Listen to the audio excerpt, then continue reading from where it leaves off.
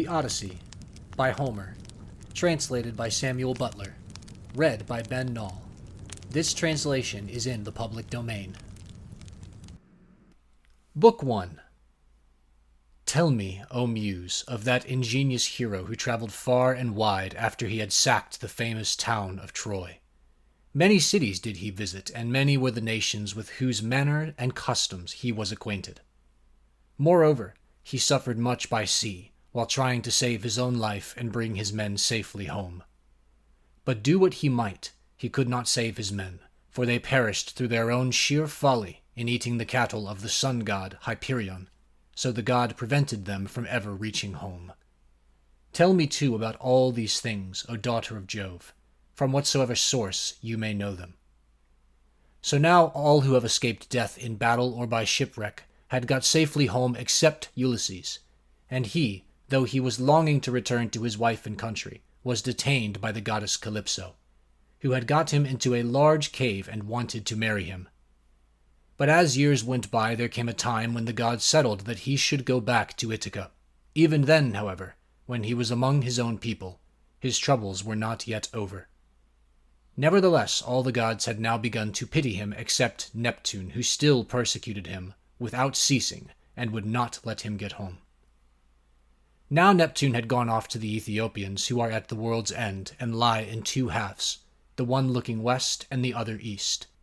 He had gone there to accept a hecatomb of sheep and oxen, and was enjoying himself at his festival. But the other gods met in the house of Olympian Jove, and the sire of gods and men spoke first. At that moment he was thinking of Aegisthus, who had been killed by Agamemnon's son, Orestes. So he said to the other gods, "See now how men lay blame upon us gods for what is after all nothing but their own folly. Look at Aegisthus. He must needs make love to Agamemnon's wife unrighteously and then kill Agamemnon, though he knew it would be the death of him. For I sent Mercury to warn him not to do either of these things, inasmuch as Orestes would be sure to take his revenge when he grew up and wanted to return home. Mercury told him this on all good will, but he would not listen, and now he has paid for everything in full." Then Minerva said, "Father, son of Saturn, king of kings, it served Aegisthus right, and so it would anyone else who does as he did. But Aegisthus is neither here nor there. It is for Ulysses that my heart bleeds. When I think of his sufferings in that lonely sea-girt island far away, poor man from all his friends. It is an island covered with forest in the very middle of the sea, and a goddess lives there, daughter of the magician Atlas, who looks after the bottom of the ocean and carries the great columns that keep heaven and earth asunder. This daughter of Atlas has got hold of poor unhappy Ulysses, and keeps trying by every kind of blandishment to make him forget his home, so that he is tired of life, and thinks of nothing but how he may once more see the smoke of his own chimneys. You, sir, take no heed of this, and yet when Ulysses was before Troy, did he not propitiate you with many a burnt sacrifice? Why then should you keep on being so angry with him?" And Jove said, "My child, what are you talking about? How can I forget Ulysses, than whom there is no more capable man on earth, nor more liberal in his offerings to the immortal gods that live in heaven? Bear in mind, however, that Neptune is still furious with Ulysses for having blinded an eye of Polyphemus, king of the Cyclopses. Polyphemus is son to Neptune by the nymph Thusa, daughter to the sea king Phorcys. Therefore, though he will not kill Ulysses outright, he torments him by preventing him from getting home. Still, let us lay our heads together and see how we can help him to return.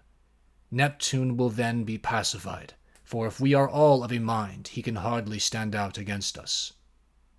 And Minerva said, "Father, son of Saturn, king of kings, if then the gods now mean that Ulysses should get home, we should first send Mercury to the Augean island to tell Calypso that we have made up our minds and that he is to return. In the meantime, I will go to Ithaca to put heart into Ulysses' son Telemachus.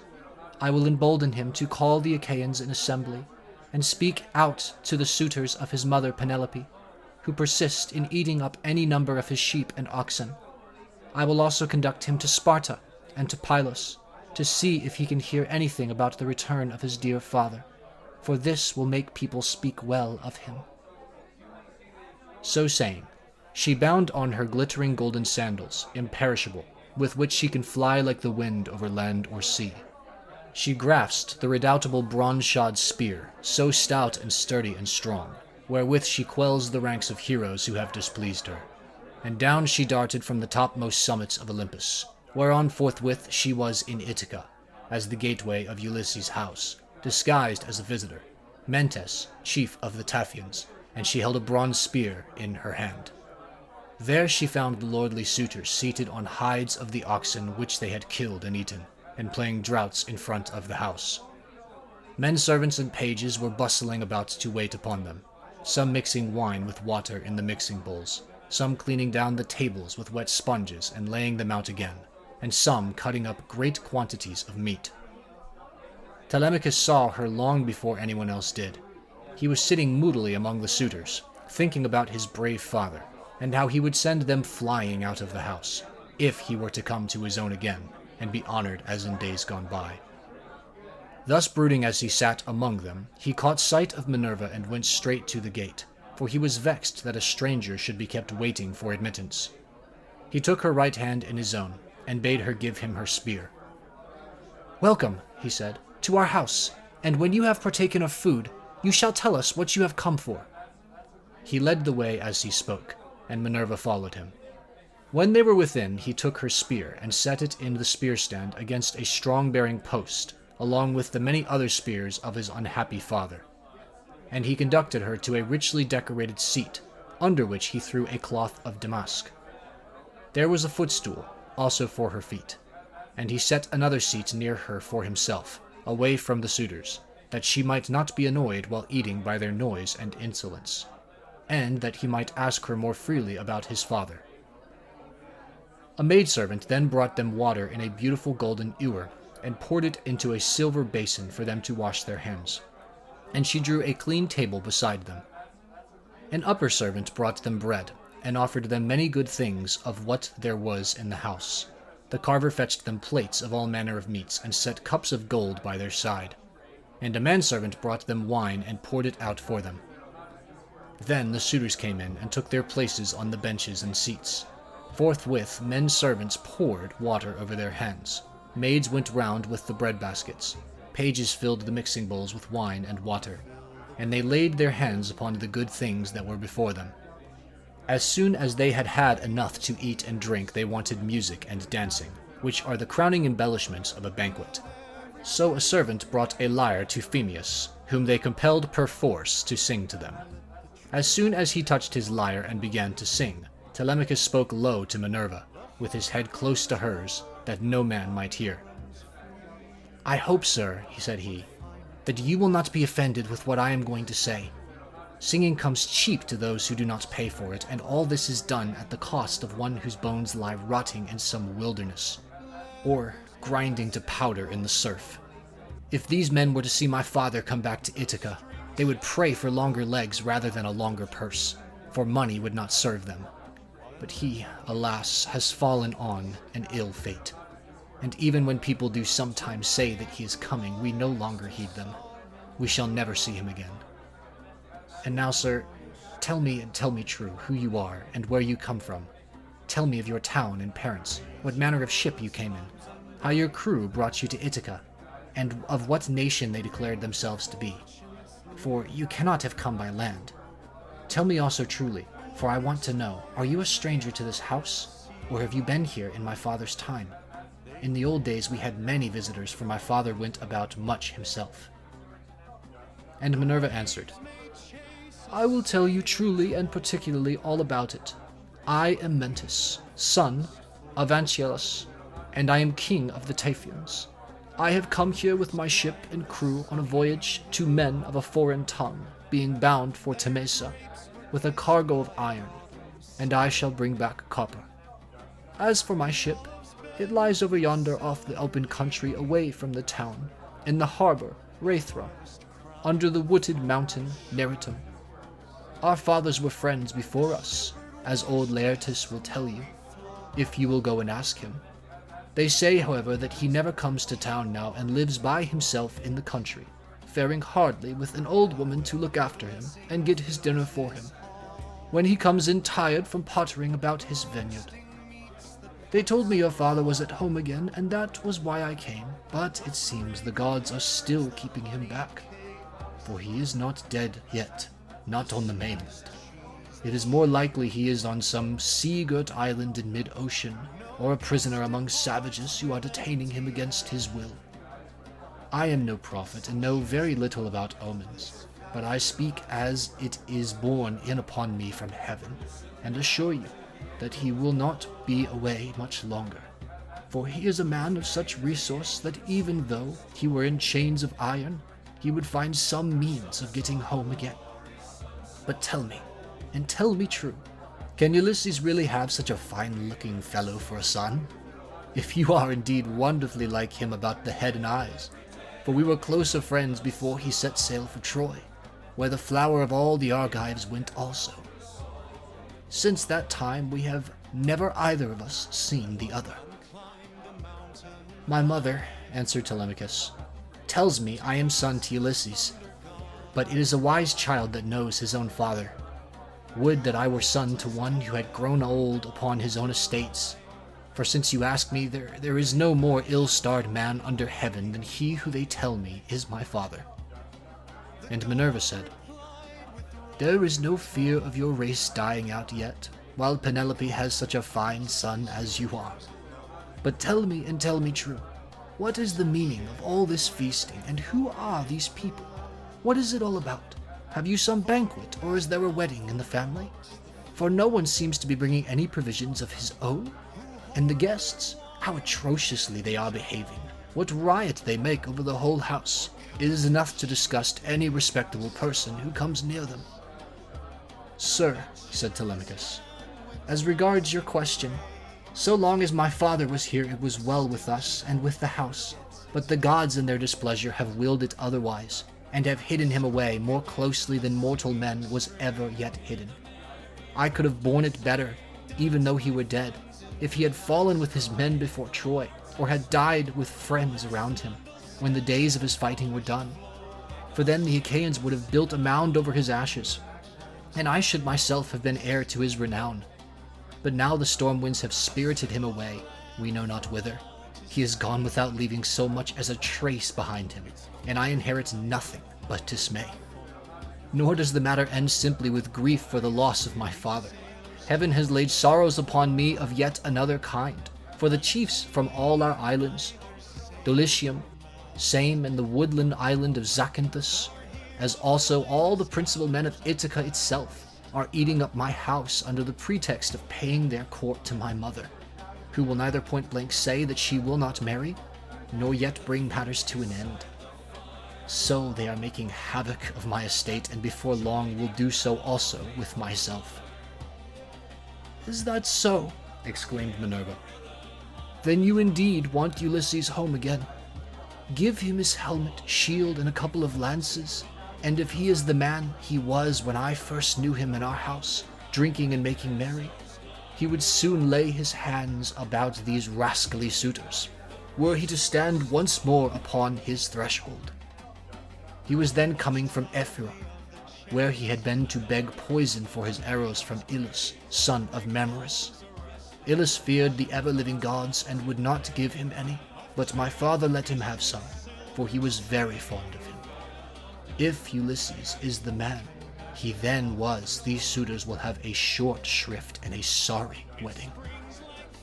But there, it rests with heaven to determine whether he is to return and take his revenge in his own house or no. I would, however, urge you to set about trying to get rid of these suitors at once. Take my advice. Call the Achaean heroes in assembly tomorrow morning. Lay your case before them, and call heaven to bear you witness. Bid the suitors take themselves off, each to his own place, and if your mother's mind is set on marrying again, let her go back to her father, who will find her a husband and provide her with all the marriage gifts that so dear a daughter may expect.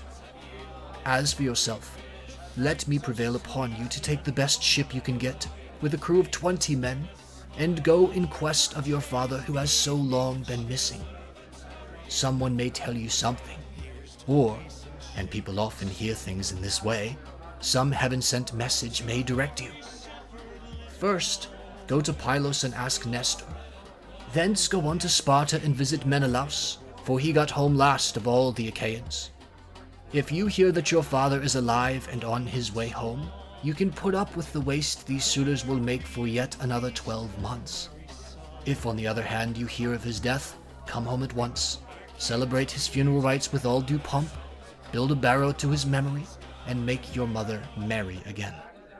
Then, having done all this, think it well over in your mind how, by fair means or foul, you may kill these suitors in your own house.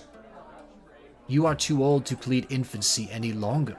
Have you not heard how people are singing Orestes' praise for having killed his father's murderer, Aegisthus? You are a fine, smart-looking fellow. Show your mettle, then, and make yourself a name in story.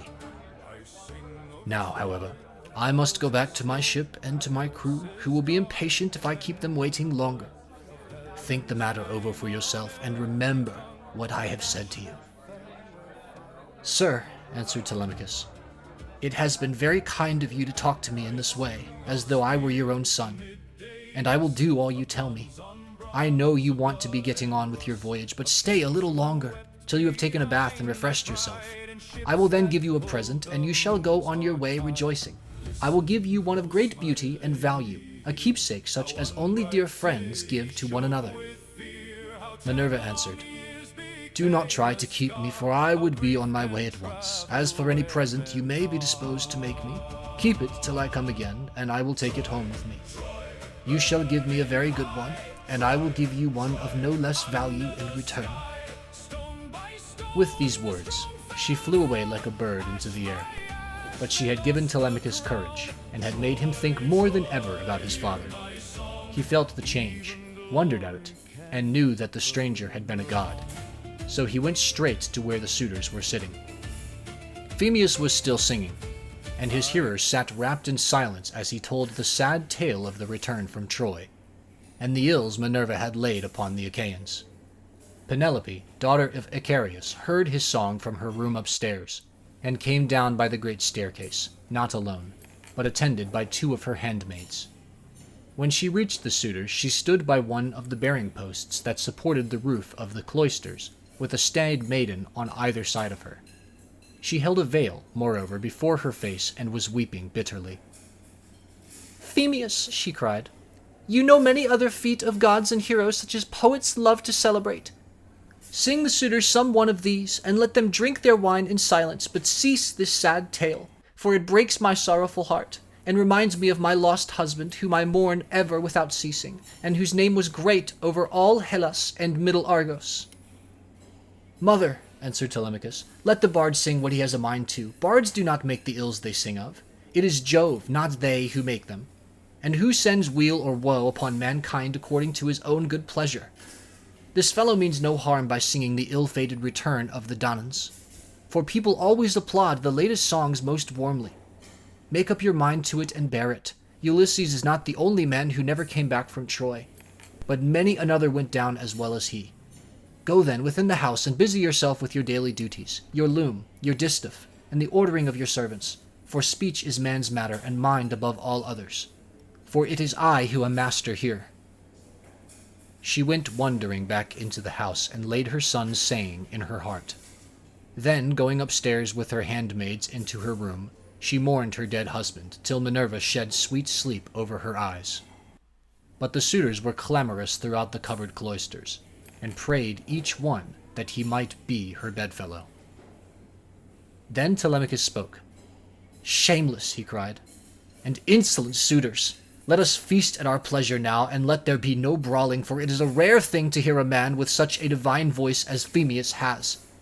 But in the morning meet me in full assembly, that I may give you formal notice to depart, and feast at one another's houses. Turn and turn about at your own cost. If, on the other hand, you choose to persist in sponging upon one man, heaven help me, but Jove shall reckon with you in full, and when you fall in my father's house, there shall be no man to avenge you." The suitors bit their lip as they heard him, and marveled at the boldness of his speech. Then Antinous, son of Euphathes, said, "The gods seem to have given you lessons in bluster and tall talking. May Jove never grant you to be chief in Ithaca as your father was before you." Telemachus answered, "Antinous, do not chide with me, but God willing, I will be chief too if I can. Is this the worst fate you can think of for me? It is no bad thing to be a chief, for it brings both riches and honor. Still, now that Ulysses is dead, there are many great men in Ithaca, both old and young, and some other may take the lead among them. Nevertheless, I will be chief in my own house, and will rule those whom Ulysses has won for me." Then Eurymachus, son of Polybus, answered, "It rests with heaven to decide who shall be chief among us. But you shall be master in your own house and over your own possessions. No one, while there is a man in Ithaca, shall do you violence nor rob you. And now, my good fellow, I want to know about this stranger. What country does he come from? Of what family is he? And where is his estate? Has he brought you news about the return of your father, or was he on business of his own? He seemed a well-to-do man, but he hurried off so suddenly that he was gone in a moment before we could get to know him." "My father is dead and gone," answered Telemachus, "and even if some rumor reaches me, I put no more faith in it now. My mother does indeed sometimes send for a soothsayer and question him, but I give his prophesyings no heed. As for the stranger, he was Mentas, son of Anchialus, chief of the Taphians, an old friend of my father's." But in his heart he knew that it had been the goddess. The suitors then returned to their singing and dancing until the evening, but when night fell upon their pleasuring, they went home to bed, each in his own abode. Telemachus's room was high up in a tower that looked on to the outer court. Hither then he hied, brooding and full of thought. A good old woman, Euryclea, daughter of Ops, the son of Pisanor, went before him with a couple of blazing torches. Laertes had bought her with his own money when she was quite young. He gave the worth of 20 oxen for her, and showed as much respect to her in his household as he did to his own wedded wife. But he did not take her to his bed, for he feared his wife's resentment.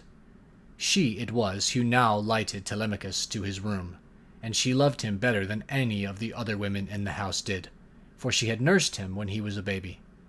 He opened the door of his bedroom and sat down upon the bed. As he took off his shirt, he gave it to the good old woman, who folded it tidily up, and hung it for him over a peg by his bedside, after which she went out, pulled the door to by a silver catch, and drew the bolt home by means of the strap. But Telemachus, as he lay covered with a woolen fleece, kept thinking all night through of his intended voyage and of the counsel that Minerva had given him.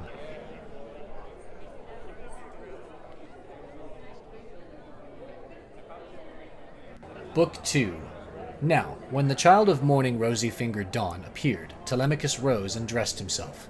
He bound his sandals onto his comely feet, girded his sword about his shoulder, and left his room looking like an immortal god. He had once sent the criers round to call the people in assembly, so they called them, and the people gathered thereon. Then, when they were got together, he went to the place of assembly, spear in hand, not alone, for his 2 hounds went with him. Minerva endowed him with a presence of such divine comeliness that all marveled at him as he went by.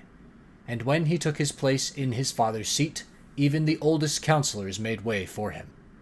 Aegyptius, a man bent double with age and of infinite experience, was the first to speak. His son, Antiphus, had gone with Ulysses to Ilius, land of noble steeds, but the savage Cyclops had killed him when they were all shut up in the cave, and had cooked his last dinner for him. He had 3 sons left, of whom 2 still worked on their father's land, while the third, Euronymous, was one of the suitors. Nevertheless, their father could not get over the loss of Antiphus, and was still weeping for him when he began his speech. "Men of Ithaca," he said, "hear my words. From the day Ulysses left us, there has been no meeting of our counselors until now. Who then can it be, whether old or young, that finds it so necessary to convene us?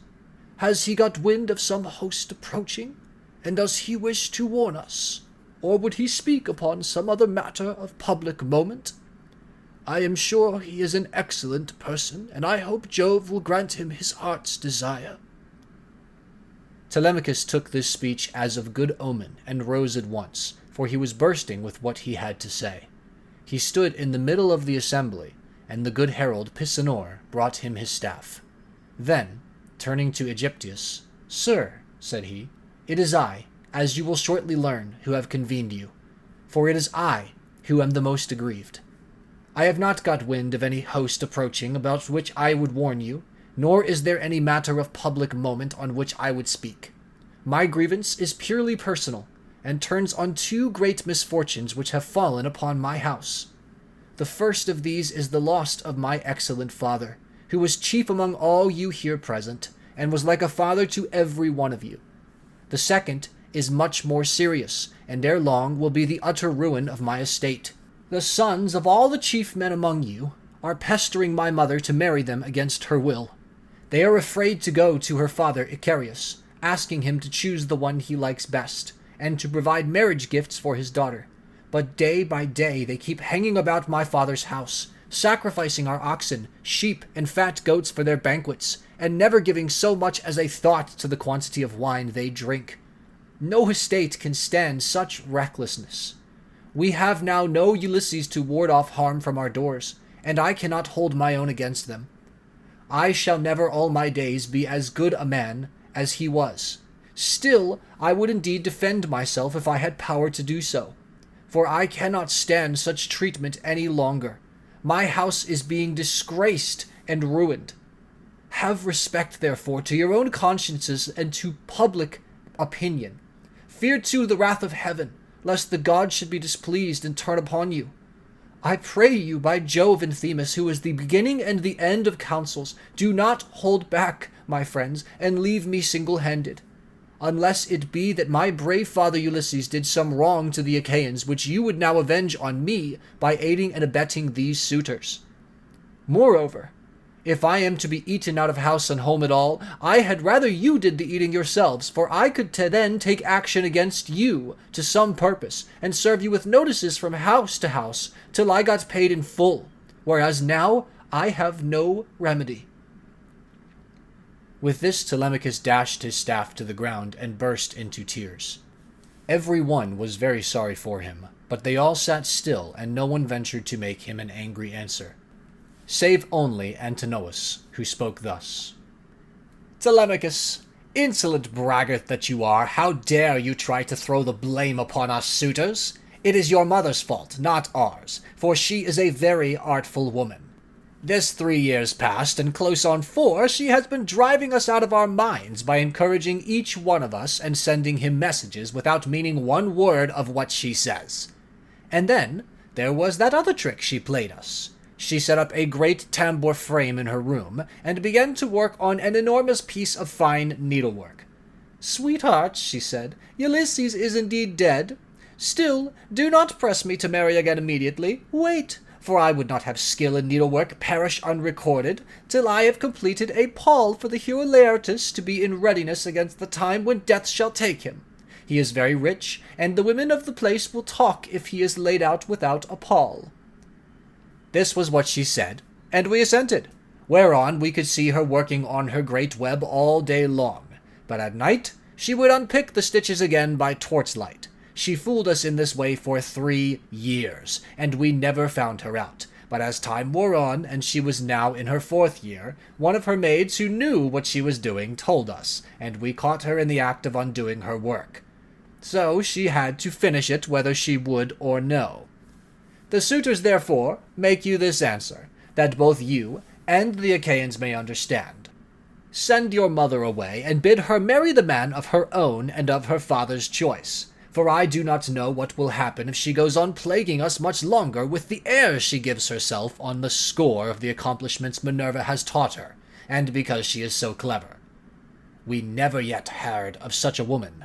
We know all about Tyro, Alcmena, Mason, and the famous women of old, but they were nothing to your mother, any one of them.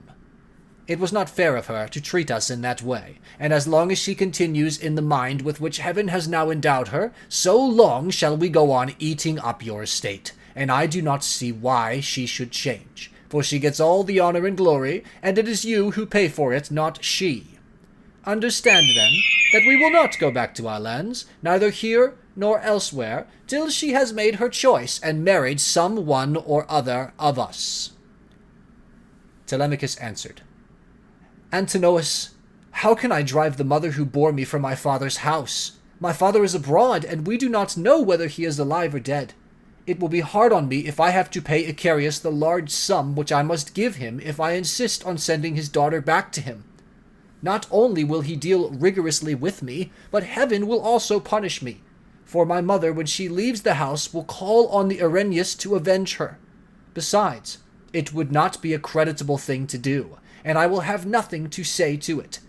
If you choose to take offense at this, leave the house and feast elsewhere, at one another's houses at your own cost, turn and turn about. If, on the other hand, you elect to persist in sponging upon one man, heaven help me, but Jove shall reckon with you in full, and when you fall in my father's house there shall be no man to avenge you." As he spoke, Jove sent 2 eagles from the top of the mountain, and they flew on and on with the wind, sailing side by side in their own lordly flight. When they were right over the middle of the assembly, they wheeled and circled about, beating the air with their wings and glaring death into the eyes of them that were below. Then, fighting fiercely and tearing at one another, they flew off towards the right over the town. The people wondered as they saw them, and asked each other what all this might be. Whereon Halitherses, who was the best prophet and reader of omens among them, spoke to them plainly and in all honesty, saying, "Hear me, men of Ithaca, and I speak more particularly to the suitors, for I see mischief brewing for them. Ulysses is not going to be away much longer. Indeed, he is close at hand to deal out death and destruction, not on them alone, but on many another of us who live in Ithaca. Let us then be wise in time and put a stop to this wickedness before he comes. Let the suitors do so of their own accord. It will be better for them, for I am not prophesying without due knowledge. Everything has happened to Ulysses as I foretold, when the Argives set out for Troy, and he with them. I said that after going through much hardship and losing all his men, he should come home again in the 20th year, and that no one would know him. And now all this is coming true." Eurymachus, son of Polybus, then said, "Go home, old man, and prophesy to your own children, or it may be worse for them. I can read these omens myself much better than you can. Birds are always flying about in the sunshine somewhere or other, but they seldom mean anything. Ulysses has died in a far country, and it is a pity you are not dead along with him, instead of prating here about omens and adding fuel to the anger of Telemachus, which is fierce enough as it is. I suppose you think he will give you something for your family, but I tell you, and it shall surely be, when an old man like you, who should know better, talks a young one over till he becomes troublesome, in the first place his young friend will only fare so much the worse. He will take nothing by it, for the suitors will prevent this, and in the next, we will lay a heavier fine, sir, upon yourself, than you will at all like paying, for it will bear hardly upon you. As for Telemachus, I warn him in the presence of you all to send his mother back to her father, who will find her a husband and provide her with all the marriage gifts so dear a daughter may expect.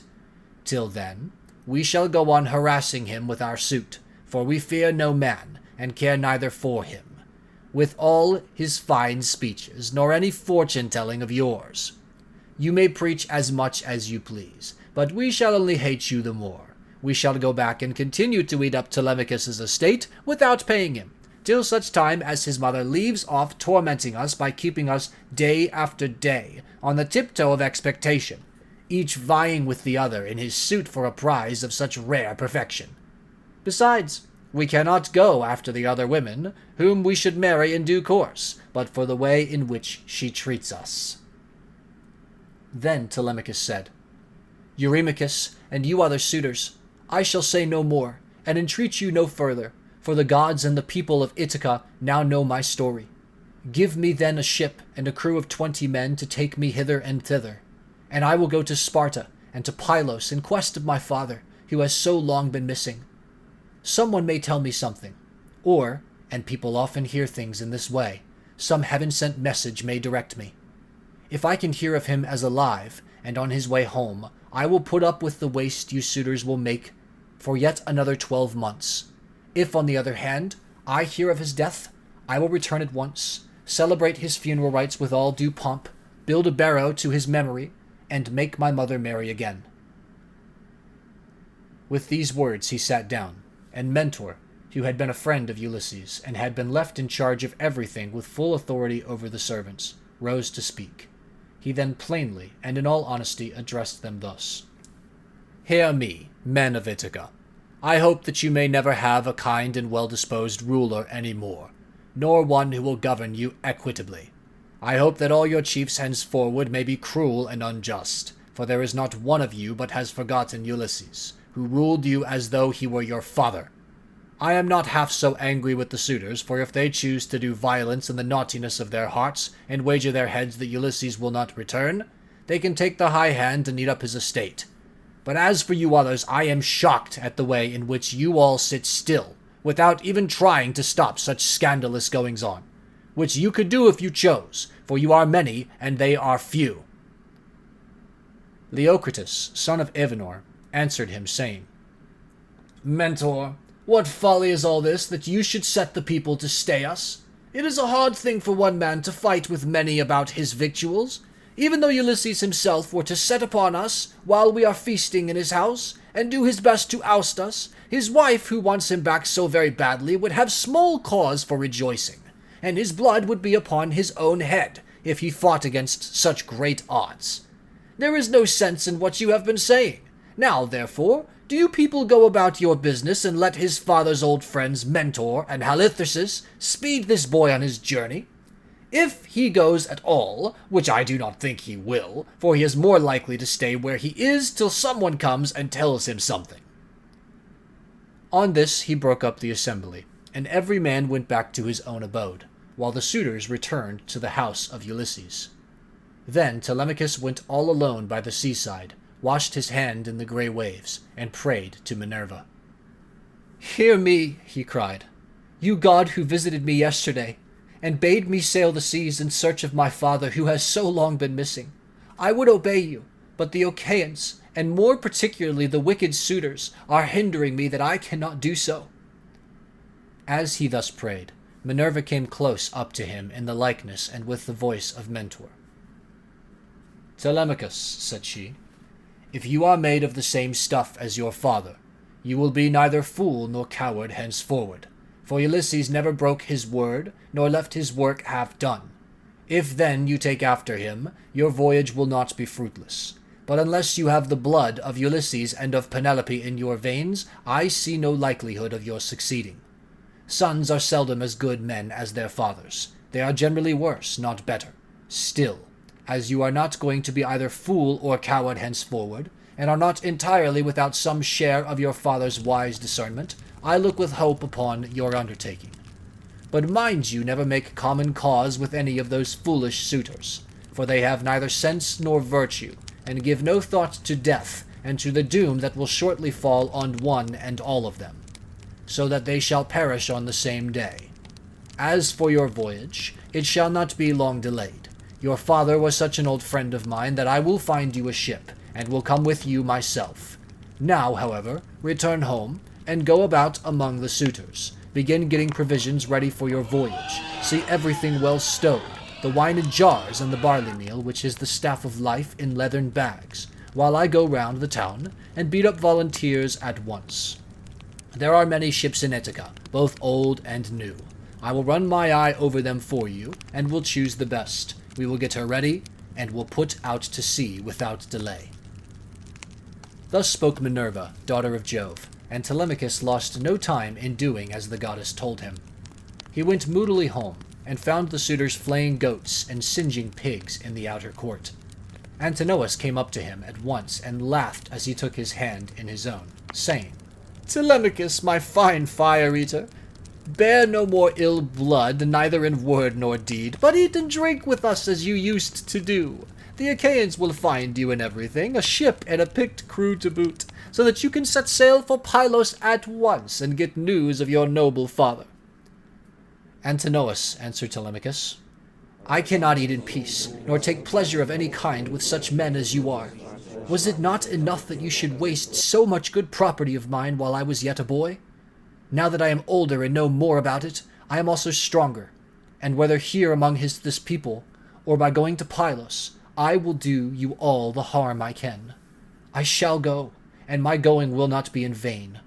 Though thanks to you suitors, I have neither ship nor crew of my own, and must be passenger, not captain." As he spoke, he snatched his hand from that of Antinous. Meanwhile, the others went on getting dinner ready about the buildings, jeering at him tauntingly as they did so. "Telemachus," said one youngster, "means to be the death of us. I suppose he thinks he can bring friends to help him from Pylos, or again from Sparta, where he seems bent on going. Or will he go to Ephyra as well, for poison to put in our wine and kill us?" Another said, "Perhaps if Telemachus goes on board ship, he will be like his father and perish far from his friends. In this case we should have plenty to do, for we could then divide up his property amongst us. As for the house, we can let his mother and the man who marries her have that." This was how they talked. But Telemachus went down into the lofty and spacious storeroom, where his father's treasure of gold and bronze lay heaped up upon the floor, and where the linen and spare clothes were kept in open chests. Here, too, there was a store of fragrant olive oil, while casks of old, well-ripened wine, unblended and fit for a god to drink, were ranged against the wall in case Ulysses should come home again after all. The room was closed with well-made doors, opening in the middle. Moreover, the faithful old housekeeper, Euryclea, daughter of Ops, the son of Pisanor, was in charge of everything both night and day. Telemachus called her to the storeroom and said, "Nurse, draw me off some of the best wine you have. After what you are keeping for my father's own drinking, in case, poor man, he should escape death and find his way home again after all. Let me have 12 jars, and see that they all have lids.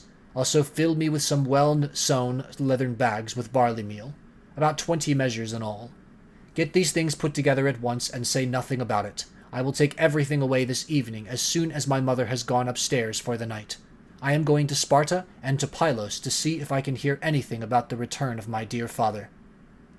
When Euryclea heard this, she began to cry, and spoke fondly to him, saying, "My dear child, whatever can have put such notion as this in your head? Where in the world do you want to go to, you who are the only hope of this house? Your poor father is dead, and gone in some foreign country, nobody knows where, and as soon as your back is turned, these wicked ones here will be scheming to get you put out of the way, and will share all your possessions among themselves. Stay where you are among your own people, and do not go wandering and worrying your life out onto the barren ocean." "Fear not, nurse," answered Telemachus. "My scheme is not without heaven's sanction, but swear that you will say nothing about all this to my mother, till I have been away for some 10 or 12 days, unless she hears of my having gone and asks you, for I do not want her to spoil her beauty by crying." The old woman swore most solemnly that she would not, and when she had completed her oath, she began drawing off the wine into jars, and getting the barley meal into the bags, while Telemachus went back to the suitors. Then Minerva bethought her of another matter. She took his shape, and went round the town to each one of the crew, telling them to meet at the ship by sundown. She went also to Nomon, son of Phronius, and asked him to let her have a ship, which he was very ready to do.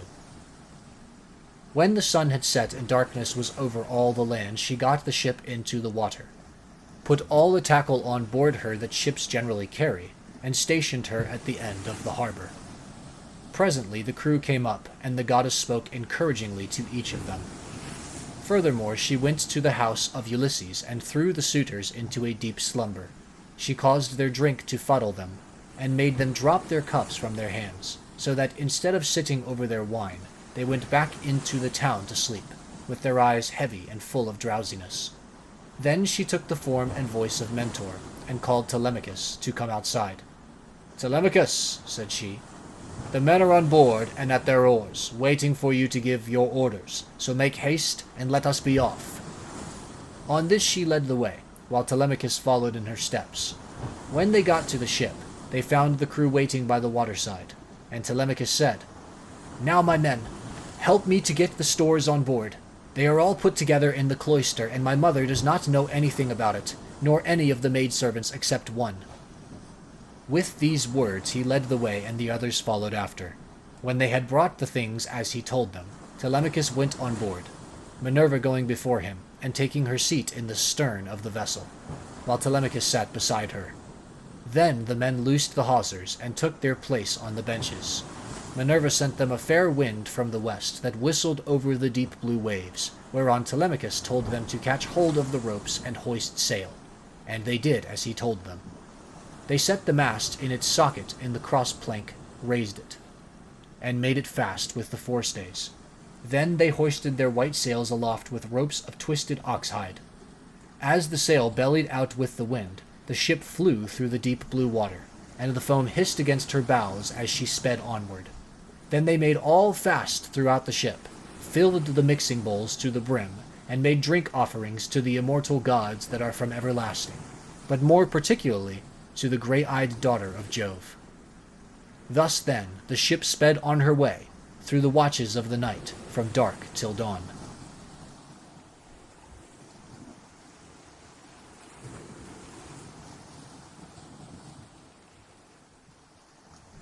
Book 3. But as the sun was rising from the fair sea into the firmament of heaven to shed light on mortals and immortals, they reached Pylos, the city of Neleus. Now the people of Pylos were gathered on the seashore to offer sacrifice of black bulls to Neptune, lord of the earthquake. There were 9 guilds with 500 men in each, and there were 9 bulls to each guild. As they were eating the inward meats and burning the thigh bones on the embers in the name of Neptune, Telemachus and his crew arrived, furled their sails, brought their ship to anchor, and went ashore. Minerva led the way, and Telemachus followed her. Presently she said, "Telemachus, you must not be in the least shy or nervous. You have taken this voyage to try and find out where your father is buried and how he came by his end. So go straight up to Nestor, that we may see what he has got to tell us. Beg of him to speak the truth, and he will tell no lies, for he is an excellent person." "But how, Mentor?" replied Telemachus. "Dare I go up to Nestor? And how am I to address him? I have never yet been used to holding long conversations with people, and am ashamed to begin questioning on one who is so much older than myself."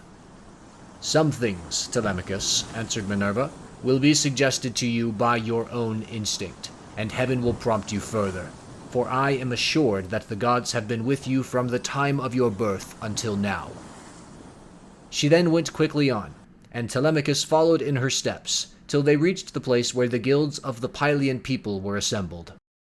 There they found Nestor sitting with his sons, while his company round him were busy getting dinner ready, and putting pieces of meat on the spits, while other pieces were cooking.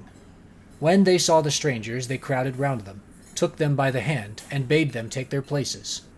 Nestor's son, Pisistratus, at once offered his hand to each of them, and seated them on some soft sheepskins that were lying on the sands near his father and his brother, Thrasymedes.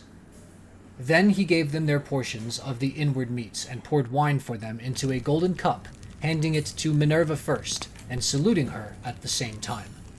"Offer a prayer, sir," said he, "to King Neptune, for it is his feast that you are joining.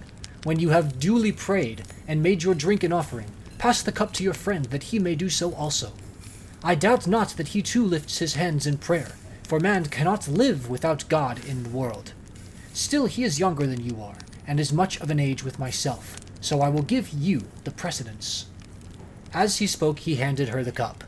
Minerva thought it very right and proper of him to have given it to herself first. She accordingly began praying heartily to Neptune. "O thou," she cried, "that encirclest the earth, vouchsafe to grant the prayers of thy servants that call upon thee. More especially we pray thee send down thy grace on Nestor and his sons. Thereafter also make the rest of the Pylian people some handsome return for the goodly hecatomb they are offering you. Lastly, grant Telemachus and myself a happy issue in respect of the matter that has brought us in our ship to Pylos." When she had thus made an end of praying, she handed the cup to Telemachus, and he prayed likewise.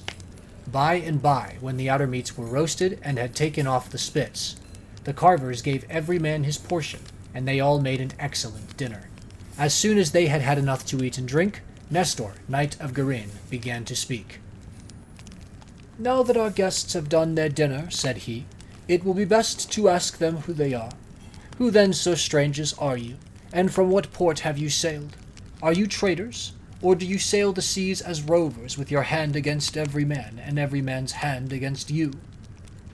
Telemachus answered boldly, for Minerva had given him courage to ask about his father and get himself a good name. "Nestor," said he, "son of Neleus, honor to the Achaean name, you ask whence we come, and I will tell you. We come from Ithaca, under Neritum, and the matter about which I would speak is of private, not public import. I seek news of my unhappy father Ulysses, who is said to have sacked the town of Troy in company with yourself. We know what fate befell each one of the other heroes who fought at Troy. But as regards Ulysses, heaven has hidden from us the knowledge even that he is dead at all, for no one can certify us in what place he perished, nor say whether he fell in battle on the mainland, or was lost at sea amid the waves of Amphitrite. Therefore I am suppliant at your knees. If haply you may be pleased to tell me of his melancholy end, whether you saw it with your own eyes, or heard it from some other traveler, for he was a man born to trouble. Do not soften things out of any pity for me, but tell me in all plainness exactly what you saw. If my brave father, Ulysses, ever did you loyal service, either by word or deed, when you Achaeans were harassed among the Trojans, bear it in mind now as in my favor, and tell me truly all."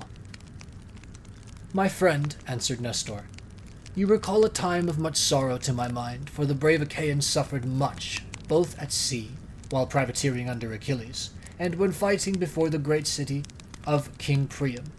Our best men, all of them, fell there, Ajax, Achilles, Patroclus, peer of gods in council, and my own dear son, Antilochus, a man singularly fleet of foot and in fight valiant. But we suffered much more than this. What mortal tongue indeed could tell the whole story? Though you were to stay here and question me for 5 years, or even 6, I could not tell you all that the Achaeans suffered, and you would turn homeward weary of my tale before it ended. 9 long years did we try every kind of stratagem, but the hand of heaven was against us. During all this time there was no one who could compare with your father in subtlety. If indeed you are his son, I can hardly believe my eyes, and you talk just like him too. No one would say that people of such different ages could speak so much alike.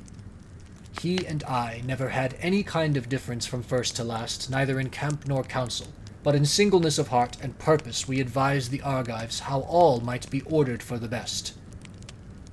When, however, we had sacked the city of Priam, and were setting sail in our ships as heaven had dispersed us, then Jove saw fit to vex the Argives on their homeward voyage. For they had not all been either wise or understanding, and hence many came to a bad end through the displeasure of Jove's daughter Minerva, who brought about a quarrel between the 2 sons of Atreus. The sons of Atreus called a meeting which was not as it should be, for it was sunset and the Achaeans were heavy with wine.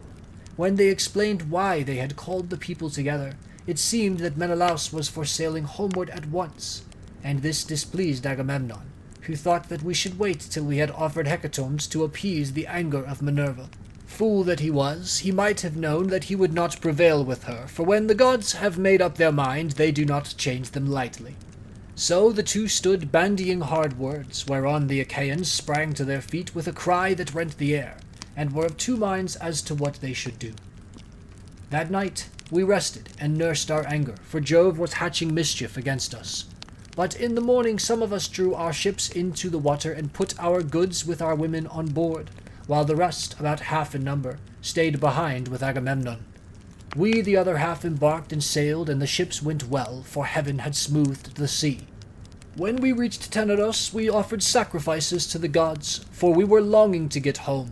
Cruel Jove, however, did not yet mean that we should do so, and raised a second quarrel, in the course of which some among us turned their ships back again, and sailed away under Ulysses to make their peace with Agamemnon.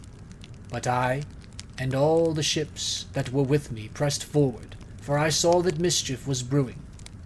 The son of Tydeus went on also with me, and his crews with him. Later on, Menelaus joined us at Lesbos, and found us making up our minds about our course. For we did not know whether to go outside Chios by the island of Pysra, keeping this to our left, or inside Chios, over against the stormy headlands of Mimas. So we asked heaven for a sign, and were shown one to the effect that we should be soonest out of danger, if we headed our ships across the open sea to Euboea. This we therefore did, and a fair wind sprang up, which gave us a quick passage during the night to Geraestus, where we offered many sacrifices to Neptune for having helped us so far on our way. 4 days later, Diomed and his men stationed their ships in Argos, but I held on for Pylos, and the wind never fell light from the day when heaven first made it fair for me. Therefore, my dear young friend, I returned without hearing anything about the others. I know neither who got home safely, nor who were lost, but as in duty bound, I will give you without reserve the reports that have reached me since I have been here in my own house. They say the Myrmidons returned home safely under Achilles' son, Neoptolemus. So also did the valiant son of Poias, Philoctetes, Idomeneus. Again lost no men at sea, and all his followers who escaped death in the field got safe home with him to Crete. No matter how far out of the world you live, you will have heard of Agamemnon and the bad end he came to at the hands of Aegisthus, and a fearful reckoning did Aegisthus presently pay. See what a good thing it is for a man to leave a son behind him, to do as Orestes did, who killed false Aegisthus, the murderer of his noble father. You too, then, for you are a tall, smart-looking fellow, show your mettle and make yourself a name in story.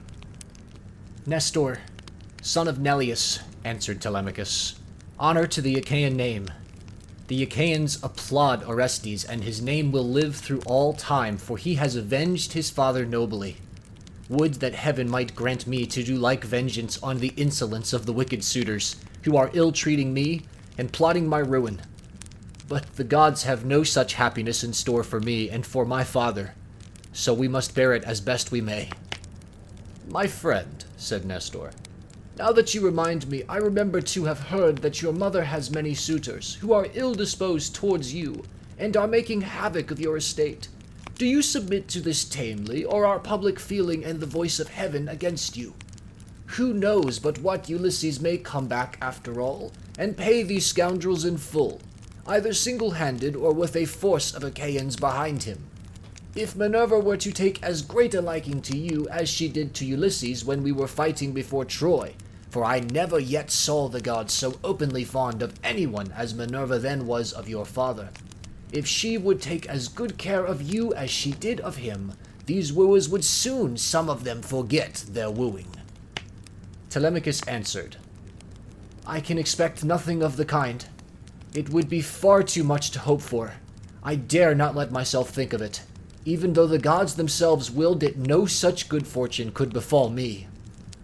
On this Minerva said, Telemachus, what are you talking about? Heaven has a long arm if it is minded to save a man, and if it were me, I should not care how much I suffered before getting home, provided I could be safe when I was once there. I would rather this than get home quickly, and then be killed in my own house, as Agamemnon was by the treachery of Aegisthus and his wife. Still, death is certain, and when a man's hour is come, not even the gods can save him, no matter how fond they are of him. Mentor, answered Telemachus, do not let us talk about it any more. There is no chance of my father's ever coming back. The gods have long since counseled his destruction. There is something else, however, about which I should like to ask Nestor, for he knows much more than anyone else does. They say he has reigned for 3 generations, so that it is like talking to an immortal. Tell me, therefore, Nestor, and tell me true, how did Agamemnon come to die in that way? What was Menelaus doing? And how came false Aegisthus to kill so far better a man than himself? Was Menelaus away from Achaean Argos, voyaging elsewhither among mankind, that Aegisthus took heart and killed Agamemnon? I will tell you truly, answered Nestor, and indeed you have yourself divined how it all happened. If Menelaus, when he got back from Troy, had found Aegisthus still alive in his house, there would have been no barrow heaped up for him, not even when he was dead, but he would have been thrown outside the city to dogs and vultures, and not a woman would have mourned him, for he had done a deed of great wickedness. But we were over there, fighting hard at Troy, and Aegisthus, who was taking his ease quietly in the heart of Argos, cajoled Agamemnon's wife Clytemnestra with incessant flattery. At first she would have nothing to do with his wicked scheme, for she was of a good natural disposition. Moreover, there was a bard with her, to whom Agamemnon had given strict orders on setting out for Troy, that he was to keep guard over his wife. But when heaven had counseled her destruction, Aegisthus carried this bard off to a desert island, and left him there for crows and seagulls to batten upon. After which she went willingly enough to the house of Aegisthus. Then he offered many burnt sacrifices to the gods, and decorated many temples with tapestries and gilding, for he had succeeded far beyond his expectations. Meanwhile, Menelaus and I were on our way home from Troy, on good terms with one another. When we got to Sunium, which is the point of Athens, Apollo with his painless shafts killed Phrontis the steersman of Menelaus's ship, and never man knew better how to handle a vessel in rough weather, so that he died then, and there with the helm in his hand, and Menelaus, though very anxious to press forward, had to wait in order to bury his comrade, and give him his due funeral rites. Presently, when he too could put to sea again, and had sailed on as far as the Malayan heads, Jove counselled evil against him, and made it blow hard till the waves ran mountains high. Here he divided his fleet, and took the one half towards Crete, where the Sidonians dwell round about the waters of the river Iardanus. There is a high headland hereabout stretching out into the sea from a place called Gortyton, and all along this part of the coast as far as Phaestus the sea runs high, when there is a south wind blowing. But after Phaestus the coast is more protected, for a small headland can make a great shelter. Here this part of the fleet was driven onto the rocks and wrecked, but the crews just managed to save themselves. As for the other 5 ships, they were taken by winds and seas to Egypt, where Menelaus gathered much gold and substance among people of an alien speech. Meanwhile, Aegisthus here at home plotted his evil deed. For 7 years after he had killed Agamemnon, he ruled in Mycenae, and the people were obedient under him. But in the 8th year Orestes came back from Athens to be his bane, and killed the murderer of his father. Then he celebrated the funeral rites of his mother and of false Aegisthus by a banquet to the people of Argos, and on that very day Menelaus came home, with as much treasure as his ships could carry. Take my advice, then, and do not go traveling about for long so far from home, nor leave your property with such dangerous people in your house. They will eat up everything you have among them, and you will have been on a fool's errand. Still, I should advise you by all means to go and visit Menelaus, who has lately come off a voyage among such distant peoples as no man could ever hope to get back from. When the winds had once carried him so far out of his reckoning, even birds cannot fly the distance in a 12-month. So vast and terrible are the seas that they must cross. Go to him, therefore, by sea, and take your own men with you. Or if you would rather travel by land, you can have a chariot, you can have horses, and here are my sons who can escort you to Lacedaemon, where Menelaus lives. Beg of him to speak the truth, and he will tell you no lies, for he is an excellent person. As he spoke, the sun set, and it came on dark, whereon Minerva said, Sir, all that you have said is well now. However, order the tongues of the victims to be cut, and mix wine that we may make drink offerings to Neptune, and the other immortals, and then go to bed, for it is bedtime. People should go away early, and not keep late hours at a religious festival. Thus spoke the daughter of Jove, and they obeyed her, saying, Men servants poured water over the hands of the guests, while pages filled the mixing bowls with wine and water, and handed it round after giving every man his drink offering. Then they threw the tongues of the victims into the fire, and stood up to make their drink offerings. When they had made their offerings, and had drunk each as much as he was minded, Minerva and Telemachus were for going on board their ship, but Nestor caught them up at once and stayed them. "Heaven and the immortal gods," he exclaimed, "forbid that you should leave my house to go on board of a ship! Do you think I am so poor and short of clothes, or that I have so few cloaks, and as to be unable to find comfortable beds both for myself and for my guests? Let me tell you, I have store both of rugs and cloaks, and shall not permit the son of my old friend Ulysses to camp down on the deck of a ship, not while I live. Nor yet will my sons after me, but they will keep open house as I have done." Then Minerva answered, "Sir, you have spoken well, and it will be much better that Telemachus should do as you have said. Therefore, shall return with you and sleep at your house, but I must go back to give orders to my crew, and keep them in good heart. I am the only older person among them. The rest are all young men of Telemachus' own age, who have taken this voyage out of friendship. So I must return to the ship and sleep there. Moreover, tomorrow I must go to the Cauconians, where I have a large sum of money long owing to me. As for Telemachus, now that he is your guest, send him to Lacedaemon in a chariot, and let one of your sons go with him. Be pleased to also provide him with your best and fleetest horses." When she had thus spoken, she flew away in the form of an eagle, and all marveled as they beheld it.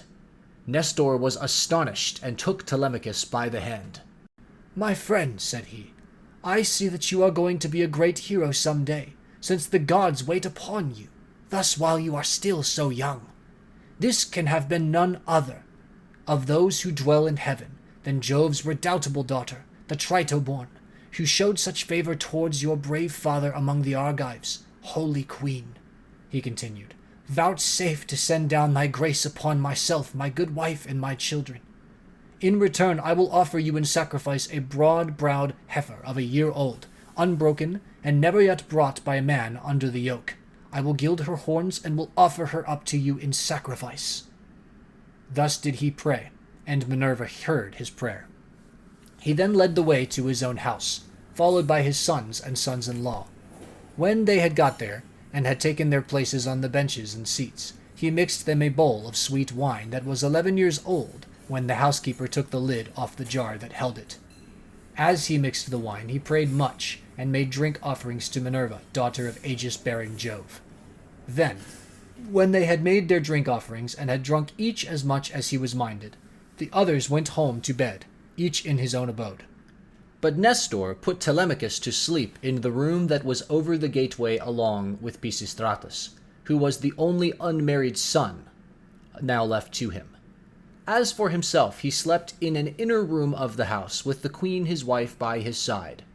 Now, when the child of morning, rosy-fingered Dawn, appeared, Nestor left his couch, and took his seat on the benches of white and polished marble that stood in front of his house. Here aforetime sat Neleus, peer of gods in council, but he was now dead, and had gone to the house of Hades. So Nestor sat in his seat, scepter in hand, as guardian of the public weal. His sons, as they left their rooms, gathered round him: Echephern, Stratius, Perseus, Aretus, and Thrasymedes. The sixth son was Pisistratus, and when Telemachus joined them, they made him sit with them. Nestor then addressed them. "My sons," said he, "make haste to do as I shall bid you. I wish first and foremost to propitiate the great goddess Minerva, who manifested herself visibly to me during yesterday's festivities. Go then, one or other of you, to the plain. Tell the stockman to look me out a heifer, and come on here with it at once. Another must go to Telemachus' ship, and invite all the crew, leaving 2 men only in charge of the vessel. Someone else will run and fetch Laertius, the goldsmith, to gild the horns of the heifer. The rest, stay all of you where you are. Tell the maids in the house to prepare an excellent dinner, and to fetch seats and logs of wood for a burnt offering. Tell them also to bring me some clear spring water." On this they hurried off on their several errands. The heifer was brought in from the plain, and Telemachus' crew came from the ship. the goldsmith brought the anvil, hammer, and tongs, with which he worked his gold, and Minerva herself came to accept the sacrifice. Nestor gave out the gold, and the smith gilded the horns of the heifer that the goddess might have pleasure in their beauty. Then Stratius and Echephron brought her in by the horns. Aretus fetched water from the house in an ewer that had a flower pattern on it, and in his other hand he held a basket of barley meal. Sturdy Thrasymedes stood by with a sharp axe, ready to strike the heifer, while Perseus held a bucket. Then Nestor began with washing his hands and sprinkling the barley meal, and he offered many a prayer to Minerva as he threw a lock from the heifer's head upon the fire. When they had done praying and sprinkling the barley meal, Thrasymedes dealt his blow, and brought the heifer down with a stroke that cut through the tendons at the base of her neck, whereon the daughters and daughters-in-law of Nestor and his venerable wife Eurydice, eldest daughter to Clymenus, screamed with delight. Then they lifted the heifer's head from off the ground, and Pisistratus cut her throat. When she had done bleeding and was quite dead, they cut her up. They cut out the thigh bones all in due course, wrapped them round in 2 layers of fat, and set some pieces of raw meat on the top of them. Then Nestor laid them upon the wood fire, and poured wine over them, while the young men stood near him with 5-pronged spits in their hands. When the thighs were burned, and they had tasted the inward meats, they cut the rest of the meat up small, put the pieces on the spits, and toasted them over the fire. Meanwhile, lovely Polycust, Nestor's youngest daughter, washed Telemachus. When she had washed him and anointed him with oil, she brought him a fair mantle and shirt, and he looked like a god as he came from the bath and took his seat by the side of Nestor. When the outer meats were done, they drew them off the spits and sat down to dinner, where they were waited upon by some worthy henchmen, who kept pouring them out their wine in cups of gold. As soon as they had had enough to eat and drink, Nestor said, "Sons, put Telemachus's horse to the chariots, that he may start at once." Thus did he speak, and they did even as he had said, and yoked the fleet horses to the chariot. The housekeeper packed them up a provision of bread, wine, and sweet meats, fit for the sons of princes. Then Telemachus got into the chariot, while Pisistratus gathered up the reins and took his seat beside him. Then they reached Pherae, where Diocles lived, who was son to Ortilochus and grandson to Alpheus. Here they passed the night, and Diocles entertained them hospitably. When the child of morning rosy-fingered dawn appeared, they again yoked their horses and drove out through the gateway under the echoing gatehouse. Pisistratus lashed the horses on, and they flew forward, nothing loth. Presently they came to the corn lands of the open country, and in the course of time completed their journey. So well did their steeds take them. Now when the sun had set, and darkness was over the land,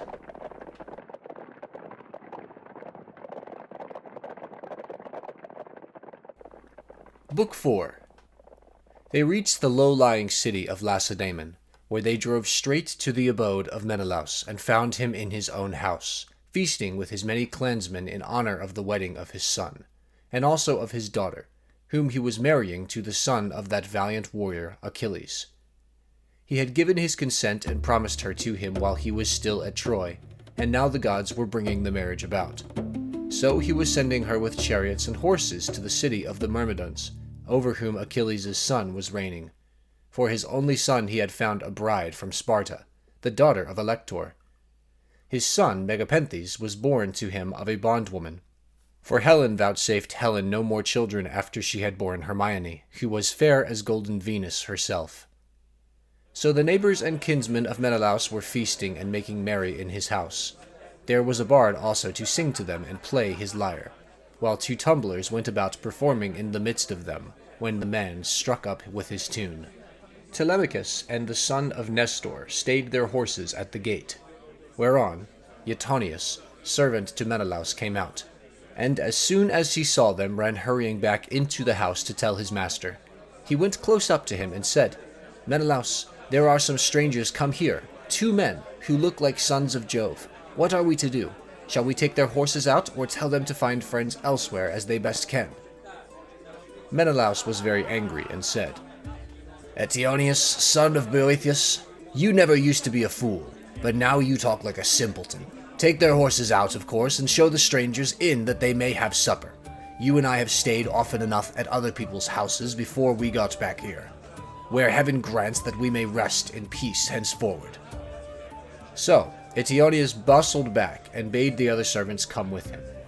They took their sweating steeds from under the yoke, made them fast to the mangers, and gave them a feed of oats and barley mixed. Then they leaned the chariot against the end wall of the courtyard, and led the way into the house. Telemachus and Pisistratus were astonished when they saw it, for its splendor was as that of the sun and moon. Then, when they had admired everything to their heart's content, they went into the bathroom and washed themselves. When the servants had washed them and anointed them with oil, they brought them woolen cloaks and shirts, and the two took their seats by the side of Menelaus. A maidservant brought them water in a beautiful golden ewer, and poured it into a silver basin for them to wash their hands, and she drew a clean table beside them. An upper servant brought them bread, and offered them many good things of what there was in the house, while the carver fetched them plates of all manner of meats, and set cups of gold by their side. Menelaus then greeted them, saying, "Fall to, and welcome. When you have done supper, I shall ask who you are, for the lineage of such men as you cannot have been lost. You must be descended from a line of scepter-bearing kings, for poor people do not have such sons as you are." On this he handed them a piece of fat roast loin, which had been set near him as being a prime part. And they laid their hands on the good things that were before them, as soon as they had had enough to eat and drink. Telemachus said to the son of Nestor, with his head so close that no one might hear, "Look, Pisistratus, man after my own heart, see the gleam of bronze and gold, of amber, ivory, and silver? Everything is so splendid that it is like seeing the palace of Olympian Jove. I am lost in admiration." Menelaus overheard him and said, "No one, my sons, can hold his own with Jove, for this house and everything about him is immortal. But among mortal men, well, there may be another who has as much wealth as I have, or there may not. But at all events I have traveled much, and have undergone much hardship, for it was nearly 8 years before I could get home with my fleet. I went to Cyprus, Phoenicia, and the Egyptians. I went also to the Ethiopians, the Sidonians, and the Erembians, and to Libya, where the lambs have horns as soon as they are born, and the sheep lamb down 3 times a year. Everyone in that country, whether master or man, has plenty of cheeses, meat, and good milk, for the ewes yield all the year round. But while I was traveling and getting great riches among these people, my brother was secretly and shockingly murdered through the perfidy of his wicked wife, so that I have no pleasure in being lord of all his wealth. Whoever your parents may be, that they must have told you about all of this, and of my heavy loss in the ruin of a stately mansion, fully and magnificently furnished. Would that I had only a third of what I now have, so that I may have stayed home, and all those who were living who perished on the plain of Troy far from Argos. I often grieve as I sit here in my house for one and all of them. At times I cry aloud for sorrow, but presently I leave off again, for crying is cold comfort and one soon tires of it. Yet grieve for these as I may, I do so for one man more than for them all. I cannot even think of him without loathing both food and sleep, so miserable does he make me, for no one of all the Achaeans worked so hard or risked so much as he did. He took nothing by it, and has left a legacy of sorrow to myself, for he has been gone a long time, and we know not whether he is alive or dead. His old father, his long-suffering wife Penelope, and his son Telemachus, whom he left behind him an infant in arms, are plunged in grief on his account." Thus spoke Menelaus, and the heart of Telemachus yearned as he bethought him of his father. Tears fell from his eyes as he heard him thus mentioned, so that he held his cloak before his face with both hands. When Menelaus saw this, he doubted whether to let him choose his own time for speaking, or to ask him at once and find what it was all about. While he was thus in 2 minds, Helen came down from her high-vaulted and perfumed room, looking as lovely as Diana herself. Adraste brought her a seat, Alcippe a soft woolen rug, while Philo fetched her the silver workbox which Alcandra, wife of Polybus, had given her. Polybus lived in Egyptian Thebes, which is the richest city in the whole world. He gave Menelaus 2 baths, both of pure silver, 2 tripods, and 10 talents of gold. Besides all this, his wife gave Helen some beautiful presents, to wit, a golden distaff and a silver workbox that ran on wheels, with a gold band round the top of it. Philo now placed this by her side, full of fine-spun yarn, and a distaff charged with violet-colored wool was laid upon the top of it. Then Helen took her seat, put her feet upon the stool, and began to question her husband. "Do we know, Menelaus," she said, "the names of these strangers who have come to visit us? Shall I guess right or wrong? But I cannot help saying what I think. Never yet have I seen either man or woman so like somebody else. Indeed, when I look at him, I hardly know what to think, as this young man is like Telemachus, whom Ulysses left as a baby behind him.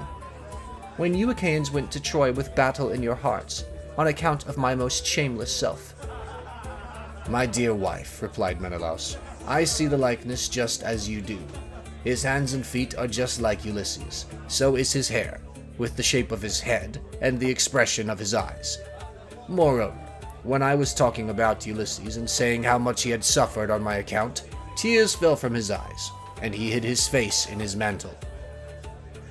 Then Pisistratus said, "Menelaus, son of Atreus, you are right in thinking that this young man is Telemachus, but he is very modest and is ashamed to come here and begin opening up discourse with one whose conversation is so divinely interesting as your own. My father, Nestor, sent me to escort him hither, for he wanted to know whether you could give him any counsel or suggestion. A son has always trouble at home when his father has gone away, leaving him without supporters, and this is how Telemachus is now placed, for his father is absent, and there is no one among his own people to stand by him." "Bless my heart," replied Menelaus. "Then I am receiving a visit from the son of a very dear friend, who suffered much hardship for my sake. I had always hoped to entertain him with most marked distinction when heaven had granted us a safe return from beyond the seas. I should have found a city for him in Argos, and built him a house. I should have made him leave Ithaca with his goods, his son, and all his people, and should have sacked for them some one of the neighboring cities that are subject to me. We should thus have seen one another continually, and nothing but death could have interrupted so close and happy an intercourse. I suppose, however, that heaven grudged us such great good fortune, for it has prevented the poor fellow from ever getting home at all." Thus did he speak, and his words set them all a-weeping.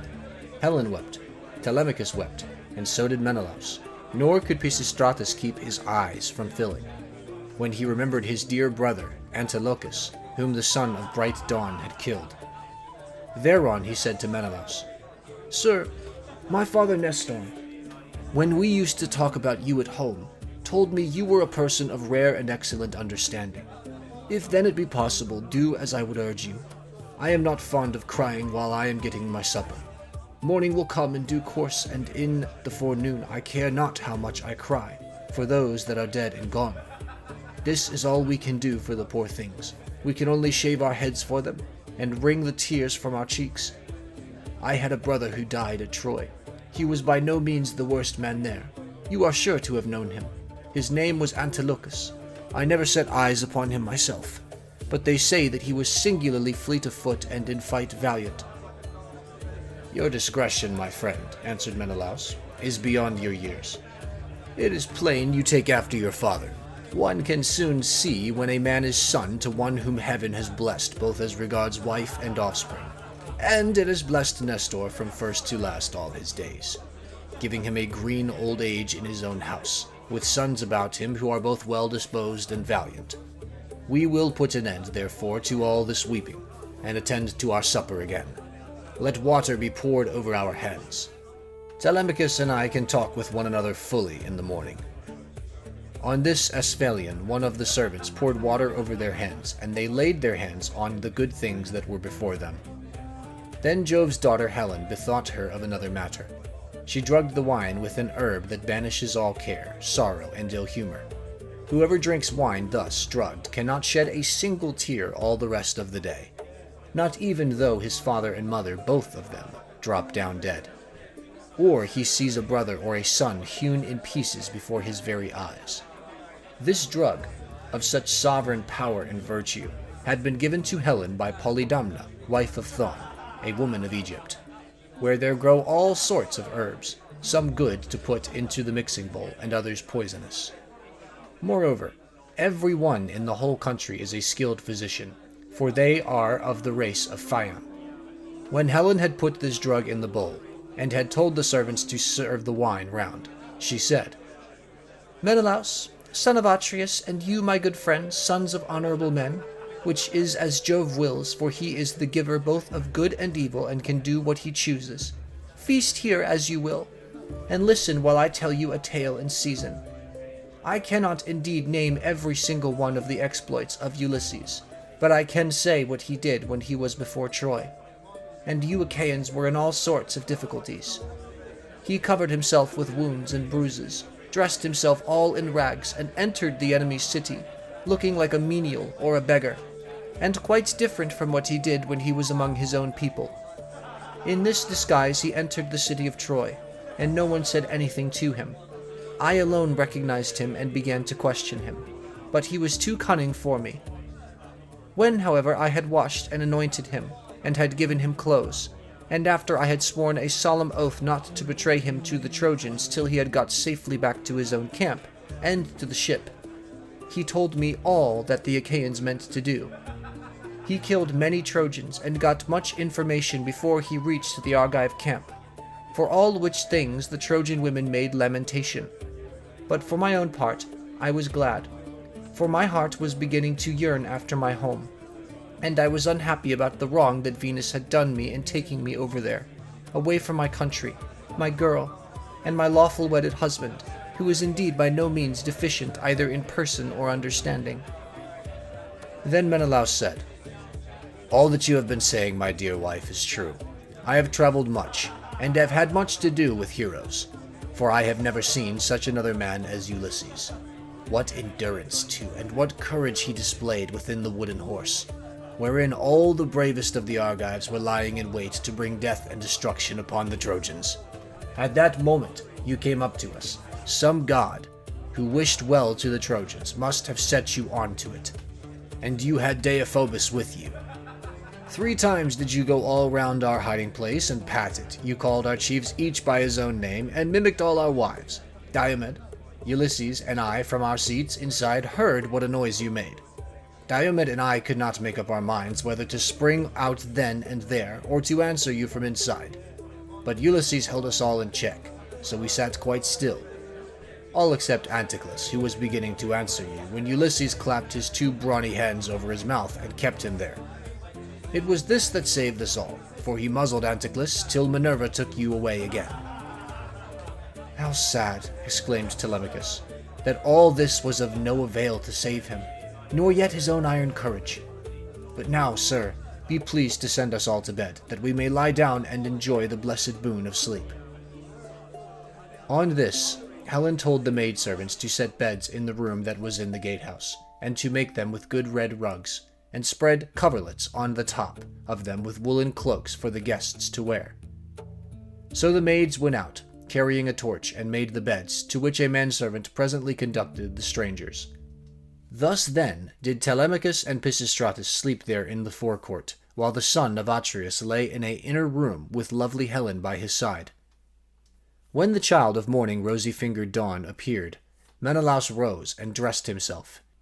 He bound his sandals onto his comely feet, girded his sword about his shoulders, and left his room looking like an immortal god. Then, taking a seat near Telemachus, he said, "And what, Telemachus, has led you to take this long sea voyage to Lacedaemon? Are you on public or private business? Tell me all about it." "I have come, sir," replied Telemachus, "to see if you can tell me anything about my father. I am being eaten out of house and home. My fair estate is being wasted, and my house is full of miscreants who kept killing great numbers of my sheep and oxen, on the pretense of paying their addresses to my mother. Therefore I am suppliant at your knees, if haply you may tell me about my father's melancholy end, whether you saw it with your own eyes, or heard it from some other traveler, for he was a man born to trouble. Do not soften things out of any pity for myself, but tell me in all plainness exactly what you saw. if my brave father Ulysses ever did you loyal service either by word or deed, when you Achaeans were harassed by the Trojans, bear it in mind now as in my favor and tell me truly all." Menelaus, on hearing this, was very much shocked. "So," he exclaimed, "these cowards would usurp a brave man's bed. A hind might as well lay her newborn young in the lair of a lion, and then go off to feed in the forest or in some grassy dell. The lion, when he comes back to his lair, will make short work with the pair of them, and so will Ulysses with these suitors. By Father Jove, Minerva, and Apollo, if Ulysses is still the man that he was when he wrestled with Philomelatus in Lesbos, and threw him so heavily that all the Achaeans cheered him, if he is still such and were to come near these suitors, they would have a short shrift and a sorry wedding. As regards your question, however, I will not prevaricate nor deceive you, but will tell you without concealment all that the old man of the sea has told me. I was trying to come on here, but the gods detained me in Egypt, for my hecatombs had not given them full satisfaction, and the gods are very strict about having their dues. Now off Egypt, about as far as a ship can sail in a day with a good stiff breeze behind her, there is an island called Pharos. It has a good harbor from which vessels can get out into open sea when they have taken in water, and here the gods becalmed me 20 days, without so much as a breath of fair wind to help me forward. We should have run clean out of provisions, and my men would have been starved, if a goddess had not taken pity upon me, and saved me in the person of Eidothea, daughter to Proteus, the old man of the sea, for she had taken a great fancy to me. She came to me one day when I was by myself, as I often was, for the men used to go with their barbed hooks all over the island in the hope of catching a fish or two to save them from the pangs of hunger. "Stranger," she said, "it seems to me that you like starving in this way. At any rate, it does not greatly trouble you, for you stick here day after day, without even trying to get away, though your men are dying in inches." "Let me tell you," said I, "whichever of the goddesses you may happen to be, that I am not staying here of my own accord, but must have offended the gods that lie in heaven. Tell me, therefore, for the gods know everything, which of the immortals is it that is hindering me in this way, and tell me also how I may sail the sea, so as to reach my home." "Stranger," replied she, "I will make it all clear to you. There is an immortal who lives under the sea hereabouts, and whose name is Proteus. He is an Egyptian, and people say he is my father. He is Neptune's head man, and knows every inch of ground, all over the bottom of the sea. If you can snare him and hold him tight, he will tell you about your voyage, what courses you are to take, and how you are to sail the sea so as to reach your home. He will also tell you, if you so will, all that has been going on at your house, both good and bad, while you have been away on your long and dangerous journey." "Can you show me," said I, "some stratagem by means of which I may catch this old god without his suspecting and finding me out? For a god is not easily caught, not by a mortal man." "Stranger," she said, "I will make it all clear to you. About the time when the sun shall have reached mid-heaven, the old man of the sea comes up from under the waves, heralded by the west wind that furs the water over his head. As soon as he has come up, he lies down, and goes to sleep in a great sea cave, where the seals, Halustines chickens, as they call them, come up also from the grey sea, and go to sleep in shoals all around him, and a very strong and fish-like smell do they bring with them. Early tomorrow morning I will take you to this place, and will lay you in ambush. Pick out, therefore, the 3 best men you have in your fleet, and I will tell you all the tricks that the old man will play you. First, he will look over all his seals and count them. Then, when he has seen them and tallied them on his 5 fingers, he will go to sleep among them, as a shepherd among his sheep. The moment you see that he is asleep, seize him, put forth all your strength, and hold him fast, for he will do his very utmost to get away from you.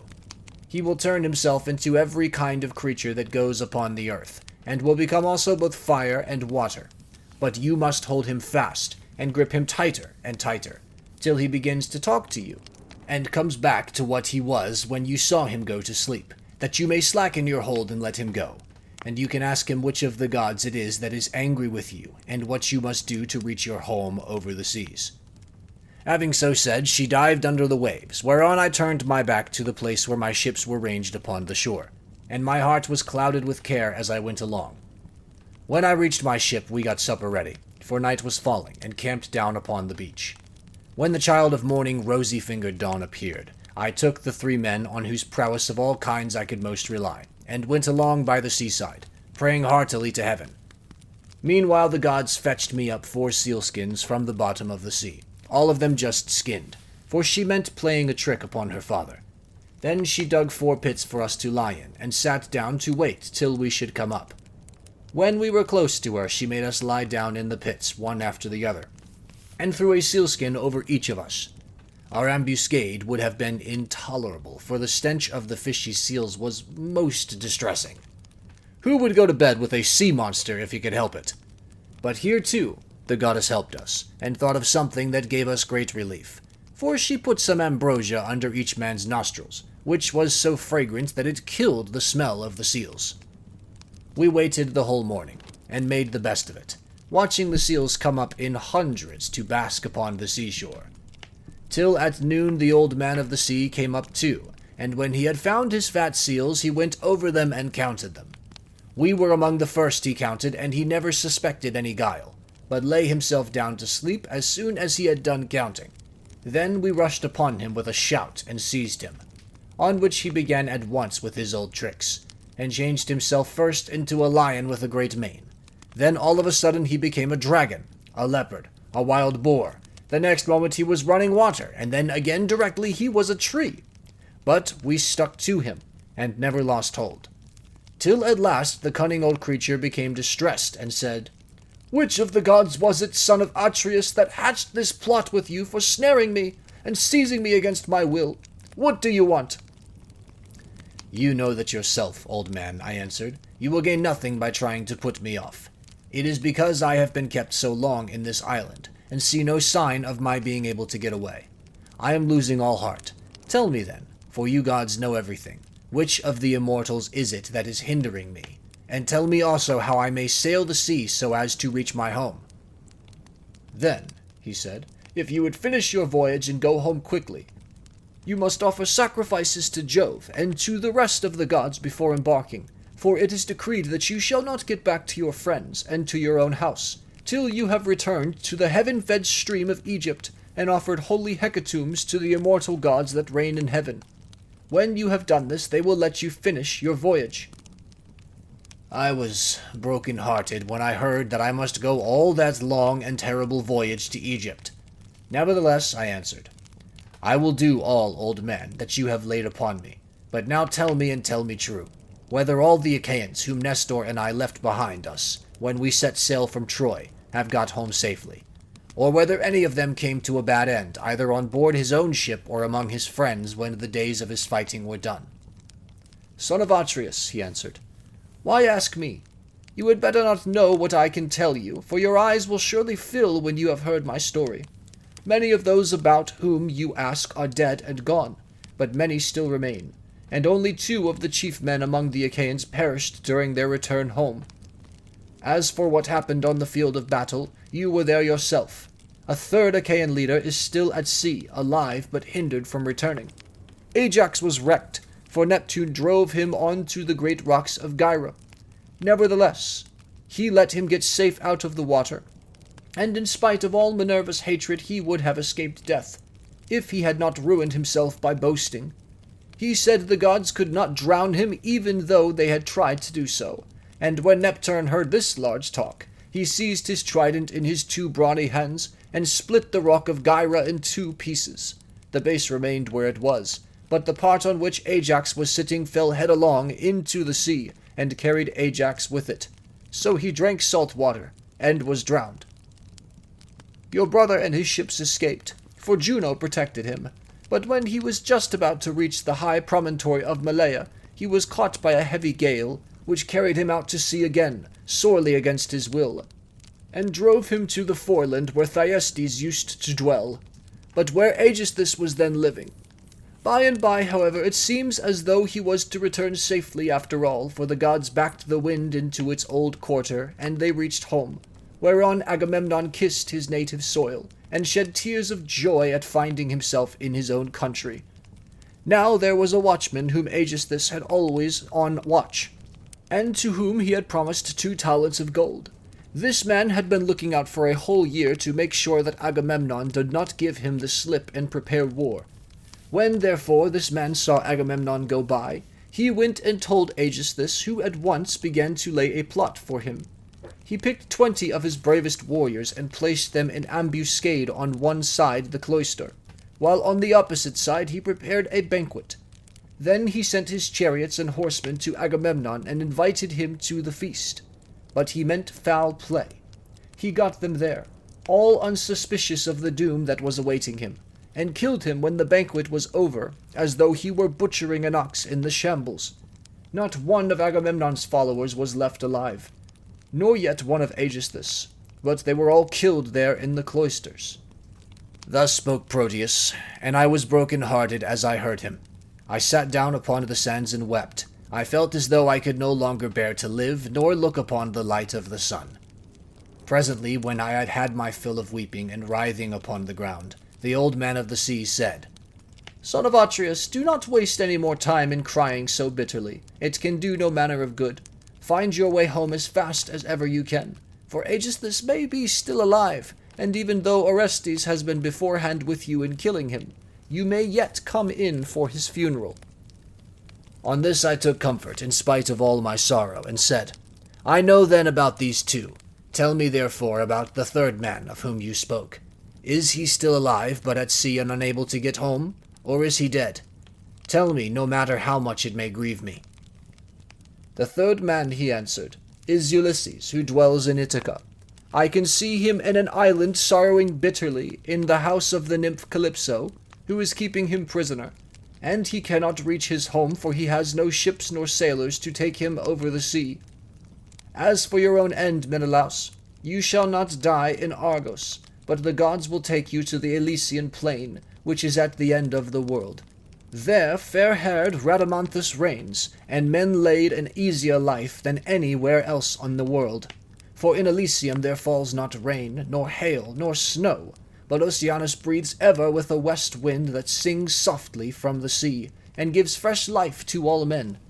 This will happen to you because you have married Helen, and are Jove's son-in-law.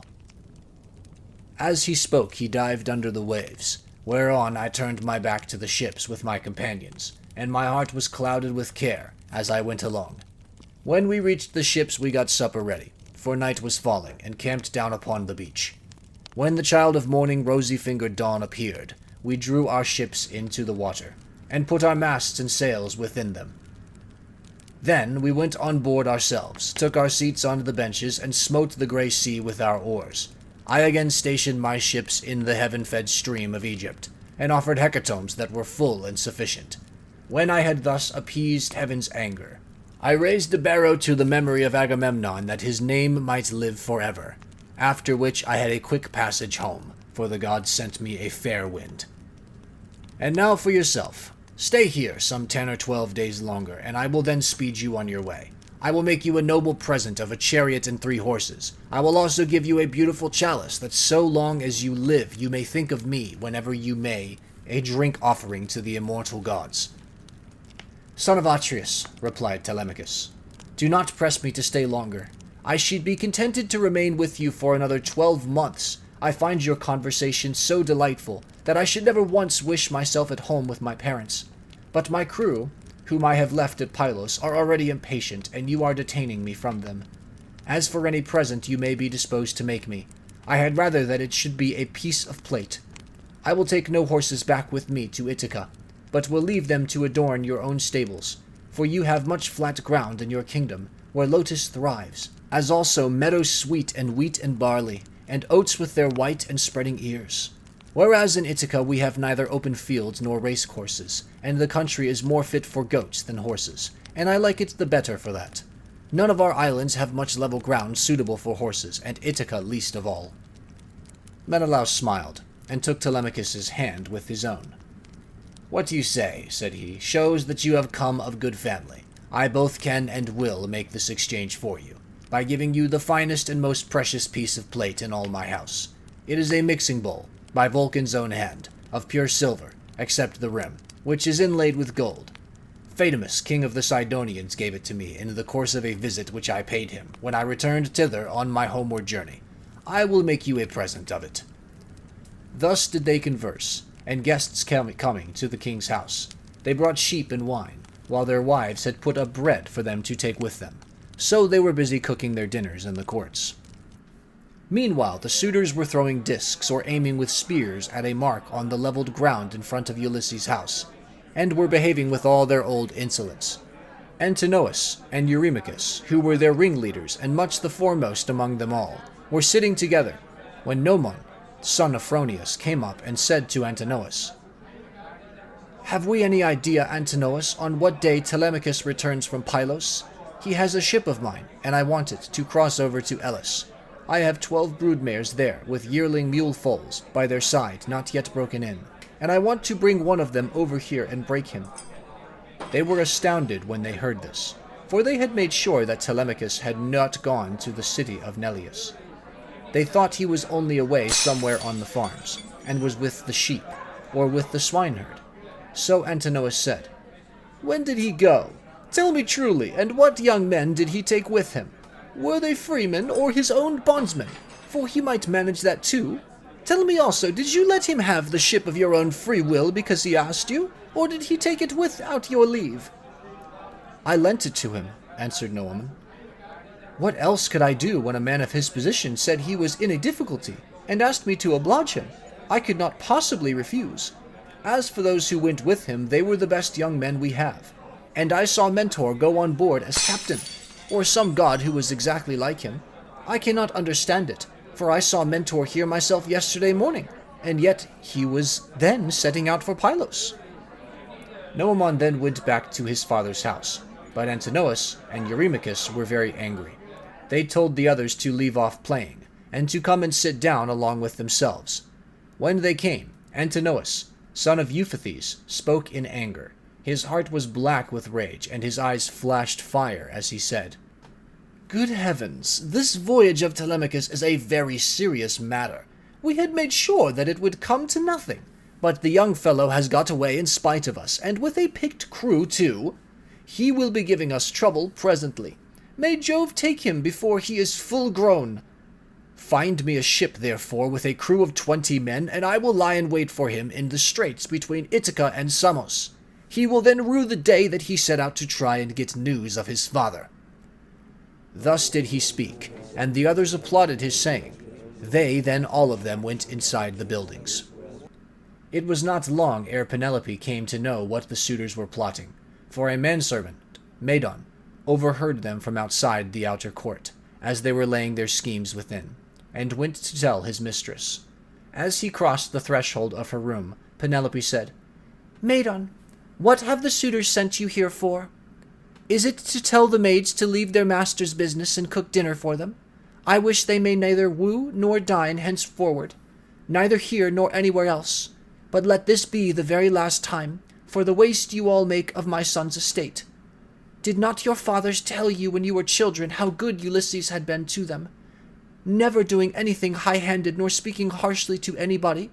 Kings may say things sometimes, and they may take a fancy to one man and dislike another, but Ulysses never did an unjust thing by anybody, which shows what bad hearts you have, and that there is no such thing as gratitude left in this world." Then Medon said, "I wish, madam, that this were all, but they are plotting something much more dreadful now. May heaven frustrate their design. They are going to try and murder Telemachus as he is coming home from Pylos and Lacedaemon, where he had been to get news of his father." Then Penelope's heart sank with her, and for a long time she was speechless. Her eyes filled with tears, and she could find no utterance. At last, however, she said, "Why did my son leave me? What business had he to go sailing off in ships that made long voyages over the ocean like seahorses? Does he want to die without leaving any one behind him to keep up his name?"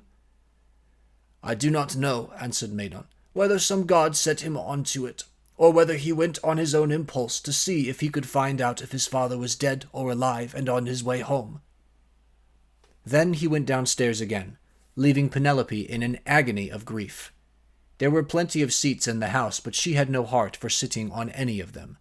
She could only fling herself on the floor of her own room and cry, Whereon all the maids in the house, both old and young, gathered round her and began to cry too, till at last in a transport of sorrow she exclaimed, My dears, heaven has been pleased to try me with more affliction than any other woman of my age and country. First I lost my brave and lion-hearted husband, who had every good quality under heaven, and whose name was great over all Hellas and Middle Argos, and now my darling son is at the mercy of the winds and waves, without my having heard one word about his leaving home.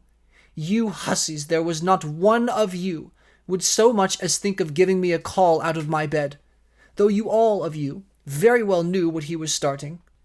If I had known he meant to take this voyage, he would have had to give it up, no matter how much he was bent upon it, or leave me a corpse behind him, one or other. Now, however, go some of you and call old Dullius, who was given me by my father on my marriage, and who is my gardener. Bid him go out at once and tell everything to Laertes, who may be able to hit on some plan for enlisting public sympathy on our side, as against those who are trying to exterminate his own race and that of Ulysses. Then the dear old nurse, Euryclea, said, You may kill me, madam, or let me live on in your house, whichever you please. But I will tell you the real truth. I knew all about it, and gave him everything he wanted in the way of bread and wine. But he made me take my solemn oath that I would not tell you anything for some 10 or 12 days, unless you asked, or happened to hear of his having gone, for he did not want you to spoil your beauty by crying. And now, madam, wash your face, change your dress, and go upstairs with your maids to offer prayers to Minerva, daughter of aegis-bearing Jove, for she can save him even though he be in the jaws of death. Do not trouble Laertes. He has trouble enough already. Besides, I cannot think that the gods hate the race of the son Arsacius so much, but there will be a son left to come up after him, and inherit both the house and the fair fields that lie far all around it. With these words, she made her mistress leave off crying, and dried the tears from her eyes.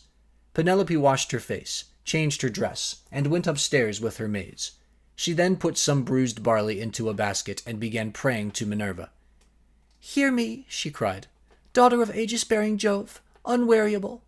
If ever Ulysses, while he was here, burned you fat thigh bones of sheep or heifer, bear it in mind now as in my favor, and save my darling son from the villainy of the suitors.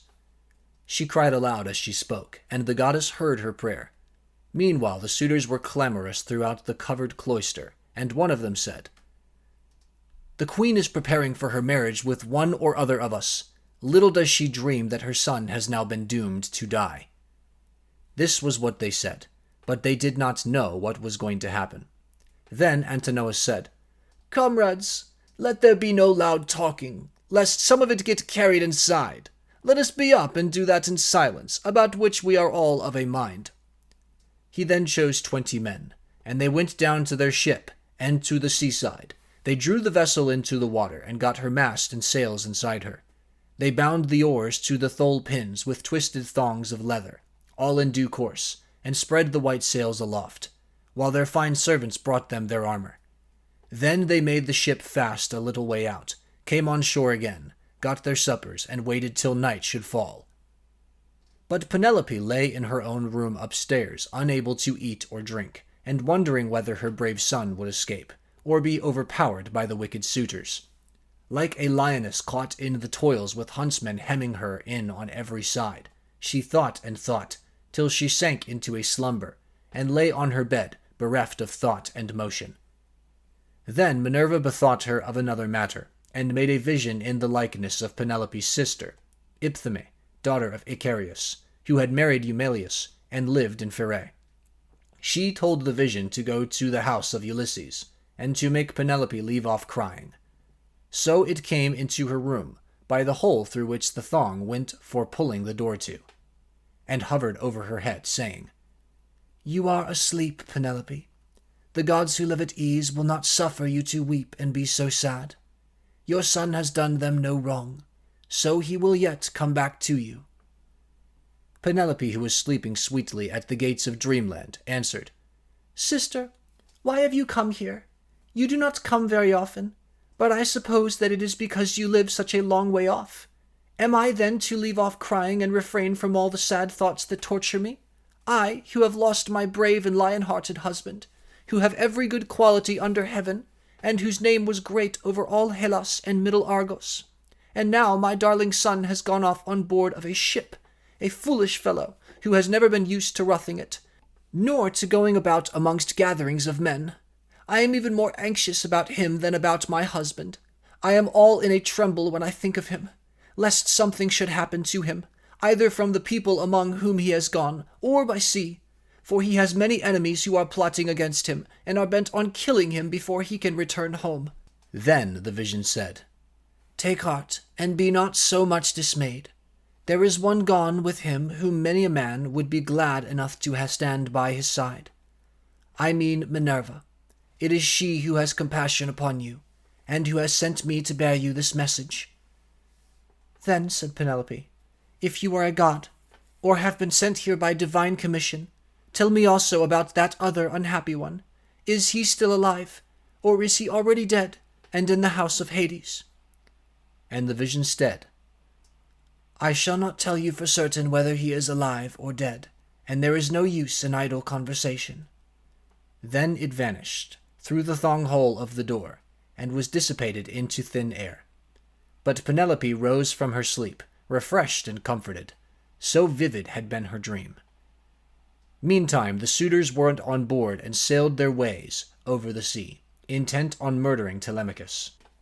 Now, there is a rocky islet called Asteris, of no great size, in mid-channel between Ithaca and Samos, and there is a harbor on either side of it where a ship can lie.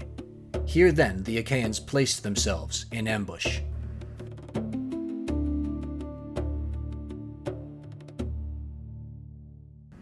Book 5. And now, as dawn rose from her couch beside Tithonus, harbinger of light alike to mortals and immortals, the gods met in council, and with them Jove, the lord of thunder, who is their king. Thereon Minerva began to tell them of the many sufferings of Ulysses, for she pitied him away there in the house of the nymph Calypso. Father Jove, said she, and all you other gods that live in everlasting bliss, I hope there may never be such a thing as a kind and well-disposed ruler any more, nor one who will govern equitably. I hope they will be all henceforth cruel and unjust, for there is not one of his subjects but has forgotten Ulysses, who ruled them as though he were their father. There he is, lying in great pain in an island where dwells the nymph Calypso, who will not let him go, and he cannot go back to his own country, for he can find neither ships nor sailors to take him over the sea. Furthermore, wicked people are now trying to murder his only son Telemachus, who is coming home from Pylos and Lacedaemon, where he has been to see if he can get news of his father. What, my dear, are you talking about? Replied her father. Did you not send him there yourself, because you thought it would help Ulysses to get home and punish the suitors? Besides, you are perfectly able to protect Telemachus and to see him safely home again, while the suitors have to come hurry-scurrying back without having killed him. When he had thus spoken, he said to his son Mercury, Mercury, you are our messenger.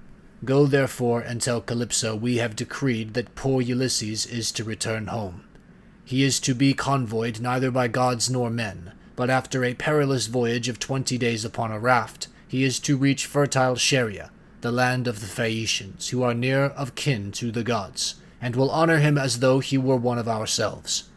They will send him in a ship to his own country, and will give him more bronze and gold and raiment than he would have brought back from Troy, if he had had all his prize money and had got home without disaster. This is how we have settled, that he shall return to his country and his friends. Thus he spoke, and Mercury, guide and guardian, slayer of Argus, did as he was told. Forthwith he bound on his glittering golden sandals, with which he could fly like the wind over land and sea. He took the wand with which he seals men's eyes in sleep or wakes them just as he pleases, and flew holding it in his hand over Pieria. When he swooped down through the firmament until he reached the level of the sea, whose waves he skinned like a cormorant that flies fishing every hole and corner of the ocean, and drenching its thick plumage in the spray. He flew and flew over many a weary wave, But when at last he got to the island which was his journey's end, he left the sea, and went on by land till he came to the cave where the nymph Calypso lived. He found her at home. There was a large fire burning on the hearth, and one could smell from far the fragrant reek of burning cedar and sandalwood. As for herself, she was busy at her loom, shooting her golden shuttle through the warp and singing beautifully.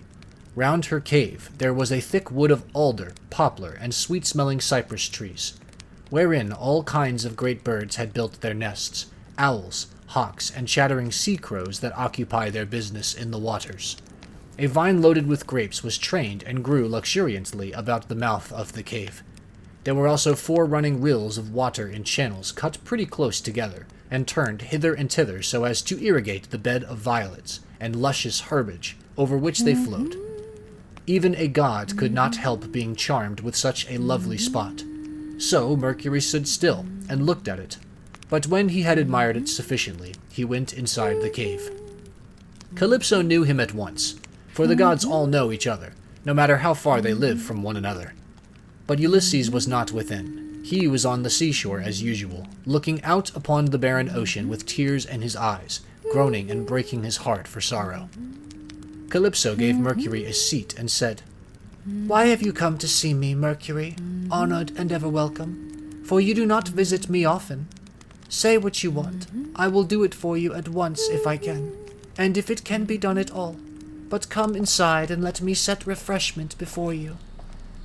As she spoke, she drew a table loaded with ambrosia beside him and mixed him some red nectar. So Mercury ate and drank till he had had enough, and then said, "We are speaking, god and goddess, to one another, and you ask me why I have come here, and I will tell you truly as you would have me do. Jove sent me. It was no doing of mine.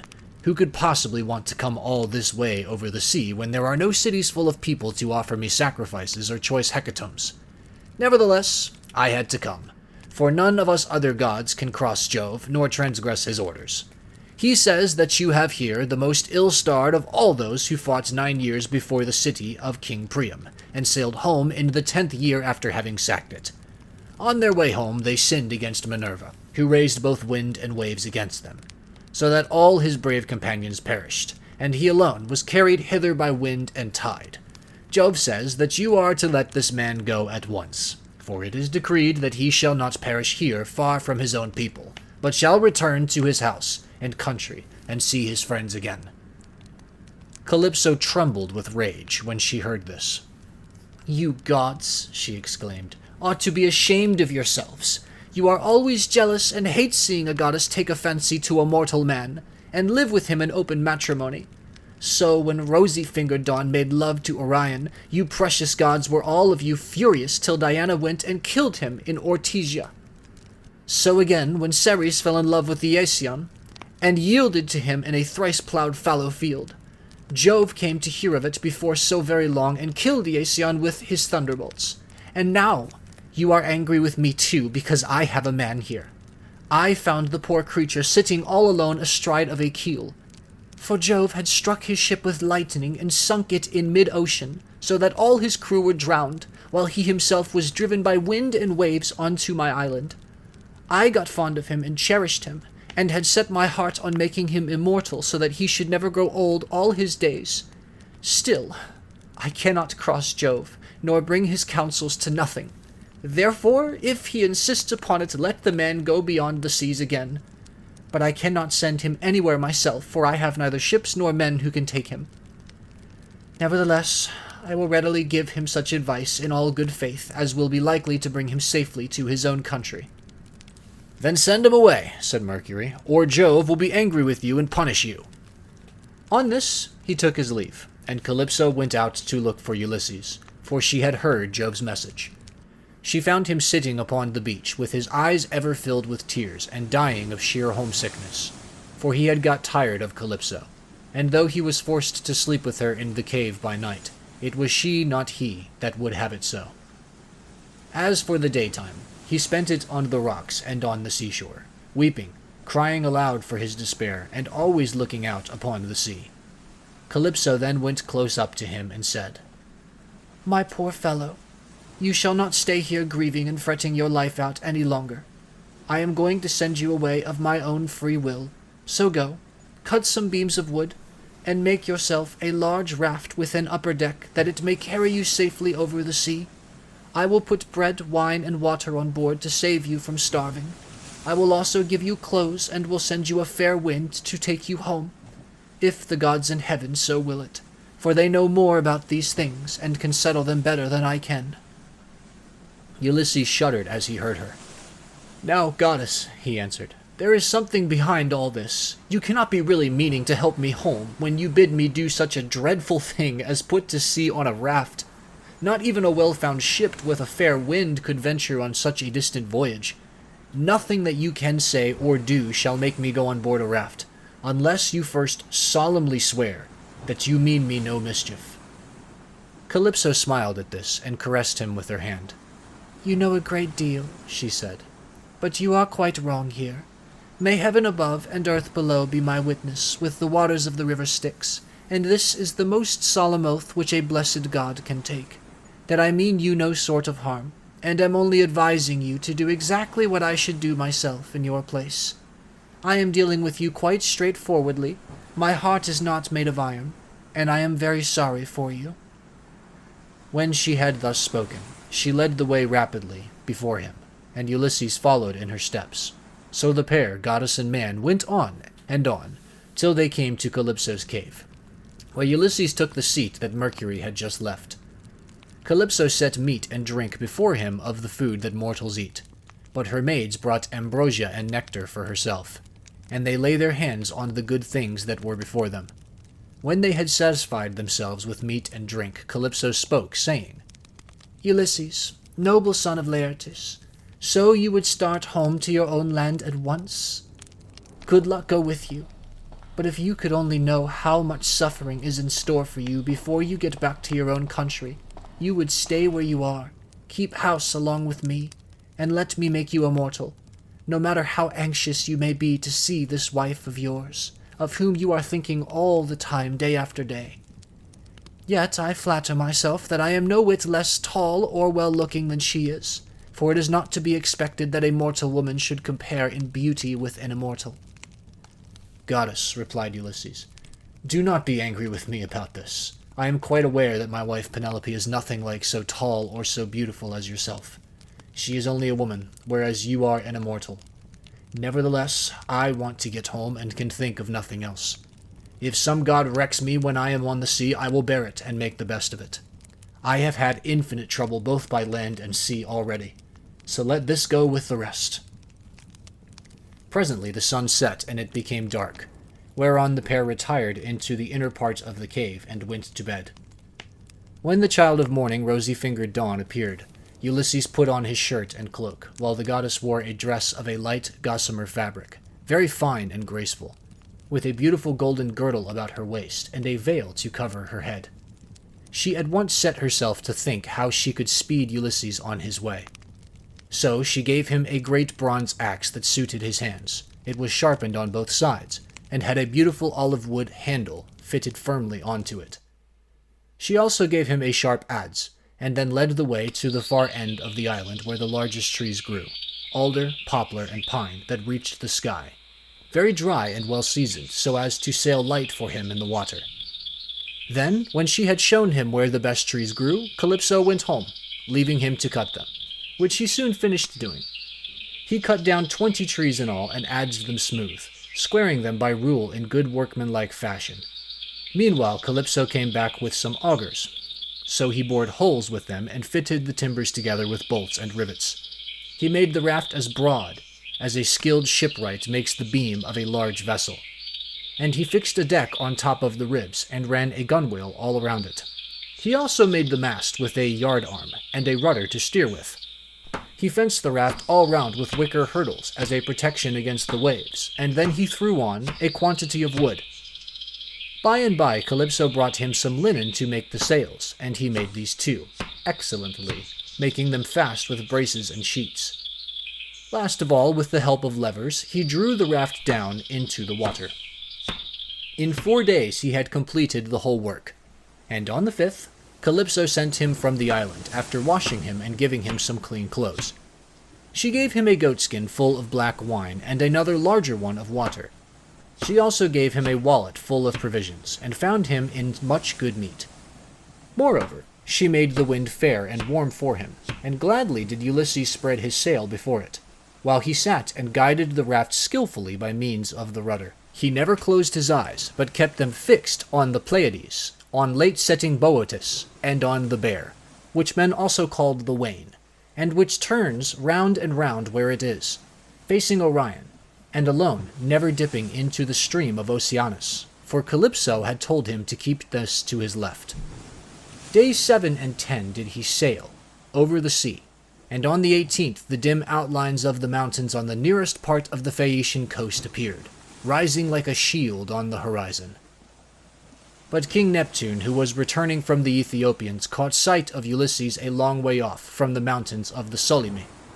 He could see him sailing upon the sea, and it made him very angry. So he wagged his head and muttered to himself, saying, "Good heavens, so the gods have been changing their minds about Ulysses while I was away in Ethiopia, and now he is close to the land of the Phaeacians, where it is decreed that he shall escape from the calamities that have befallen him. Still, he shall have plenty of hardship yet before he has done with it." Thereon he gathered his clouds together, grasped his trident, stirred it round in the sea, and roused the rage of every wind that blows, till earth, sea, and sky were hidden in cloud, and night sprang forth out of the heavens. Winds from east, south, north, and west fell upon him all at the same time, and a tremendous sea got up, so that Ulysses' heart began to fail him. "Alas," he said to himself in his dismay, "whatever will become of me? I am afraid Calypso was right when she said I should have trouble by sea before I ever got back home. It is all coming true. How black is Jove making heaven with his clouds, and what a sea the winds are raising from every quarter at once. I am now safe to perish. Blessed and thrice blessed were those Danaans who fell before Troy in the cause of the sons of Atreus.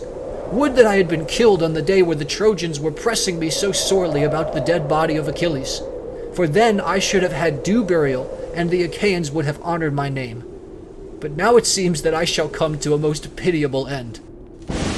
As he spoke, a sea broke over him with such terrific fury that the raft reeled again, and he was carried overboard a long way off. He let go of the helm, and the force of the hurricane was so great that it broke the mast halfway up, and both sail and yard went over into the sea. For a long time Ulysses was underwater, and it was all he could do to rise to the surface again, for the clothes Calypso had given him weighed him down. But at last he got his head above water and spat out the bitter brine that was running down his face in streams. In spite of all this, however, he did not lose sight of his raft, but swam as fast as he could towards it, got hold of it, and climbed on board again so as to escape drowning. The sea took the raft and tossed it about as autumn winds whirl thistledown round and round upon a road. It was as though the south, north, east, and west winds were all playing battledore and shuttlecock with it at once. When he was in this plight, Ino, daughter of Cadmus, also called Leucothea, saw him. She had formerly been a mere mortal, but had been since raised to the rank of a marine goddess. Seeing in what great distress Ulysses now was, she had compassion upon him, and rising like a seagull from the waves, took her seat upon the raft. "My poor good man," said she, "why is Neptune so furiously angry with you? He has given you a great deal of trouble, but for all his bluster he will not kill you. You seem to be a sensible person. Do then as I bid you. Strip, leave your raft to drive before the wind, and swim to the Phaeacian coast where better luck awaits you. And here, take my veil and put it round your chest. It is enchanted, and you can come to no harm so long as you wear it. As soon as you touch land, take it off. Throw it back as far as you can into the sea, and then go away again." With these words, she took off her veil and gave it to him. Then she dived down again like a seagull and vanished beneath the dark blue waters. But Ulysses did not know what to think. "Alas," he said to himself in dismay, "this is only some one or other of the gods who is luring me to ruin by advising me to quit my raft. At any rate, I will not do so at present, for the land where she said I should be quit of all trouble seems to be still a good way off. I know what I will do. I'm sure it will be best. No matter what happens, I will stick to the raft as long as her timbers hold together. But when the sea breaks her up, I will swim for it. I do not see how I can do any better than this." While he was thus in two minds, Neptune sent a terrible great wave that seemed to rear itself above his head, till it broke right over the raft, which then went to pieces as though it were a heap of dry chaff tossed about by a whirlwind. Ulysses got astride of one plank and rode upon it, as if he were on horseback. He then took off the clothes Calypso had given him, bound Ino's veil under his arms, and plunged into the sea, meaning to swim on shore. King Neptune watched him as he did so and wagged his head, muttering to himself and saying, "There now, swim up and down as you best can till you fall in with well-to-do people. I do not think you will be able to say that I have let you off too lightly." On this he lashed his horses and drove to Aegea, where his palace is. But Minerva resolved to help Ulysses, so she bound the ways of all the winds except one and made them lie quite still. But she roused a good stiff breeze from the north that should lay the waters till Ulysses reached the land of the Phaeacians, where he would be safe. Thereon he floated about for 2 nights and 2 days in the water, with a heavy swell on the sea and death staring him in the face. But when the 3rd day broke, the wind fell, and there was a dead calm, without so much as a breath of air stirring. As he rose on the swell, he looked eagerly ahead and could see land quite near. Then, as children rejoice when their dear father begins to get better after having for a long time borne sore affliction, sent him by some angry spirit, but the gods deliver him from evil, so was Ulysses thankful when he again saw land and trees, and swam on with all his strength that he might once more set foot upon dry ground. When, however, he got within earshot, he began to hear the surf thundering up against the rocks, for the swell still broke against them with a terrific roar. Everything was enveloped in spray. There were no harbors where a ship might ride, nor shelter of any kind, but only headlands, low-lying rocks, and mountain tops. Ulysses' heart now began to fail him, and he said despairingly to himself, "Alas, Jove has let me see land after swimming so far that I had given up all hope, but I can find no landing place, for the coast is rocky and surf-beaten. The rocks are smooth and rise sheer from the sea, with deep water close under them so that I cannot climb out for want of foothold. I am afraid some great wave will lift me off my legs and dash me against the rocks as I leave the water, which would give me a sorry landing. If, on the other hand, I swim further in search of some shelving beach or harbor, a hurricane may carry me out to sea again, sorely against my will. Or heaven may send some great monster of the deep to attack me. For Amphitrite breeds many such, and I know that Neptune is very angry with me." While he was thus in two minds, a wave caught him, and took him with such force against the rocks that he would have been smashed and torn to pieces if Minerva had not shown him what to do. He caught hold of the rock with both hands, and clung to it groaning with pain till the wave retired. So he was saved that time. But presently the wave came on again, and carried him back with it farther into the sea, tearing his hands as the suckers of a polypus are torn when someone plucks it from its bed, and the stones come up along with it. Even so did the rocks tear the skin from his strong hands, and the wave drew him deep down under the water. Here poor Ulysses would have certainly perished, even in spite of his own destiny, if Minerva had not helped him to keep his wits about him. He swam seaward again, beyond reach of the surf that was beating against the land, and at the same time he kept looking towards the shore to see if he could find some haven, or a spit that should take the waves aslant. By and by, as he swam on, he came to the mouth of a river, and here he thought would be the best place, for there were no rocks, and it afforded shelter from the wind. He felt that there was a current, so he prayed inwardly and said, "Hear me, O king, whoever you may be, and save me from the anger of the sea god Neptune, for I approach you prayerfully. Any one who has lost his way has at all times a claim even upon the gods. Wherefore in my distress I draw near to your stream, and cling to the knees of your riverhood. Have mercy upon me, O king, for I declare myself your suppliant." Then the gods stayed his stream, and stilled the waves, making all calm before him, and bringing him safely into the mouth of the river. Here at last Ulysses' knees and strong hands failed him, for the sea had completely broken him. His body was all swollen, and his mouth and nostrils ran down like a river with seawater, so that he could neither breathe nor speak, and lay swooning from sheer exhaustion. Presently When he had got his breath and came to himself again, he took off the scarf that Ainio had given him and threw it back into the salt stream of the river, whereon Ainio received it in her hands from the wave that bore it towards her. Then he left the river, laid himself down among the rushes, and kissed the bounteous earth. "Alas," he cried to himself in his dismay, "whatever will become of me, and how is it all to end?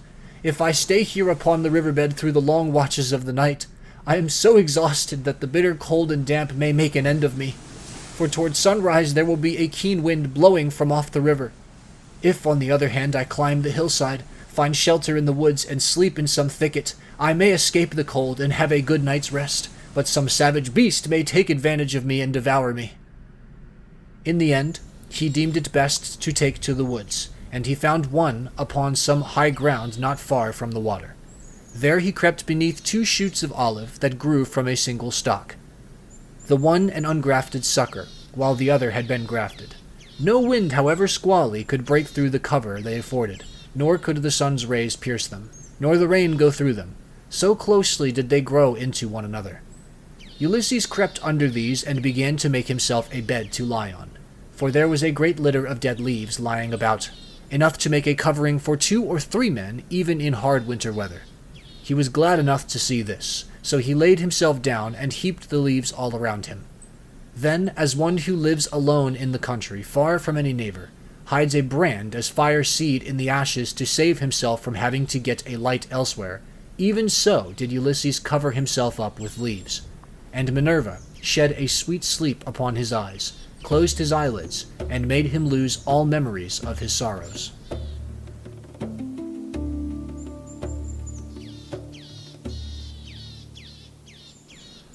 Book 6. So here Ulysses slept, overcome by sleep and toil. But Minerva went off to the country and city of the Phaeacians, a people who used to live in the fair town of Hypereia, near the lawless Cyclopes. Now the Cyclopes were stronger than they and plundered them, so their king, Nausithous, moved them thence and settled them in Scheria, far from all other people. He surrounded the city with a wall, built houses and temples, and divided the lands among his people. But he was dead and gone to the house of Hades, and King Alcinous, whose counsels were inspired of heaven, was now reigning. To his house then did Minerva hie in furtherance of the return of Ulysses. She went straight to the beautifully decorated bedroom in which there slept a girl who was as lovely as a goddess, Nausicaa, daughter to King Alcinous. 2 maidservants were sleeping near her, both very pretty, on either side of the doorway, which was closed with well-made folding doors. Minerva took the form of the sea captain, Dymas's daughter, who was a bosom friend of Nausicaa and just her own age. Then, coming up to the girl's bedside like a breath of wind, she hovered over her head and said, "Nausicaa, what can your mother have been about to have such a lazy daughter? Here are your clothes, all lying in disorder. Yet you are going to be married almost immediately, and should not only be well dressed yourself, but should find good clothes for those who attend you. This is the way to get yourself a good name, and to make your father and mother proud of you. Suppose, then, that we make tomorrow a washing day and start at daybreak. I will come and help you so that you may have everything ready as soon as possible, for all the best young men among your own people are courting you, and you are not going to remain a maiden much longer. Ask your father, therefore, to have a wagon and mules ready for us at daybreak, to take the rugs, robes, and girdles, and you can ride too, which will be much pleasanter for you than walking, for the washing cisterns are some way from the town." When she had said this, Minerva went away to Olympus, which they say is the everlasting home of the gods.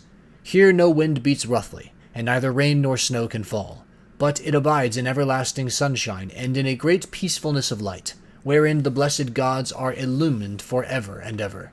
This was the place to which the goddess went when she had given instructions to the girl. By and by morning came and woke Nausicaa, who began wondering about her dream. She therefore went to the other end of the house to tell her father and mother all about it, and found them in their own room. Her mother was sitting by the fireside, spinning her purple yarn, with her maids around her, and she happened to catch her father just as he was going out to attend a meeting of the town council, which the Phaeacian aldermen had convened. She stopped him and said, "Papa, dear, could you manage to let me have a good big wagon? I want to take all our dirty clothes to the river and wash them. You are the chief man here, so it is only right that you should have a clean shirt when you attend meetings of the council. Moreover, you have 5 sons at home, 2 of them married, while the other 3 are good-looking bachelors. You know they always like to have clean linen when they get to a dance, and I have been thinking about all this." She did not say a word about her own wedding, for she did not like to, but her father knew and said, "You shall have the mules, my love, and whatever else you have a mind for. Be off with you, and the men shall get you a good strong wagon with a body to it that will hold all your clothes." On this he gave his orders to the servants, who got the wagon out, harnessed the mules, and put them to, while the girl brought the clothes down from the linen room and placed them on the wagon. Her mother prepared a basket of provisions with all sorts of good things, and a goatskin full of wine. The girl now got into the wagon, and her mother gave her also a golden cruse of oil, that she and her women might anoint themselves. Then she took the whip and reins, and lashed the mules on, whereon they set off, and their hoofs clattered on the road. They pulled without flagging, and carried not only Nausicaa and her wash of clothes, but the maids also who were with her. When they reached the waterside, they went to the washing cisterns, through which there ran at all times enough pure water to wash any quantity of linen, no matter how dirty. Here they unharnessed the mules, and turned them out to feed on the sweet juicy herbage that grew by the waterside. They took the clothes out of the wagon, put them in the water, and vied with one another in treading them in the pits, to get the dirt out. After they had washed them and got them quite clean, they laid them out by the seaside, where the waves had raised a high beach of shingle, and set about washing themselves and anointing themselves with oil. Then they got their dinner by the side of the stream, and waited for the sun to finish drying the clothes. When they had done dinner, they threw off the veils that covered their heads, and began to play at ball, while Nausicaa sang for them.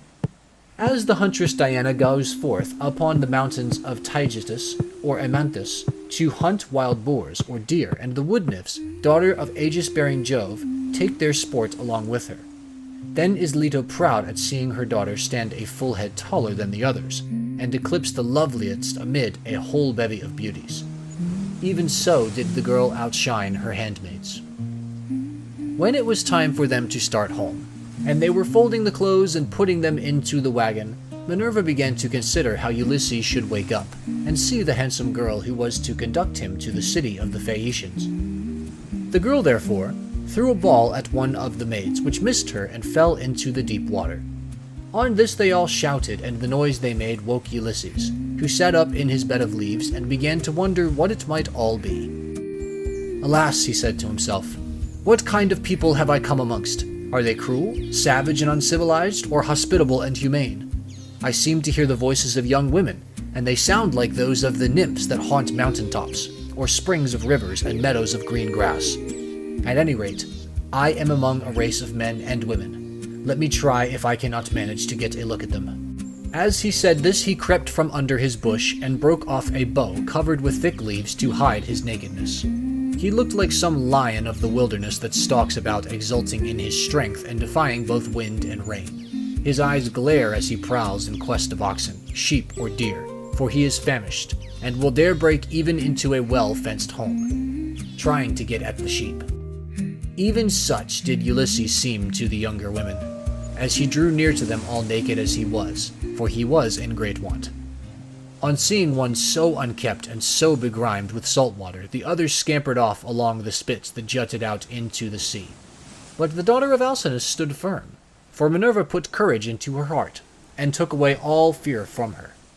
She stood right in front of Ulysses, and he doubted whether he should go up to her, throw himself at her feet and embrace her knees as a suppliant, or stay where he was and entreat her to give him some clothes and show him the way to the town. In the end, he deemed it best to entreat her from a distance, in case the girl should take offense at his coming near enough to clasp her knees. So he addressed her in a honeyed and persuasive language. "O Queen," he said, "I implore your aid, but tell me, are you a goddess, or are you a mere mortal woman? If you are a goddess and dwell in heaven, I can only conjecture that you are Jove's daughter Diana, for your face and figure resemble none but hers. If, on the other hand, you are a mortal and live on earth, thrice happy are your father and mother, thrice happy too are your brothers and sisters. How proud and delighted they must feel when they see so fair a scion as yourself, going out to a dance. Most happy, however, of all, will he be whose wedding gifts have been the richest and who takes you to his own home. I never yet saw anyone so beautiful, neither man nor woman, and am lost in admiration as I behold you. I can only compare you to a young palm tree, which I saw when I was at Delos growing near the altar of Apollo, for I was there too, with much people after me, when I was on that journey which has been the source of all my troubles. Never yet did such a young plant shoot out of the ground as that was, and I admired and wondered at it exactly as I now admire and wonder at yourself. I dare not clasp your knees, but I am in great distress. Yesterday made the 20th day that I had been tossing about upon the sea. The winds and waves have taken me all the way from the Aegean island, and now fate has flung me upon this coast that I may endure still further suffering. For I do not think that I have yet come to the end of it, but rather that heaven has still much evil in store for me. And now, O Queen, have pity upon me, for you are the first person I have met, and I know no one else in this country. Show me the way to your town, and let me have anything that you may have brought hither to wrap your clothes in. May heaven grant you in all things your heart's desire, husband, house, and a happy, peaceful home, for there is nothing better in this world than that man and wife should be of one mind in a house. It discomfits their enemies, makes the hearts of their friends glad, and they themselves know more about it than anyone. To this Nausicaa answered, Stranger, you appear to be a sensible, well-disposed person. There is no accounting for luck. Jove gives prosperity to rich and poor just as he chooses. So you must take what he has seen fit to send you, and make the best of it. Now, however, that you have come to this, our country, you shall not want for clothes, nor for anything else that a foreigner in distress may reasonably look for. I will show you the way to the town, and will tell you the name of our people. We are called Phaeacians, and I am daughter to Alcinous, in whom the whole power of the state is vested. Then she called her maids, and said, Stay where you are, you girls. Can you not see a man without running away from him? Do you take him for a robber or a murderer? Neither he nor anyone else can come here to do us Phaeacians any harm, for we are dear to the gods, and live apart on a land's end that juts into the sounding sea, and have nothing to do with any other people. This is only some poor man who has lost his way, and we must be kind to him, for strangers and foreigners in distress are under Jove's protection, and will take what they can get, and be thankful. So girls, give the poor fellow something to eat and drink, and wash him in the stream at some place that is sheltered from the wind. On this the maids left off running, and began calling one another back. They made Ulysses sit down in the shelter as Nausicaa had told them, and brought him a shirt and cloak. They also brought him the little golden cruse of oil, and told him to go and wash in the stream. But Ulysses said, Young women, please to stand a little on one side, that I may wash the brine from my shoulders and anoint myself with oil. For it is long enough since my skin has had a drop of oil upon it. I cannot wash as long as you all keep standing there. I am ashamed to strip before a number of good-looking young women. Then they stood on one side, and went to tell the girl, while Ulysses washed himself into the stream, and scrubbed the brine from his back, and from his broad shoulders. When he had thoroughly washed himself, and had got the brine out of his hair, he anointed himself with oil, and put on the clothes which the girl had given him. Minerva then made him look taller and stronger than before. She also made the hair grow thick on the top of his head, and flow down in curls like hyacinth blossoms. She glorified him about the head and shoulders as a skillful workman who has studied art of all kinds under Vulcan and Minerva, enriches a piece of silver plate by gilding it, and his work is full of beauty. Then he went and sat down a little way off upon the beach, looking quite young and handsome, and the girl gazed on him with admiration. Then she said to her maids, Hush, my dears, for I want to say something. I believe the gods who live in heaven have sent this man to the Phaeacians. When I first saw him, I thought him plain, but now his appearance is like that of the gods who dwell in heaven. I should like my future husband to be just such another as he is, if he would only stay here and not want to go away. However, give him something to eat and drink. They did as they were told, and set food before Ulysses, who ate and drank ravenously, for it was long since he had had food of any kind. Meanwhile Nausicaa bethought her of another matter. She got the linen folded and placed in the wagon. She then yoked the mules, and as she took her seat, she called Ulysses. "Stranger," she said, "rise, and let us be going back to the town. I will introduce you at the house of my excellent father, where I can tell you that you will meet all the best people among the Phaeacians. But be sure and do as I bid you, for you seem to be a sensible person. As long as we are going past the fields and farmlands, follow briskly behind the wagon along with the maids, and I will lead the way myself. Presently, however, we shall come to the town, where you will find a high wall running all round it, and a good harbor on either side with a narrow entrance into the city, and the ships will be drawn up by the roadside. For everyone has a place where his own ship can lie. You will see the marketplace with a temple of Neptune in the middle of it, and paved with large stones bedded in the earth. Here, people deal in ship's gear of all kinds, such as cables and sails, and here too are the places where oars are made. For the Phaeacians are not a nation of archers. They know nothing about bows and arrows, but are a seafaring folk, and pride themselves on their masts, oars, and ships, with which they travel far over the sea. I am afraid of the gossip and scandal that may be set on foot against me later on, for the people here are very ill-natured, and some low fellow, if he met us, might say, 'Who is this fine-looking stranger that is going about with Nausicaa? Where did she find him? I suppose she is going to marry him. Perhaps he is a vagabond sailor whom she has taken from some foreign vessel, for we have no neighbors, or some god has at last come down from heaven in answer to her prayers, and she is going to live with him all the rest of her life.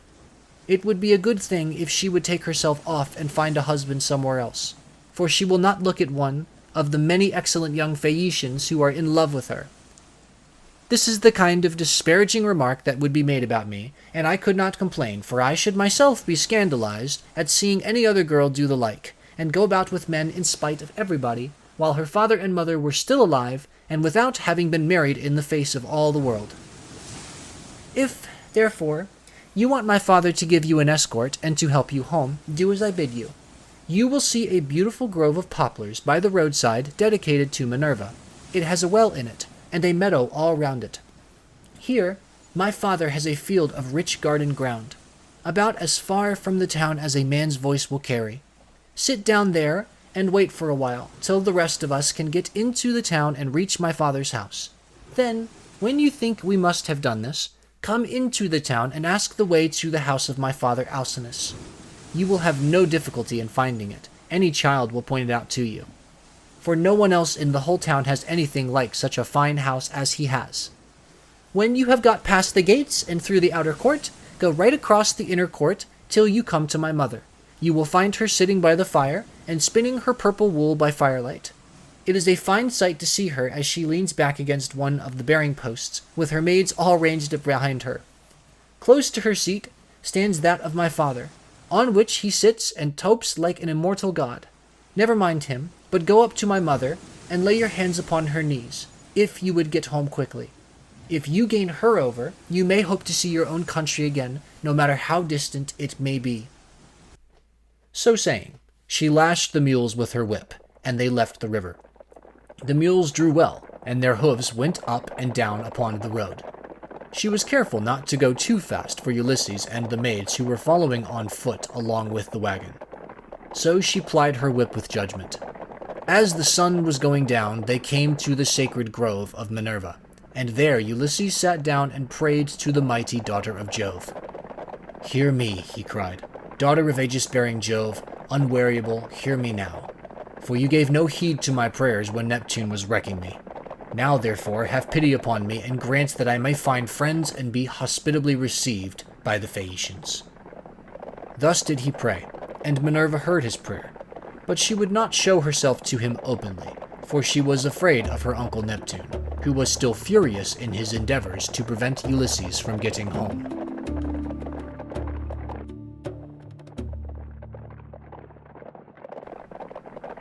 Book 7. Thus then did Ulysses wait and pray, but the girl drove on to the town. When she reached her father's house, she drew up at the gateway, and her brothers, comely as the gods, gathered round her, took the mules out of the wagon, and carried the clothes into the house, while she went to her own room, where an old servant, Eurymedusa of Apera, lit the fire for her. This old woman had been brought by sea from Apera, and had been chosen as a prize for Alcinous because he was king over the Phaeacians, and the people obeyed him as though he were a god. She had been nurse to Nausicaa, and had now lit the fire for her, and brought her supper for her into her own room. Presently, Ulysses got up to go towards the town, and Minerva shed a thick mist all round him to hide him in case of any of the proud Phaeacians who met should be rude to him, or ask him who he was. Then, as he was just entering the town, she came towards him, in the likeness of a little girl carrying a pitcher. She stood right in front of him, and Ulysses said, "My dear, will you be so kind as to show me the house of King Alcinous? I am an unfortunate foreigner in distress, and do not know one in your town and country." Then Minerva said, "Yes, father stranger, I will show you the house you want, for Alcinous lives quite close to my own father. I will go before you and show the way. But say not a word as you go, and do not look at any man nor ask him questions. For the people here cannot abide strangers, and do not like men who come from some other place. They are a seafaring folk, and sail the seas by the grace of Neptune in ships that glide along like thought, or as a bird in the air." On this she led the way, and Ulysses followed in her footsteps. But not one of the Phaeacians could see him as he passed through the city in the midst of them, for the great goddess Minerva in her goodwill towards him had hidden him in a thick cloud of darkness. He admired their harbors, ships, places of assembly, and the lofty walls of the city, which, with the palisade on top of them, were very striking, and when they reached the king's house, Minerva said, "This is the house, father stranger, which you would have me show you. You will find a number of great people sitting at table, but do not be afraid, go straight in, for the bolder a man is, the more likely he is to carry his point, even though he is a stranger. First, find the queen. Her name is Arete, and she comes of the same family as her husband, King Alcinous. They both descend originally from Neptune, who was father to Nausithous by Paraboea, a woman of great beauty. Paraboea was the youngest daughter of Eurymedon, who at one time reigned over the giants, but he ruined his ill-fated people and lost his own life to boot. Neptune, however, lay with his daughter, and she had a son by him, the great Nausithous, who reigned over the Phaeacians. Nausithous had 2 sons, Rhexenor and Alcinous.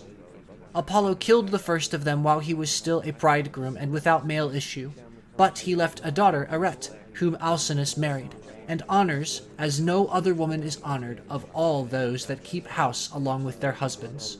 Thus she both was and still is respected beyond measure by her children, by Alcinous himself, and by the whole people, who look upon her as a goddess, and greet her whenever she goes about the city, for she is a thoroughly good woman both in head and heart, and when any women are friends of hers, she will help their husbands also to settle their disputes.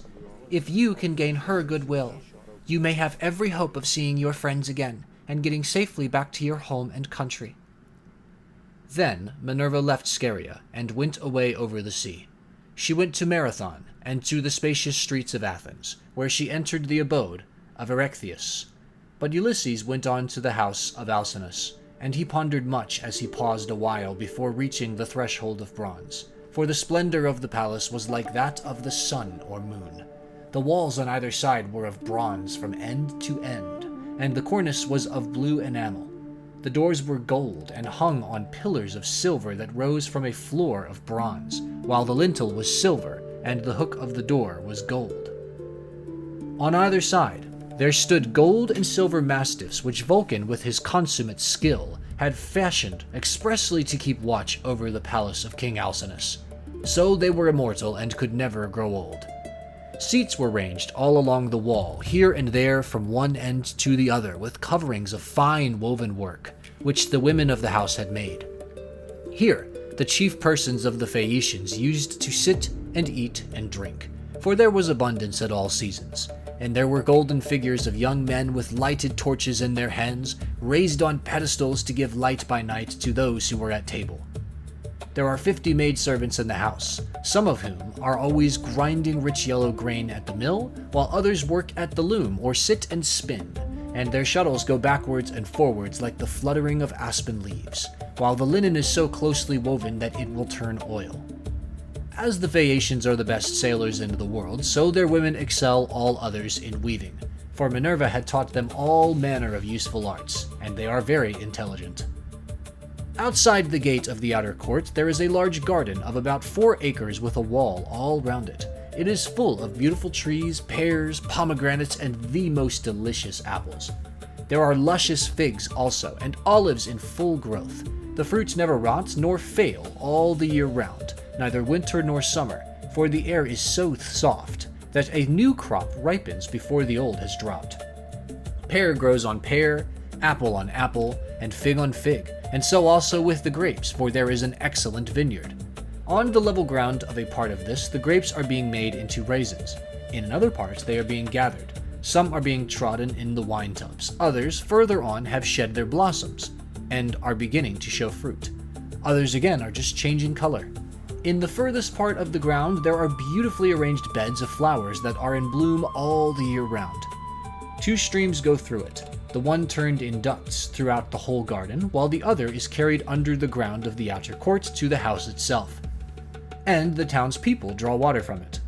Such then were the splendors with which the gods had endowed the house of King Alcinous. So here Ulysses stood for a while and looked about him. But when he had looked long enough, he crossed the threshold and went within the precincts of the house. There he found all the chief people among the Phaeacians making their drink offerings to Mercury, which they always did, the last thing before going away for the night. He went straight through the court, still hidden by the cloak of darkness in which Minerva had enveloped him, till he reached Arete and King Alcinous. Then he laid his hands upon the knees of the queen, and at that moment the miraculous darkness fell away from him, and he became visible. Everyone was speechless with surprise at seeing a man there, but Ulysses began at once with his petition. "Queen Arete," he claimed, "daughter of great Rhexenor, in my distress I humbly pray you, as also your husband and these your guests, whom may heaven prosper with long life and happiness, and may they leave their possessions to their children, and all the honors conferred upon them by the state, to help me home to my own country as soon as possible, for I have been long in trouble and away from my friends." Then he sat down on the hearth among the ashes, and they all held their peace, till presently the old hero, Aeneas, who was an excellent speaker and an elder among the Phaeacians, plainly and in all honesty addressed them thus.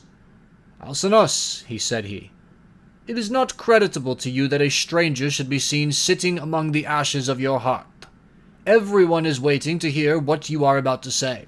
Tell him, then, to rise and take a seat on a stool inlaid with silver, and bid your servants mix some wine and water, that we may make a drink offering to Jove the Lord of Thunder, who takes all well-disposed suppliants under his protection. And let the housekeeper give him some supper, of whatever there may be in the house." When Alcinous heard this, he took Ulysses by the hand, raised him from the hearth, and bade him take the seat of Laodamas, who had been sitting beside him, and was his favorite son. A maidservant then brought him water in a beautiful golden ewer, and poured it into a silver basin for him to wash his hands, and she drew a clean table beside him. An upper servant brought him bread, and offered him many good things of what were in that house, and Ulysses ate and drank. Then Alcinous said to one of the servants, "Pontonous, mix a cup of wine, and hand it round that we may make drink offerings to Jove the Lord of Thunder, who is the protector of all well-disposed suppliants." Pontonous then mixed wine and water, and handed it round after giving every man his drink offering. When they had made their offerings, and had drunk each as much as he was minded, Alcinous said, "Aldermen and town councillors of the Phaeacians, hear my words. You have had your supper, so now go home to bed. Tomorrow morning I shall invite a still larger number of aldermen, and will give a sacrificial banquet in honor of our guest. We can then discuss the question of his escort, and consider how we may at once send him back rejoicing to his own country, without trouble or inconvenience to himself, no matter how distant it may be. We must see that he comes to no harm while on his homeward journey. But when he is once at home, he will have to take the luck he was born with for better or worse, like other people. It is possible, however, that the stranger is one of the immortals who have come down from heaven to visit us. But in this case the gods are departing from their usual practice, for hitherto they have made themselves perfectly clear to us when we have been offering them hecatombs. They come and sit at our feasts just like one of ourselves. And if any solitary wayfarer happens to stumble upon some one or other of them, they affect no concealment, for we are as near of kin to the gods as the Cyclopes and the savage giants are." Then Ulysses said, Pray, Alcinous, do not take any such notion into your head. I have nothing of the immortal about me, neither in body nor mind, and most resemble those among you who are the most afflicted. Indeed, were I to tell you all that heaven has seen fit to lay upon me, you would say that I was still worse off than they are. Nevertheless, let me sup in spite of sorrow.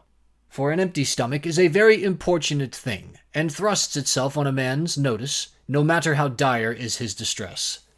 I am in great trouble, yet it insists that I shall eat and drink, bids me lay aside all memory of my sorrows, and dwell only on the due replenishing of itself. As for yourselves, do as you propose, and at break of day set about helping me to get home. I shall be content to die if I may first once more behold my property, my bondsmen, and all the greatness of my house. Thus did he speak. Everyone approved his saying, and agreed that he should have his escort, inasmuch as he had spoken reasonably.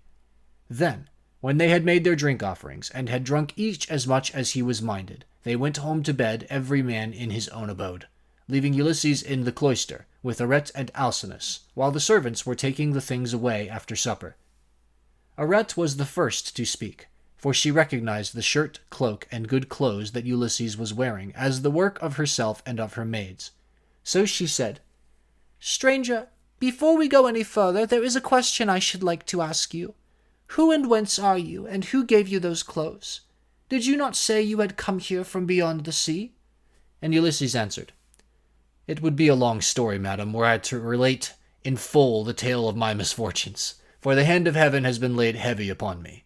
But as regards your question, there is an island far away in the sea which is called the Ogygian. Here dwells the cunning and powerful goddess Calypso, daughter of Atlas. She lives by herself, far from all neighbors, human or divine. Fortune, however, brought me to her hearth, all desolate and alone, for Jove struck my ship with his thunderbolts and brought it up in mid-ocean. My brave comrades were drowned, every man of them, but I stuck to the keel, and was carried hither and thither for the space of 9 days, till at last, during the darkness of the 10th night, the gods brought me to the Ogygian island, where the great goddess Calypso lives. She took me in and treated me with the utmost kindness. Indeed, she wanted to make me immortal that I might never grow old, but she could not persuade me to let her do so. I stayed with Calypso 7 years straight on end, and watered the good clothes she gave me with my tears during the whole time. But at last, when the 8th year came round, she bade me depart of her own free will, either because Jove had told her she must, or because she had changed her mind. She sent me from her island on a raft, which she provisioned with abundance of bread and wine. Moreover, she gave me good stout clothing, and sent me a wind that blew both warm and fair. Days 7 and 10 did I sail over the sea, and on the 18th I caught sight of the first outlines of the mountains upon your coast. And glad indeed was I to set eyes on them. Nevertheless, there was still much trouble in store for me, for at this point Neptune would let me go no further, and raised a great storm against me. The sea was so terribly high that I could no longer keep to my raft, which went to pieces under the fury of the gale, and I had to swim for it, till wind and current brought me to your shores. Then I tried to land, but could not, for it was a bad place, and the waves dashed me against the rocks. So I again took to the sea, and swam on till I came to a river, that seemed the most likely landing place, for there were no rocks, and it was sheltered from the wind. Here then I got out of the water, and gathered my senses together again. Night was coming on, so I left the river and went into a thicket, where I covered myself all over with leaves. And presently heaven sent me off into a very deep sleep. Sick and sorry as I was, I slept among the leaves all night, and through the next day till afternoon, when I woke as the sun was westering, and saw your daughter's maidservants playing upon the beach, and your daughter among them, looking like a goddess. I besought her aid, and she proved to be of an excellent disposition, much more so than could be expected from so young a person, for young people are apt to be thoughtless. She gave me plenty of bread and wine, and when she had had me washed in the river, she also gave me the clothes in which you see me. Now, therefore, though it has pained me to do so, I have told you the whole truth." Then Alcinous said, "Stranger, it was very wrong of my daughter not to bring you on at once to my house along with the maid, seeing that she was the first person whose aid you asked." "Pray do not scold her," replied Ulysses. "She is not to blame. She did tell me to follow along with the maids, but I was ashamed and afraid, for I thought you might perhaps be displeased if you saw me. Every human being is sometimes a little suspicious and irritable." "Stranger," replied Alcinous, "I am not the kind of man to get angry about nothing. It is always better to be reasonable. But by Father Jove, Minerva, and Apollo, now that I see what kind of person you are, and how much you think as I do, I wish you would stay here, marry my daughter, and become my son-in-law. If you will stay, I will give you a house and an estate. But no one, heaven forbid, shall keep you here against your own wish. And that you may be sure of this, I will attend tomorrow to the matter of your escort.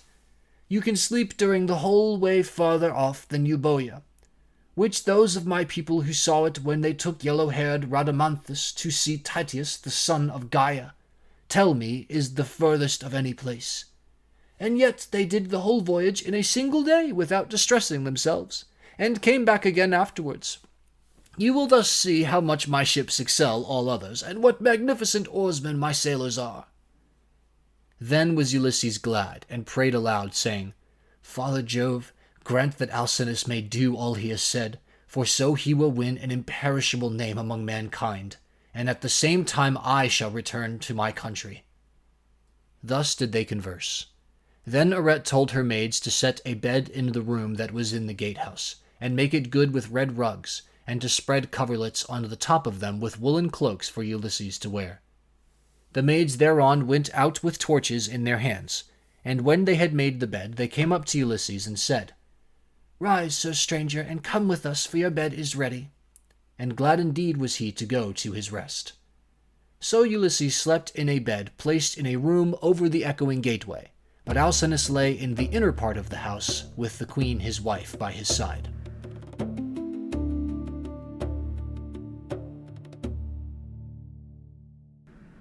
Book 8. Now, when the child of morning rosy-fingered dawn appeared, Alcinous and Ulysses both rose, and Alcinous led the way to the Phaeacian place of assembly, which was near the ships. When they got there, they sat down side by side on a seat of polished stone, while Minerva took the form of one of Alcinous's servants, and went round the town in order to help Ulysses to get home. She went up to the citizens, man by man, and said, "Aldermen and town councillors of the Phaeacians, come to the assembly, all of you, and listen to the stranger who has just come off a long voyage to the house of King Alcinous. He looks like an immortal god." With these words she made them all want to come, and they flocked to the assembly till seats and standing room were alike crowded. Everyone was struck with the appearance of Ulysses, for Minerva had beautified him about the head and shoulders, making him look taller and stouter than he really was, that he might impress the Phaeacians favorably as being a very remarkable man, and might come off well in the many trials of skill to which they would challenge him. Then, when they were got together, Alcinous spoke. "Hear me," said he, "aldermen and town councillors of the Phaeacians, that I may speak even as I am minded. This stranger, whoever he may be, found his way to my house from somewhere or other, east or west. He wants an escort and wishes to have the matter settled. Let us then get one ready for him, as we have done for others before him. Indeed, no one who ever yet came to my house has been able to complain of me for not speeding on his way soon enough. Let us draw a ship into the sea, one that has never yet made a voyage, and man her with 52 of our smartest young sailors. Then, when you have made fast your oars, each by his own seat, leave the ship and come to my house to prepare a feast. I will find you in everything. I am giving these instructions to the young men who will form the crew, for as regards you aldermen and town councillors, you will join me in entertaining our guest in the cloisters. I can take no excuses, and we will have Demodocus to sing to us, for there is no bard like him, whatever he may choose to sing about." Alcinous then led the way, and the others followed after, while a servant went to fetch Demodocus. The 52 picked oarsmen went to the seashore as they had been told, and when they got there they drew the ship into the water, got her mast and sails inside her, bound the oars to the thole pins with twisted thongs of leather, all in due course, and spread the white sails aloft. They moored the vessel a little way out from land, and then came on shore and went to the house of King Alcinous. The outhouses, yards, and all the precincts were filled with crowds of men in great multitudes, both old and young. and Alcinous killed them 12 sheep, 8 full-grown pigs, and 2 oxen. These they skinned and dressed so as to provide a magnificent banquet. A servant presently led in the famous bard Demodocus, whom the muse had dearly loved, but to whom she had given both good and evil, for though she had endowed him with a divine gift of song, she had robbed him of his eyesight. Pontonous set a seat for him among the guests, leaning it up against a bearing post. He hung the lyre for him on a peg over his head, and showed him where he was to feel for it with his hands. He also set a fair table with a basket of victuals by his side, and a cup of wine from which he might drink whenever he was so disposed. The company then laid their hands upon the good things that were before them. But as soon as they had had enough to eat and drink, the muse inspired Demodocus to sing the feats of heroes, and more especially a matter that was then in the mouths of all men, to wit, the quarrel between Ulysses and Achilles, and the fierce words that they had heaped on one another as they sat together at a banquet.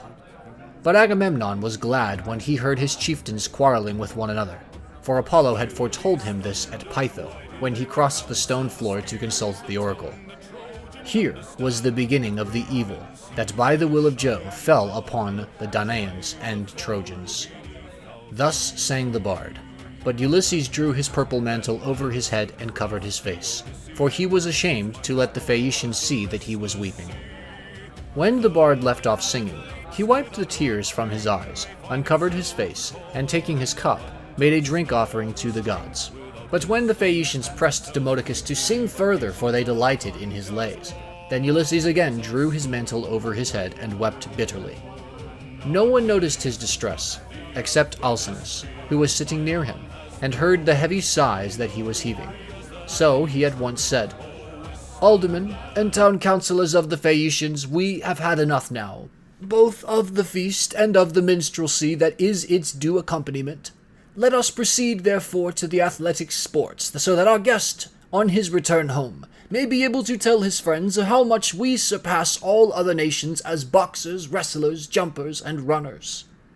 With these words he led the way, and the others followed after. A servant hung Demodocus's lyre on its peg for him, led him out of the cloister, and set him on the same way as that along which all the chief men of the Phaeacians were going to see the sports. A crowd of several thousands of people followed them, and there were many excellent competitors for all the prizes. Acronius, Achilleus, Elatrius, Nautius, Permnius, Anchileus, Aretmius, Pontius, Proreus, Thune, Anabasinius, and Amphialus, son of Polynius, son of Tecton. There were also Euryalus, son of Naubolus, who was like Mars himself, and was the best-looking man among the Phaeacians, except Laodamas. 3 sons of Alcinous, Laodamas, Halios, and Clytonius competed also. The foot races came first. The course was set out for them from the starting post, and they raised a dust upon the plain as they all flew forward at the same moment. Clytonius came in first by a long way. He left everyone else behind him, by the length of the furrow that a couple of mules can plow in a fallow field. They then turned to the painful art of wrestling, and here Euryalus proved to be the best man. Amphialus excelled all the others in jumping, while at throwing the disc there was no one who could approach Elatrius. Alcinous' son, Laodamas, was the best boxer, and he it was who presently said, when they had all been diverted with the games, "Let us ask the stranger whether he excels in any of these sports. He seems very powerfully built. His thighs, calves, hands, and neck are of prodigious strength. Nor is he at all old, but he has suffered much lately, and there is nothing like the sea for making havoc with a man, no matter how strong he is." "You are quite right, Laodamas," replied Euryalus. "Go up to your guest and speak to him about it yourself." When Laodamas heard this, he made his way into the middle of the crowd and said to Ulysses, "I hope, sir, that you will enter yourself for some one or other of our competitions, if you are skilled in any of them, and you must have gone in for many a one before now. There is nothing that does anyone so much credit all his life long as the showing himself a proper man with his hands and feet. Have a try, therefore, at something, and banish all sorrow from your mind. Your return home will not be long delayed, for the ship is already drawn into the water, and the crew is found." Ulysses answered, "Laodamas, why do you taunt me in this way? My mind is set rather on cares than contests. I have been through infinite trouble, and am come among you now as a suppliant, praying your king and people to further me on my return home." Then Eurylaus reviled him outright, and said, "I gather then that you are unskilled in any of the many sports that men generally delight in. I suppose you are one of those grasping traders that go about in ships as captains or merchants, and who think of nothing but of their outward freights and homeward cargoes. There does not seem to be much of the athlete about you." "For shame, sir," answered Ulysses fiercely. "You are an insolent fellow. So true is it that the gods do not grace all men alike in speech, person, and understanding. One man may be of weak presence, but heaven has adorned this with such a good conversation that he charms everyone who sees him. His honeyed moderation carries his hearers with him, so that he is leader in all assemblies of his fellows, and wherever he goes, he is looked up to. Another man may be as handsome as a god, but his good looks are not crowned with discretion. This is your case. No god could make a finer-looking fellow than you are, but you are a fool. Your ill-judged remarks have made me exceedingly angry, and you are quite mistaken, for I excel in a great many athletic exercises. Indeed, so long as I had youth and strength, I was among the first athletes of the age. Now, however, I am worn out by labor and sorrow, for I have gone through much both on the field of battle and by the waves of the weary sea. Still, in spite of all of this, I will compete, for your taunts have stung me to the quick." So he hurried up, without even taking his cloak off, and seized a disc, larger, more massive, and much heavier than those used by the Phaeacians when disc-throwing among themselves. Then, swinging it back, he threw it from his brawny hand, and it made a humming sound in the air as he did so.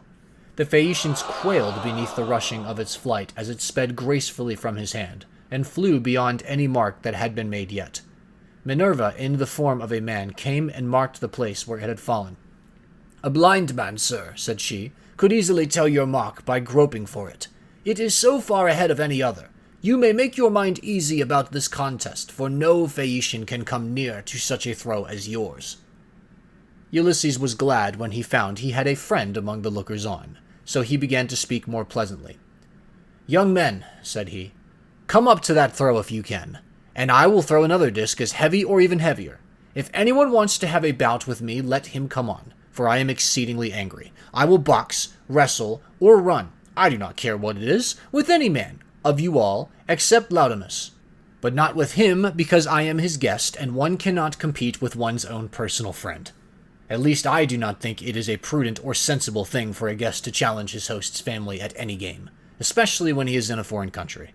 He will cut the ground from under his own feet if he does. But I make no exception as regards anyone else, for I want to have the matter out, and know which is the best man. I am a good hand at every kind of athletic sport known among mankind. I am an excellent archer. In battle I am always the first to bring a man down with my arrow, no matter how many more are taking aim at him alongside of me. Philoctetes was the only man who could shoot better than I could, when we Achaeans were before Troy and in practice. I far excel everyone else in the whole world, of those who still eat bread upon the face of the earth. But I should not like to shoot against the mighty dead, such as Hercules, or Eurytus the Oechalian, men who could shoot against the gods themselves. This, in fact, was how Eurytus came prematurely by his end, for Apollo was angry with him and killed him because he challenged him as an archer.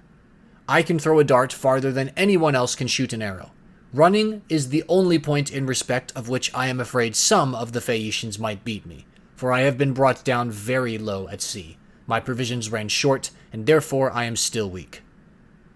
They all held their peace, except King Alcinous, who began, "Sir, we have had much pleasure in hearing all that you have told us, from which I understand that you are willing to show your prowess, as having been displeased with some insolent remarks that have been made to you by one of our athletes, and which could never have been uttered by anyone who knows how to talk with propriety.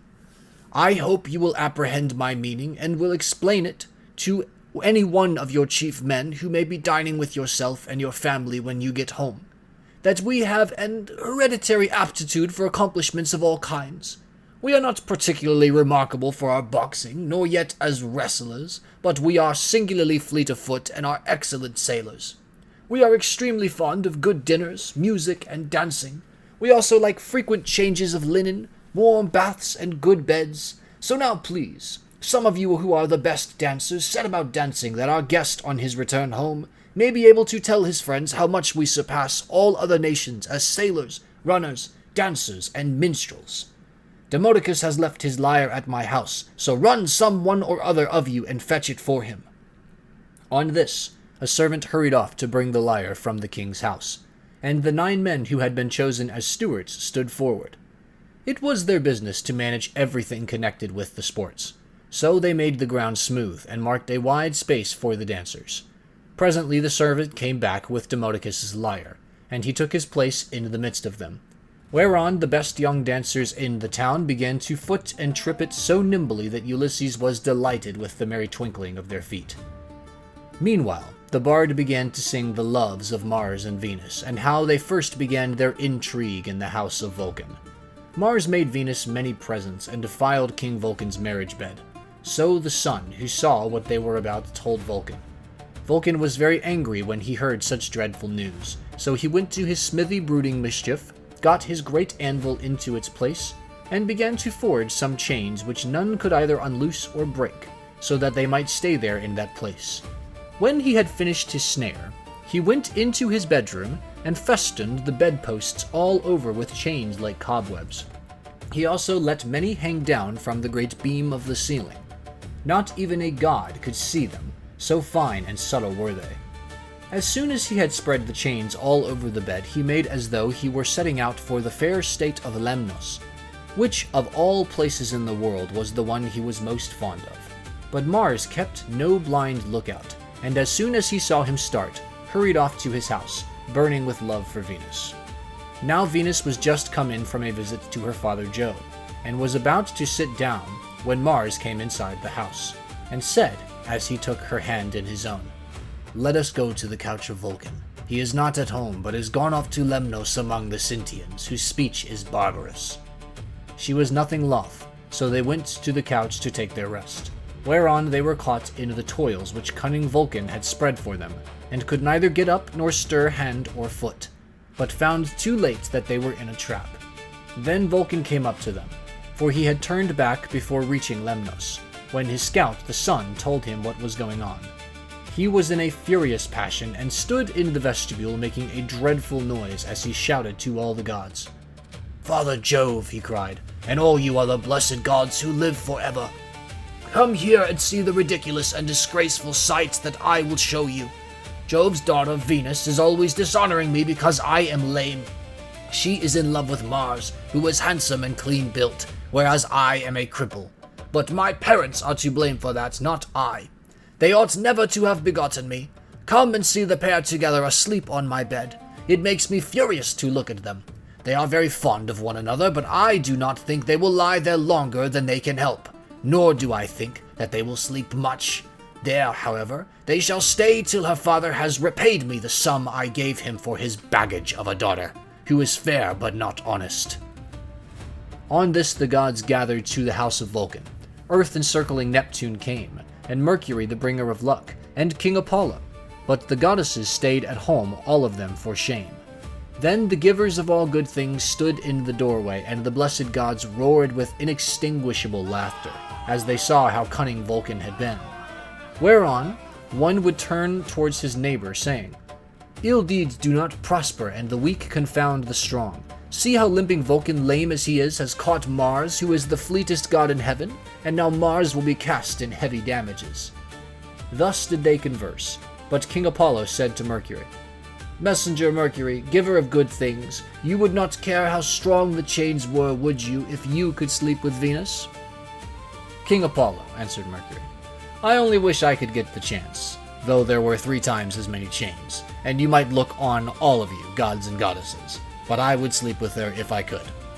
The immortal gods burst out laughing as they heard him, but Neptune took it all seriously, and kept on imploring Vulcan to set Mars free again. "Let him go," he cried, "and I will undertake as you require that he shall pay you all the damages that are held reasonable among the immortal gods." "Do not," replied Vulcan, "ask me to do this. A bad man's bond is bad security. What remedy could I enforce against you if Mars should go away and leave his debts behind him along with his chains?" Vulcan, said Neptune, if Mars goes away without paying his damages, I will pay you myself. So Vulcan answered, in this case I cannot and must not refuse you. Thereon, he loosed the bonds that bound them, and as soon as they were free they scampered off, Mars to Thrace and laughter-loving Venus to Cyprus and to Paphos, where is her grove and her altar fragrant with burning offerings.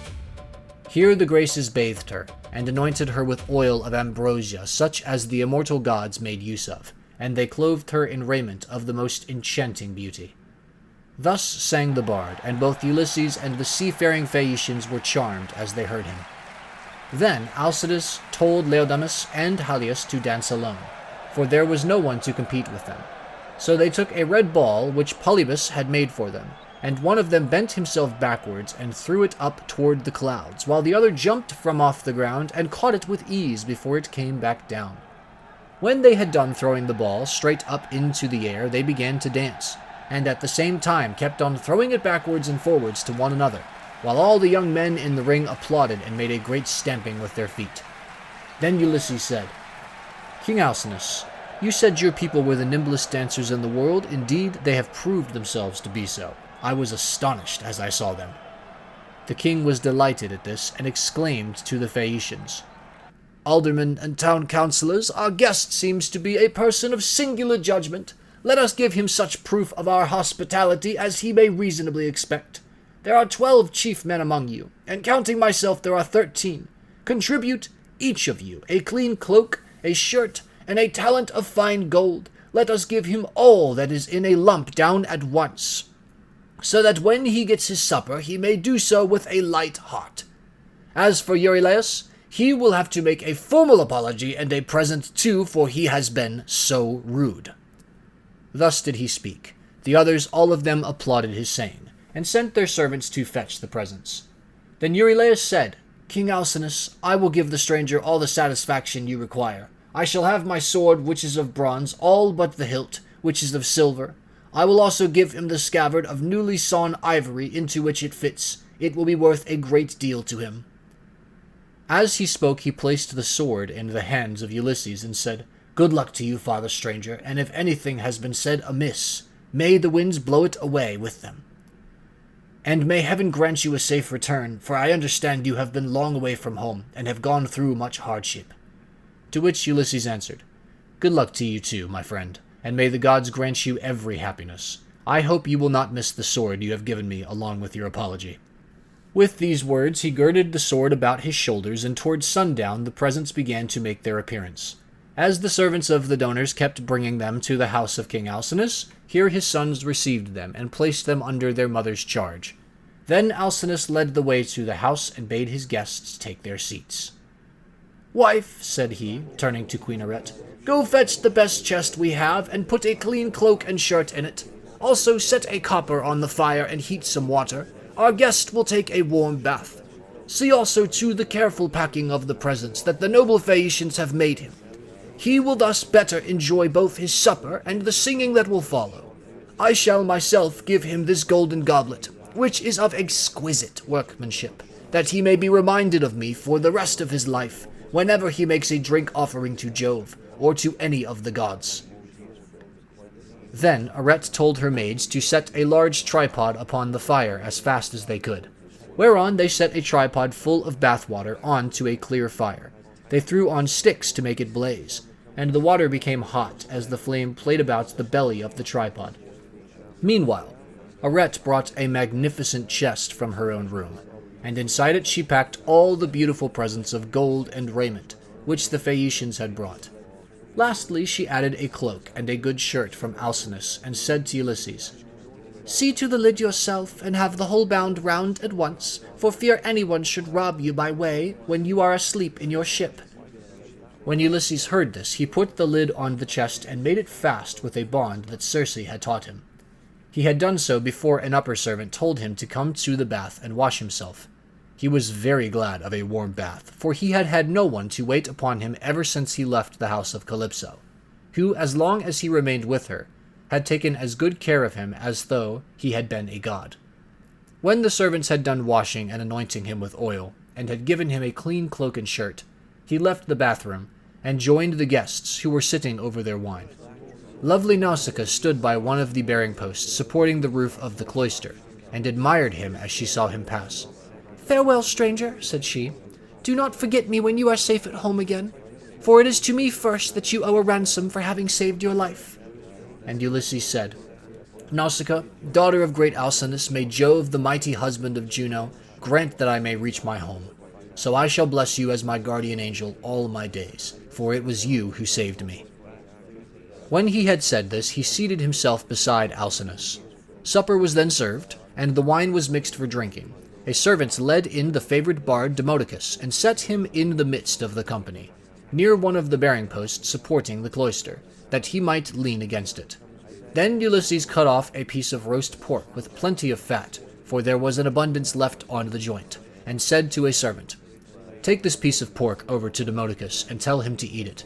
For all the pain his lays may cause me, I will salute him none the less." Bards are honored and respected throughout the world, for the muse teaches them their songs and loves them. The servant carried the pork in his fingers over to Demodocus, who took it and was very much pleased. They then laid their hands on the good things that were before them, and as soon as they had had to eat and drink, Ulysses said to Demodocus, "Demodocus, there is no one in the world whom I admire more than I do you. You must have studied under the muse, Jove's daughter, and under Apollo, so accurately do you sing the return of the Achaeans with all their sufferings and adventures. If you were not there yourself, you must have heard it all from someone who was. Now, however, change your song, and tell us of the wooden horse which Epheus made with assistance of Minerva, and which Ulysses got by stratagem into the fort of Troy, after freighting it with the men who afterwards sacked the city. If you will sing this tale aright, I will tell all the world how magnificently heaven has endowed you." The bard, inspired of heaven, took up the story, at the point where some of the Argives set fire to their tents and sailed away, while others, hidden with their horse, were waiting with Ulysses in the Trojan place of assembly. For the Trojans themselves had drawn the horse into their fortress, and it stood there while they sat in council round it, and were in 3 minds as to what they should do. Some were for breaking it up then and there. Others would have it dragged to the top of the rock on which the fortress stood, and then thrown down the precipice, while yet others were for letting it remain as an offering and propitiation for the gods. And this was how they settled it in the end, for the city was doomed when it took in that horse, within which were all the bravest of the Argives, waiting to bring death and destruction on the Trojans. Anon he sang how the sons of the Achaeans issued from the horse, and sacked the town, breaking out from their ambuscade. He sang how they overran the city hither and thither and ravaged it, and how Ulysses went raging like Mars along with Menelaus to the house of Deipholis. It was there that the fight raged most furiously. Nevertheless, by Minerva's help, he was victorious. All this he told, but Ulysses was overcome as he heard him, and his cheeks were wet with tears. He wept as a woman weeps when she throws herself on the body of her husband who has fallen before his own city and people, fighting bravely in defense of his home and children. She screams aloud and flings her arms about him as he lies gasping for breath and dying, but her enemies beat her from behind, about the back and shoulders, and carry her off into slavery, to a life of labor and sorrow, and the beauty fades from her cheeks. Even so piteously did Ulysses weep. But none of those present perceived his tears, except Alcinous, who was sitting near him, and could hear the sobs and sighs that he was heaving. The king therefore at once rose and said, "Aldermen and town councillors of the Phaeacians, let Demodocus cease his song, for there are those present who do not seem to like it. From the moment that we had done supper and Demodocus began to sing, our guest has been all the time groaning and lamenting. He is evidently in great trouble, so let the bard leave off, that we all may enjoy ourselves, hosts and guests alike. This will be much more as it should be, for all these festivities, with the escorts and the presents that we are making with so much goodwill, are wholly in his honor, and anyone with even a moderate amount of right feelings knows that he ought to treat a guest and a suppliant as though he were his own brother. Therefore, sir, do you on your part affect no more concealment nor reserve in the matter about which I shall ask you. It will be more polite in you to give me a plain answer. Tell me the name by which your father and mother over yonder used to call you, and by which you are known among your neighbors and fellow citizens. There is no one, neither rich nor poor, who is absolutely without any name whatever, for people's fathers and mothers give them names as soon as they are born. Tell me also your country, nation, and city, that our ships may shape their purpose accordingly and take you there. For the Phaeacians have no pilots, their vessels have no rudders, as those of other nations have, but the ships themselves understand what it is that we are thinking about and what.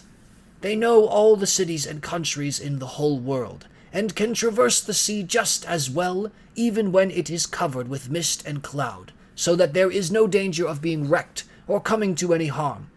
Still, I do remember hearing my father say that Neptune was angry with us for being too easygoing in the matter of giving people escorts. He said that one of these days he should wreck a ship of ours as it was returning from having escorted someone, and bury our city under a high mountain.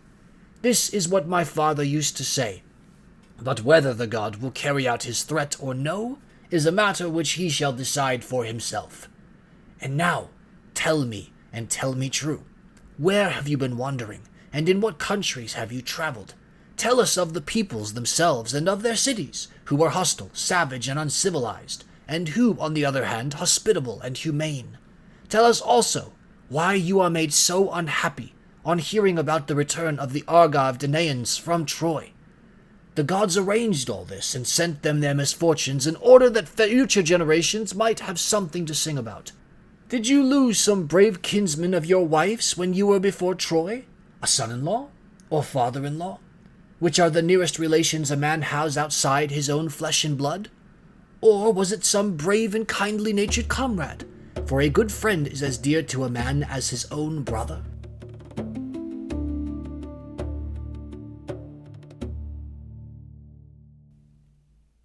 Book 9. And Ulysses answered, King Alcinous, it is a good thing to hear a bard with such a divine voice as this man has. There is nothing better or more delightful than when a whole people make merry together, with the guests sitting orderly to listen, while the table is loaded with bread and meats, and the cupbearer draws wine and fills his cup for every man. This is indeed as fair a sight as a man can see. Now, however, since you are inclined to ask the story of my sorrows, and rekindle my own sad memories in respect of them, I do not know how to begin, nor yet how to continue and conclude my tale, for the hand of heaven has been laid heavily upon me. Firstly, then, I will tell you my name, that you too may know it, and one day, if I outlive this time of sorrow, may become my guests, though I live so far away from all of you. I am Ulysses, son of Laertes, renowned among mankind for all manner of subtlety, so that my fame ascends to heaven. I live in Ithaca, where there is a high mountain called Neritum, covered with forests, and not far from it there is a group of islands, very near to one another. Dulichium, same, and the wooded island of Zakynthus. It lies squat on the horizon, all highest up in the sea towards the sunset, while the others lie away from it towards dawn. It is a rugged island, but it breeds brave men, and my eyes know none that they better love to look upon. The goddess Calypso kept me with her in her cave, and wanted me to marry her, as did also the cunning Aeaean goddess Circe. But they could neither of them persuade me, for there is nothing dearer to a man than his own country and his parents. And however splendid a home he may have in a foreign country, if it be far from father or mother, he does not care about it. Now, however, I will tell you of the many hazardous adventures which by Jove's will I met with on my return from Troy. When I had set sail thence, the wind took me first to Ismarus, which is the city of the Cyclones. There I sacked the city, and put the people to the sword. We took their wives and also much booty, which we divided equitably amongst us, so that none might have reason to complain. I then said that we had better make off at once, but my men very foolishly would not obey me. So they stayed there, drinking much wine, and killing great numbers of sheep and oxen on the seashore. Meanwhile the Cicons cried out to help to other Cicons who lived inland. These were more in number and stronger, and they were more skilled in the art of war, for they could fight either from chariots or on foot as the occasion served. In the morning, therefore, they came as thick as leaves in bloom in summer, and the hand of heaven was against us, so that we were hard pressed. They set the battle in array near the ships, and the hosts aimed their bronze-shod spears at one another. So long as the day waxed and it was still morning, we held our own against them, though they were more in number than we. But as the sun went down, towards the time when men lose their oxen, the Psychons got the better of us, and we lost 6 men from every ship we had.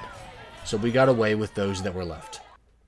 Thence we sailed onward with sorrow in our hearts, but glad to have escaped death, though we had lost our comrades. Nor did we leave till we had thrice invoked each one of the poor fellows who had perished by the hands of the Psychons. Then Jove raised the north wind against us, till it blew a hurricane, so that land and sky were hidden in thick clouds, and night sprang forth out of the heavens. We let the ships run before the gale, but the force of the wind tore our sails to tatters, so we took them down for fear of shipwreck, and rowed our hardest towards the land. There we lay 2 days and 2 nights, suffering much alike from toil and distress of mind. But on the morning of the 3rd day we again raised our mast, set sail, and took our place, letting the wind and steersman direct our ships. I should have got home at that time unharmed had not the north wind and the currents been against me as I was doubling Cape Melia, and set me off my course hard by the island of Kythera. I was driven thence by foul winds for a space of 9 days upon the sea. But on the 10th day we reached the land of the Lotus Eaters, who live on a food that comes from a kind of flower. Here we landed to take in fresh water, and our crews got their midday meal on the shore near the ships. When they had eaten and drunk, I sent 2 of my company to see what manner of men the people of the place might be, and they had a 3rd man under them. They started at once and went about among the Lotus Eaters, who did them no hurt, but gave them to eat of the lotus, which was so delicious that those who ate of it left off caring for about home, and did not even want to go back and say what had happened to them, but were for staying and munching lotus, with the Lotus Eaters, without thinking further of their return. Nevertheless, though they wept bitterly, I forced them back to the ships, and made them fast under the benches. Then I told the rest to go on board at once, lest any of them should taste of the lotus and leave off wanting to get home. So they took their places and smote the grey sea with their oars. We sailed hence, always in much distress, till we came to the land of the lawless and inhuman Cyclopes. Now the Cyclopes neither plant nor plough, but trust in Providence, and live on such wheat, barley, and grapes as grow wild without any kind of tillage, and their wild grapes yield them wine as the sun and rain may grow them. They have no laws, nor assemblies of the people, but live in caves on the top of high mountains. Each is lord and master in his family, and they take no account of their neighbors. Now, off their harbor, there lies a wooded and fertile island, not quite close to the land of the Cyclopes, but still not far. It is overrun with wild goats that breed there in great numbers, and are never disturbed by foot of man. For sportsmen, who as a rule will suffer so much hardship in forest or among mountain precipices, do not go there. Nor yet again is it ever plowed or fed down, but it lies a wilderness, untilled and unsown from year to year, and has no living thing upon it but only goats. For the Cyclops have no ships, nor yet shipwrights, who could make ships for them. They cannot therefore go from city to city, or sail over the sea to one another's country, as people who have ships can do. If they had had these, they would have colonized the island, for it is a very good one, and would yield everything in due season. There are meadows that in some places come right down to the seashore, well watered and full of luscious grass. Grapes would do there excellently. There is level land for plowing, and it would always yield heavily at harvest time, for the soil is deep. There is a good harbor, where no cables are wanted, nor yet anchors, nor need a ship be moored. But all one has to do is beach one's vessel and stay there till the wind becomes fair for putting out to sea again. At the head of the harbor there is a spring of clear water coming out of a cave, and there are poplars growing all round it. Here we entered, but so dark was the night that some god must have brought us in, for there was nothing whatever to be seen. A thick mist hung all round our ships. The moon was hidden behind a mass of clouds, so that no one could have seen the island if he had looked for it. Nor were there any breakers to tell us we were close inshore before we found ourselves upon the land itself. When, however, we had beached the ships, we took down the sails, went ashore, and camped upon the beach till daybreak. When the child of morning rosy-fingered dawn appeared, we admired the island and wandered all over it, while the nymphs, Jove's daughters, roused the wild goats that we might get some meat for our dinner. On this we fetched our spears and bows and arrows from the ships, and dividing ourselves into 3 bands began to shoot the goats. Heaven sent us excellent sport. I had 12 ships with me, and each ship got 9 goats, while my own ship had 10. Thus, through the livelong day to the going down of the sun, we ate and drank our fill. And we had plenty of wine left, for each one of us had taken many jars full when we sacked the city of the Cycons, and this had not yet run out. While we were feasting, we kept turning our eyes towards the land of the Cyclopes, which was hard by, and saw the smoke of their stubble fires. We could almost fancy we heard their voices and the bleating of their sheep and goats. But when the sun went down and it came on dark, we camped down upon the beach, and the next morning I called a council. "Stay here, my brave fellow," said I, "all the rest of you, while I go with my ship and exploit these people myself. I want to see if they are uncivilized savages, or a hospitable and humane race." I went on board, bidding my men to do so also, and loose the hawsers. So they took their place, and smote the great sea with their oars. When we got to the land, which was not far, there, or the face of a cliff, near the sea, we saw a great cave overhung with laurels.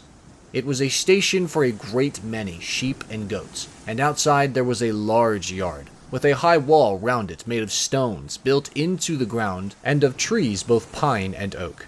This was the abode of a huge monster who was then away from home shepherding his flocks. He would have nothing to do with other people, but led the life of an outlaw. He was a horrid creature, not like a human being at all, but resembling rather some crag that stands out boldly against the sky on the top of a high mountain. I told my men to draw the ship ashore, and stay where they were, all but the 12 best among them who were to go along with myself. I also took a goatskin of sweet black wine which had been given me by Maron, son of Euanthes, who was priest of Apollo, the patron god of Ismarus, and lived within the wooded precincts of the temple. When we were sacking the city, we respected him and spared his life, as also his wife and child.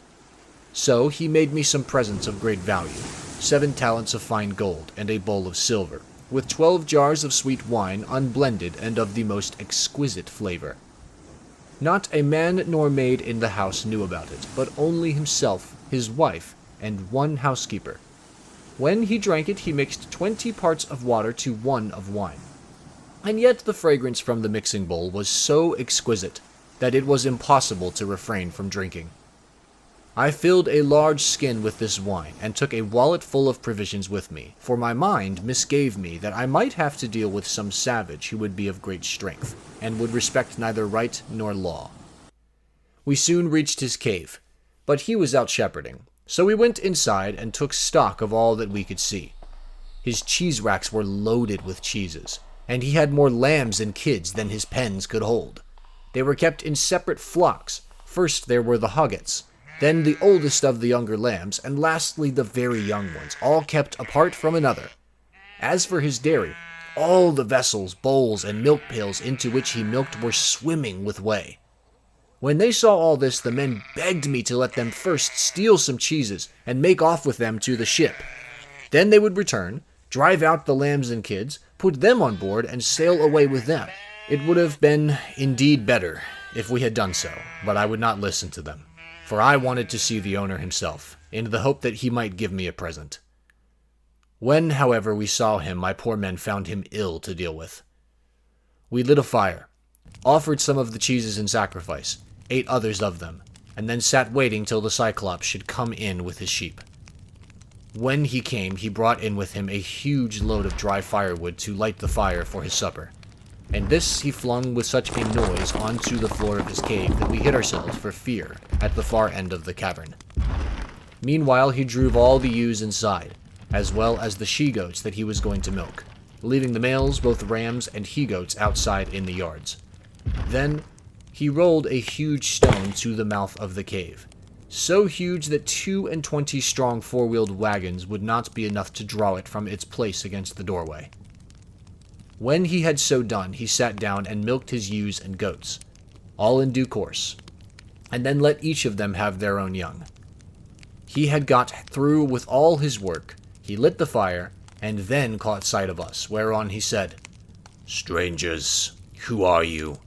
Where do you sail from? Are you traders, or do you sail the sea as rovers with your hands against every man, and every man's hand against you?"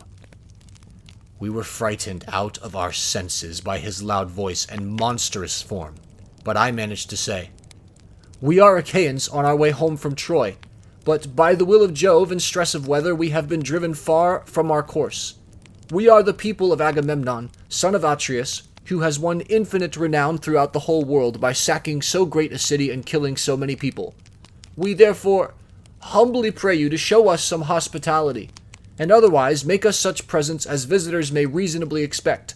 May your excellency fear the wrath of heaven, for we are your suppliants, and Jove take all respectable travelers under his protection, for he is the avenger of all suppliants and foreigners in distress." To this he gave me but a pitiless answer. "Stranger," said he, "you are a fool, or else you know nothing of this country. Talk to me indeed about fearing the gods or shunning their anger. We Cyclopes do not care about Jove or any of your blessed gods, for we are ever so much stronger than they. I shall not spare either yourself or your companions out of any regard for Jove, unless I am in the humor for doing so. And now tell me where you made your ship fast when you came on shore. Was it round the point, or is she lying straight off the land?" He said this to draw me out, but I was too cunning to be caught in that way, so I answered with a lie. "Neptune," said I, "sent my ship onto the rocks at the far end of your country and wrecked it. We were driven onto them from the open sea, but I and those who are with me escaped the jaws of death."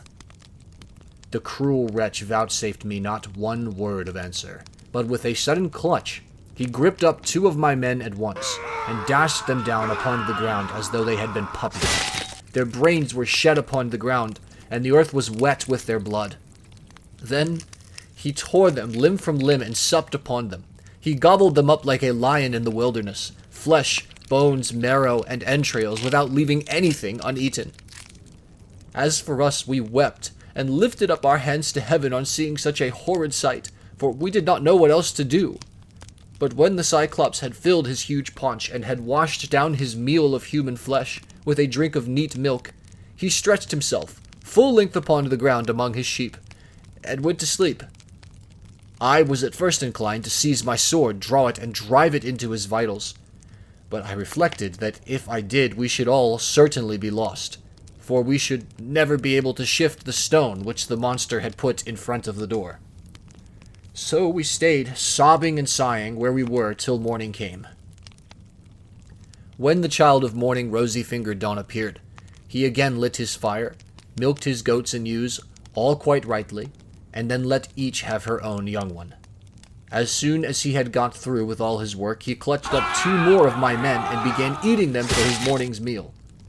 Presently, with the utmost ease, he rolled the stone away from the door and drove out his sheep, but he at once put it back again, as easily as though he were merely clapping the lid onto a quiver full of arrows. As soon as he had done so, he shouted and cried, "Shoo! Shoo!" after his sheep to drive them on to the mountain. So I was left to scheme some way of taking my revenge and covering myself with glory. In the end, I deemed it would be the best plan to do as follows. The Cyclops had a great club, which was lying near one of the sheep pens. It was of green olive wood, and he had cut it intending to use it for a staff as soon as it should be dry. It was so huge that we could only compare it to the mast of a 20-oared merchant vessel of large burden, and able to venture out into open sea. I went up to this club and cut off about 6 feet of it. I then gave this piece to the men, and told them to fine it evenly off at one end, which they proceeded to do. And lastly, I brought it to a point myself, charring the end in the fire to make it harder. When I had done this, I hid it under dung, which was lying about all over the cave, and told the men to cast lots, which of them should venture along with myself to lift it and bore it into the monster's eye, while he was asleep. The lot fell upon the very 4 whom I would have chosen, and I made myself 5. In the evening, the wretch came back from shepherding and drove his flocks into the cave, this time driving them all inside and not leaving any in the yards. I suppose some fancy must have taken him, or a god must have prompted him to do so. As soon as he had put the stone back to its place against the door, he sat down, milking his ewes and his goats all quite rightly, and then let each have her own young one. When he had got through with all his work, he gripped up 2 more of my men and made his supper off them. So we went up to him with an ivy wood bowl of black wine in my hands. "Look here, Cyclops," I said. "You have been eating a great deal of man's flesh, so take this and drink some wine, that you may see what kind of liquor we have on board my ship. I was bringing it to you as a drink offering in the hope that you would take compassion upon me and further me on my way home, whereas all you do is go on ramping and raving most intolerably. You ought to be ashamed of yourself. How can you expect people to come see you any more if you treat them in this way?" He then took the cup and drank. He was so delighted with the taste of the wine that he begged me for another bowlful. "Be so kind," he said, "as to give me some more, and tell me your name at once. I want to make you a present that you will be glad to have. We have wine even in this country, for our soil grows grapes and the sun ripens them. But this drinks like nectar and ambrosia all in one." I then gave him some more. 3 times did I fill the bowl for him, and 3 times did he drain it, without thought or heed. Then, when I saw that the wine had got into his head, I said to him, as plausibly as I could, "Cyclops, you asked my name, and I will tell it to you. Give me therefore the present you promised me. My name is No Man. This is what my father and mother and my friends have always called me."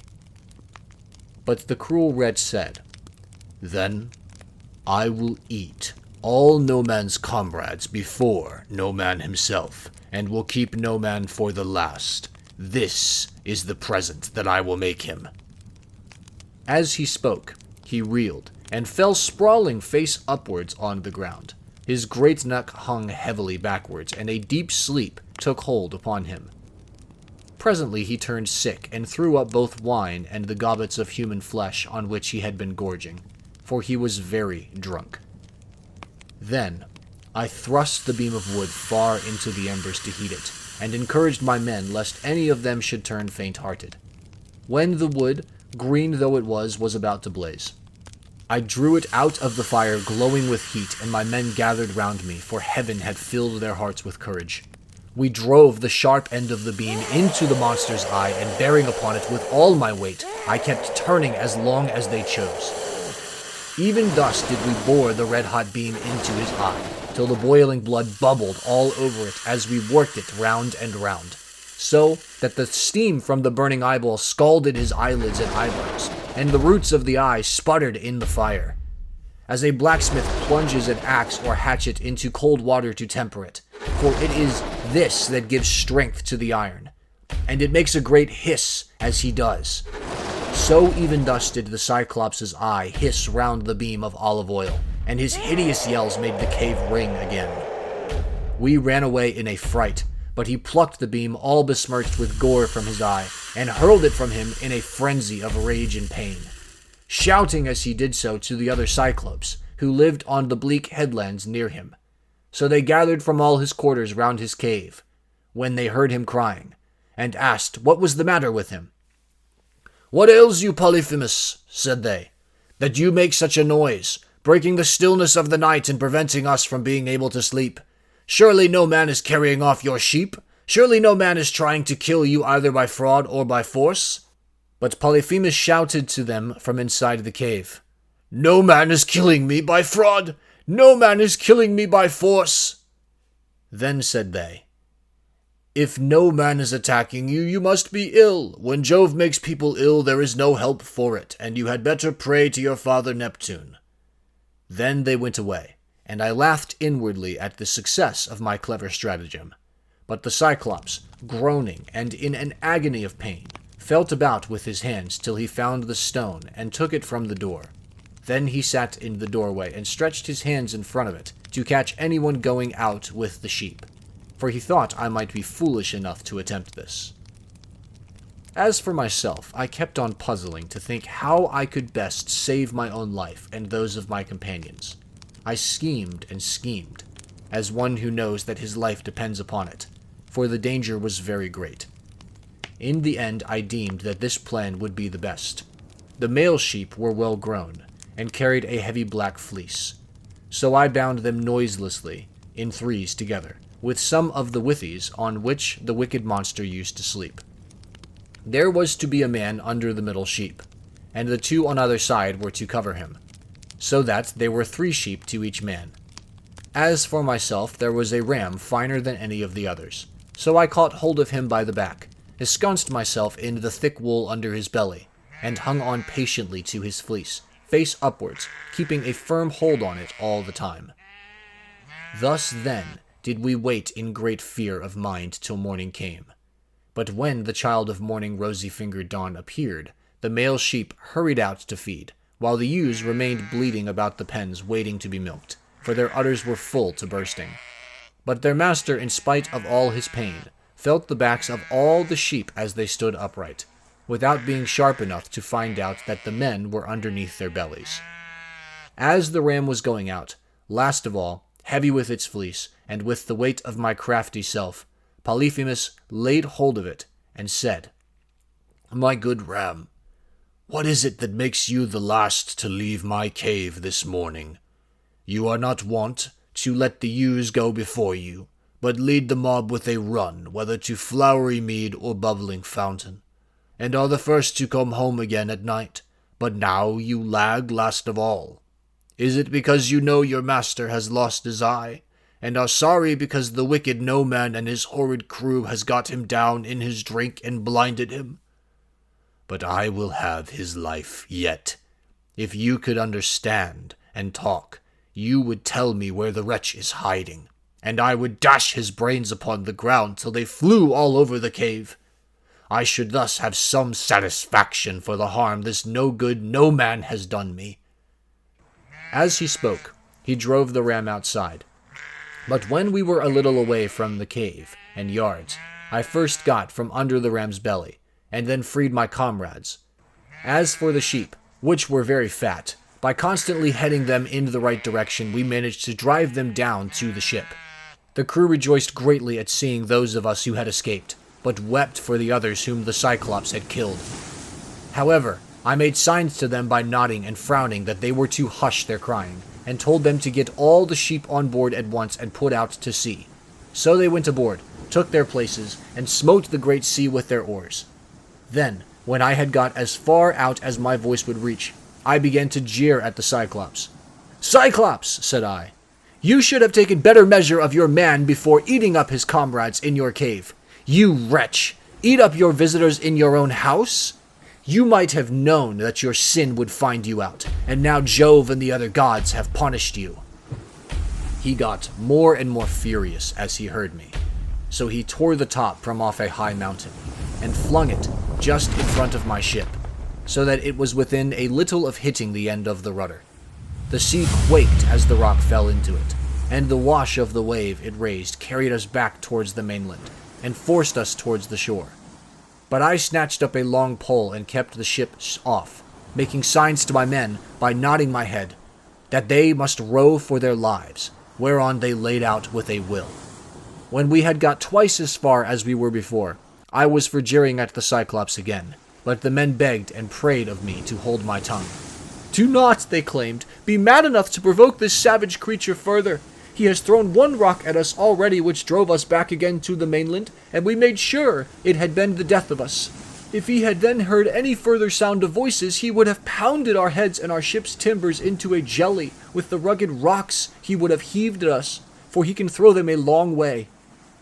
But I would not listen to them, and shouted out to him in my rage, "Cyclops, if anyone asks you who it was that put your eye out and spoiled your beauty, say it was the valiant warrior, Ulysses, son of Laertes, who lives in Ithaca."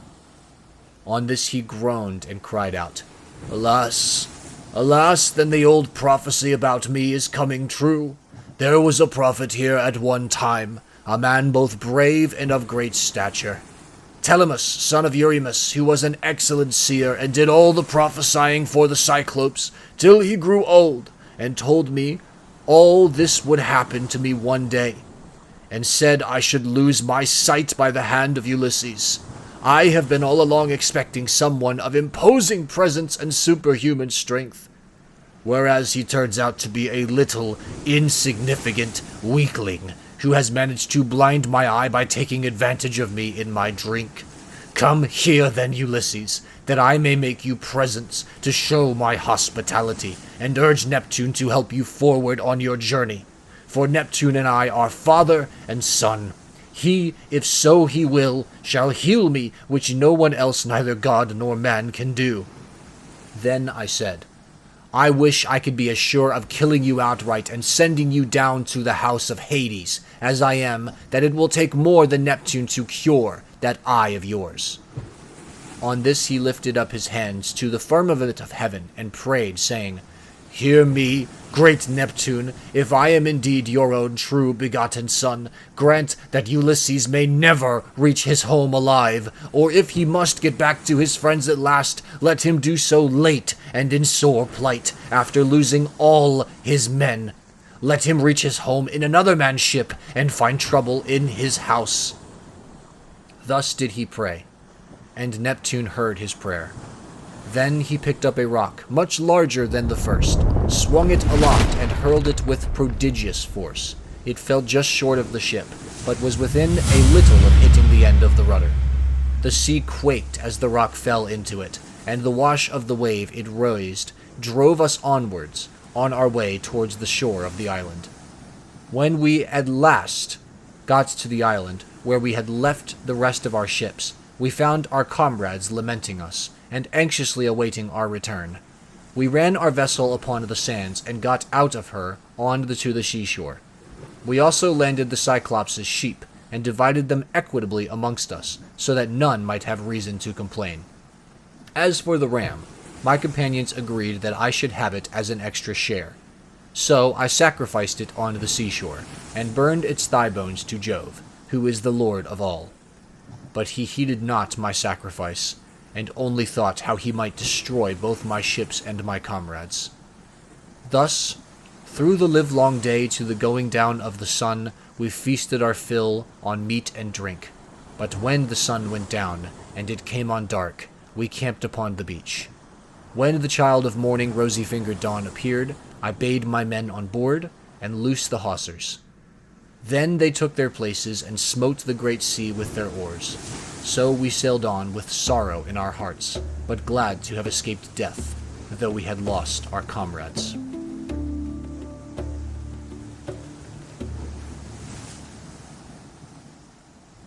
Book 10.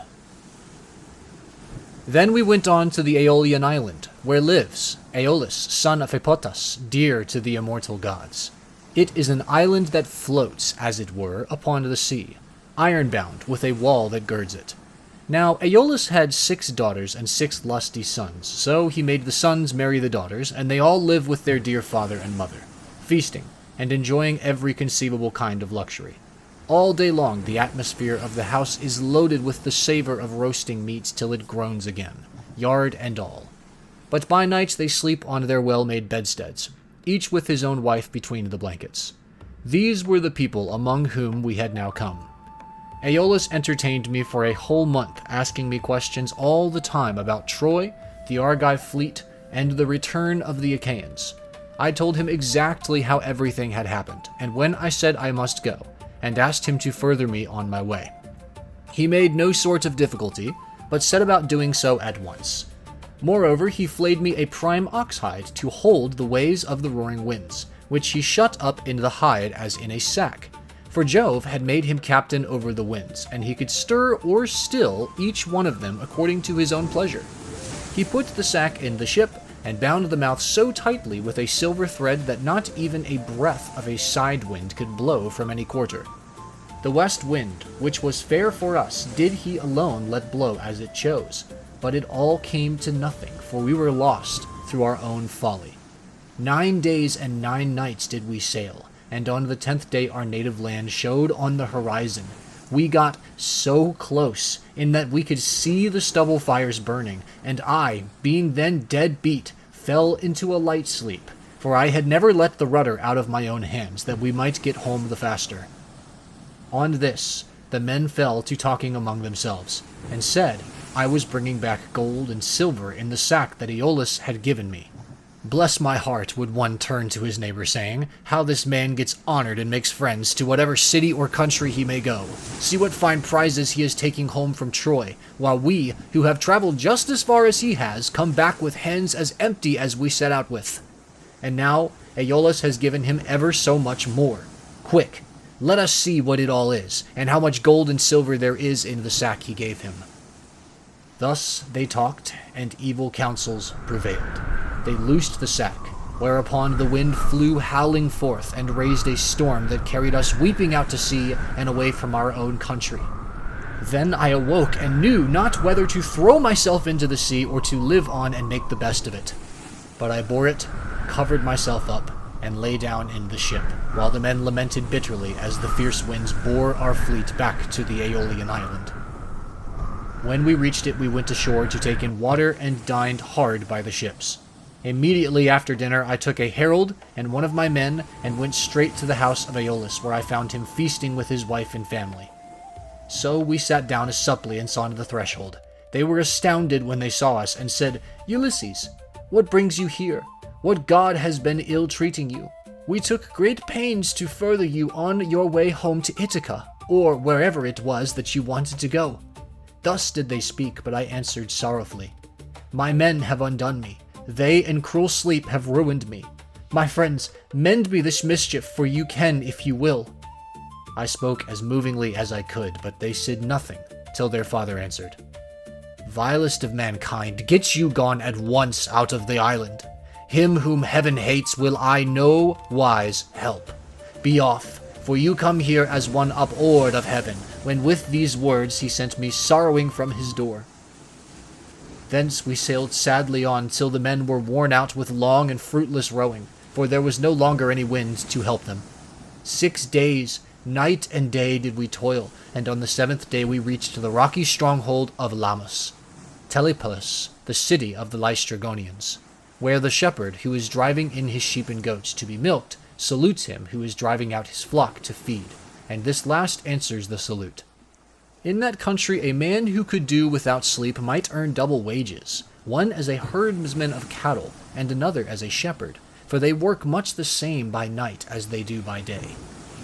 When we reached the harbor, we found it landlocked under steep cliffs, with a narrow entrance between two headlands.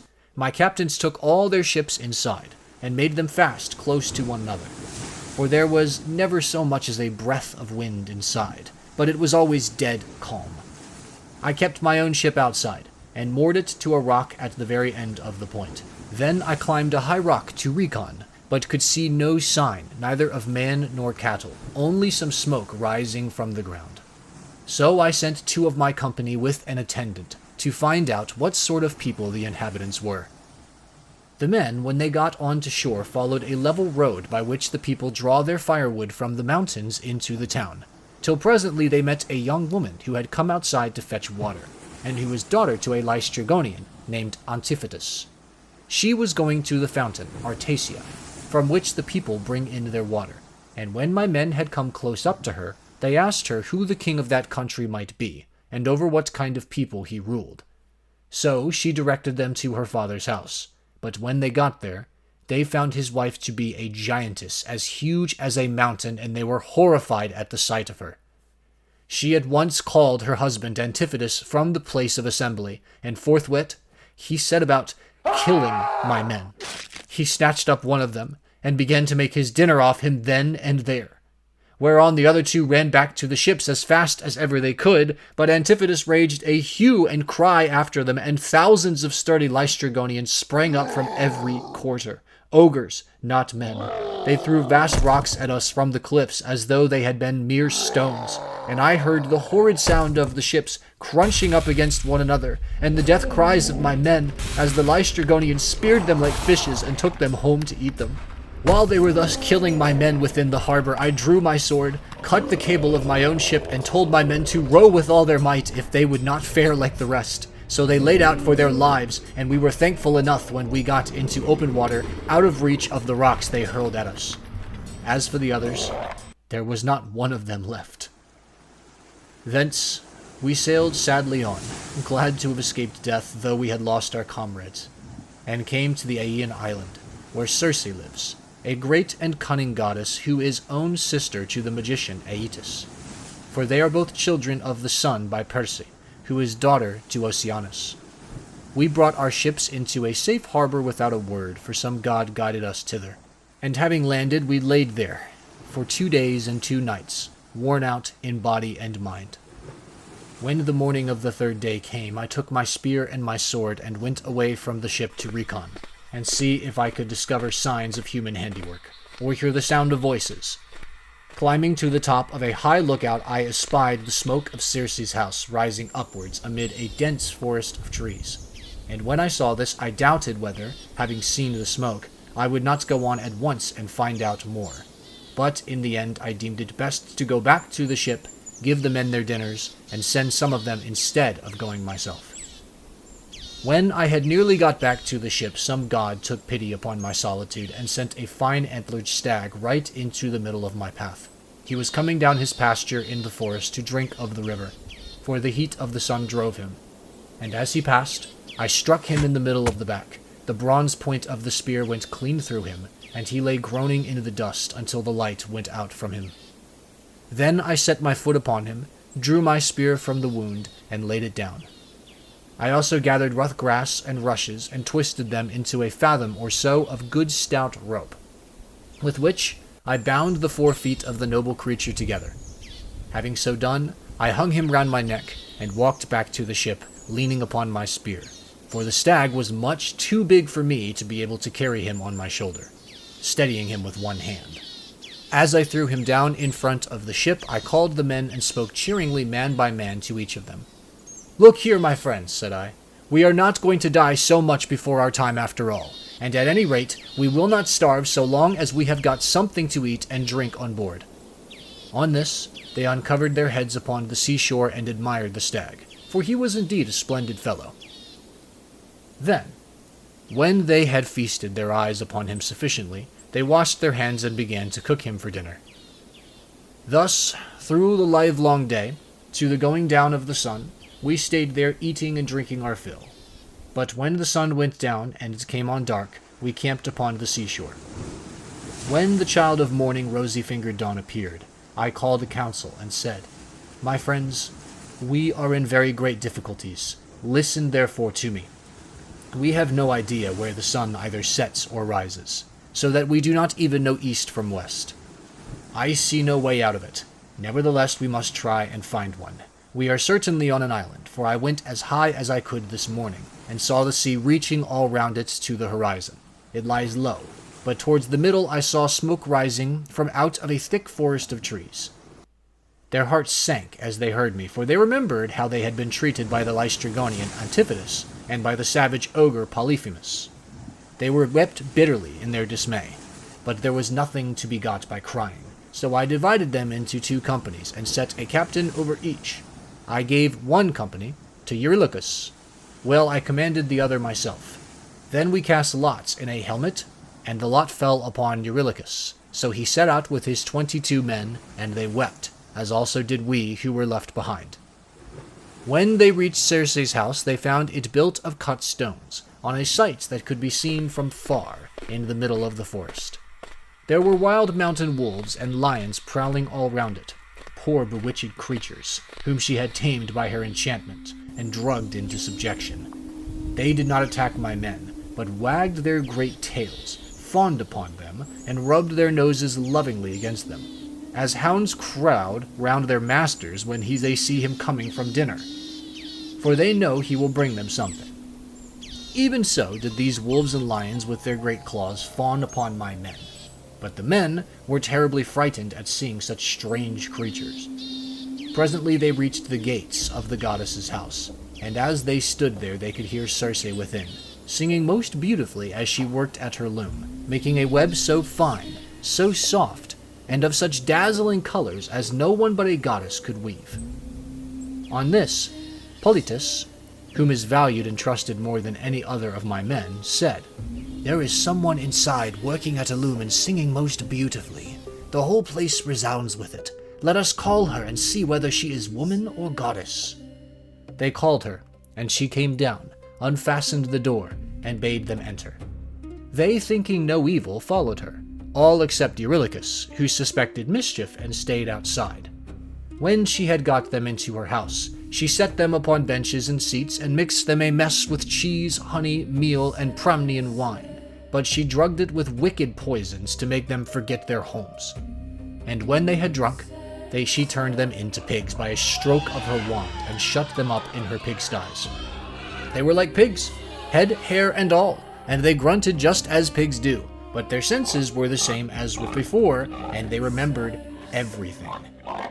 Thus then were they shut up squealing, and Circe threw them some acorns and beech mast such as pigs eat. But Eurylochus hurried back to tell me about the sad fate of our comrades. He was so overcome with dismay that though he tried to speak, he could find no words to do so. His eyes filled with tears, and he could only sob and sigh, till at last we forced his story out of him, and he told us what had happened to the others. "We went," said he, "as you told us, through the forest, and in the middle of it there was a fine house built with cut stones in a place that could be seen from far. There we found a woman, or else she was a goddess, working at her loom and singing sweetly. So the men shouted to her and called her, whereon she at once came down, opened the door, and invited us in. The others did not suspect any mischief, so they followed her into the house, but I stayed where I was, for I thought there might be some treachery. From that moment I saw them no more, for not one of them ever came out, though I sat a long time watching for them." Then I took my sword of bronze and slung it over my shoulders. I also took my bow and told Eurylochus to come back with me and show me the way. But he laid hold of me with both his hands and spoke piteously, saying, "Sir, do not force me to go with you, but let me stay here, for I know you will not bring one of them back with you, nor even return alive yourself. Let us rather see if we cannot escape at any rate with the few that are left of us, for we may still save our lives." "Stay where you are, then," answered I, "eating and drinking at the ship. But I must go, for I am most urgently bound to do so." With this I left the ship, and went up inland. When I got through the charmed grove, and was near the great house of the enchantress Circe, I met Mercury with his golden wand, disguised as a young man in the heyday of his youth and beauty, with the down just coming upon his face. He came up to me, and took my hand within his own, saying, "My poor unhappy man, whither are you going over this mountain top alone, and without knowing the way? Your men are shut up in Circe's pigsties, like so many wild boars in their lairs. You surely do not fancy that you can set them free? I can tell you that you will never get back, and will have to stay there with the rest of them. But never mind, I will protect you and get you out of your difficulty. Take this herb, which is one of great virtue, and keep it about you when you go to Circe's house. It will be a talisman to you against every kind of mischief. And I will tell you of all the wicked witchcraft that Circe will try to practice upon you. She will mix a mess for you to drink, and she will drug the meal with which she makes it, but she will not be able to charm you, for the virtue of the harp that I shall give you will prevent her spells from working. I will tell you all about it. When Circe strikes you with her wand, draw your sword, and spring upon her, as though you were going to kill her. She will then be frightened and will desire you to go to bed with her. On this, you must not point blank refuse her, for you want her to set your companions free, and to take good care also of yourself. But you must make her swear solemnly by all the blessed gods that she will plot no further mischief against you, or else, when she has got you naked, she will unman you and make you fit for nothing." As he spoke, he pulled the herb out of the ground and showed me what it was like. The root was black, while the flower was as white as milk. The gods called it Nalle, and mortal men cannot uproot it, but the gods can do whatever they like. Then Mercury went back to high Olympus, passing over the wooded island, But I fared onward to the house of Circe, and my heart was clouded with care as I walked along. When I got to the gates, I stood there and called the goddess, and as soon as she heard me, she came down, opened the door, and asked me come in. So I followed her, much troubled in my mind. She set me on a richly decorated seat inlaid with silver. There was a footstool also under my feet, and she mixed a mess in a golden goblet for me to drink. But she drugged it, for she meant me mischief. When she had given it to me, and I had drunk it without its charming me, she struck me with her wand. "There now," she cried, "be off to the pigsty and make your lair with the rest of them." But I rushed at her, with my sword drawn, as though I would kill her, whereon she fell with a loud scream, clasped my knees, and spoke piteously, saying, "Who and whence are you? From what place and people have you come? How can it be that my drugs have no power to charm you? Never yet was any man able to stand so much as a taste of the herb I gave you. You must be spell-proof. Surely you can be none other than the bold hero Ulysses, who Mercury always said would come here some day with his ship, while on his way home from Troy. So be it then. Sheathe your sword and let us go to bed, that we may make friends and learn to trust each other." And I answered, "Circe, how can you expect me to be friendly with you, when you have just been turning all my men into pigs, and now that you have got me here myself, you mean me mischief, when you ask me to go to bed with you, and will unman me and make me fit for nothing? I shall certainly not consent to go to bed with you, unless you will first take your solemn oath to plot no further harm against me." So she swore at once, as I had told her, and when she had completed her oath, then I went to bed with her. Meanwhile, her 4 servants, who are her housemaids, set about their work. They are the children of the groves and fountains, and of the holy waters that run down into the sea. One of them spread a fair purple cloth over a seat, and laid a carpet underneath it. Another brought tables of silver up to the seats, and set them with baskets of gold. A third mixed some sweet wine with water in a silver bowl, and put golden cups upon the tables, while the fourth brought in water and set it to boil in a large cauldron over a good fire which she had lighted. When the water in the cauldron was boiling, she poured cold into it till it was just as I liked it, and then she set me in a bath and began washing me from the cauldron about the head and shoulders, to take the tire and stiffness out of my limbs. As soon as she had done washing me, and also under my feet, a maidservant then brought me water in a beautiful golden ewer, and poured it into a silver basin for me to wash my hands. And she drew a clean table beside me. An upper servant brought me bread, and offered me many things of what there was in the house. And then Circe bade me eat, but I would not, and sat without heeding what was before me, still moody and suspicious. When Circe saw me, sitting there without eating, and in great grief, she came to me and said, "Ulysses, why do you sit like that, as though you were dumb, gnawing at your own heart, and refusing both meat and drink? Is it that you are still suspicious? You ought not to be, for I have already sworn solemnly that I will not hurt you." And I said, "Circe, no man with any sense of what is right can think of either eating or drinking in your house until you have set his friends free and let him see them. If you want me to eat and drink, you must free my men and bring them to me, that I may see them with my own eyes." When I had said this, she went straight through the court with her wand in her hand, and opened the pigsty doors. My men came out like so many prime hogs, and stood looking at her. But she went about among them, and anointed each with a second drug, whereon the bristles that the bad drug had given them fell off, and they became men once again, younger than they were before, and much taller and better looking. They knew me at once, seized me each of them by the hand, and wept for joy till the whole house was filled with the sound of their hullabalooing. And Circe herself was so sorry for them that she came up to me and said, "Ulysses, noble son of Laertes, go back at once to the sea where you have left your ship, and first draw it on to the land. Then hide all your ship's gear and property in some cave, and come back here with your men." I agreed to do this, so I went back to the seashore, and found the men at the ship weeping and wailing most piteously. When they saw me, the silly, blubbering fellows began frisking round me as calves break out and gambol round their mothers. when they see them coming home to be milked after they had been feeding all day, and the homestead resounds with their lowing. They seemed as glad to see me as though they had got back to their own rugged Ithaca, where they had been born and bred. "Sir," said the affectionate creatures, "we are as glad to see you back as though we had got safe home to Ithaca. But tell us all about the fate of our comrades." I spoke comfortingly to them and said, "We must draw our ship onto the land and hide the ship's gear with all our property in some cave. Then come with me as fast as you can to Circe's house, where you will find your comrades eating and drinking in the midst of great abundance." On this the men would have come with me at once, but Eurylochus tried to hold them back and said, "Alas, poor wretches that we are, what will become of us? Rush not on to your ruin by going to the house of Circe, who will turn us all into pigs or wolves or lions, and we shall have to keep guard over her house.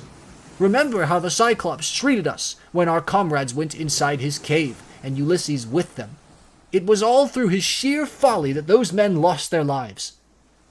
When I heard him, I was in two minds, whether or not to draw the keen blade that hung by my sturdy thigh and cut his head off in spite of his being a near relation of my own.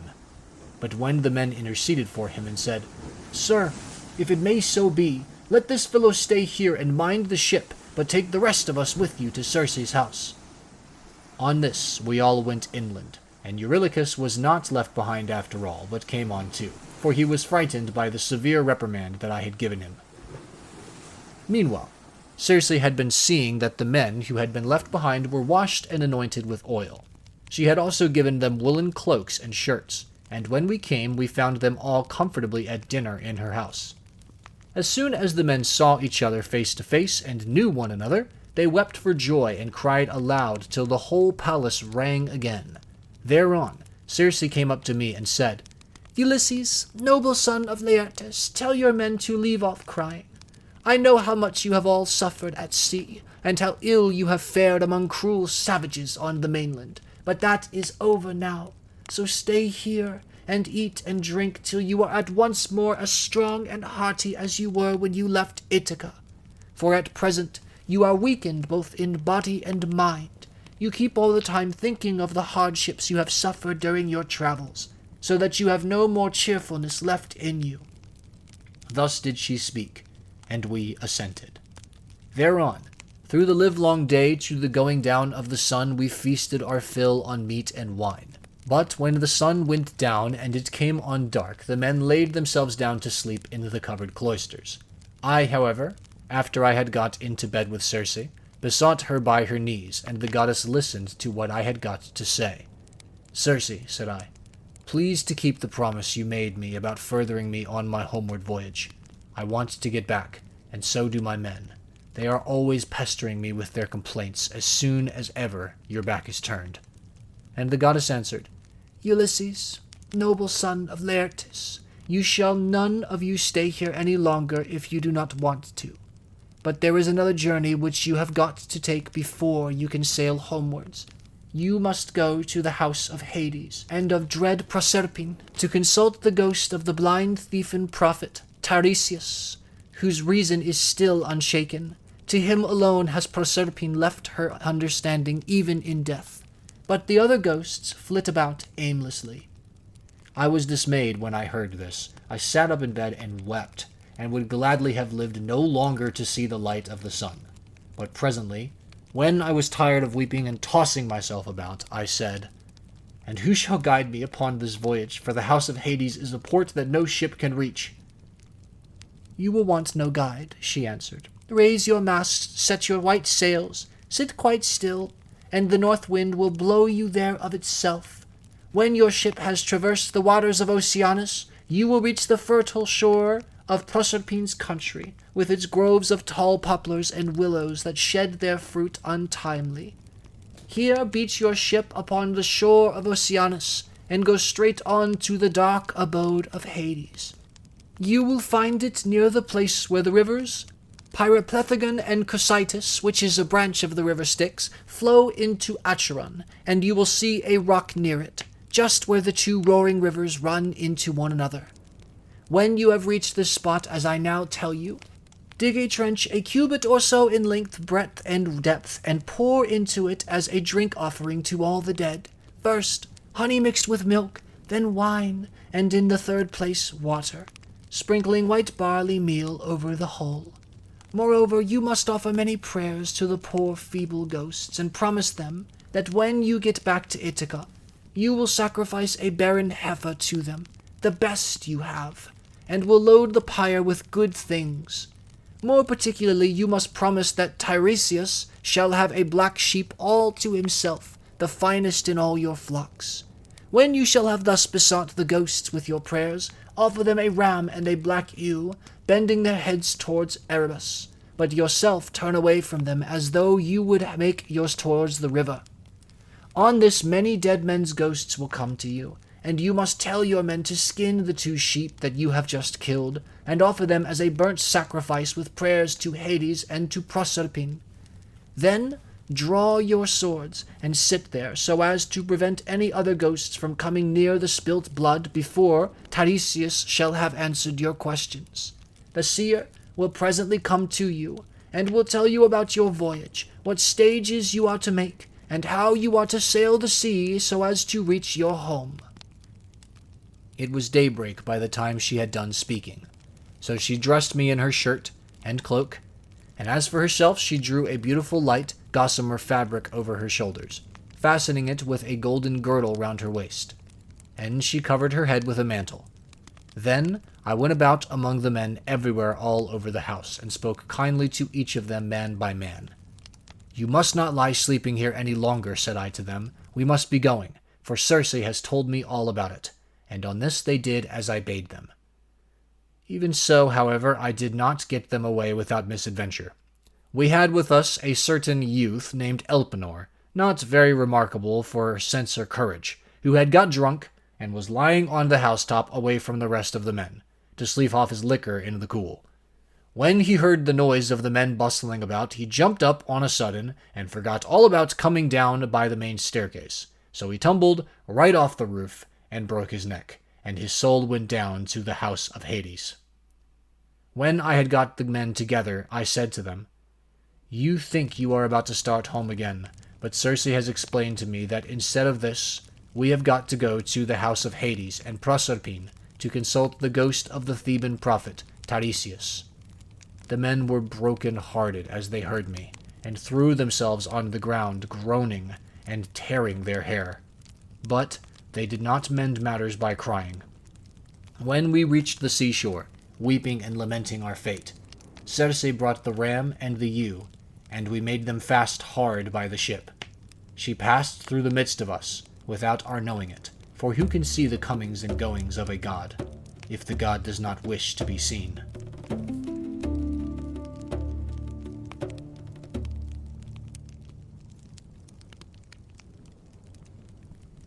Book 11. Then, when we had got down to the seashore, we drew our ship into the water and got her mast and sails into her. We also put the sheep on board and took our places, weeping and in great distress of mind. Circe, that great and cunning goddess, sent us a fair wind that blew dead aft and stayed steadily with us, keeping our sails all the time well filled. So we did whatever wanted doing to the ship's gear, and let her go as the wind and helmsman headed her. All day long her sails were full as she held her course over the sea. But when the sun went down, and darkness was over all the earth, we got into the deep waters of the river Oceanus, where lay the land and city of the Cimmerians, who live enshrouded in mist and darkness, which the rays of the sun never pierce, neither at his rising nor as he goes down again out of the heavens. But the poor wretches live in one long, melancholy night. When we got there we beached the ship, took the sheep out of her, and went along by the waters of Oceanus till we came to the place of which Circe had told us. Here Perimetus and Eurylochus held the victims, while I drew my sword and dug the trench a cubit each way. I made a drink offering to all the dead, first with honey and milk, then with wine, and thirdly with water, and I sprinkled white barley meal over the whole, praying earnestly to the poor feckless ghosts, and promising them that when I got back to Ithaca, I would sacrifice a barren heifer for them, the best I had, and would load the pyre with good things. I also particularly promised that Tiresias should have a black sheep to himself, the best in all my flocks. When I had prayed sufficiently to the dead, I cut the throats of the 2 sheep and let the blood run into the trench, whereon the ghosts came trooping up from Erebus, brides, young bachelors, old men worn out with toil, maids who had been crossed in love, and brave men who had been killed in battle, with their armor still smirched with blood.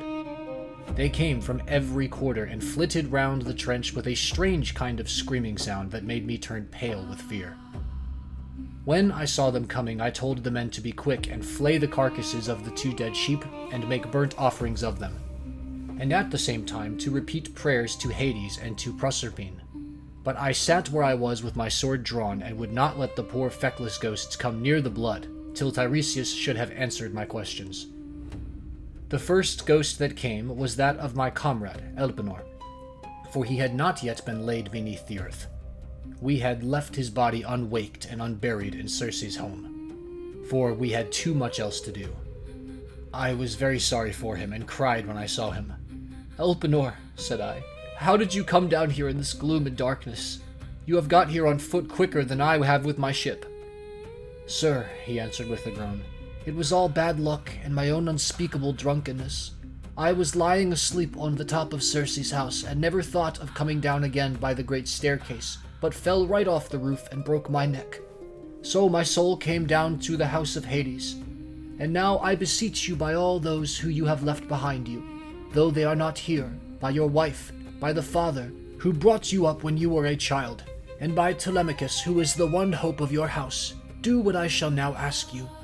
I know that when you leave this limbo you will again hold your ship for the Aeaean island. Do not go thence, leaving me unwaked and unburied behind you, or I may bring heaven's anger upon you. But burn me with whatever armor I have, build a barrow for me on the seashore, that may tell people in days to come what a poor, unlucky fellow I was, and plant over my grave the oar I used to row with when I was yet alive, and with my messmates."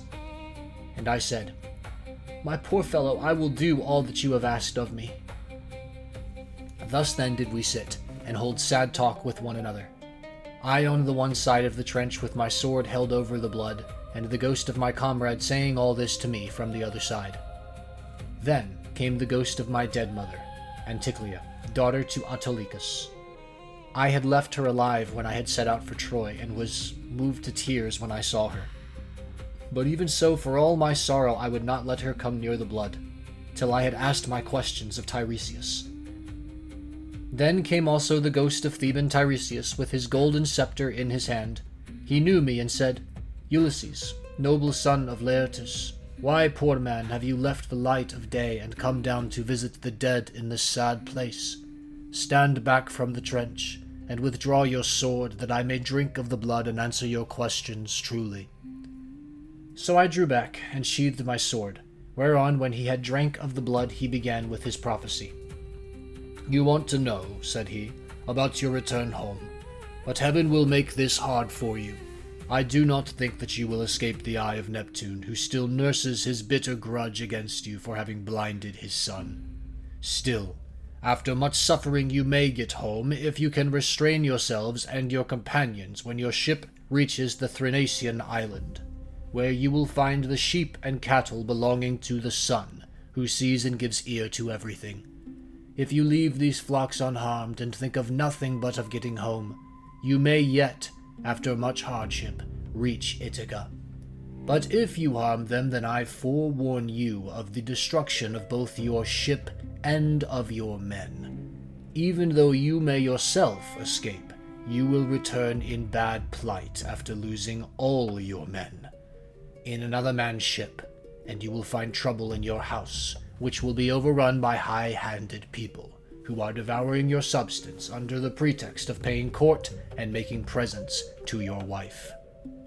When you get home, you will take your revenge on these suitors, and after you have killed them by force or fraud in your own house, you must take a well-made oar and carry it on, till you come to a country where the people have never heard of the sea and do not even mix salt with their food, nor do they know anything about ships and oars that are as the wings of a ship. I will give you this certain token which cannot escape your notice. A wayfarer will meet you, and will say it must be a winnowing shovel that you have got upon your shoulder. On this you must fix the ore into the ground and sacrifice a ram, a bull, and a boar to Neptune. Then go home and offer hecatombs to all the gods in heaven one after the other. As for yourself, death shall come to you from the sea, and your life shall ebb away very gently when you are full of years and peace of mind, and your people shall bless you. All that I have said will come true." "This," I answered, "must be as it may please heaven, but tell me, and tell me, and tell me true. I see my poor mother's ghost close by us.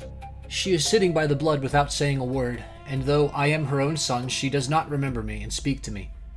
Tell me, sir, how I can make her know me." "That," said he, "I can soon do. Any ghost that you let taste of the blood will talk with you like a reasonable being. But if you do not let them have any blood, they will go away again." On this the ghost of Tiresias went back to the house of Hades, for his prophesyings had now been spoken. But I sat still where I was, until my mother came up and tasted the blood.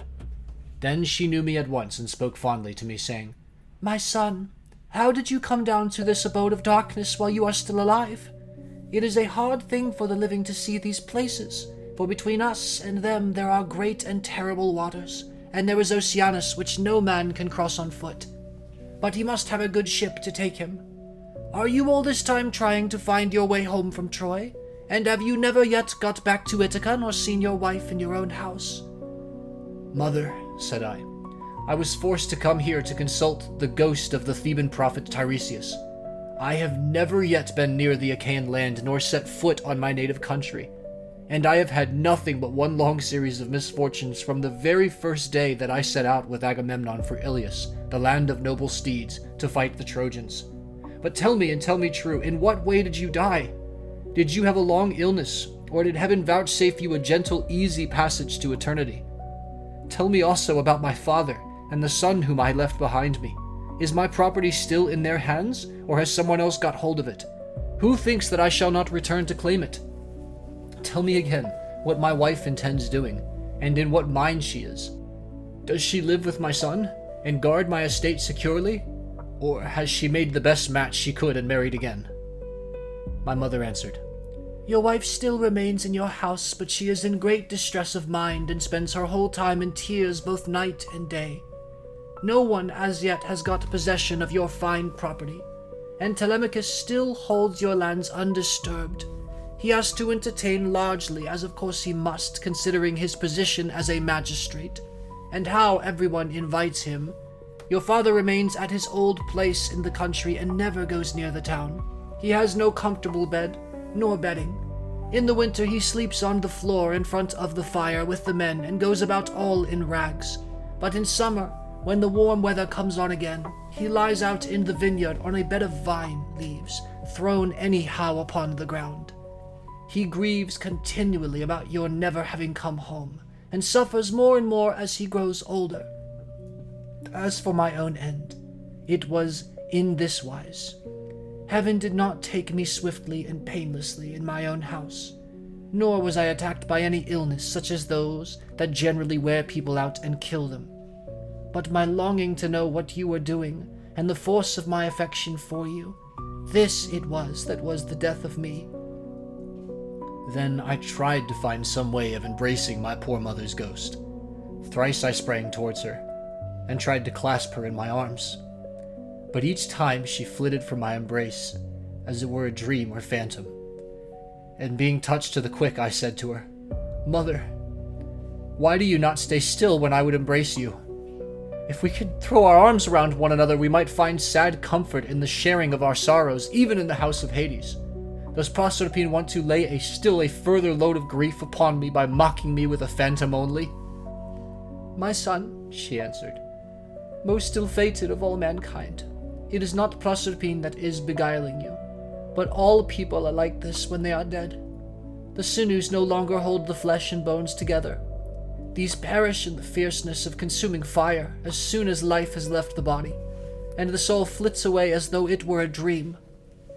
Now, however, go back to the light of day as soon as you can, and note all these things that you may tell them to your wife hereafter." Thus did we converse. And anon Proserpine sent up the ghosts of the wives and daughters of all the most famous men. They gathered in crowds about the blood, and I considered how I might question them severely.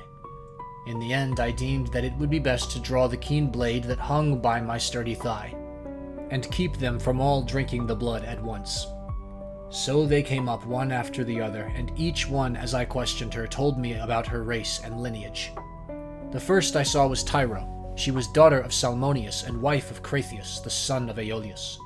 She fell in love with the river Enipeus, who was much the most beautiful river in the whole world. Once, when she was taking a walk by his side as usual, Neptune, disguised as her lover, lay with her at the mouth of the river, and a huge blue wave arched itself like a mountain over them to hide both woman and god, whereon he loosed her virgin girdle and laid her in a deep slumber. When the god had accomplished the deed of love, he took her hand in his own and said, "Tyro, rejoice in all goodwill. The embraces of the gods are not fruitless, and you will have fine twins about this time 12 months. Take good care of them. I am Neptune, so now go home, but hold your tongue and do not tell anyone."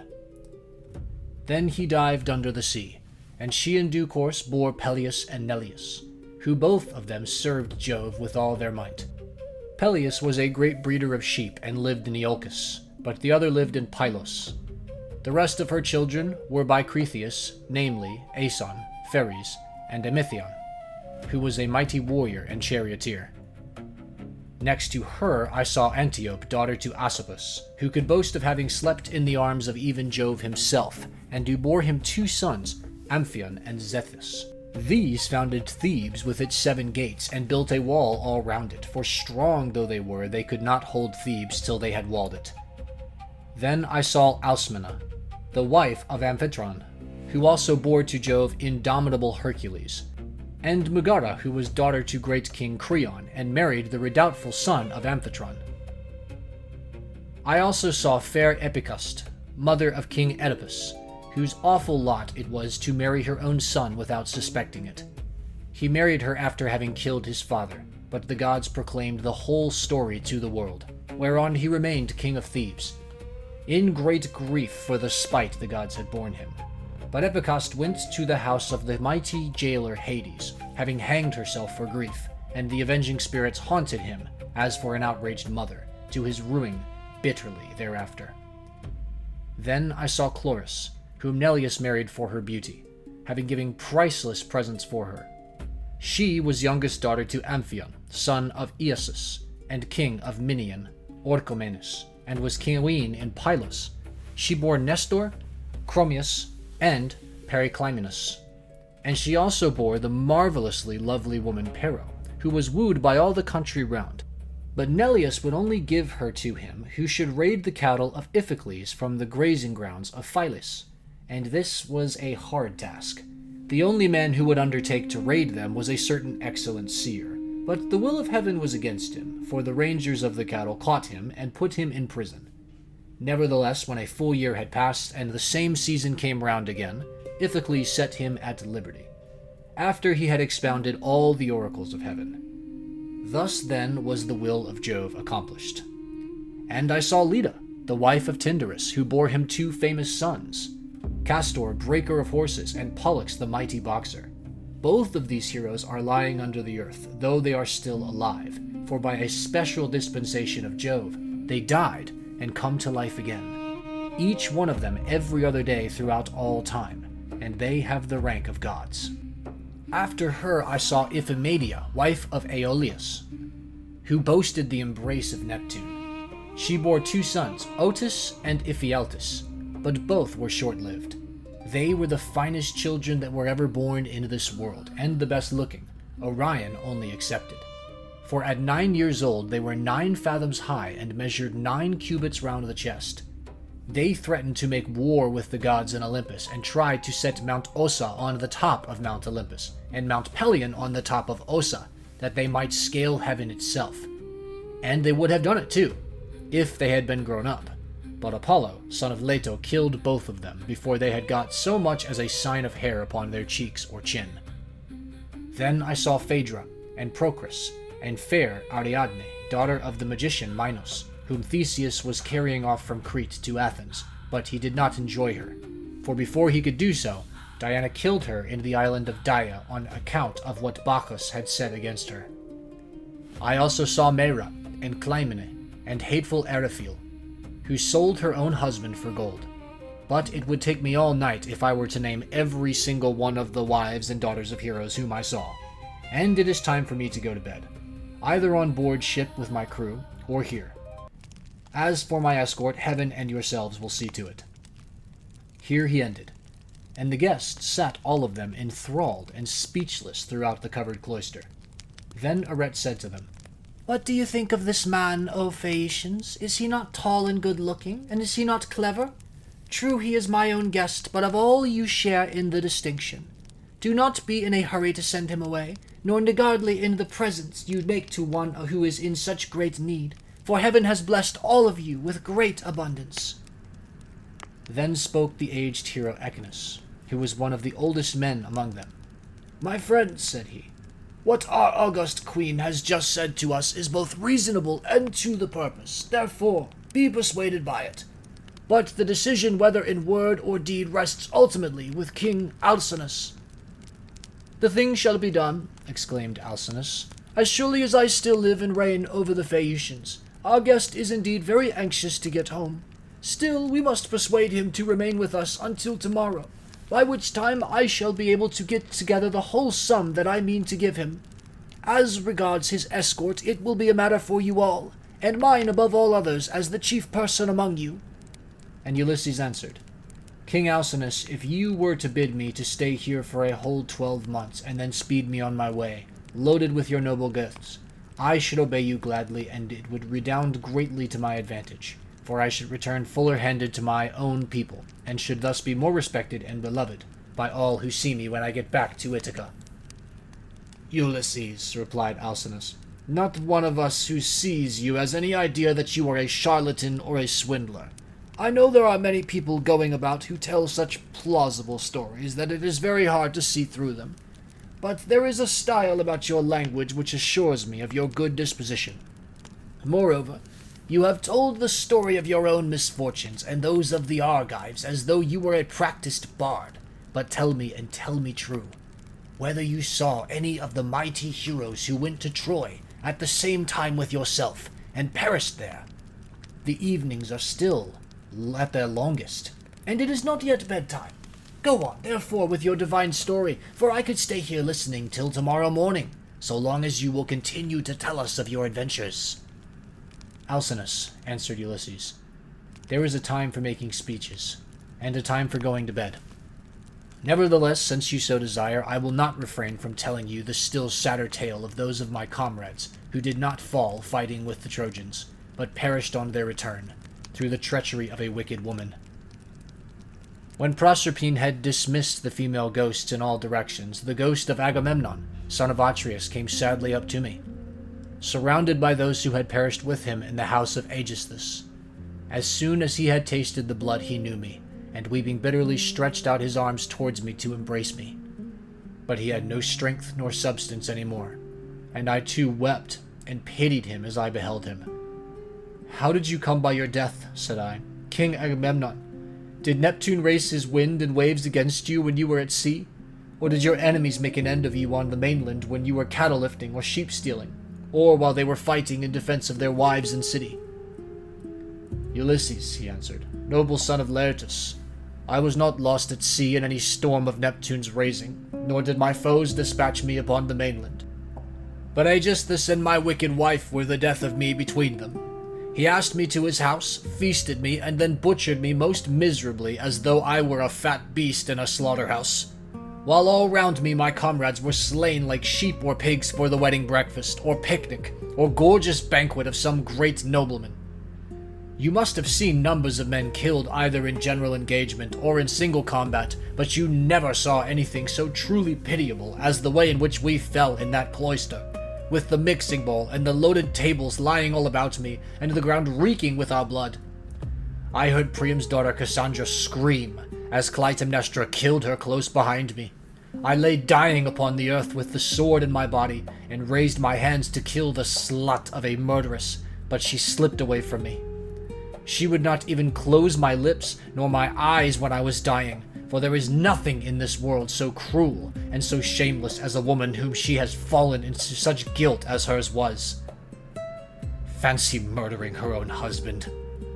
I thought I was going to be welcomed home by my children and my servants, but her abominable crime has brought disgrace on herself and all women who shall come after, even on the good ones. And I said, in truth, Jove has hated the house of Atreus from first to last in the matter of their women's counsels. See how many of us fell for Helen's sake, and now it seems that Clytemnestra hatched mischief against you too during your absence. Be sure, therefore, continued Agamemnon, and not be too friendly, even with your own wife. Do not tell her all that you know perfectly well yourself. Tell her a part only, and keep your own counsel about the rest. Not that your wife, Ulysses, is likely to murder you, for Penelope is a very admirable woman and has an excellent nature. We left her a young bride with an infant at her breast when we set out for Troy. This child, no doubt, is now grown up happily to man's estate, and he and his father will have a joyful meeting, and embrace one another as it is right they should do. Whereas my wicked wife did not even allow me the happiness of looking upon my own son, but killed me ere I could do so. Furthermore, I say, and let my saying to your heart, do not tell people when you are bringing your ship to Ithaca, but steal a march upon them, for after all this there is no trusting women. But now tell me, and tell me true. Can you give me any good news of my son Orestes?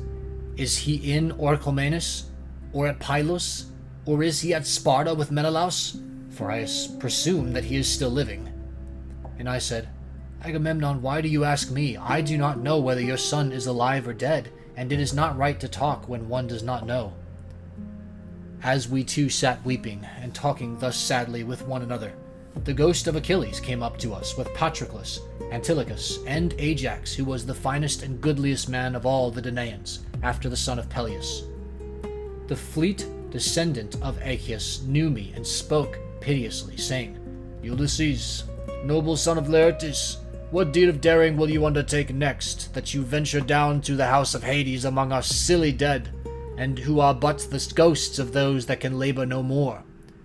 And I said, Achilles, son of Peleus, foremost champion of the Achaeans, I came to consult Tiresias and see if he could advise me about my return home to Ithaca, for I have never yet been able to get near the Achaean land, nor to set foot in my own country, but have been in trouble all the time. As for you, Achilles, no one was ever yet so fortunate as you have been, nor ever will be, for they were adored by all of us Argives as long as you were alive. And now that you are here, you are a great prince among the dead. Do not therefore take it so much to heart, even if you are dead. Say not a word, he answered, in death's favor. I would rather be a paid servant in a poor man's house and be above ground than king of kings among the dead. But give me news about my son. Is he gone to the wars, and will he be a great soldier, or is this not so? Tell me also if you have heard anything about my father Peleus. Does he still rule among the Myrmidons, or do they show him no respect throughout Hellas and Phthia, now that he is old and his limbs fail him? Could I but stand by his side in the light of day with the same strength that I had when I killed the bravest of our foes upon the plain of Troy. Could I but be as I then was, and go even for a short time to my father's house, anyone who tried to do him violence or supersede him would soon rue it.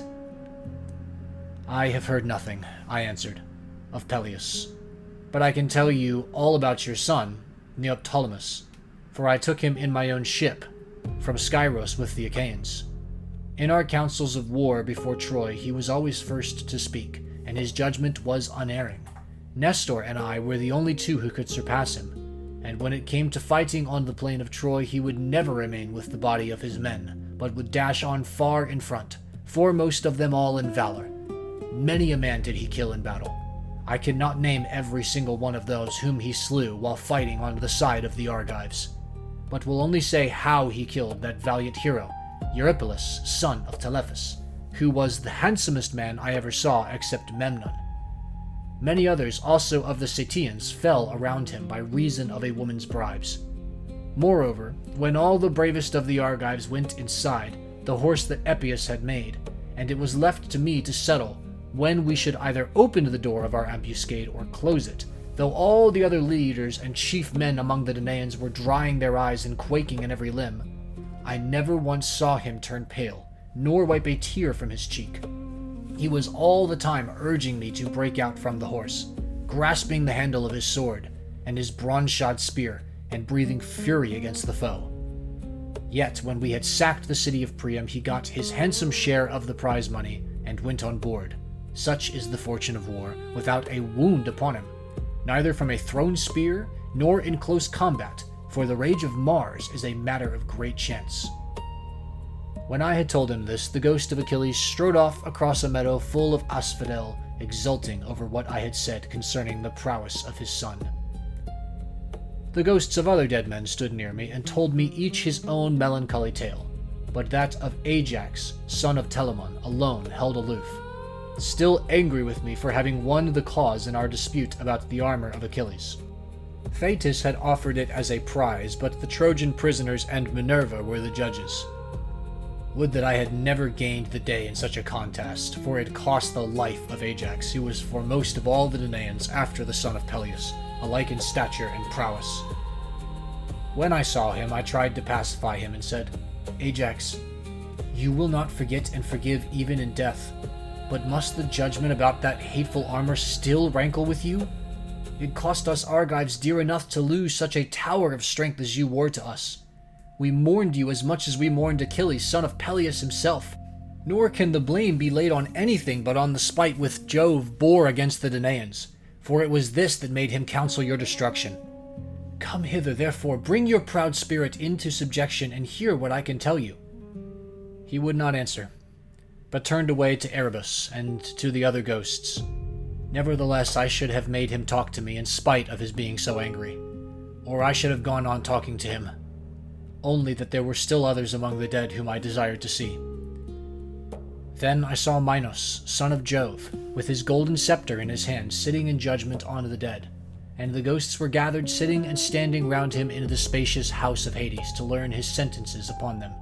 After him I saw huge Orion in a meadow full of asphodel, driving the ghosts of the wild beasts that he had killed upon the mountains, and he had a great bronze club in his hand, unbreakable for ever and ever.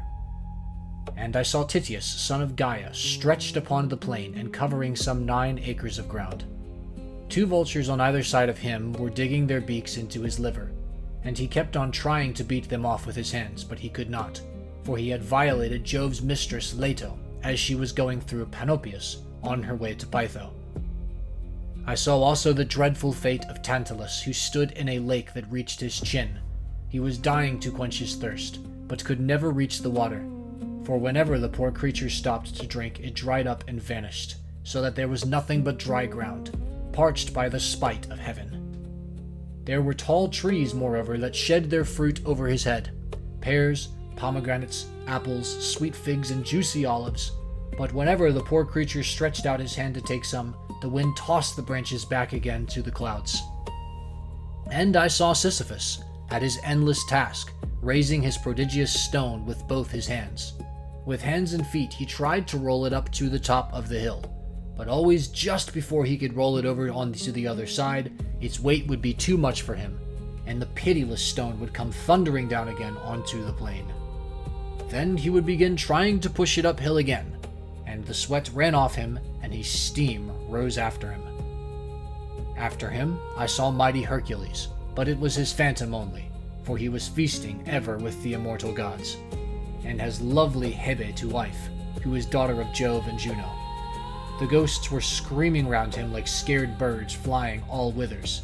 He looked black as night with his bare bow in his hands, and his arrow on the string, glaring around as though ever on the point of taking aim. About his breast there was a wondrous golden belt adorned in the most marvelous fashion with bears, wild boars, and lions with gleaming eyes. There was also war, battle, and death. The man who made that belt, do what he might, would never be able to make another like it.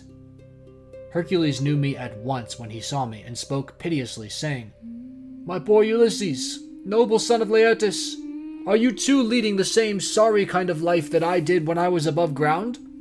I was son of Jove, but I went through an infinity of suffering before I became a bondsman to one who was far beneath me, a low fellow who set me all manner of labors. He once set me here to fetch the hellhound, for he did not think he could find anything harder for me than this. But I got the hound out of Hades and brought him to him, for Mercury and Minerva helped me. On this, Hercules went down again into the house of Hades, but I stayed where I was in case some of the other mighty dead should come to me. And I should have seen still other of them that are gone before, whom I would fain have seen, Theseus and Perithous, glorious children of the gods. But so many thousands of ghosts came round me and uttered such appalling cries that I was panic-stricken, lest Proserpine should send up from the house of Hades the head of that awful monster Gorgon. On this, I hastened back to my ship, and ordered my men to go on board at once and loose the hawsers. So they embarked and took their places, whereon the ship went down the stream of the river Oceanus. We had to row at first, but presently a fair wind sprang up.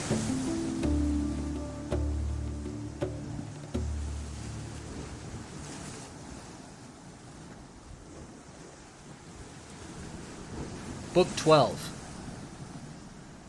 After we were clear of the river Oceanus and had got out into the open sea, we went on till we reached the Aeaean island, where there is dawn and sunrise as in other places.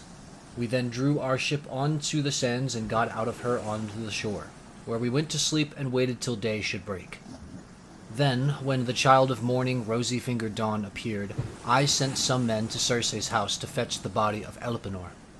We cut firewood from a wood where the headland jutted out into the sea, and after we had wept over him and lamented him, we performed his funeral rites. When his body and armor had been burned to ashes, we raised a cairn, set a stone over it, and at the top of the cairn we fixed the oar that he had once used to row with. While we were doing all this, Circe, who knew that we had got back from the house of Hades, dressed herself and came to us as fast as she could, and her maidservants came with her, bringing us bread, meat, and wine. Then she stood in the midst of us and said, "You have done a bold thing in going down alive to the house of Hades, and you will have died twice to other peoples once. Now then, stay here for the rest of the day, feast your fill, and go on with your voyage at daybreak tomorrow morning. In the meantime, I will tell Ulysses about your course, and will explain everything to him, so as to prevent your suffering from misadventure either by land or sea." We agreed to do as she had said, and feasted through the livelong day to the going down of the sun. But when the sun had set, and it came on dark, the men laid themselves down to sleep by the stern cables of the ship. Then Circe took me by the hand and bade me be seated away from the others, while she reclined by my side and asked me all about our adventures.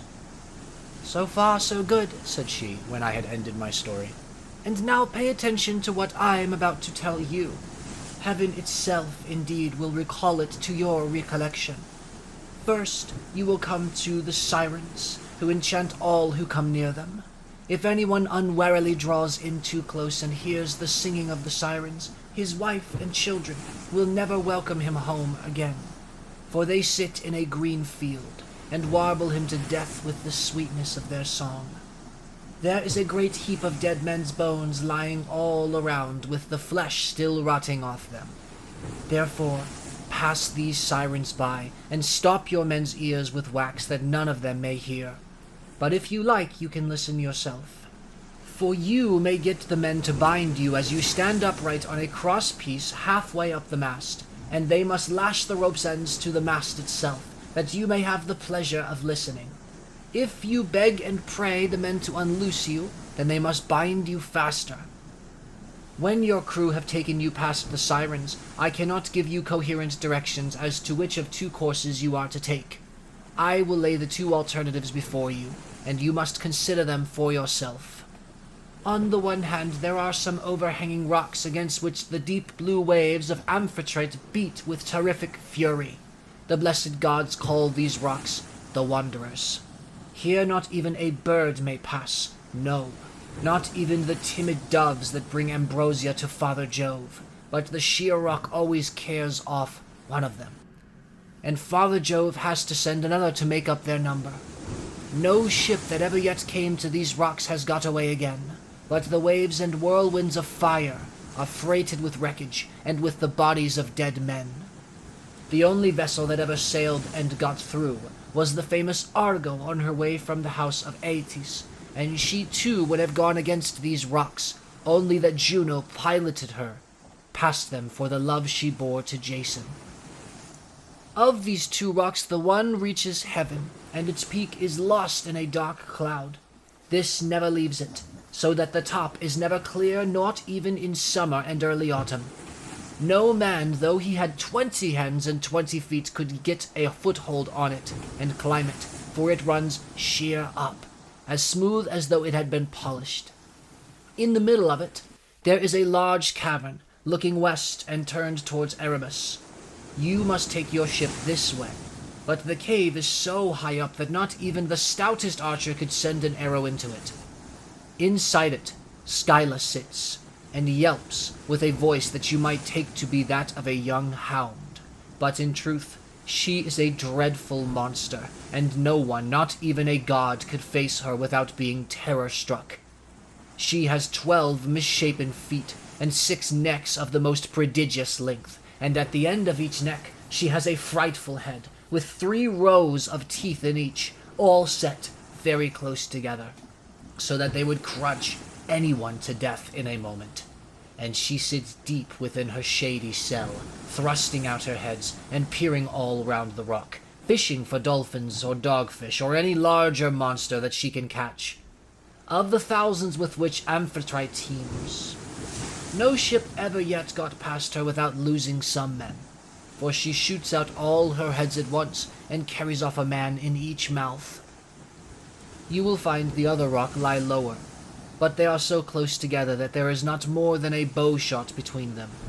A large fig tree in full leaf grows upon it, and under it lies the sucking whirlpool of Charybdis. 3 times in the day she vomits forth her waters, and 3 times she sucks them down again. See that you be not there when she is sucking, for if you are, Neptune himself could not save you.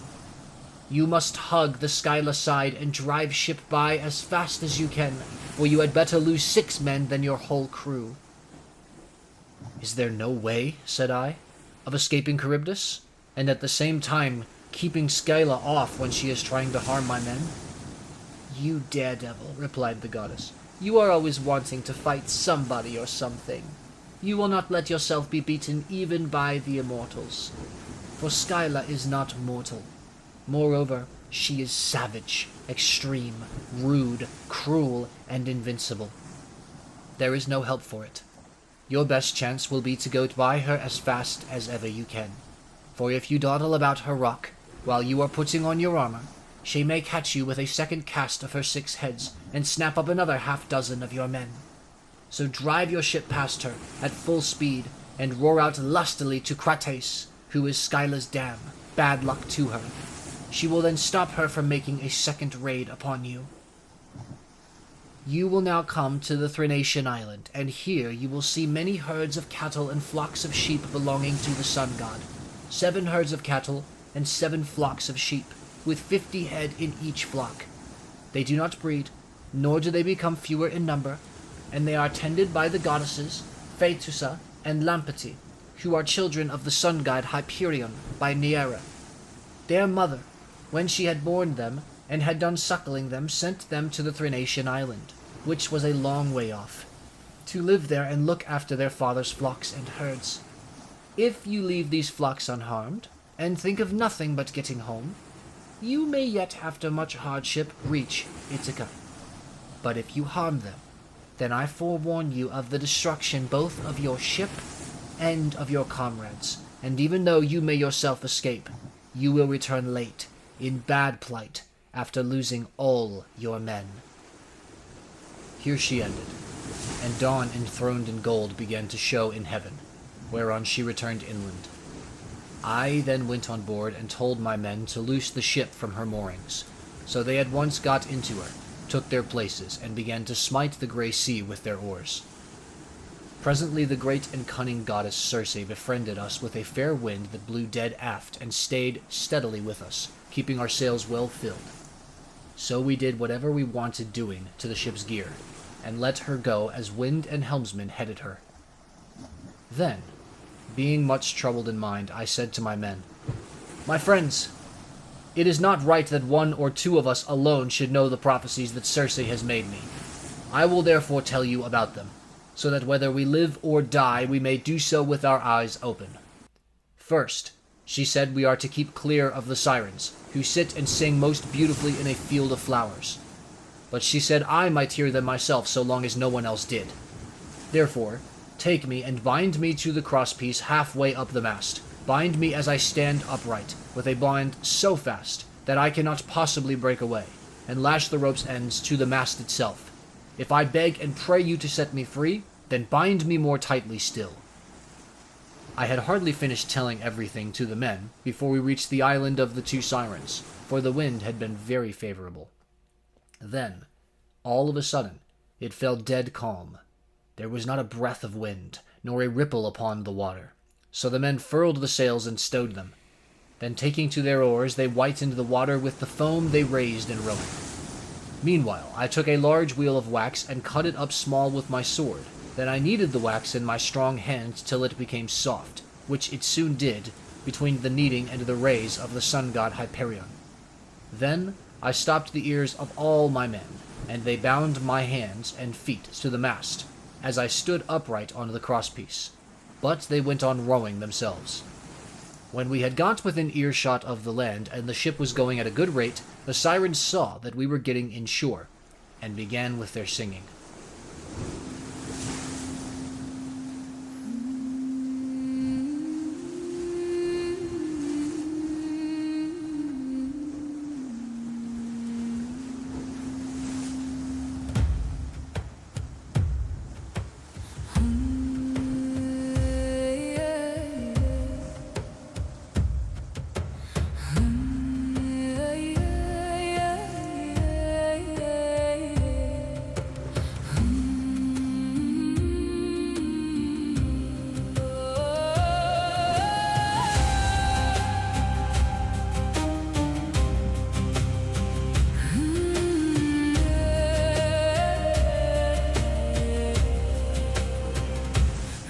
Here, they sang, renowned Ulysses, honor to the Achaean name, and listen to our two voices.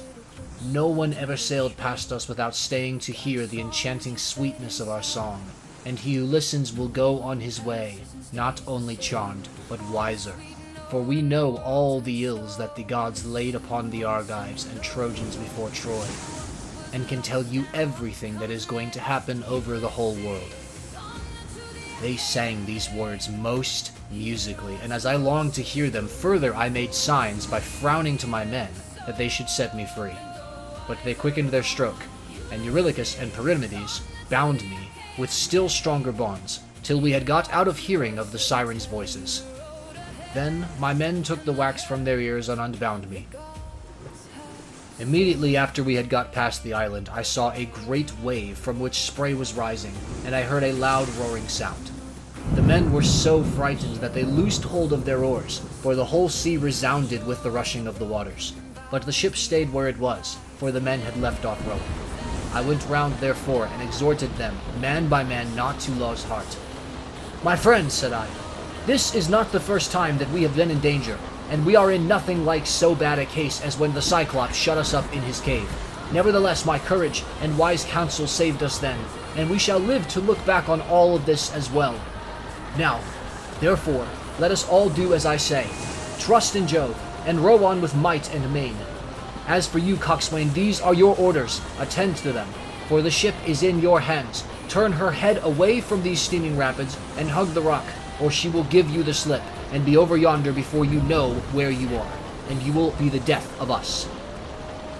So they did as I told them, but I said nothing about the awful monster Scylla, for I knew the men would not go on rowing if I did, but would huddle together in the hold. In one thing only did I disobey Circe's strict instructions. I put on my armor. Then seizing 2 strong spears, I took my stand on the ship's bows, for it was there that I expected first to see the monster of the rock, who was to do my men so much harm. But I could not make her out anywhere, though I strained my eyes with looking the gloomy rock all over and over.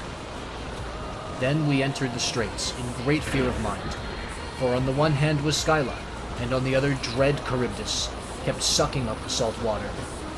As she vomited it up, it was like the water in a cauldron when it was boiling over upon a great fire, and the spray reached the top of the rocks on either side. When she began to suck again, we could see the water all inside whirling round and round, and it made a deafening sound as it broke against the rocks. We could see the bottom of the whirlpool all black with sand and mud, and the men were at their wits' end for fear. While we were taken up with this, and were expecting each moment to be our last, Scylla pounced down suddenly upon us, and snatched up my 6 best men. I was looking at once after both ship and men, and in a moment I saw their hands and feet ever so high above me, struggling in the air as Scylla was carrying them off, and I heard them call out my name in one last despairing cry. As a fisherman seated, spear in hand, upon some jutting rock throws bait into the water to deceive the poor little fishes, and spears them with ox's horn, with which his spear is shod, throwing them gasping onto the land as he catches them one by one. Even so did Scylla land these panting creatures on her rock, and munch them up at the mouth of her den, while they screamed and stretched out their hands to me in their mortal agony.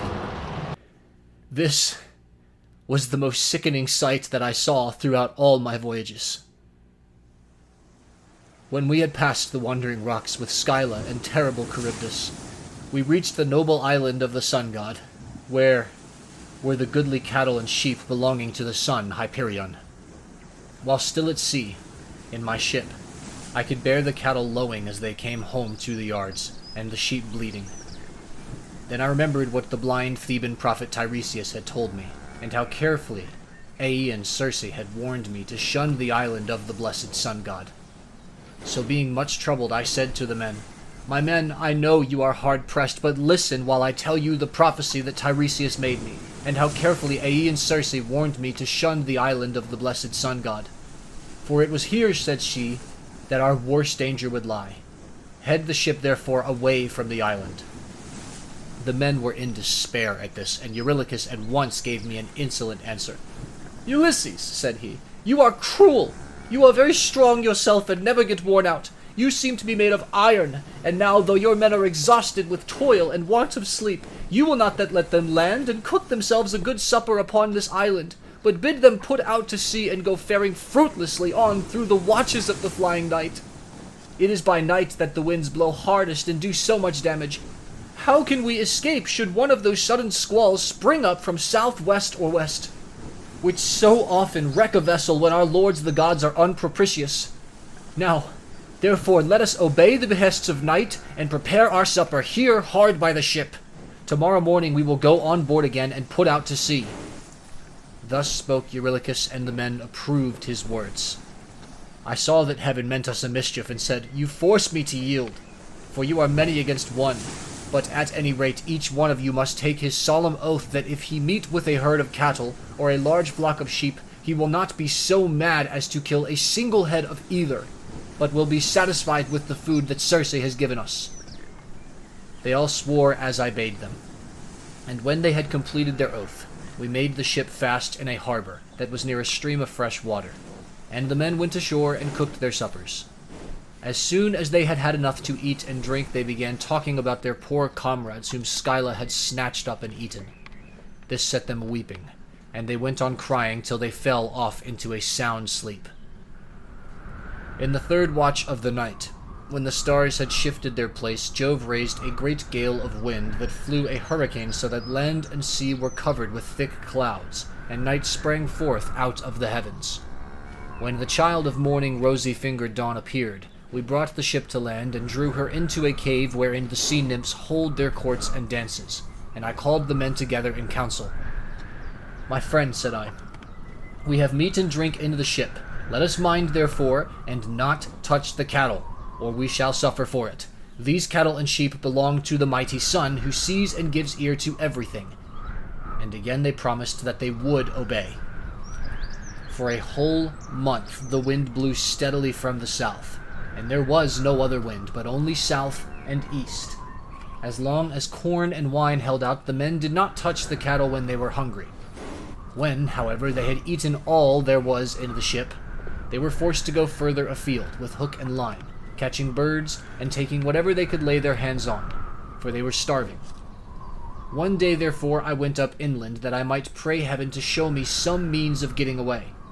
When I had gone far enough to be clear of all my men, and had found a place that was well sheltered from the wind, I washed my hands and prayed to all the gods in Olympus, till by and by they sent me off into a sweet sleep. Meanwhile, Eurylochus had been giving evil counsel to the men. "Listen to me," said he, "my poor comrades. All deaths are bad enough, but there is none so bad as famine. Why should not we drive in the best of these cows and offer them in sacrifice to the immortal gods? If we ever get back to Ithaca, we can build a fine temple to the sun god, and enrich it with every kind of ornament. If, however, he is determined to sink our ship out of revenge for these horned cattle, and the other gods are of the same mind, I, for one, would rather drink salt water once for all, and have done with it, than be starved to death by inches in such a desert island as this." Thus spoke Eurylochus, and the men approved his words. Now the cattle, so fair and goodly, were feeding not far from the ship. The men therefore drove in the best of them, and they all stood round them, saying their prayers, and using young oak shoots instead of barley meal, for there was no barley left. When they had done praying, they killed the cows and dressed their carcasses. They cut out the thigh bones, wrapped them round in 2 layers of fat, and set some pieces of raw meat on top of them. They had no wine with which to make drink offerings over the sacrifice while it was cooking, so they kept pouring on a little water from time to time while the inward meats were being grilled. Then, when the thigh bones were burned and they had tasted the inward meats, they cut the rest up small and put the pieces upon the spits. By this time my deep sleep had left me, and I turned back to the ship and to the seashore. As I drew near, I began to smell hot roast meat. So I groaned out a prayer to the immortal gods. "Father Jove," I exclaimed, "and all you other gods who live in everlasting bliss, you have done me a cruel mischief by the sleep into which you have sent me. See what fine work these men of mine have been making in my absence." Meanwhile, Lampeter went straight off to the sun and told him we had been killing his cows, whereon he flew into a great rage and said to the immortals, "Father Jove and all you other gods who live in everlasting bliss, I must have my vengeance on the crew of Ulysses' ship. They have had the insolence to kill my cows, which were the one thing I loved to look upon, whether I was going up heaven or down again. If they do not square accounts with me about my cows, I will go down to Hades and shine there among the dead." "Sun," said Jove, "go on shining upon us gods and upon mankind over the fruitful earth. I will shiver their ship into little pieces with a bolt of white lightning as soon as they get out to sea." I was told all this by Calypso, who said she had heard it from the mouth of Mercury. As soon as I got down to my ship and to the seashore, I rebuked each one of the men separately. But we could see no way out of it, for the cows were dead already. And indeed the gods began at once to show signs and wonders among us, for the hides of the cattle crawled about, and the joints upon the spits began to low like cows, and the meat, whether cooked or raw, kept on making a noise just as the cows do. For 6 days my men kept driving in the best cows and feasting upon them.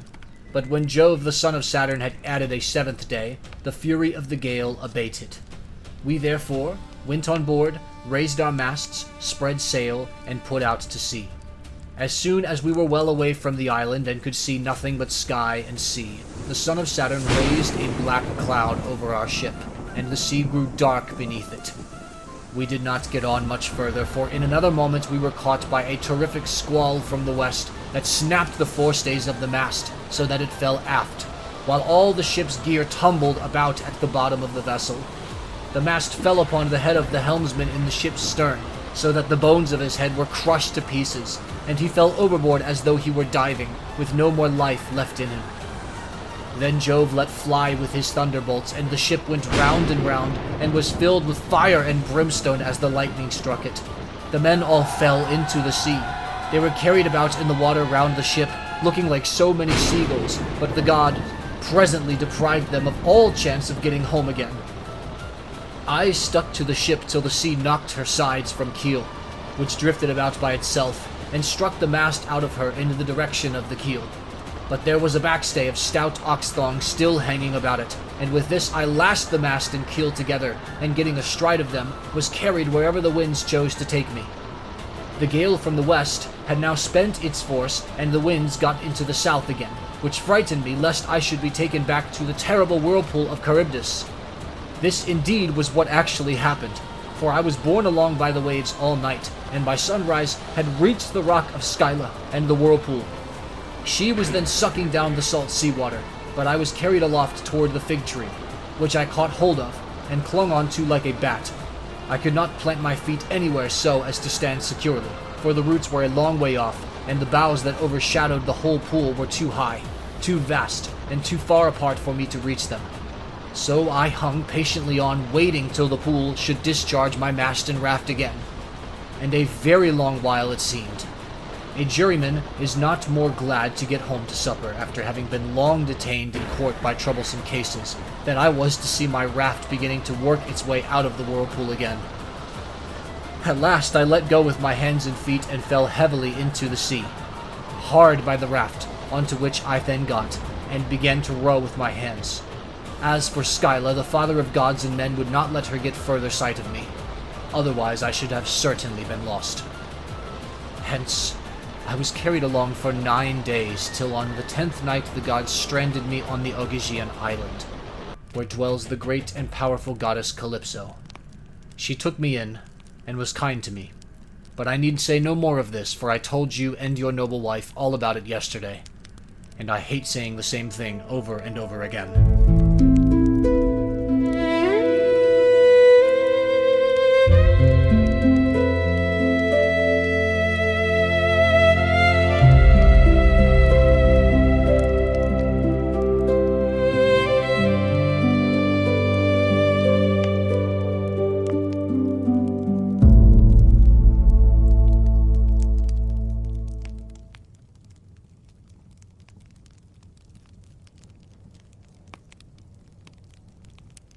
Book 13. Thus did he speak, and they all held their peace throughout the covered cloister, enthralled by the charm of his story, till presently Alcinous began to speak. Ulysses, said he, now that you have reached my house, I doubt not you will get home without further misadventure, no matter how much you have suffered in the past. To you others, however, who come here night after night to drink my choicest wine and listen to my bard, I would insist as follows. Our guest has already packed up the clothes, wrought gold, and other valuables which you have brought for his acceptance. Let us now therefore present him further, each one of us with a large tripod and a cauldron. We will recoup ourselves by the levy of a general rate, for private individuals cannot be expected to bear the burden of such a handsome present. Everyone approved of this, and they went home to bed each in his own abode. When the child of morning, rosy-fingered Dawn, appeared, they hurried down to the ship and brought their cauldrons with them. Alcinous went on board and saw everything so securely stowed under the ship's benches that nothing could break adrift and injure the rowers. Then they went to the house of Alcinous to get dinner, and he sacrificed a bull for them in honor of Jove, who is the Lord of all. They set the steaks to grill, and made an excellent dinner, after which the inspired bard, Demodocus, who was a favorite with every one, sang to them. But Ulysses kept on turning his eyes towards the sun, as though to hasten his setting, for he was longing to be on his way, as one who has been all day ploughing a fallow field with a couple of oxen keeps thinking about his supper, and is glad when night comes that he may go and get it, for it is all in his legs can do to carry him. Even so did Ulysses rejoice when the sun went down, and he had once said to the Phaeacians, addressing himself more particularly to King Alcinous, Sir, and all of you farewell. Make your drink offerings and send me on my way rejoicing, for you have fulfilled my heart's desire by giving me an escort, and making me presents which heaven grant that I may turn to good account. May I find my admirable wife living in peace among friends, and may you, whom I leave behind me, give satisfaction to your wives and children. May heaven vouchsafe you every good grace, and may no evil thing come among your people." Thus did he speak. His hearers, all of them, approved his saying, and agreed that he should have his escort, inasmuch as he had spoken reasonably. Alcinous therefore said to his servant, "Pontonous, mix some wine and hand it round to everybody, that we may offer a prayer to Father Jove and speed our guest upon his way." Pontonous mixed the wine and handed it to everyone in turn. The others each from his own seat made a drink offering to the blessed gods that live in heaven. But Ulysses rose and placed the double cup in the hands of Queen Arete. "Farewell, Queen," said he. "Henceforward and forever till age and death, the common lot of mankind, lay their hands upon you. I now take my leave. Be happy in this house with your children, your people, and with King Alcinous." As he spoke, he crossed the threshold, and Alcinous sent a man to conduct him to his ship and to the seashore. Arete also sent some maidservants with him, one with a clean shirt and cloak, another to carry his strong box, and a third with corn and wine. When they got to the water side, the crew took these things and put them on board, with all the meat and drink. But for Ulysses they spread a rug and a linen sheet on deck, that he might sleep soundly in the stern of the ship. Then he too went on board and lay down without a word. But the crew took every man his place and loosed the hawser from the pierced stone to which it had been bound. Thereon, when they began rowing out to sea, Ulysses fell into a deep, sweet, and almost death-like slumber. The ship bounded forward on her way as a four-in-hand chariot flies over the course when the horses feel the whip. Her prow curveted as if it were the neck of a stallion, and a great wave of dark blue water seethed in her wake. She held steadily on her course, and even a falcon, swiftest of all birds, could not have kept pace with her. Thus then she cut her way through the water, carrying one who was as cunning as the gods, but who was now sleeping peacefully, forgetful of all that he had suffered both on the field of battle and by the waves of the weary sea.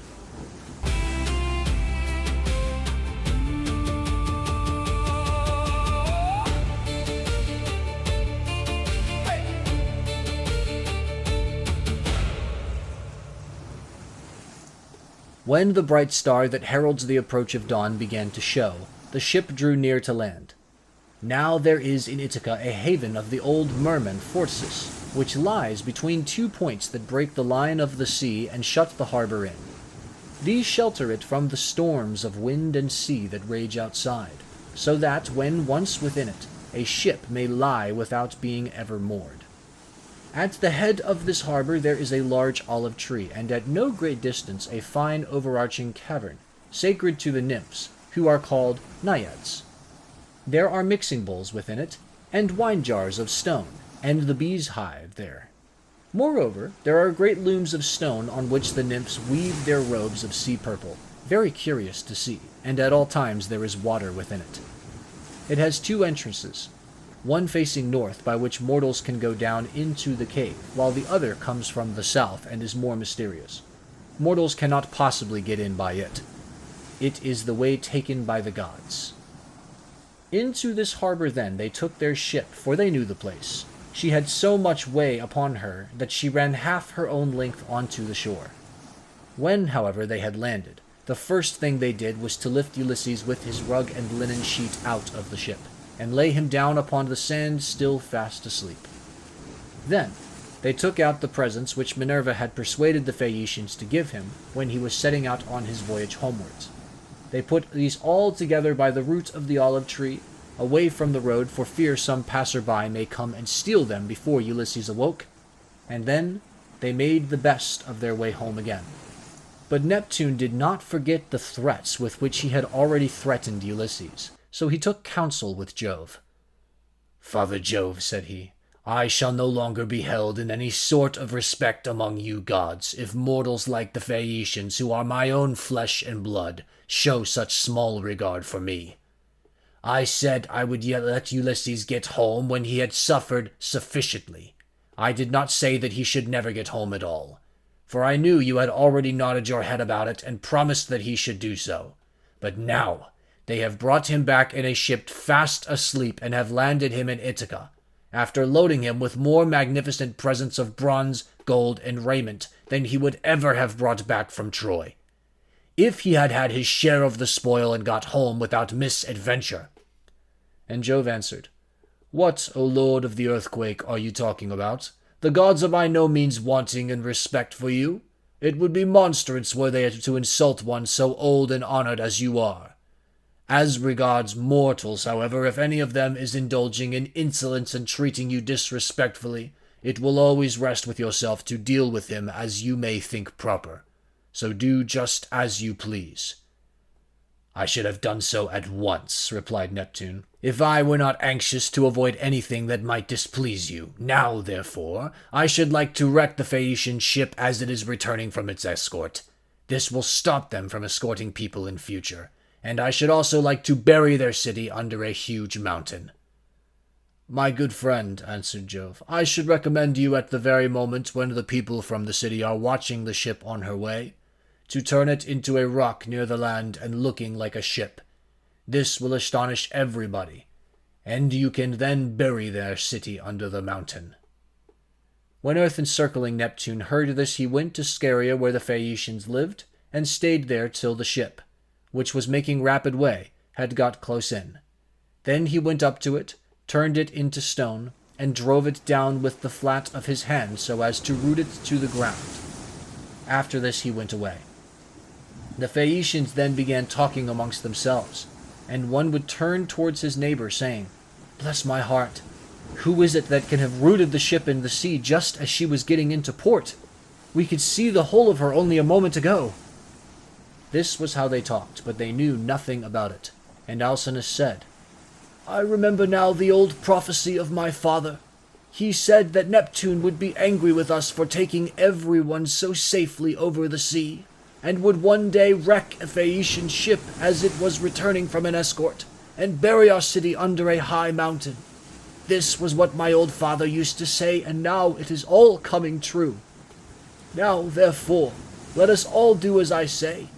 In the first place, we must leave off giving people escorts when they come here, and in the next, let us sacrifice 12 picked bulls to Neptune, that he may have mercy upon us, and not bury our city under the high mountain.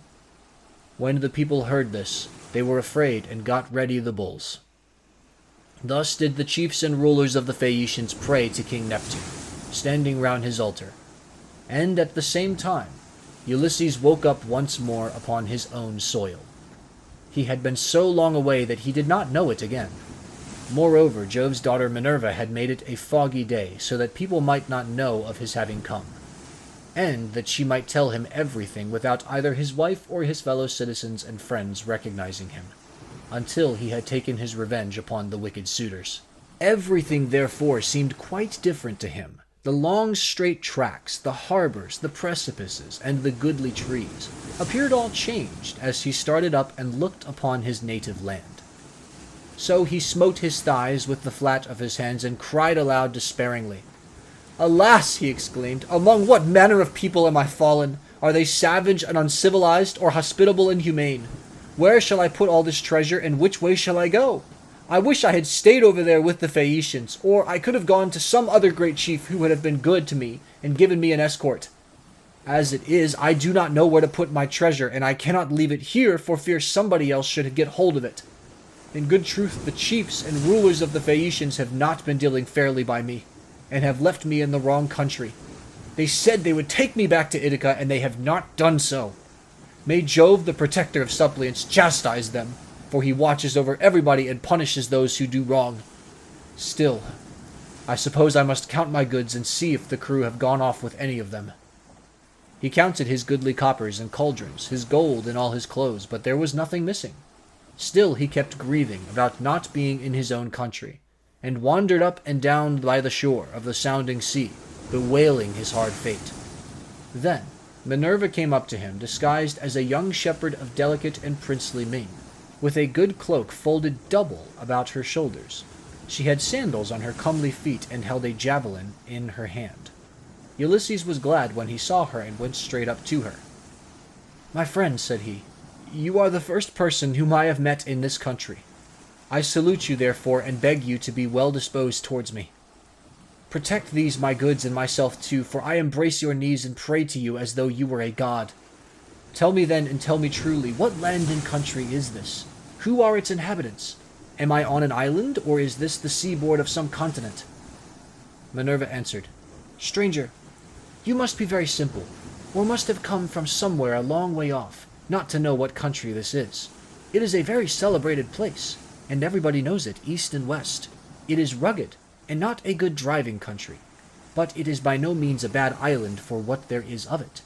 It grows any quantity of corn, and also wine, for it is watered both by rain and dew. It breeds cattle also and goats. All kinds of timber grow here, and there are watering places where the water never runs dry. So, sir, the name of Ithaca is known even as far as Troy, which I understand to be a long way off from this Achaean country."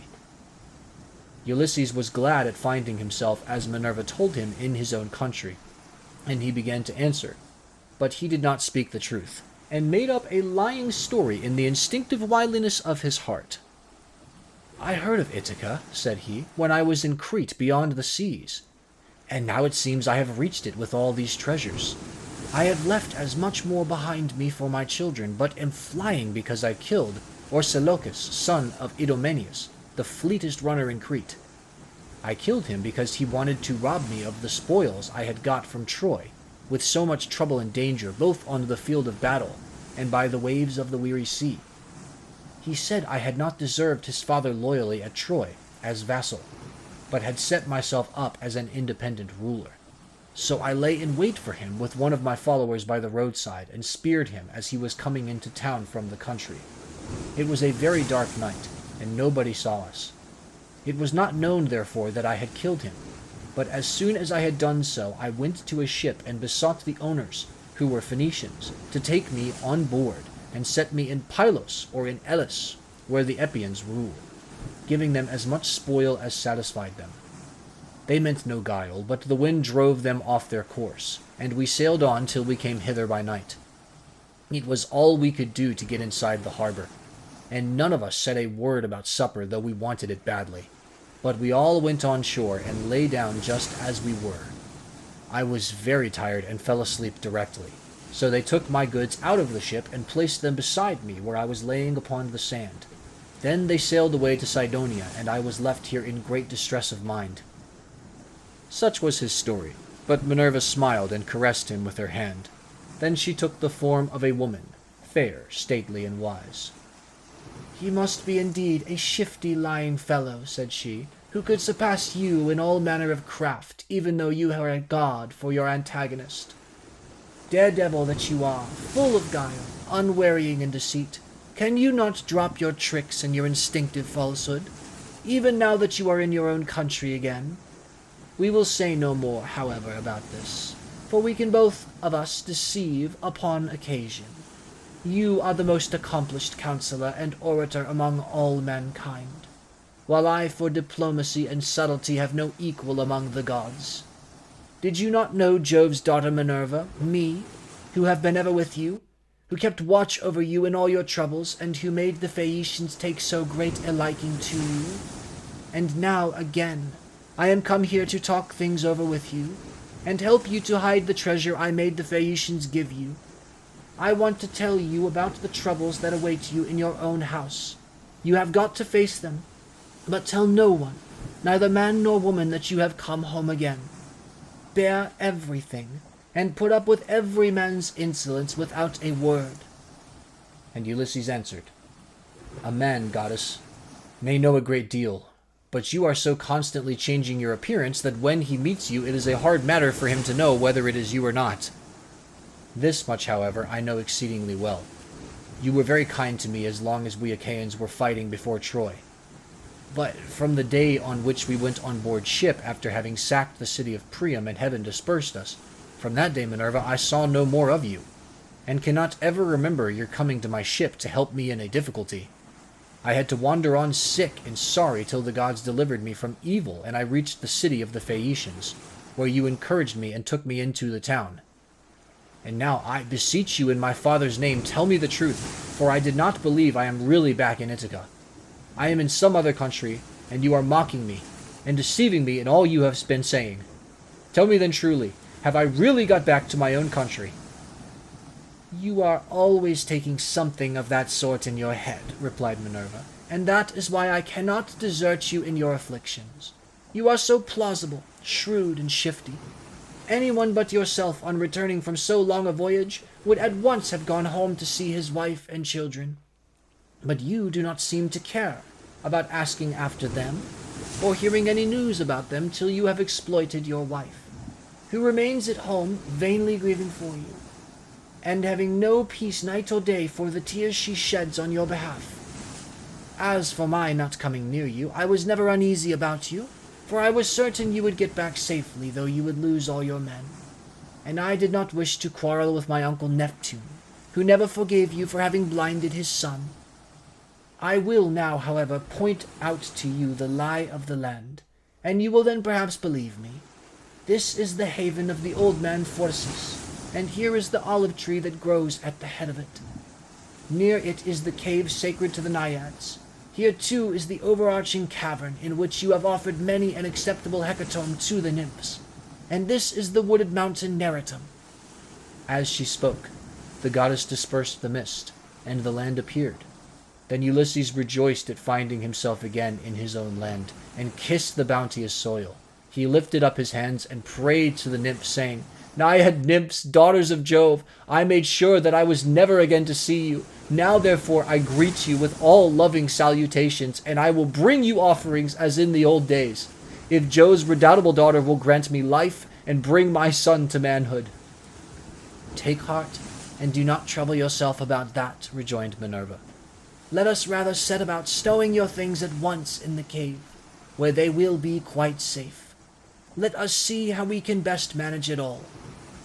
Therewith she went down into the cave to look for the safest hiding places, while Ulysses brought up all the treasure of gold, bronze, and good clothing which the Phaeacians had given him.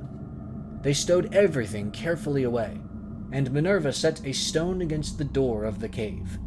Then the two sat down by the root of the great olive, and consulted how to compass the destruction of the wicked suitors. "Ulysses," said Minerva, "noble son of Laertes, think how you can lay hands on these disreputable people who have been lording it in your house these 3 years, courting your wife, and making wedding presents to her, while she does nothing but lament your absence, giving hope and sending encouraging messages to every one of them, but meaning the very opposite of all she says."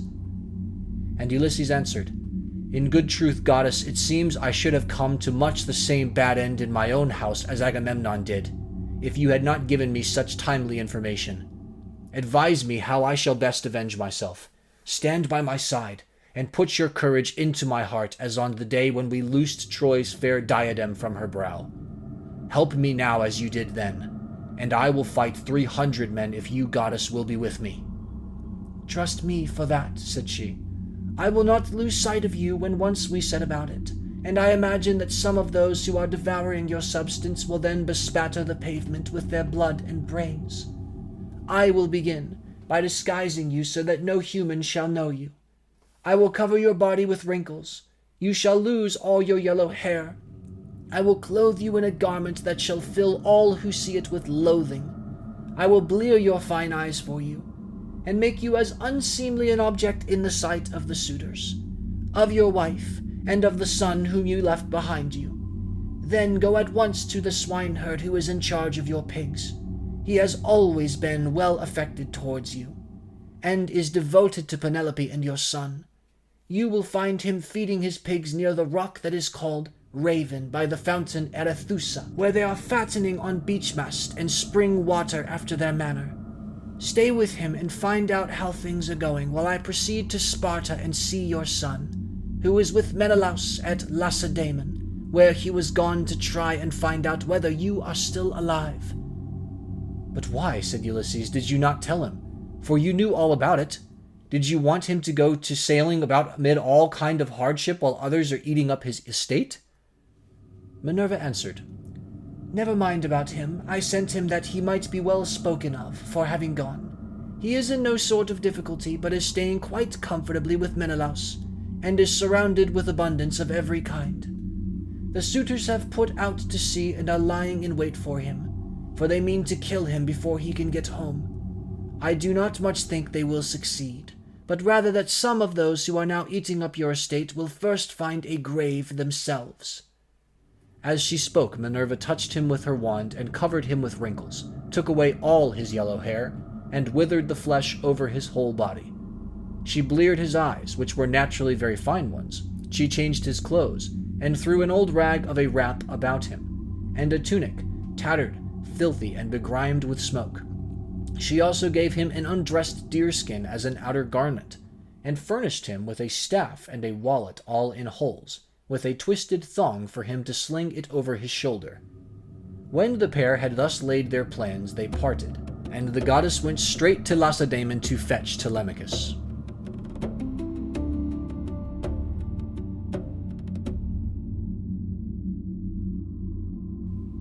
Book 14. Ulysses in the hut with Eumaeus. Ulysses now left the haven and took the rough track up through the wooded country and over the crest of the mountain till he reached the place where Minerva had said that he would find the swineherd, who was the most thrifty servant he had. He found him sitting in front of his hut, which was by the yards that he had built on a site which could be seen from far. He had made them spacious and fair to see, with a free run for the pigs all round them. He had built them during his master's absence of stones which he had gathered out of the ground, without saying anything to Penelope or Laertes, and he had fenced them on top with thorn bushes. Outside the yard he had run a strong fence of oaken posts, split and set pretty close together, while inside he had built 12 sties near one another for the sows to lie in. There were 50 pigs wallowing in each sty, all of them breeding sows, but the boars slept outside and were much fewer in number, for the suitors kept on eating them, and the swineherd had to send them the best he had continually. There were 360 boar pigs, and the herdsman's 4 hounds, which was as fierce as wolves, slept always with them. The swineherd was at that moment cutting out a pair of sandals from a good stout ox-hide. 3 of his men were out herding the pigs in one place or another, and he had sent the 4th to town with a boar that he had been forced to send the suitors that they might sacrifice it and have their fill of meat. When the hounds saw Ulysses, they set up a furious barking and flew at him, but Ulysses was cunning enough to sit down and loose his hold of the stick that he had in his hand. Still, he would have been torn by them in his own homestead, had not the swineherd dropped his ox-hide, rushed full speed through the gate of the yard, and driven the dogs off by shouting and throwing stones at them. Then he said to Ulysses, "Old man, the dogs were likely to have made short work of you, and then you would have got me into trouble. The gods have given me quite enough worries without that, for I have lost the best of masters and am in continual grief on his account. I have to attend swine for other people to eat, while he, if he yet lives to see the light of day, is starving in some distant land.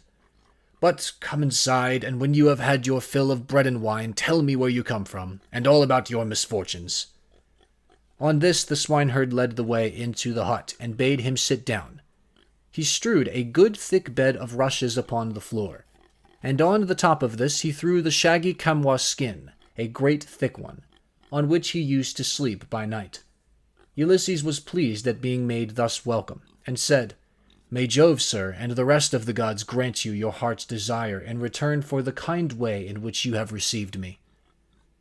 To this you answered, O swineherd Eumaeus, "Stranger, though a still poorer man should come here, it would not be right for me to insult him, for all strangers and beggars are from Jove. You must take what you can get and be thankful, for servants live in fear when they have young lords for their masters, and this is my misfortune now.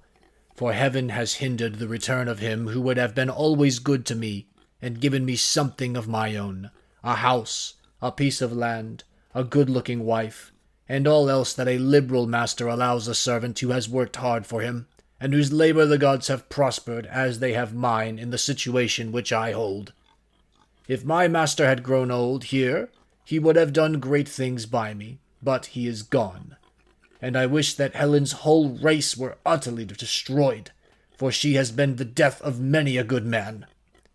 It was this matter that took my master to Ilios, the land of noble steeds, to fight the Trojans in the cause of King Agamemnon." As he spoke, he bound his girdle round him, and went to the sties where the young sucking pigs were penned. He picked out 2 which he brought back with him, and sacrificed.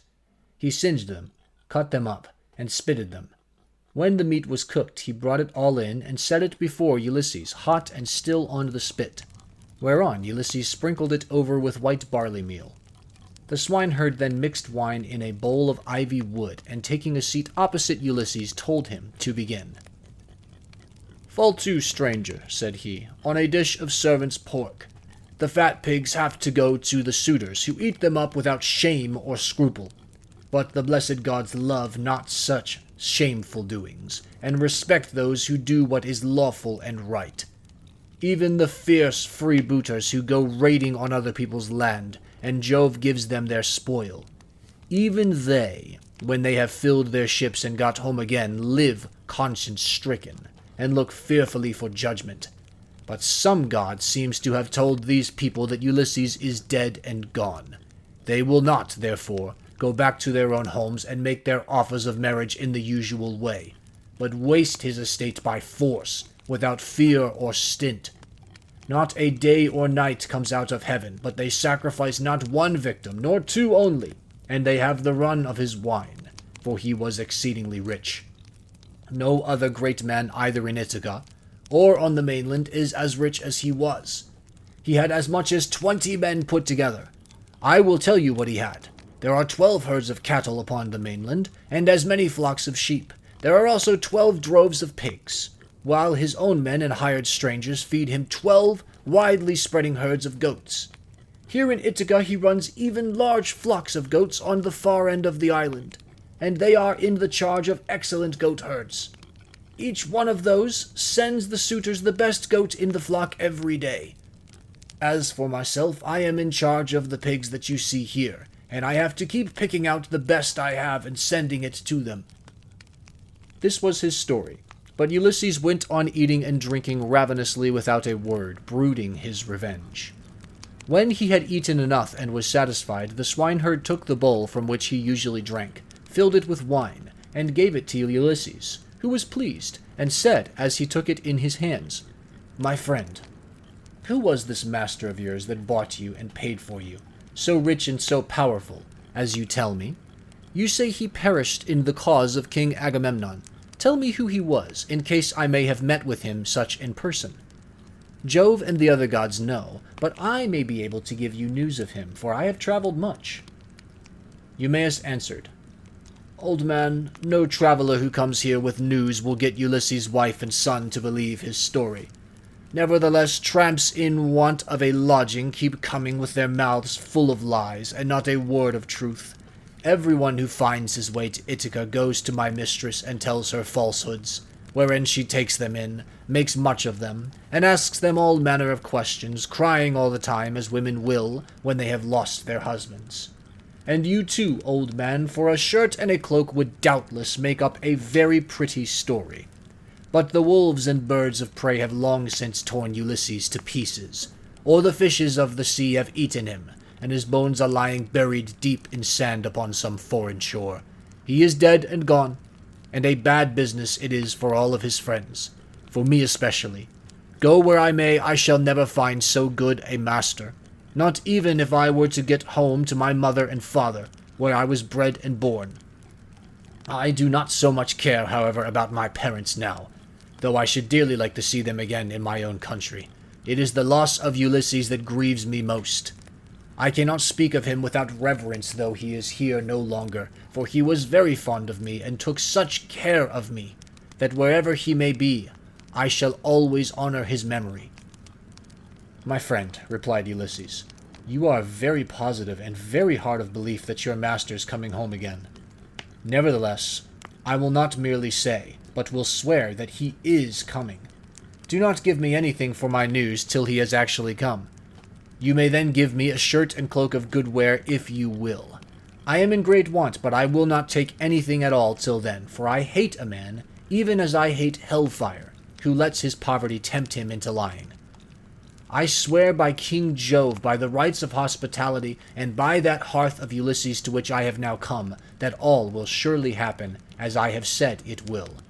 Ulysses will return in this self-same year, with the end of this moon, and the beginning of the next. He will be here to do vengeance on all those who are ill-treating his wife and son.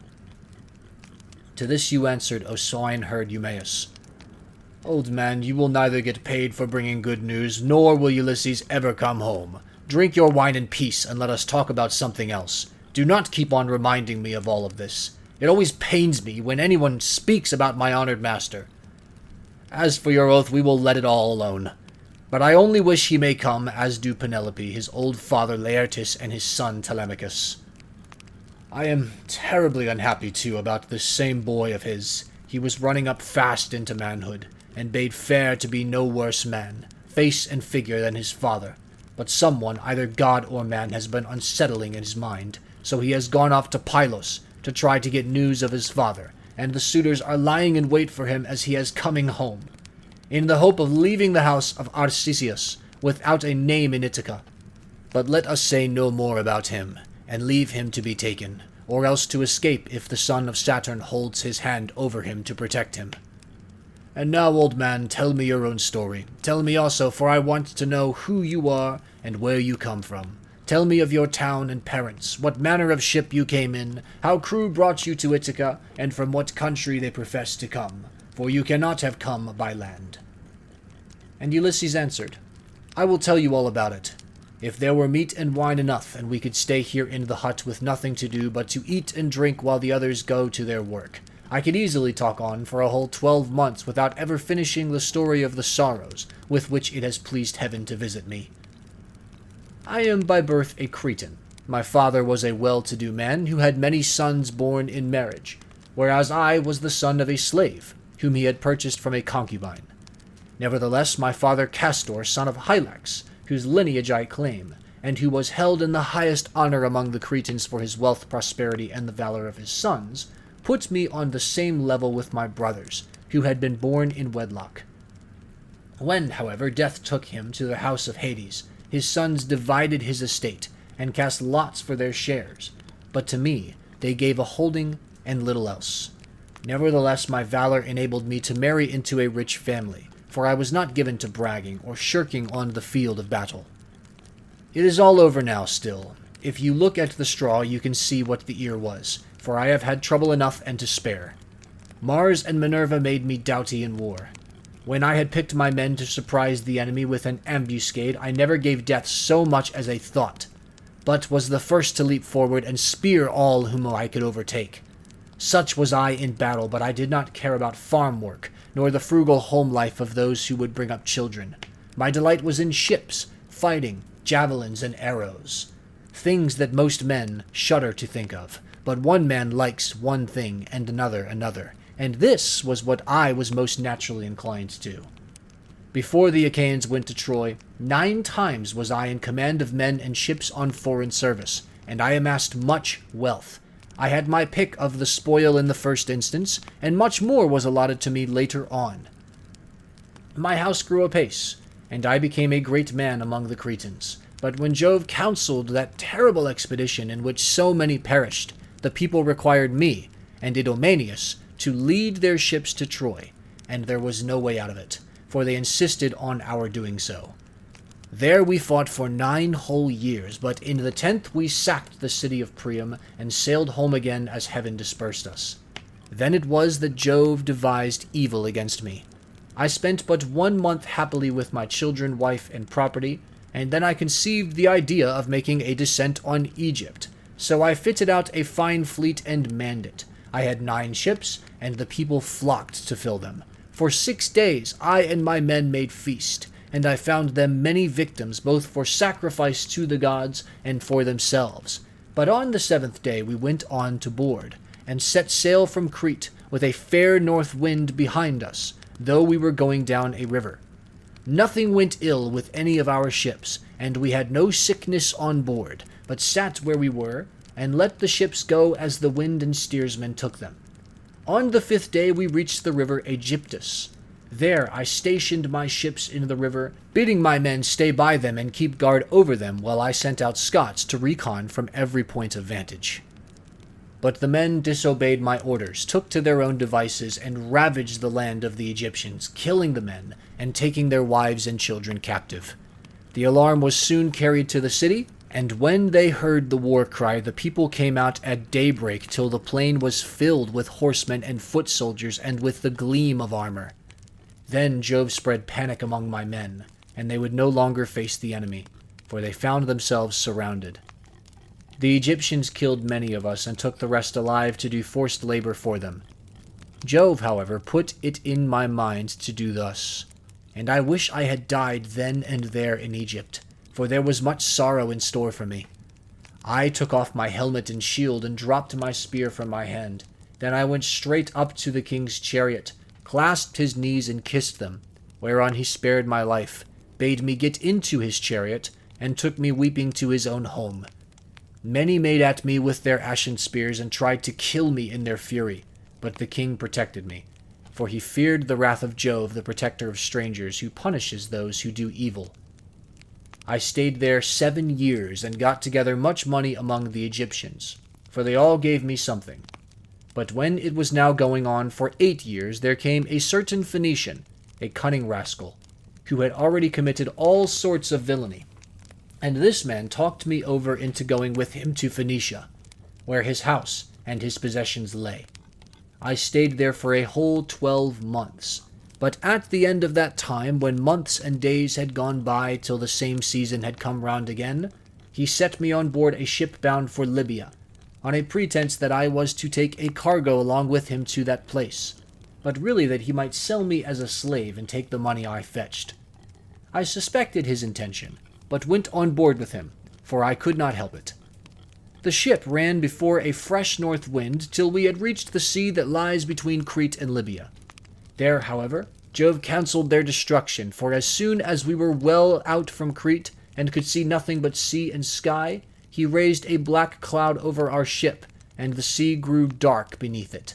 Then Jove let fly with his thunderbolts, and the ship went round and was filled with fire and brimstone as the lightning struck it. The men fell all into the sea.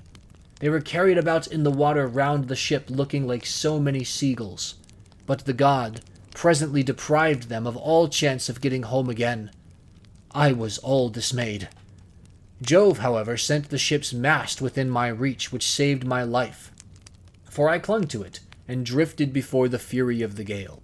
9 days did I drift, but in the darkness of the 10th night a great wave bore me onto the Thesprotian coast. There Phaedon, king of the Thesprotians, entertained me hospitably, without charging me anything at all. For his son found me when I was nearly dead with cold and fatigue, whereon he raised me by the hand, took me to his father's house, and gave me clothes to wear. There it was that I heard news of Ulysses, for the king told me he had entertained him, and shown him much hospitality, while he was on his homeward journey. He showed me also the treasure of gold and wrought iron that Ulysses had gotten together. There was enough to keep his family for 10 generations. So much had he left in the house of King Phaedon. But the king said Ulysses had gone to Dodona, that he might learn Jove's mind from the god's high oak tree, and know whether after so long an absence he should return to Ithaca openly or in secret. Moreover, the king swore in my presence, making drink offerings in his own house as he did so, that the ship was by the waterside, and the crew found, that should take him to his own country. He sent me off, however, before Ulysses returned, for there happened to be a Thesprotian ship sailing for the wheat-growing island of Dulichium, and he told those in charge of her to be sure and take me safely to King Acastus. These men hatched a plot against me that would have reduced me to the very extreme of misery, for when the ship had got some way out from land, they resolved on selling me as a slave. They stripped me of the shirt and cloak that I was wearing, and gave me instead the tattered old clouts in which you now see me. Then, towards nightfall, they reached the tilled lands of Ithaca, and there they bound me with a strong rope fast in the ship, while they went on shore to get supper by the seaside. But the gods soon undid my bonds for me, and having drawn my rags over my head, I slid down the rudder into the sea, where I struck out and swam till I was well clear of them, and came ashore near a thick wood in which I lay concealed. They were very angry at my having escaped, and went searching about for me, till at last they thought it was no further use, and went back to their ship. The gods, having hidden me thus easily, then took me to a good man's door, for it seems that I am not to die yet a while. To this you answered, O swineherd Eumaeus, "Poor unhappy stranger, I have found the story of your misfortunes extremely interesting, but that part about Ulysses is not right, and you will never get me to believe it. Why should a man like you go about telling lies in this way? I know all about the return of my master. The gods, one and all of them, detest him, for they would have taken him before Troy, or let him die with friends around him when the days of his fighting were done. For then the Achaeans would have built a mound over his ashes, and his son would have been heir to his renown. But now the storm winds have spirited him away, we know not whither. As for me, I will live out the way here with my pigs, and never go to the town unless when Penelope sends for me on the arrival of some news about Ulysses. Then they all sit round and ask questions, both those who grieve over the king's absence and those who rejoice at it because they can eat up his property without paying for it. For my own part, I have never cared about asking anyone else since the time when I was taken in by an Aetolian, who had killed a man and come a long way till at last he reached my station, and I was very kind to him. He said he had seen Ulysses with Idomeneus among the Cretans, refitting his ships, which had been damaged in a gale. He said Ulysses would return in the following summer or autumn with his men, and that he would bring back much wealth. And now you unfortunate old man, since fate has brought you to my door, do not try to flatter me in this way with vain hopes. It is not for any such reason that I shall treat you kindly, but only out of respect for Jove, the god of hospitality, as fearing him and pitying you." Ulysses answered, "I see that you are of an unbelieving mind. I have given you my oath, and yet you will not credit me. Let us then make a bargain, and call all the gods in heaven to witness it. If your master comes home, give me a cloak and shirt of good wear, and send me to the Lycium, where I want to go. But if he does not come as I say he will, set your men on to me, and tell them to throw me from yonder precipice, as a warning to tramps not to go about the country telling lies." "And a pretty figure I should cut then," replied Eumaeus, "both now and hereafter, if I were to kill you after receiving you into my hut and showing you hospitality. I should have to say my prayers in good earnest if I did. But it is just supper time, and I hope my men will come in directly, that we may cook something savory for supper." Thus did they converse, and presently the swineherds came up with the pigs, which were then shut up for the night in their sties, and a tremendous squealing they made as they were being driven into them. But Eumaeus called to his men and said, "Bring in the best pig you have, that I may sacrifice him for this stranger, and we will take toll of him ourselves. We have had trouble enough this long time feeding pigs, while others reap the fruit of our labor." On this he began chopping firewood, while the others brought in a fine, fat, 5-year-old boar pig, and set it at the altar. Eumaeus did not forget the gods, for he was a man of good principles. So the first thing he did was to cut bristles from the pig's face and throw them into the fire, praying to all the gods as he did so that Ulysses might return home again. Then he clubbed the pig with a billet of oak, which he had kept back when he was chopping the firewood, and stunned it, while the others slaughtered and singed it. Then they cut it up, and Eumaeus began by putting raw pieces from each joint onto some of the fat. Then he sprinkled with barley meal, and laid upon the embers. They cut the rest of the meat up small, put the pieces upon the spits, and roasted them till they were done. When they had taken them off the spits, they threw them onto the dresser in a heap. The swineherd, who was a most equitable man, then stood up to give everyone his share. He made 7 portions, One of these he set apart for Mercury, the son of Maia, and the nymphs, praying to them as he did so. The others he dealt out to the men, man by man. He gave Ulysses some slices cut lengthways down the loin as a mark of especial honor, and Ulysses was much pleased. "I hope, Eumaeus," said he, "that Jove will be as well disposed towards you as I am, for the respect you are showing to an outcast like myself." To this you answered, O swineherd Eumaeus, "Eat, my good fellow, and enjoy your supper, such as it is. God grants this, and withholds that, just as he thinks right, for he can do whatever he chooses." As he spoke, he cut off the first piece and offered it as a burnt sacrifice to the immortal gods. Then he made them a drink offering, put the cup into the hands of Ulysses, and sat down to his own portion. Messalius brought them their bread. The swineherd had brought this man on his own account from among the Taphians during his master's absence, and had paid for him with his own money, without saying anything either to his mistress or Laertes. They then laid their hands upon the good things that were before them, and when they had had enough to eat and drink, Messalius took away what was left of the bread, and they all went to bed after having made a hearty supper. Now the night came on stormy and very dark, for there was no moon. It poured without ceasing, and the wind blew strong from the west, which is a wet quarter.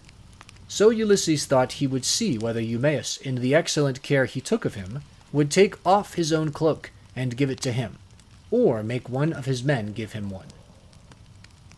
"Listen to me," said he, "Eumaeus and the rest of you. When I have said a prayer, I will tell you something. It is the wine that makes me talk in this way.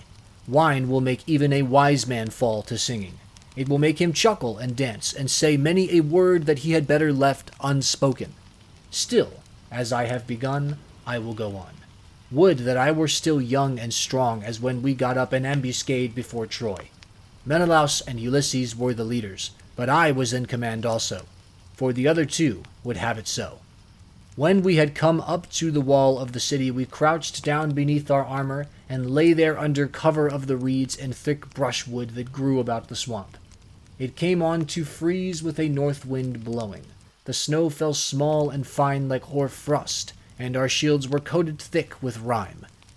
The others had all got cloaks and shirts, and slept comfortably enough with their shields about their shoulders, but I had carelessly left my cloak behind me, not thinking that I should be too cold, and had gone off in nothing but my shirt and shield.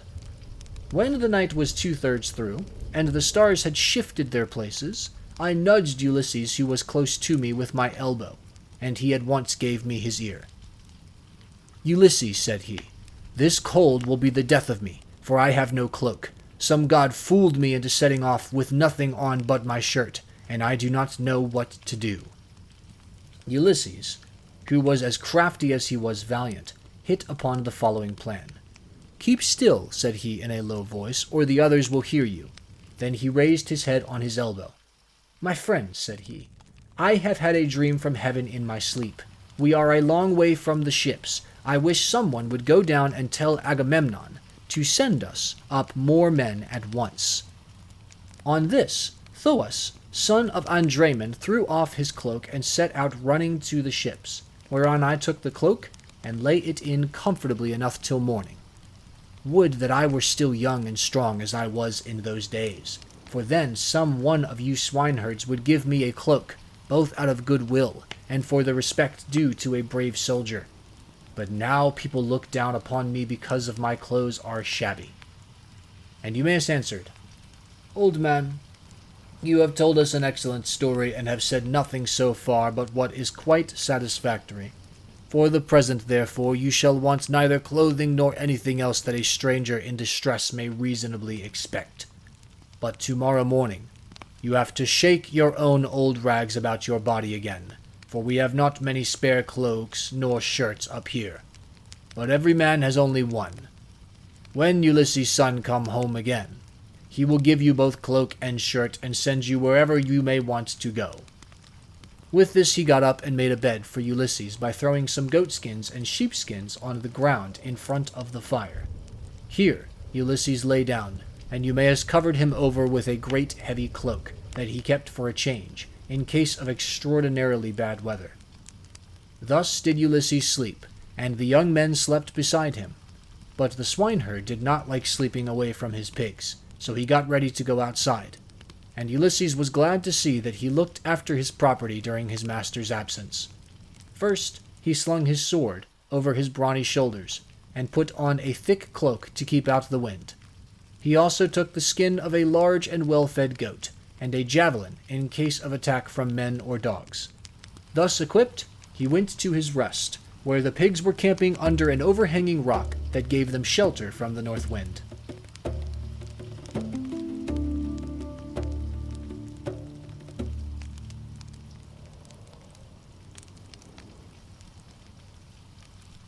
Book 15. But Minerva went to the fair city of Lacedaemon to tell Ulysses' son that he was to return at once. She found him and Pisistratus sleeping in the forecourt of Menelaus's house. Pisistratus was fast asleep, but Telemachus could not rest all night for thinking of his unhappy father. So Minerva went close up to him and said, Telemachus, you should not remain so far away from home any longer, nor leave your property with such dangerous people in your house. They will eat up everything you have among them, and you will have been on a fool's errand. Ask Menelaus to send you home at once if you wish to find your excellent mother still there when you get back. Her father and brothers are already urging her to marry Eurymachus, who has given her more than any of the others, and has been greatly increasing her wedding presents. I hope nothing valuable may have been taken from the house in spite of you, but you know what women are. They always want to do the best they can for the man who marries them, and never give another thought to the children of their first husband, nor to their father, either when he is dead and done with. Go home, therefore, and put everything in charge of the most respectable woman servant that you have, until it shall please heaven to send you a wife of your own. Let me tell you also of another matter which you had better attend to. The chief men among the suitors are lying in wait for you in the strait between Ithaca and Samos, and they mean to kill you before you can reach home. I do not much think they will succeed. It is more likely that some of those who are now eating up your property will find a grave themselves. Sail night and day, and keep your ship well away from the islands. The god who watches over you and protects you will send you a fair wind. As soon as you get to Ithaca, send your ship and men on to the town. But yourself, go straight to the swineherd who has charge of your pigs. He is well disposed towards you. Stay with him, therefore, for the night, and send him to Penelope, to tell her that you got back safe from Pylos. Then she went back to Olympus. But Telemachus stirred Pisistratus with his heel to rouse him, and said, Wake up, Pisistratus, and yoke the horses to the chariot, for we must set off home. But Pisistratus said, No matter what hurry we are in, we cannot drive in the dark. It will be morning soon. Wait till Menelaus has brought his presents and put them in the chariot for us, and let us say goodbye to him in the usual way. So long as he lives, a guest should never forget a host who has spoken him kindness. As he spoke, day began to break, and Menelaus, who had already risen, leaving Helen in bed, came towards them. When Telemachus saw him, he put on his shirt as fast as he could, threw a great cloak over his shoulders, and went out to meet him. Menelaus, said he, let me go back now to my own country, for I want to get home. And Menelaus answered, Telemachus, if you insist on going, I will not detain you. I do not like to see a host either too fond of his guest or too rude to him. Moderation is best in all things, and not letting a man go when he wants to do so is as bad as telling him to go if he would like to stay. One should treat a guest well as long as he is in the house, and speed him when he wants to leave it. Wait, then, till I can get your beautiful presents into your chariot, and till you have yourself seen them. I will tell the women to prepare a sufficient dinner for you of what there may be in the house. It will be at once more proper and cheaper for you to get your dinner before setting out on such a long journey. If, moreover, you have a fancy for making a tour in Hellas or in the Peloponnese, I will yoke my horses, and will conduct you myself through all our principal cities. No one will send us away empty-handed. Everyone will give us something, a bronze tripod, a couple of mules, or a gold cup?"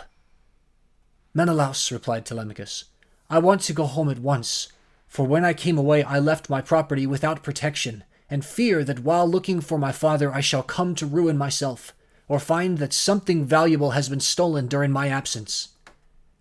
When Menelaus heard this, he immediately told his wife and servants to prepare a sufficient dinner from what there might be in the house. At this moment Eteoneus joined him, for he lived close by and had just got up, so Menelaus told him to light the fire and cook some meat, which he at once did. Then Menelaus went down into his fragrant storeroom, not alone, but Helen went too, with Megapenthes. When he reached the place where the treasures of his house were kept, he selected a double cup, and told his son Megapenthes to bring also a silver mixing bowl. Meanwhile, Helen went to the chest where she kept the lovely dresses which she had made with her own hands, and took out one that was largest and most beautifully enriched with embroidery. It glittered like a star, and lay at the very bottom of the chest. Then they all came back through the house again till they got to Telemachus, and Menelaus said, "Telemachus, may Jove, the mighty husband of Juno, bring you safely home according to your desire. I will now present you with the finest and most precious piece of plate in all my house. It is a mixing bowl of pure silver, except the rim, which is inlaid with gold, and it is the work of Vulcan. Phaedamus, king of the Sidonians, made me a present of it in the course of a visit that I paid him while I was on my return home. I should like to give it to you." With these words he placed the double cup in the hands of Telemachus, while Megapenthes brought the beautiful mixing bowl and set it before him. Hard by stood lovely Helen with the robe ready in her hand. "I too, my son," said she, "have something for you as a keepsake from the hand of Helen. It is for your bride to wear upon her wedding day. Till then, get your deaf mother to keep it for you. Thus may you go back rejoicing to your own country and to your home." So saying, she gave the robe over to him, and he received it gladly. Then Pisistratus put the presents into the chariot, and admired them all as he did so. Presently, Menelaus told Telemachus and Pisistratus into the house, and they both of them sat down to table. A maidservant brought them water in a beautiful golden ewer, and poured it into a silver basin for them to wash their hands, and she drew a clean table beside them.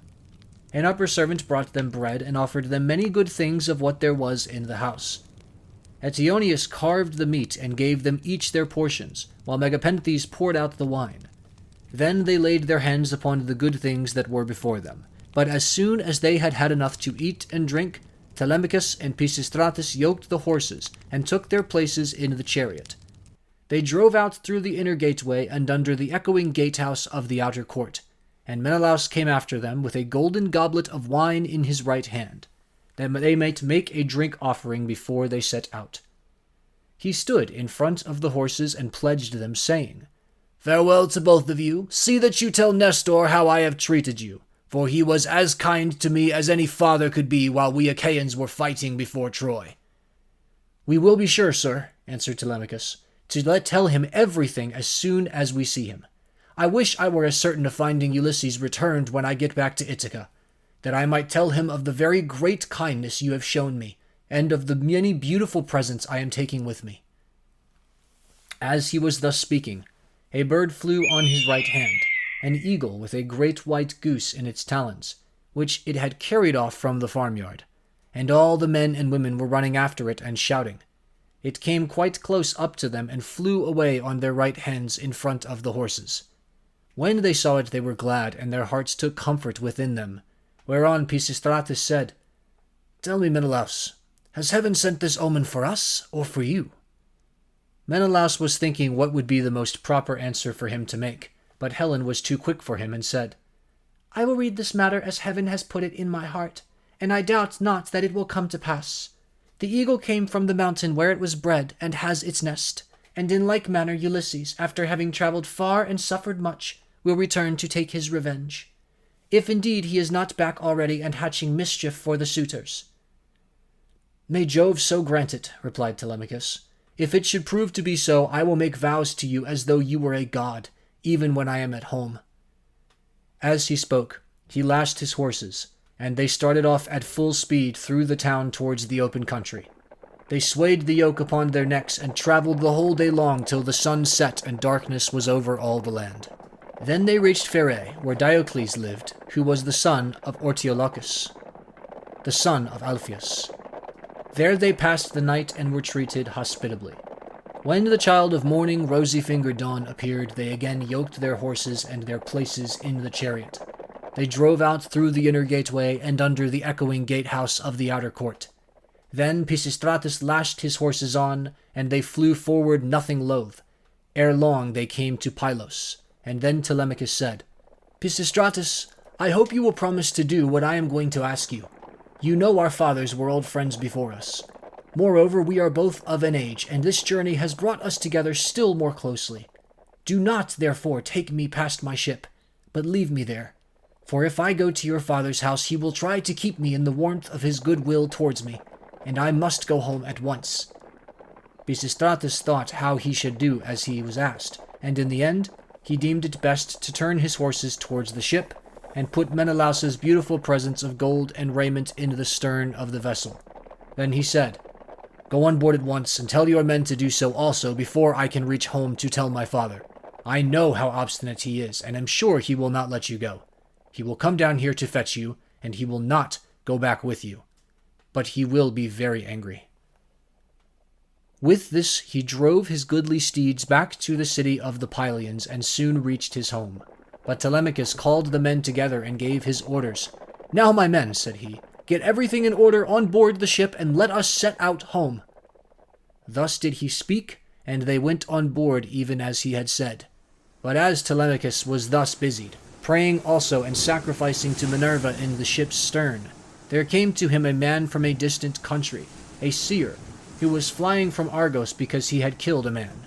He was descended from Melampus, who used to live in Pylos, the land of sheep. He was rich and owned a great house, but he was driven into exile by the great and powerful king Neleus. Neleus seized his goods and held them for a whole year, during which he was a close prisoner in the house of King Phalicus, and in much distress of mind, both on account of the daughter of Neleus, and because he was haunted by a great wrong that had been done him, and gave the daughter of Neleus to his brother. Then he left the country and went to Argos, where it was ordained that he should reign over much people. Then he married, established himself, and had two famous sons, Antiphates and Mantius. Antiphates became father of Oicleus, and Oicleus of Amphiaraus, who was dearly loved both by Jove and by Apollo. But he did not live to old age, for he was killed in Thebes by reason of a woman's gifts. His sons were Alcmaeon and Amphilochus. Mantius, the other son of Melampus, was father to Polyphetes and Cleitus. Aurora, throned in gold, carried off Cleitus for his beauty's sake, that he might dwell among the immortals. But Apollo made Polyphetes the greatest seer in the whole world, now that Amphiaraus was dead. He quarreled with his father and went to live in Hyparesia, where he remained and prophesied for all men. His son, Theoclymenus, it was who now came up to Telemachus as he was making drink offerings and praying in his ship. "Friend," said he, "now that I find you sacrificing in this place, I beseech you by your sacrifices themselves and by the gods to whom you make them. I pray you also by your own head and by those of your followers, tell me the truth and nothing but the truth. Who and whence are you? Tell me also of your town and parents." Telemachus said, "I will answer you quite truly. I am from Ithaca, and my father is Ulysses, as surely as that he ever lived. But he has come to some miserable end. Therefore I have taken this ship, and got my crew together to see if I can hear any news of him, for he has been away a long time." "I too," answered Theoclymenus, "am an exile, for I have killed a man of my own race. He has many brothers and kinsmen in Argos, and they have great power among the Argives. I am flying to escape death at their hand, and am thus doomed to be a wanderer on the face of the earth. I am your suppliant. Take me therefore on board your ship, that they may not kill me, for I know they are in pursuit." "I will not refuse you," replied Telemachus, "if you wish to join us. Come therefore, and in Ithaca we will treat you hospitably according to what we have." On this he received Theoclymenus' spear, and laid it down on the deck of the ship. He went on board and sat in the stern, bidding Theoclymenus sit beside him. Then the men let go the hawsers. Telemachus told them to catch hold of the ropes, and they made all haste to do so. They set the mast in its socket in the cross-plank, raised it, and made it fast with the forestays, and they hoisted their white sails with sheets of twisted oxhide. Minerva sent them a fair wind that blew fresh and strong to take the ship on her course as fast as possible. Thus then they passed by Crowne and Chalcis. Presently the sun set and darkness was over all the land. The vessel made a quick passage to Phyae, and then on to Elis, where the Epeans rule. Telemachus then headed for the Flying Islands, wondering within himself whether he should escape death or should be taken prisoner. Meanwhile, Ulysses and the swineherd were eating their supper in the hut, and the men supped with them. As soon as they had had to eat and drink, Ulysses began trying to prove the swineherd and see whether he would continue to treat him kindly, and ask him to stay on at the station or pack him off to the city. So he said, "Eumaeus and all of you, tomorrow I want to go away and begin begging about the town, so as to be no more trouble to you or to your men. Give me your advice, therefore, and let me have a good guide to go with me and show me the way.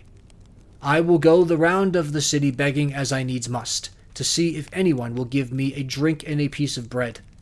I should like also to go to the house of Ulysses and bring news of her husband to Queen Penelope. I could then go about among the suitors and see if out of all their abundance they will give me a dinner. I should soon make them an excellent servant in all sorts of ways. Listen and believe when I tell you that by the blessing of Mercury, who gives grace and good name to the works of all men, there is no one living who would make a more handy servant than I should. To put fresh wood on the fire, chop fuel, carve, cook, pour out wine, and do all those services that poor men have to do for their betters." The swineherd was very much disturbed when he heard this. "Heaven help me," he exclaimed. "Whatever can have put such a notion as that into your head? If you go near the suitors, you will be undone to a certainty, for their pride and insolence reach the heavens. They would never think of taking a man like you for a servant. Their servants are all young men, well-dressed, wearing good cloaks and shirts, with well-looking faces and their hair always tidy. The tables are kept quite clean and are loaded with bread, meat, and wine. Stay where you are, then. You are not in anybody's way. I do not mind your being here. No more do any of the others. And when Telemachus comes home, he will give you a shirt and cloak, and will send you wherever you want to go." Ulysses answered, "I hope you may be as dear to the gods as you are to me, for having saved me from going about and getting into trouble. There is nothing worse than being always on the tramp. Still, when men have once got low down into the world, they will go through a great deal on behalf of their miserable bellies. Since, however, you press me to stay here, and await the return of Telemachus, tell me about Ulysses' mother, and his father, whom he left on the threshold of old age when he set out for Troy. Are they still living, or are they already dead and in the house of Hades?" "I will tell you about them," replied Eumaeus. "Laertes is still living, and prays heaven to let him depart peacefully in his own house, for he is terribly distressed about the absence of his son, and also about the death of his wife, which grieved him greatly and aged him more than anything else did. She came to an unhappy end, through sorrow for her son. May no friend or neighbor who has dealt kindly by me come to such an end as she did. As long as she was still living, though she was always grieving, I used to like seeing her, and asking her how she did, for she brought me up along with her daughter, Sitmine, the youngest of her children. We were boy and girl together, and she made little difference between us. When, however, we both grew up, they sent Sitmine to Same, and received a splendid dowry for her. As for me, my mistress gave me a good shirt and cloak with a pair of sandals for my feet and sent me off into the country. But she was just as fond of me as ever. This is all over now. Still, it has pleased heaven to prosper my work into the situation which I now hold. I have enough to eat and drink, and can find something for any respectable stranger who comes here. But there is no getting a kind word or deed out of my mistress, for the house has fallen into the hands of wicked people. Servants want sometimes to see their mistress and have a talk with her, They like to have something to eat and drink at the house, and something to take back with them into the country. This is what will keep servants in a good humor." Ulysses answered, "Then you must have been a very little fellow, Eumaeus, when you were taken so far from your home and parents. Tell me, and tell me true, was the city in which your father and mother lived sacked and pillaged? Or did some enemies carry you off when you were alone tending sheep or cattle, ship you off here, and sell you for whatever your master gave them?" "Stranger," replied Eumaeus, "as regards your question, sit still and make yourself comfortable, drink your wine, and listen to me. The nights are now at their longest. There is plenty of time for both sleeping and sitting up talking together. You ought not to go to bed till bedtime. Too much sleep is as bad as too little. If any of the others wishes to go to bed, let them leave us and do so. He can then take my master's pigs out when he has done breakfast in the morning. We two will sit here eating and drinking in the hut, and telling one another stories about our misfortunes. For when a man has suffered much and been buffeted about in the world, he takes pleasure in recalling the memory of sorrows that have long gone by.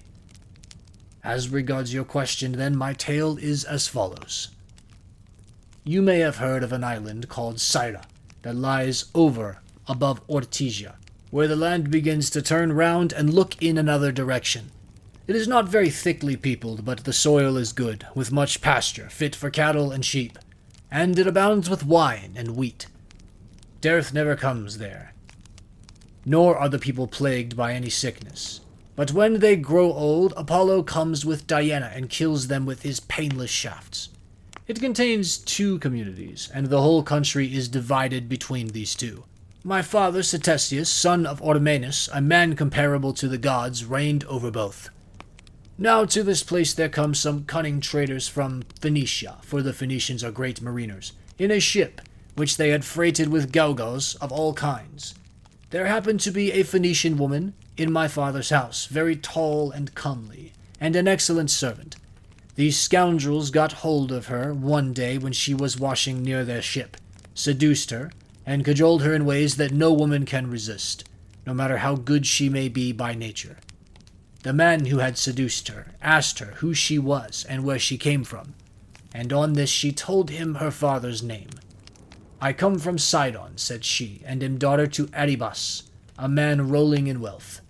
One day, as I was coming into the town from the country, some Taphian pirates seized me and took me here over the sea, where they sold me to the man who owns this house, and he gave them their price for me. The man who had seduced her then said, 'Would you like to come along with us to see the house of your parents and your parents themselves? They are both alive and are said to be well off.' 'I will do so gladly,' answered she, 'if your men will first swear me a solemn oath that you will do me no harm by the way.' They all swore as she told them, and when they had completed their oath, the woman said, 'Hush, and if any of your men meets me in the street or at the well, do not let him speak to me, for fear someone should go and tell my master, in which case he would suspect something. He would put me in prison and would have all of you murdered. Keep your counsel, therefore. Buy your merchandise as fast as you can, and send me word when you have done loading. I will bring as much gold as I can lay my hands on. And there is something else also that I can do towards paying my fare. I am nurse to the son of the good man of the house, a funny little fellow, just able to run about. I will carry him off in your ship, and you will get a great deal of money for him if you take him and sell him in foreign parts.' On this, she went back to the house. The Phoenicians stayed a whole year till they had loaded their ship with much precious merchandise, and then, when they had got freight enough, they sent to tell the woman. Their messenger, a cunning fellow, came to my father's house, bringing a necklace of gold with amber beads strung among it, and while my mother and the servants had it in their hands, admiring it and bargaining about, he made a sign quietly to the woman, and then went back to the ship, whereon she took me by the hand, and led me out of the house. In the forepart of the house she saw the table set with the cups of guests who had been feasting with my father, as being in attendance on him. These were now all gone to a meeting of the public assembly. So she snatched up 3 cups, and carried them off in the bosom of her dress, while I followed her, for I knew no better. The sun was now set, and darkness was over all the land, So we hurried on as fast as we could till we reached the harbor, where the Phoenician ship was lying. When they had got on board, they sailed their ways over the sea, taking us with them, and Jove sent them a fair wind. 6 days did we sail both night and day, but on the 7th day Diana struck the woman, and she fell heavily down into the ship's hold, as though she were a seagull alighting on the water. So they threw her overboard to the seals and fishes, and I was left all sorrowful and alone. Presently the winds and waves took the ship to Ithaca, where Laertes gave sundry of his chattels for me, and thus it was that ever I came to set eyes upon this country. Ulysses answered, Eumaeus, I have heard the story of your misfortunes with the most lively interest and pity, but Jove has given you good as well as evil. For in spite of everything you have a good master who sees that you always have enough to eat and drink, and you lead a good life, whereas I am still going about begging my way from city to city. Thus did they converse, and they had only a very little time left for sleep, for it was soon daybreak. In the meantime Telemachus and his crew were nearing land, so they loosed the sails, took down the mast, and rowed the ship into the harbor. They cast out their mooring stones and made fast the hawsers. They then got up out upon the seashore, mixed their wine, and got dinner ready. As soon as they had had enough to eat and drink, Telemachus said, Take the ship on to the town, but leave me here, for I want to look after the herdsmen on one of my farms. In the evening, when I have seen all I want, I will come down to the city, and tomorrow morning, in return for your trouble, I will give you all a good dinner with meat and wine. Then Theoclymenus said, And what, my dear young friend, is to become of me, to whose house among all your chief men am I to repair? Or shall I go straight to your own house and to your mother? At any other time, replied Telemachus, I should have bidden you go to my own house, for you would find no want of hospitality. At the present moment, however, you would not be comfortable there, for I shall be away, and my mother will not see you. She does not often show herself even to the suitors, but sits at her loom, weaving in an upper chamber, out of their way. But I can tell you a man whose house you can go to. I mean Eurymachus, the son of Polybus, who is held in the highest estimation by everyone in Ithaca. He is much the best man, and the most persistent wooer, of all those who are paying court to my mother and trying to take Ulysses' place. Jove, however, in heaven alone knows whether or no they will come to a bad end before the marriage takes place. As he was speaking, a bird flew by upon his right hand. A hawk, Apollo's messenger. It held a dove in its talons, and the feathers, as it tore them off, fell to the ground midway between Telemachus and the ship. On this, Theoclymenus called him apart and caught him by the hand. Telemachus, said he, that bird did not fly on your right hand without having been sent there by some god.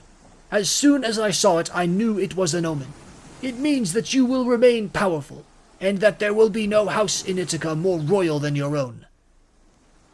I wish it may prove so, answered Telemachus. If it does, I will show you so much goodwill, and give you so many presents that all who meet you will congratulate you. Then he said to his friend, Piraeus, Piraeus, son of Clytius, you have throughout shown yourself the most willing to serve me of all those who have accompanied me to Pylos. I wish you would take this stranger to your own house, and entertain him hospitably till I can come for him. And Piraeus answered, Telemachus, you may stay away as long as you please, but I will look after him for you, and he shall find no lack of hospitality. As he spoke, he went on board, and bade the others do so also, and loose the hawsers. So they took their places in the ship.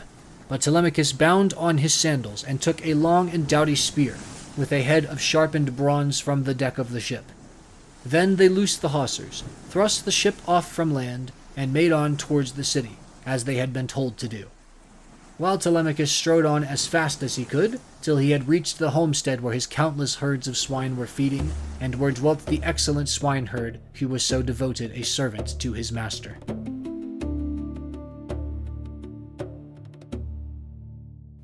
Book 16. Meanwhile, Ulysses and the swineherd had lit a fire in the hut, and were getting breakfast ready at daybreak, for they had sent the men out with the pigs. When Telemachus came up, the dogs did not bark but fawned upon him. So Ulysses, hearing the sound of feet and noticing that the dogs did not bark, said to Eumaeus, "Eumaeus, I heard footsteps. I suppose one of your men or some one of your acquaintances is coming here, for the dogs are fawning upon him and not barking." The words were hardly out of his mouth before his son stood at the door. Eumaeus sprang to his feet, and the bowls in which he was mixing wine fell from his hands as he made towards his master. He kissed his head and both his beautiful eyes and wept for joy. A father could not be more delighted at the return of an only son, the child of his old age, after 10 years' absence in a foreign country and after having gone through much hardship. He embraced him, kissed him all over as though he had come back from the dead, and spoke fondly to him, saying, "So you are come, Telemachus, light of my eyes that you are. When I heard you had gone to Pylos, I made sure I was never going to see you any more.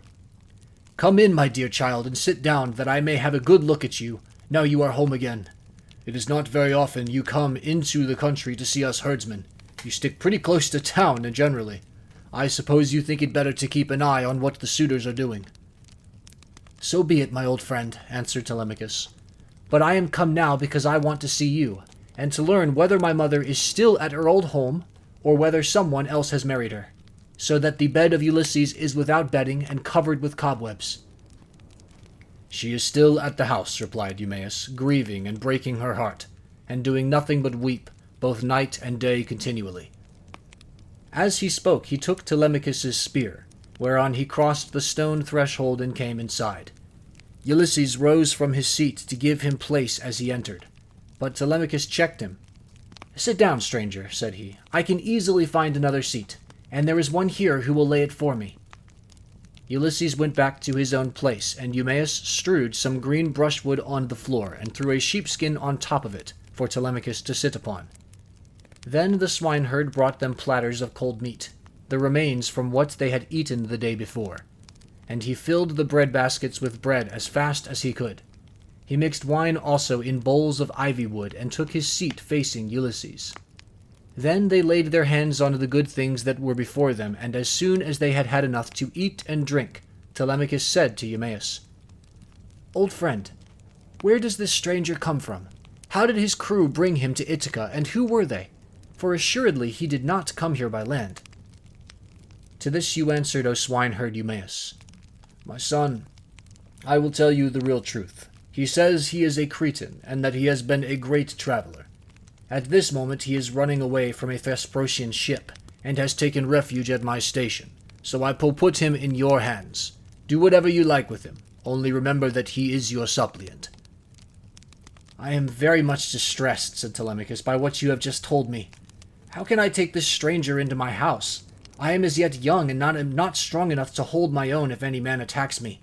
My mother cannot make up her mind whether to stay where she is and look after the house out of respect for public opinion and the memory of her husband, or whether the time is now come for her to take the best man of those who are wooing her, and the one who will make her the most advantageous offer. Still, as the stranger has come to your station, I will find him a cloak and shirt of good wear, with a sword and sandals, and will send him wherever he wants to go. Or, if you like, you can keep him here at this station, and I will send him clothes and food, that he may be no burden on you and on your men. But I will not have him go near the suitors, for they are very insolent, and are sure to ill-treat him, in a way that would greatly grieve me. No matter how valiant a man may be, he can do nothing against numbers, for they will be too strong for him." Then Ulysses said, "Sir, it is right that I should say something myself.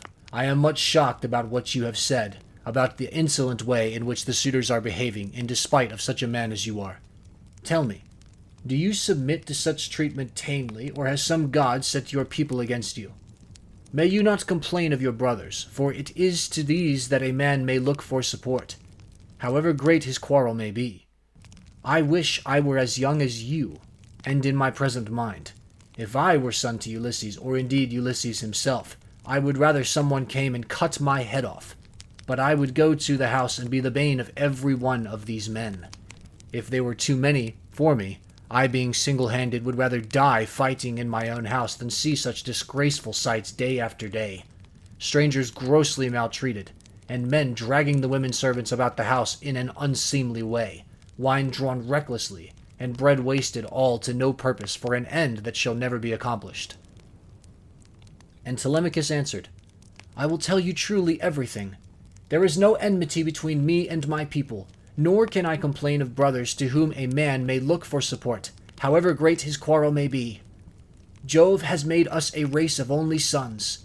Laertes was the only son of Arcesius, and Ulysses only son of Laertes. I am myself the only son of Ulysses, who left me behind when he went away, so that I have never been of any use to him. Hence it comes that my house is in the hands of numberless marauders, for the chiefs from all the neighboring islands, Dulichium, Syme, Zacynthus, as also all the principal men of Ithaca itself, are eating up my house under the pretext of paying court to my mother, who will neither say point blank that she will not marry, nor yet bring matters to an end. So they are making havoc of my estate, and before long will do so with myself into the bargain. The issue, however, rests with heaven. But do you, old friend Eumaeus, go at once and tell Penelope that I am safe and have returned from Pylos. Tell it to herself alone, and then come back here without letting anyone else know, for there are many who are plotting mischief against me. I understand and heed you, replied Eumaeus. You need instruct me no further. Only as I am going that way, say whether I had not better let poor Laertes know that you are returned. He used to superintend the work on his farm in spite of his bitter sorrow about Ulysses, and he would eat and drink at will along with his servants. But they tell me that from the day on which you set out for Pylos he has neither eaten nor drunk as he ought to do, nor does he look after his farm, but sits weeping and wasting the flesh from off his bones. More's the pity, answered Telemachus. I am sorry for him, but we must leave him to himself just now. If people could have everything their own way, the first thing I should choose would be the return of my father. But go, and give your message, then make haste back again, and do not turn out of your way to tell Laertes. Tell my mother to send one of her women secretly with the news at once, and let him hear it from her. Thus did he urge the swineherd. Eumaeus therefore took his sandals, bound them to his feet, and started for the town. Minerva watched him well off the station, and then came up to it in the form of a woman, fair, stately, and wise. She stood against the side of the entry, and revealed herself to Ulysses, but Telemachus could not see her, and knew not that she was there, for the gods do not let themselves be seen by everybody. Ulysses saw her, and so did the dogs, for they did not bark, but went scared and whining off to the other side of the yards. She nodded her head and motioned to Ulysses with her eyebrows, whereon he left the hut and stood before her outside the main wall of the yards. Then she said to him, Ulysses, noble son of Laertes, it is now time for you to tell your son. Do not keep him in the dark any longer, but lay your plans for the destruction of the suitors, and then make for the town. I will not be long in joining you, for I too am eager for the fray. As she spoke, she touched him with her golden wand. First, she threw a fair clean shirt and cloak about his shoulders. Then she made him younger and of more imposing presence. She gave him back his color, filled out his cheeks, and let his beard become dark again. Then she went away, and Ulysses came back inside the hut. His son was astounded when he saw him, and turned his eyes away for fear he might be looking upon a god. "Stranger," said he, "how suddenly you are changed from what you were a moment or two ago. You are dressed differently, and your color is not the same. Are you some one or other of the gods that live in heaven? If so, be propitious to me, till I can make you due sacrifice and offerings of wrought gold. Have mercy upon me." And Ulysses said, "I am no god. Why should you take me for one? I am your father, on whose account you grieve and suffer so much as the hands of lawless men." As he spoke, he kissed his son, and a tear fell from his cheek onto the ground, for he had restrained all tears till now. But Telemachus could not yet believe that it was his father, and said, "You are not my father, but some god is flattering me with vain hopes, that I may grieve the more hereafter. No mortal man could of himself contrive to do as you have been doing, and make yourself old and young at a moment's notice, unless a god were with him. A second ago you were old and all in rags, and now you are like some god come down from heaven." Ulysses answered, "Telemachus, you ought not to be so immeasurably astonished at my being really here. There is no other Ulysses who will come hereafter. Such as I am, it is I, who after long wandering and much hardship have got home, in the 20th year, to my own country. What you wonder at is the work of the redoubtable god Minerva, who does with me whatever she will, for she can do what she pleases. At one moment she makes me like a beggar, and the next I am a young man with good clothes on my back. It is an easy matter for the god who live in heaven to make any man look either rich or poor." As he spoke, he sat down, and Telemachus threw his arms about his father and wept. They were both so much moved that they cried aloud like eagles or vultures with crooked talons that have been robbed of their half-fledged young by peasants. Thus piteously did they weep, and the sun would have gone down upon their mourning if Telemachus had not suddenly said, "In what ship, my dear father, did your crew bring you to Ithaca?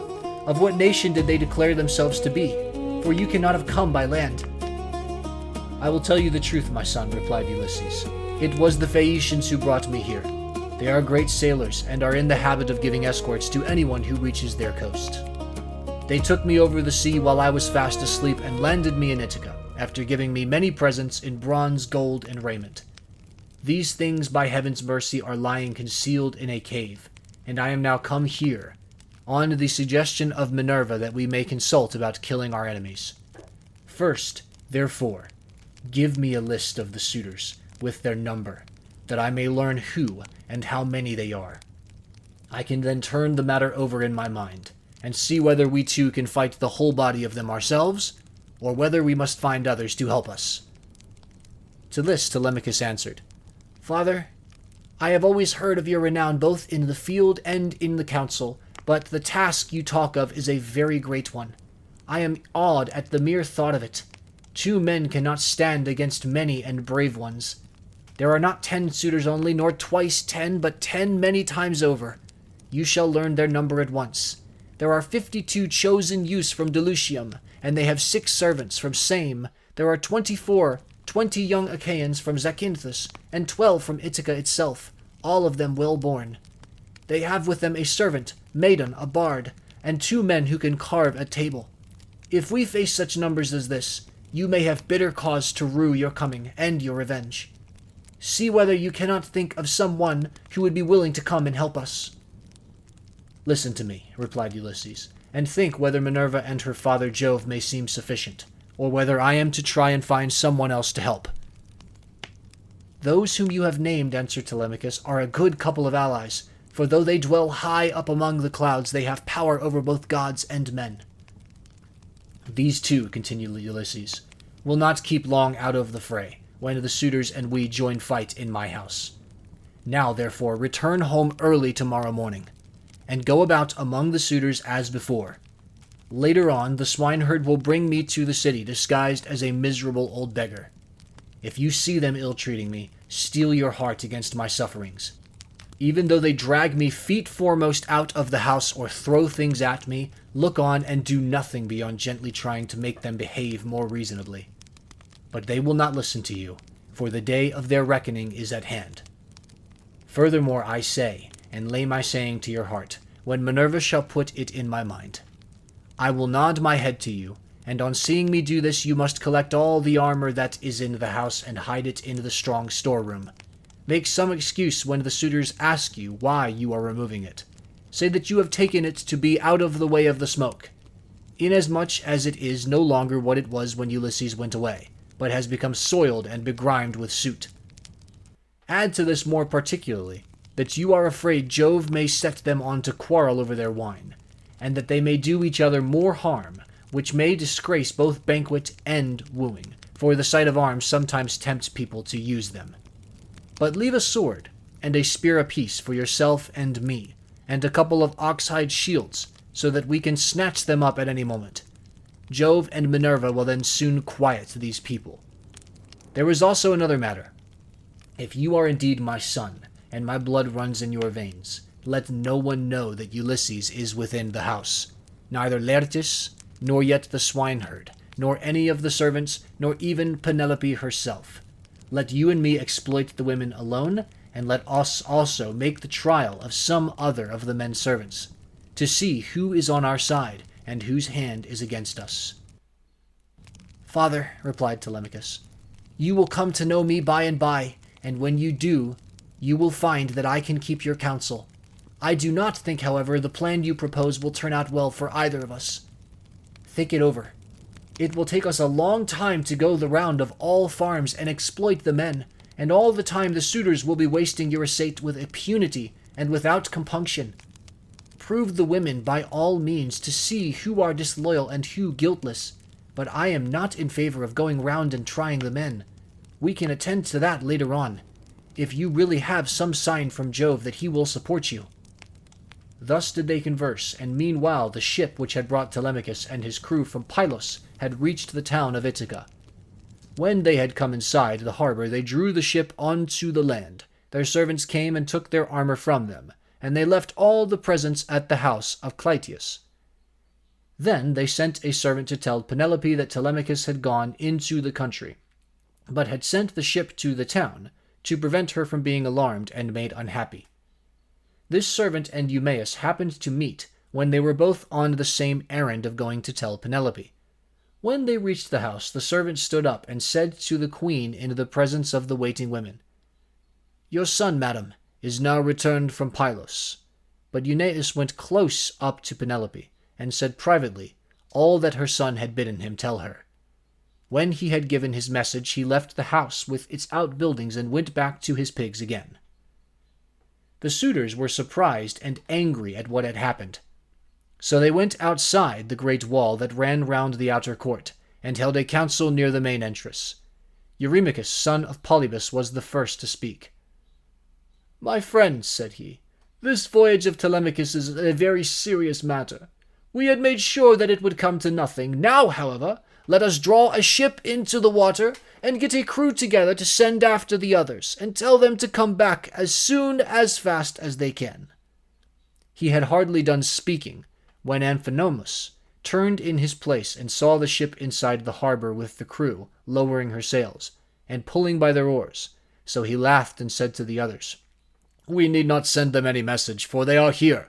Some god must have told them, or else they saw the ship go by and could not overtake her."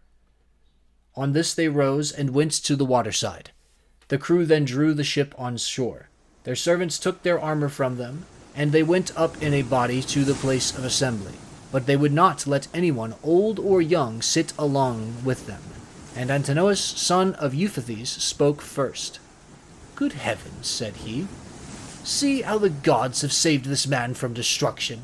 We kept a succession of scouts upon the headlands all day long, and when the sun was down we never went on shore to sleep, but waited in the ship all night till morning, in the hope of capturing and killing him. But some god has conveyed him home in spite of us. Let us consider how we can make an end of him. He must not escape us. Our affair is never likely to come off while he is alive, for he is very shrewd, and public feeling is by no means all on our side. We must make haste before we can call the Achaeans in assembly. He will lose no time in doing so, for he will be furious with us and will tell all the world how we plotted to kill him but failed to take him. The people will not like this when they come to know of it. We must see that they do us no hurt, nor drive us from our own country into exile. Let us try and lay hold of him, whether on his farm away from the town, or on the road hither. Then we can divide up his property amongst us, and let his mother and the man who marries her have the house. If this does not please you, and you wish Telemachus to live on and hold his father's property, then we must not gather here and eat up his goods in this way, but must make our offers to Penelope each from his own house, and she can marry the man who will give the most for her, and whose lot it is to win her."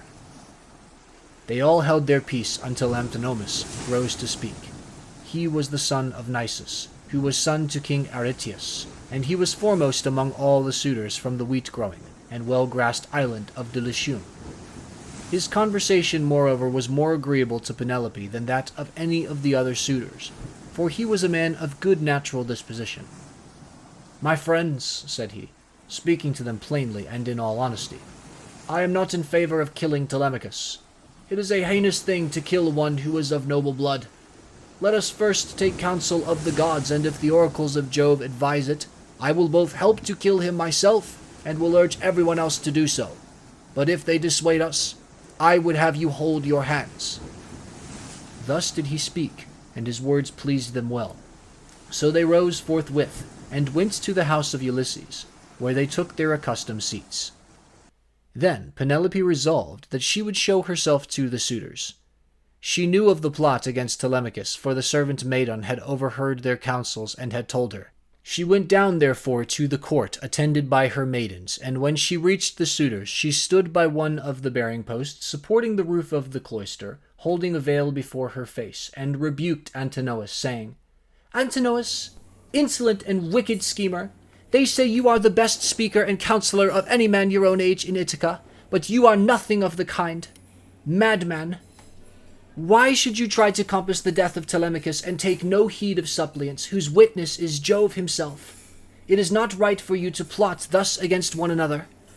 Do you not remember how your father fled to this house in fear of the people, who were enraged against him for having gone with some Taphian pirates and plundered the Thesprotians who were at peace with us?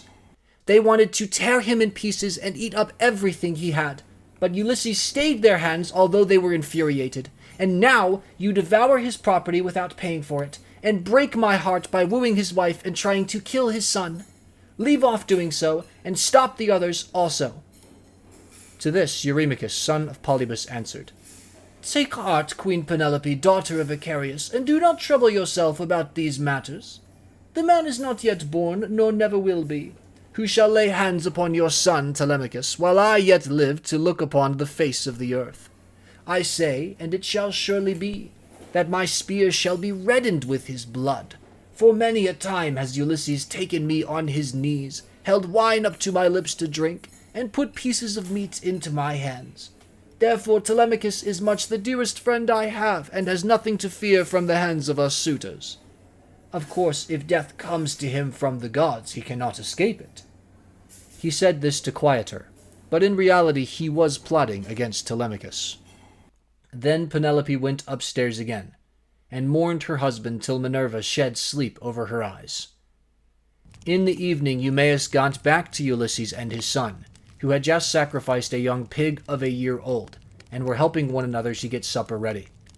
Minerva therefore came up to Ulysses, turned him into an old man with a stroke of her wand, and clad him in his old clothes again, for fear that the swineherd might recognize him and not keep the secret, but go and tell Penelope. Telemachus was the first to speak. "So you have got back, Eumaeus," said he. "What is the news of the town? Have the suitors returned, or are they still waiting over yonder to take me on my way home?" "I did not think of asking about that," replied Eumaeus, "when I was in the town. I thought I would give my message and come back as soon as I could.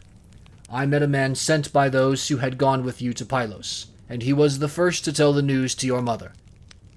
But I can say what I saw with my own eyes. I had just got on to the crest of the hill of Mercury above the town, when I saw a ship coming into harbor, with a number of men in her. They had many shields and spears, and I thought it was the suitors, but I cannot be sure." On hearing this, Telemachus smiled to his father, but so that Eumaeus could not see him. Then, when they had finished their work, and the meal was ready, they ate it, and every man had his full share, so that all were satisfied. As soon as they had had enough to eat and drink, they laid down to rest and enjoyed the boon of sleep.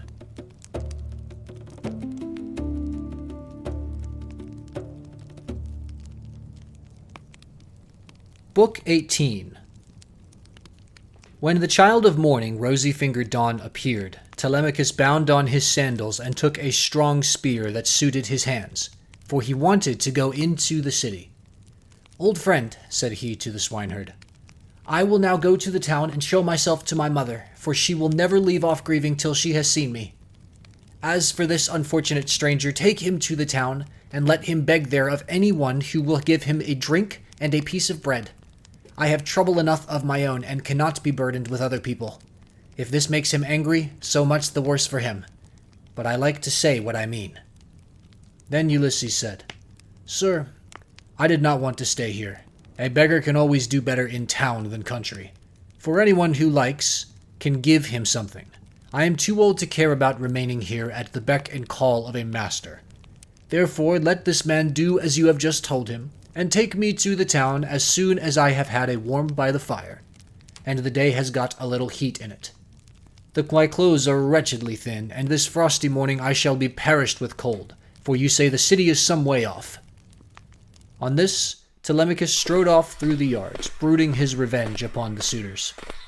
When he reached home, he stood his spear against a bearing post of the cloister, crossed the stone floor of the cloister itself, and went inside. Nurse Euryclea saw him long before anyone else did. She was putting the fleeces on the seats, and she burst out crying as she ran up to him. All the other maids came up too, and covered his head and shoulders with their kisses. Penelope came out of her room looking like Diana or Venus, and wept as she flung her arms about her son. She kissed his forehead and both his beautiful eyes. "Light of my eyes," she cried as she spoke fondly to him. "So you are come home again. I made sure I was never going to see you any more. To think of your having gone off to Pylos without saying anything about it or obtaining my consent. But come, tell me what you saw." "Do not scold me, mother," answered Telemachus, "nor vex me, seeing what a narrow escape I have had. But wash your face, change your dress, go upstairs with your maids, and promise full and sufficient hecatombs to all the gods if Jove will only grant us our revenge upon the suitors. I must now go to the place of assembly, to invite a stranger who has come back with me from Pylos. I sent him on with my crew, and told Piraeus to take him home, and look after him till I could come for him myself." She heeded her son's words, washed her face, changed her dress, and vowed full and sufficient hecatombs to all the gods, if they would only vouchsafe her revenge upon the suitors. Telemachus went through and out of the cloisters, spear in hand, not alone, for his 2 fleet dogs went with him. Minerva endowed him with a presence of such divine comeliness that all marveled at him as he went by. And the suitors gathered round him with fair words in their mouths and malice in their hearts. But he avoided them, and went to sit with Mentor, Antiphus, and Halitherses, old friends of his father's house. And they made him tell them all that had happened to him. Then Piraeus came up with Theoclymenus, whom he had escorted through the town to the place of assembly, whereon Telemachus at once joined them. Piraeus was first to speak. "Telemachus," said he, "I wish you would send some of your women to my house to take away the presents Menelaus gave you." "We do not know, Piraeus," answered Telemachus, "what may happen. If the suitors kill me in my own house and divide my property among them, I would rather you had the presents than that any of these people should get hold of them. If, on the other hand, I manage to kill them, I shall be much obliged if you will kindly bring me my presents." With these words he took Theoclymenus to his own house. When they got there, they laid their cloaks on the benches and seats, went into the baths, and washed themselves. When the maids had washed and anointed them, and had given them cloaks and shirts, they took their seats at table. A maidservant then brought them water in a beautiful golden ewer, and poured it into a silver basin for them to wash their hands, and she drew a clean table beside them. An upper servant brought them bread and offered them many good things of what there was in the house. Opposite them sat Penelope, reclining on a couch by one of the bearing posts of the cloister, and spinning. Then they laid their hands on the good things that were before them, and as soon as they had had enough to eat and drink, Penelope said, "Telemachus, I shall go upstairs and lie down on that sad couch, which I have not ceased to water with my tears, from the day Ulysses set out for Troy with the sons of Atreus. You failed, however, to make it clear to me before the suitors came back to the house, whether or no you had been able to hear anything about the return of your father." "I will tell you then the truth," replied her son. "We went to Pylos and saw Nestor, who took me to his house and treated me as hospitably as though I were a son of his own, who had just returned after a long absence. So also did his sons. But he said he had not heard a word from any human being about Ulysses, whether he was alive or dead. He sent me therefore with a chariot and horse to Menelaus. There I saw Helen, for whose sake so many both Argives and Trojans were in heaven's wisdom doomed to suffer. Menelaus asked me what it was that had brought me to Lacedaemon, and I told him the whole truth, whereon he said, "So then these cowards would usurp a brave man's bed? A hind might as well lay her newborn young in the lair of a lion and then go off to feed in the forest or in some grassy dell. The lion, when he comes back to his lair, will make short work with the pair of them, and so will Ulysses with these suitors. By Father Jove, Minerva, and Apollo, if Ulysses is still the man that he was when he wrestled with Philomelides in Lesbos, and threw him so heavily that all the Greeks cheered him, if he is still such, and were to come near these suitors, they would have a short shrift and a sorry wedding. As regards your question, however, I will not prevaricate nor deceive you, but what the old man of the sea told me, so much will I tell you in full. He said he could see Ulysses on an island sorrowing bitterly in the house of the nymph Calypso, who was keeping him prisoner, and he could not reach his home, for he had no ships nor sailors to take him over the sea. This was what Menelaus told me, and when I had heard his story I came away. The gods then gave me a fair wind and soon brought me safe home again." With these words, he moved the heart of Penelope. Then Theoclymenus said to her, "Madam, wife of Ulysses, Telemachus does not understand these things. Listen therefore to me, for I can divine them surely, and will hide nothing from you. May Jove the King of Heaven be my witness, and the rites of hospitality, with that hearth of Ulysses to which I now come, that Ulysses himself is even now in Ithaca, and either going about the country, or staying in one place, is inquiring into these evil deeds and preparing a day of reckoning for the suitors. I saw an omen when I was on the ship which meant this, and I told Telemachus about it." "May it be even so," answered Penelope. "If your words come true, you shall have such gifts and such goodwill from me that all who see you shall congratulate you." Thus did they converse. Meanwhile, the suitors were throwing discs, or aiming with spears at a mark on the leveled ground in front of the house, and behaving with all their old insolence. But when it was now time for dinner, and the flock of sheep and goats had come into the town from all the country round, with their shepherds as usual, then Medon, who was their favorite servant, and who waited upon them at table, said, "Now then, my young masters, you have had enough sport, so come inside that we may get dinner ready. Dinner is not a bad thing at dinner time." They left their sports as he told them, and when they were within the house, they laid their cloaks on the benches and seats inside, and then sacrificed some sheep, goats, pigs, and a heifer, all of them fat and well grown. Thus they made ready for their meal. In the meantime, Ulysses and the swineherd were about starting for the town, and then the swineherd said, "Stranger, I hope you will want to go to town today, as my master said you were to do. For my own part, I should have liked you to stay here as a station hand, but I must do as my master tells me, or he will scold me later on, and a scolding from one's master is a very serious thing. Let us then be off, for it is now broad day, it will be night again directly, and then you will find it colder." "I know and understand you," replied Ulysses. "You need say no more. Let us be going, but if you have a stick ready cut, let me have it to walk with, for you say the road is a very rough one."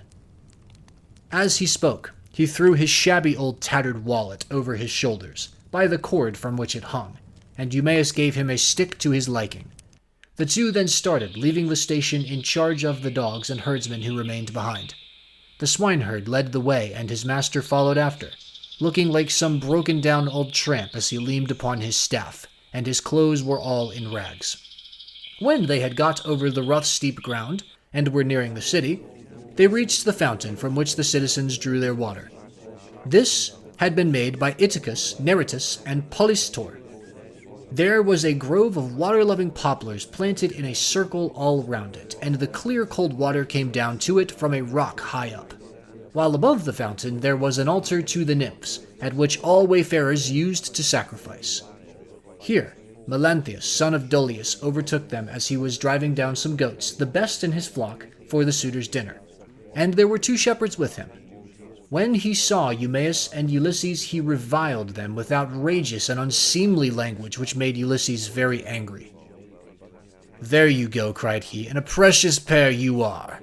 See how heaven brings birds of the same feather to one another. Where, pray, Master Swineherd, are you taking this poor, miserable object? It would make anyone sick to see such a creature at table. A fellow like this never won a prize for anything in his life, but will go about rubbing his shoulders against every man's doorpost and begging, not for swords and cauldrons like a man, but only for a few scraps not worth begging for. If you would give him to me for a hand on my station, he might do to clean out the folds, or bring a bit of sweet feed to the kids, and he could fatten his thighs as much as he pleased on way. But he has taken to bad ways and will not go about any kind of work. He will do nothing but beg victuals all the town over, to feed his insatiable belly. I say therefore, and it shall surely be, if he goes near Ulysses' house, he will get his head broken by the stools they will fling at him, till they turn him out." On this, as he passed, he gave Ulysses a kick on the hip, out of pure wantonness. But Ulysses stood firm, and did not budge from the path. For a moment he doubted whether or no to fly at Melanthius and kill him with his staff, or fling him to the ground and beat his brains out. He resolved, however, to endure it, and keep himself in check. But the swineherd looked straight at Melanthius and rebuked him, lifting up his hands and praying to heaven as he did so. "Fountain nymphs," he cried, "children of Jove, if ever Ulysses burned you thigh bones covered with fat, whether of lambs or kids, grant my prayer that heaven may send him home. He would soon put an end to the swaggering threats with which such men as you go about insulting people, gaddling all over the town while your flocks are going to ruin through bad shepherding." Then Melanthius the goatherd answered, "You ill-conditioned cur, what are you talking about? Some day or other I will put you on board ship and take you to a foreign country, where I can sell you and pocket the money you will fetch. I wish I were sure that Apollo would strike Telemachus dead this very day, or so that the suitors would kill him, as I am that Ulysses will never come home again." With this, he left them to come on at their leisure, while he went quickly forward and soon reached the house of his master. When he got there, he went in, and took his seat among the suitors opposite Eurymachus, who liked him better than any of the others. The servants brought him a portion of meat, and an upper woman servant set bread before him that he might eat. Presently Ulysses and the swineherd came up to the house and stood by it, amid a sound of music, for Phemius was just beginning to sing to the suitors. Then Ulysses took hold of the swineherd's hand and said, "Eumaeus, this house of Ulysses is a very fine place. No matter how far you go, you will find few like it. One building keeps following on after another. The outer court has a wall with battlements all round it. The doors are double folding and of good workmanship. It would be a hard matter to take it by force of arms. I perceive, too, that there are many people banqueting within it, for there is a smell of roast meat, and I hear a sound of music which the gods have made to go along with feasting." Then Eumaeus said, "You have perceived aright, as indeed you generally do, but let us think what will be our best course. Will you go inside first and join the suitors, leaving me here behind you, or will you wait here and let me go in first? But do not wait long, or someone may see you loitering about outside and throw something at you. Consider this matter, I pray you." And Ulysses answered, "I understand and heed. Go in first, and leave me here where I am. I am quite used to being beaten and having things thrown at me. I have been so much buffeted about in war and by sea, that I am case-hardened, and this too may go with the rest. But a man cannot hide away the cravings of a hungry belly. This is an enemy which gives much trouble to all men. It is because of this that ships are fitted out to sail the seas and to make war upon other people." As they were thus talking, a dog that had been lying asleep raised his head and pricked up his ears. This was Argos, whom Ulysses had bred before setting out for Troy. But he had never had any work out of him. In the old days he used to be taken out by the young men when they went hunting wild goats or deer or hares. But now that his master was gone, he was lying neglected on the heaps of mule and cow dung that lay in front of the stable doors, till the men should come and draw it away to manure the great close. And he was full of fleas. As soon as he saw Ulysses standing there, he dropped his ears and wagged his tail, but he could not get close up to his master. When Ulysses saw the dog on the other side of the yard, he dashed a tear from his eyes without Eumaeus seeing it, and said, "Eumaeus, what a noble hound that is over yonder on the manure heap. His build is splendid. Is he as fine a fellow as he looks, or is he only one of those dogs that come begging about a table and are kept merely for show?"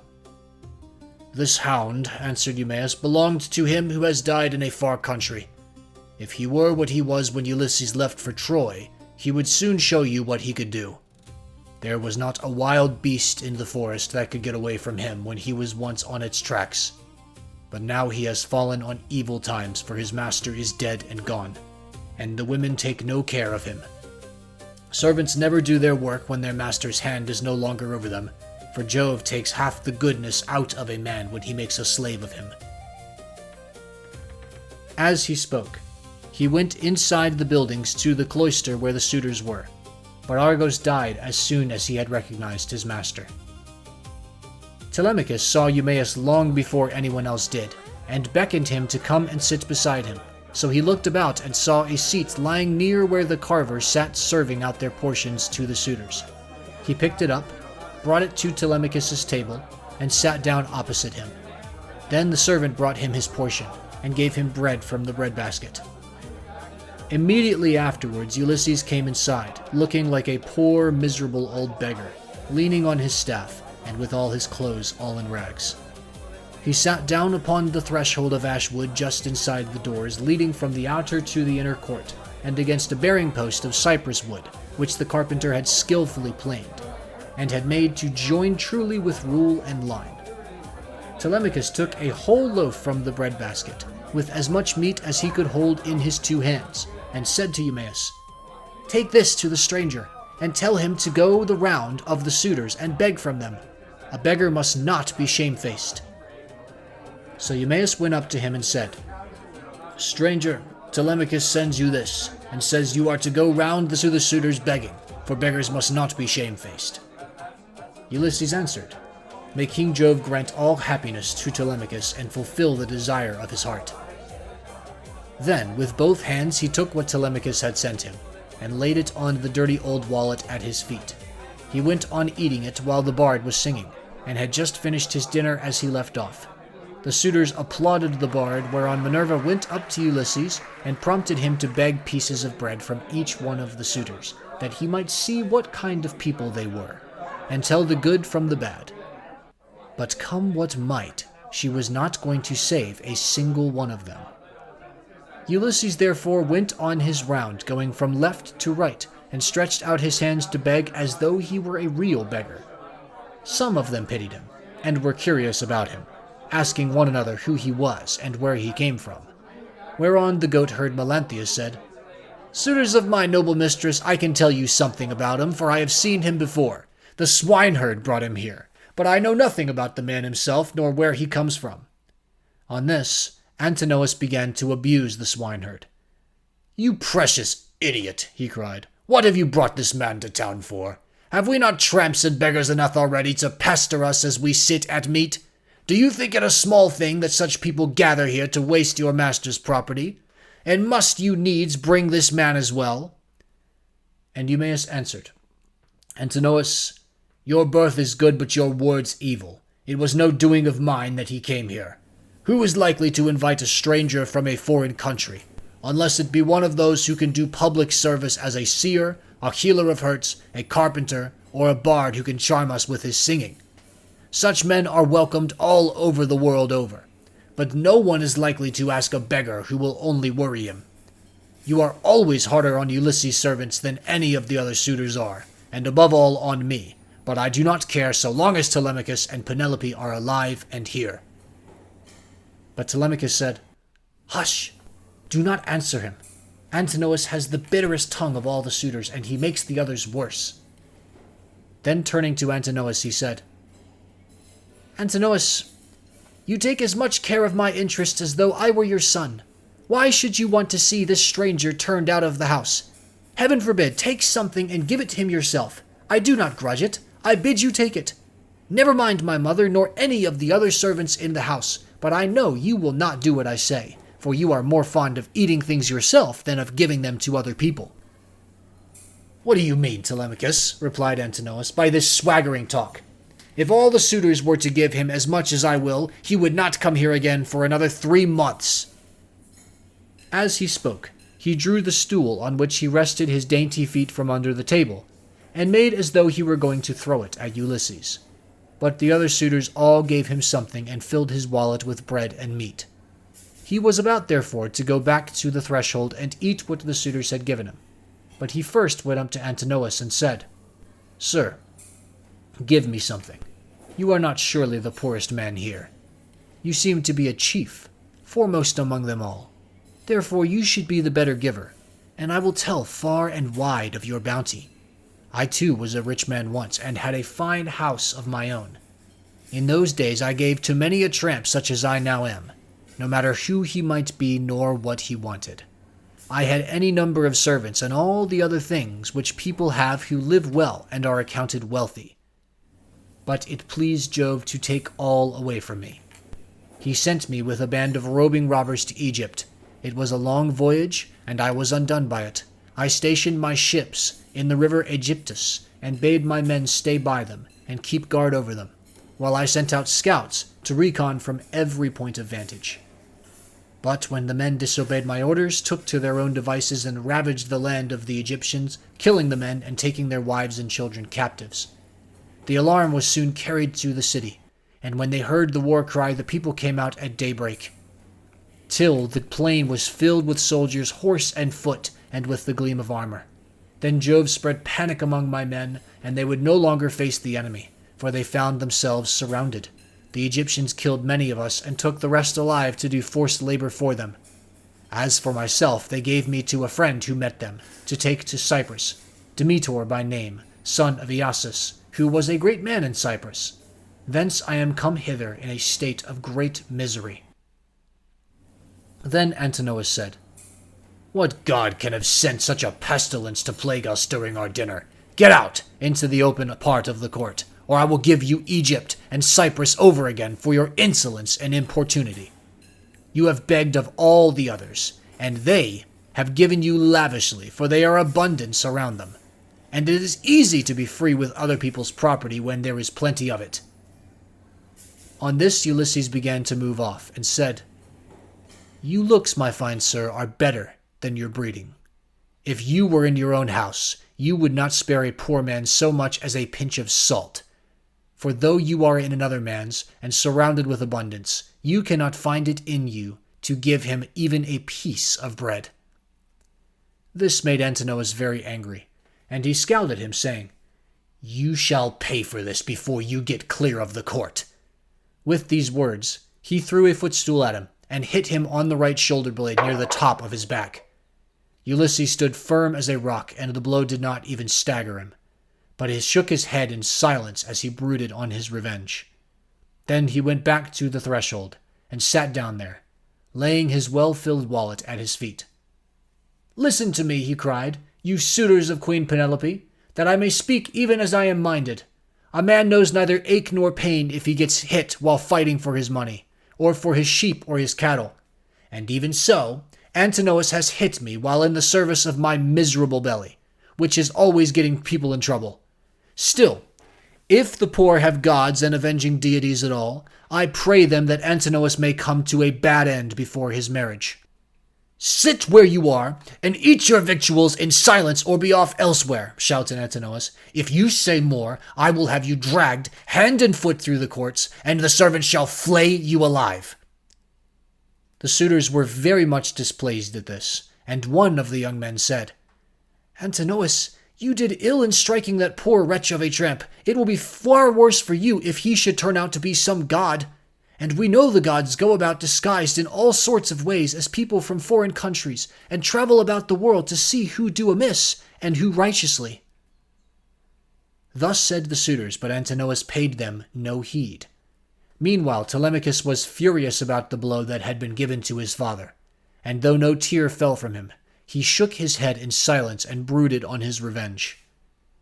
Now, when Penelope heard that the beggar had been struck in the banqueting cloister, she said before her maids, "Would that Apollo would so strike you, Antinous." And her waiting woman Eurynome answered, If our prayers were answered, not one of the suitors would ever again see the sun rise." Then Penelope said, "Nurse, I hate every single one of them, for they mean nothing but mischief. But I hate Antinous like the darkness of death itself. A poor unfortunate tramp has come begging about the house for sheer want. Everyone else has given him something to put in his wallet, but Antinous has hit him on the right shoulder blade with a footstool." Thus did she talk with her maids, as she sat in her own room, and in the meantime Ulysses was getting his dinner. Then she called for the swineherd and said, "Eumaeus, go and tell the stranger to come here. I want to see him, and ask him some questions. He seems to have traveled much, and he may have seen or heard something of my unhappy husband." To this you answered, O swineherd Eumaeus, "If these Achaeans, madam, would only keep quiet, you would be charmed with the history of his adventures. I had him 3 days and 3 nights with me in my hut, which was the first place he reached after running away from his ship.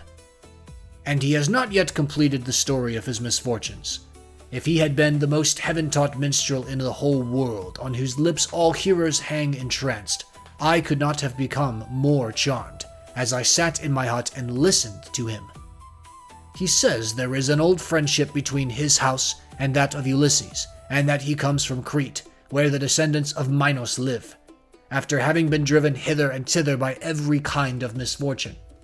He also declares that he has heard of Ulysses as being alive, and near at hand among the Thesprotians, and that he is bringing great wealth home with him." "Call him here then," said Penelope, "that I too may hear this story.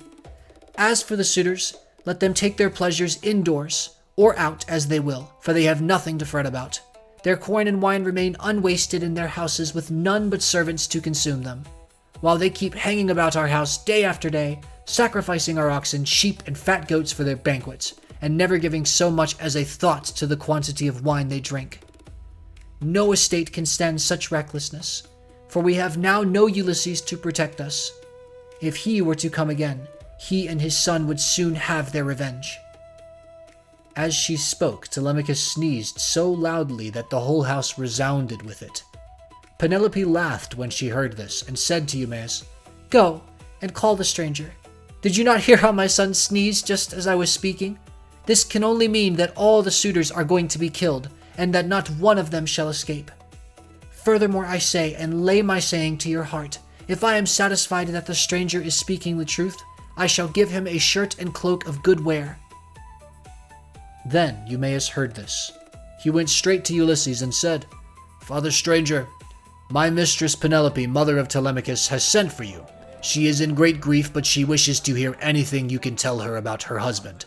And if she is satisfied that you are speaking the truth, she will give you a shirt and cloak, which are the very things that you are most in want of. As for bread, you can get enough of that to fill your belly, by begging about the town, and letting those give that will." "I will tell Penelope," answered Ulysses, "nothing but what is strictly true. I know all about her husband, and have been partner with him in affliction.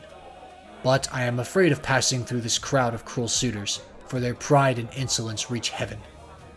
Just now, moreover, as I was going about the house without doing any harm, a man gave me a blow that hurt me very much, but neither Telemachus nor anyone else defended me. Tell Penelope, therefore, to be patient, and wait till sundown. Let her give me a seat close up to the fire, for my clothes are worn very thin. You know they are, for you have seen them ever since I first asked you to help me. She can then ask me about the return of her husband." The swineherd went back when he heard this, and Penelope said as she saw him come to the threshold, "Why do you not bring him here, Eumaeus? Is he afraid that someone will ill-treat him, or is he shy of coming inside the house at all? Beggars should not be shamefaced." To this you answered, O swineherd Eumaeus, "The stranger is quite reasonable. He is avoiding the suitors and is only doing what anyone else would do. He asks you to wait till sundown, and it will be much better, madam, that you should have him all to yourself, when you can hear him, and talk to him as you will." "The man is no fool," answered Penelope. "It would be very likely be as he says, for there are no such abominable people in the whole world as these men are." When she had done speaking, Eumaeus went back to the suitors, for he had explained everything. Then he went up to Telemachus and said in his ear so that none could overhear him, "My dear sir, I will now go back to the pigs, to see after your property and my own business. You will look to what is going on here, but above all, be careful to keep out of danger, for there are many who bear you ill will. May Jove bring them to a bad end before they do us a mischief." "Very well," replied Telemachus. "Go home when you have had your dinner, and in the morning come here with the victims we are to sacrifice for the day. Leave the rest to heaven and me." On this Eumaeus took his seat again, and when he had finished his dinner, he left the courts and the cloister with the men at table, and went back to his pigs. As for the suitors, they presently began to amuse themselves with singing and dancing, for it was now getting on towards evening. The turning of the hall, oh, the turning of the hall. Raise the cup while music plays. The dawn has ways. The turning of the hall, oh, the turning of the hall. No feast outlives eternity, but we are here today.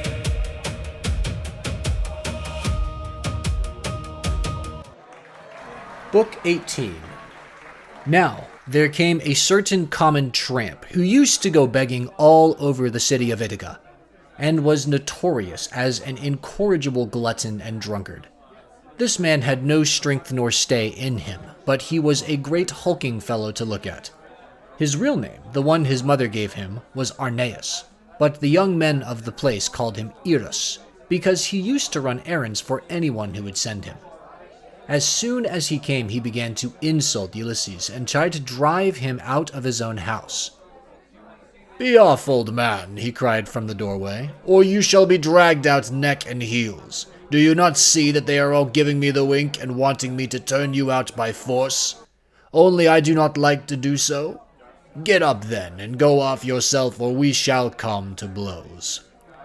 Ulysses frowned on him and said, "My friend, I do you no manner of harm. People give you a great deal, but I am not jealous. There is room enough in this doorway for the pair of us, and you need not grudge me things that are not yours to give. You seem to be just such another tramp as myself, but perhaps the gods will give us better luck by and by.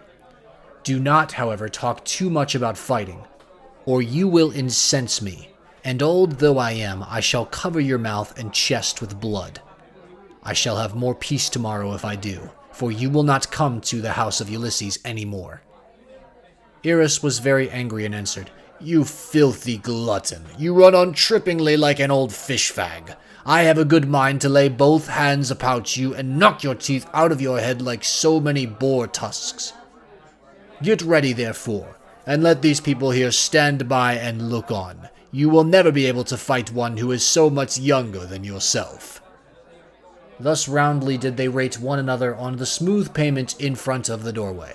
And when Antinous saw what was going on, he laughed heartily and said to the others, "This is the finest sport that you ever saw. Heaven never yet sent anything like it into this house. The stranger and Eros have quarreled and are going to fight. Let us set down on to do so at once." The suitors all came up laughing and gathered round the two ragged tramps. "Listen to me," said Antinous. "There are some goat paunches down at the fire, which we have filled with blood and fat and set aside for supper. He who is victorious and proves himself to be the better man shall have his pick of the lot. He shall be free of our table, and we will not allow any other beggar about the house at all." The others all agreed, but Ulysses, to throw them off the scent, said, "Sirs, an old man like myself, worn out with suffering, cannot hold his own against a young one, but my irrepressible belly urges me on, though I know it can only end in my getting a drubbing. You must swear, however, that none of you will give me a foul blow to favor Eros and secure him the victory." They swore as he told them, and when they had completed their oath, Telemachus put in a word and said, "Stranger, if you have a mind to settle with this fellow, you need not be afraid of anyone here. Whoever strikes you will have to fight more than one. I am host, and the other chiefs, Antinous and Eurymachus, both of them men of understanding, are of the same mind as I."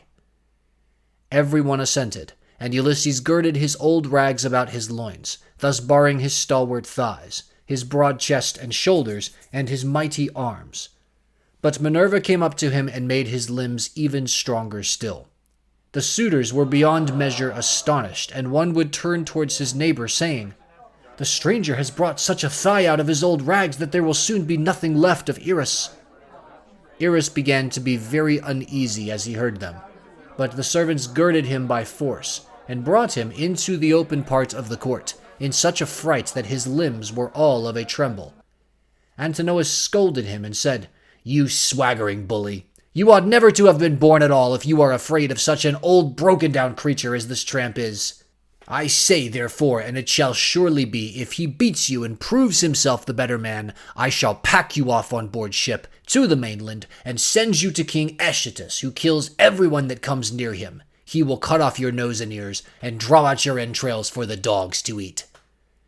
This frightened Eris still more, but they brought him into the middle of the court, and the two men raised their hands to fight. Then Ulysses considered whether he should let drive so hard at him as to make an end of him then and there, or whether he should give him a lighter blow that should only knock him down. In the end, he deemed it best to give the lighter blow, for fear the Achaeans should begin to suspect who he was. Then they began to fight, and Eris hit Ulysses on the right shoulder. But Ulysses gave Eris a blow on the neck under the ear that broke in the bones of his skull, and the blood came gushing out of his mouth. He fell groaning in the dust, gnashing his teeth, and kicking on the ground. But the suitors threw up their hands and nearly died of laughter. As Ulysses caught hold of him by the foot and dragged him into the outer court as far as the gatehouse. Then he propped him up against the wall and put his staff in his hands. "Sit here," said he, "and keep the dogs and pigs off. You are a pitiful creature, and if you try to make yourself king of the beggars any more, you shall fare still worse."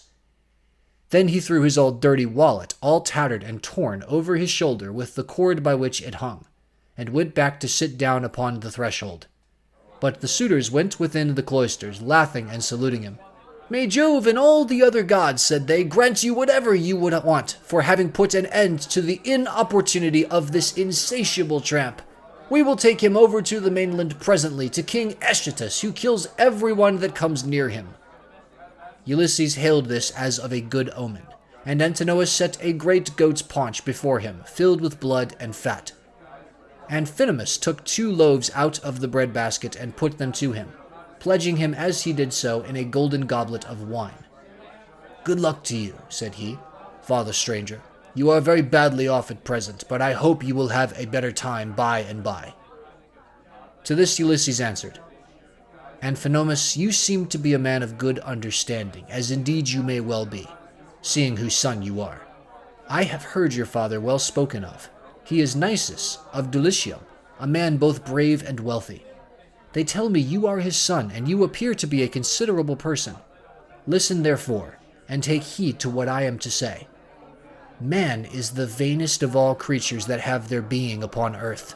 As long as heaven vouchsafes him health and strength, he thinks that he shall come to no harm hereafter. And even when the blessed gods bring sorrow down upon him, he bears it as he needs must, and makes the best of it. For God Almighty gives men their daily minds day by day.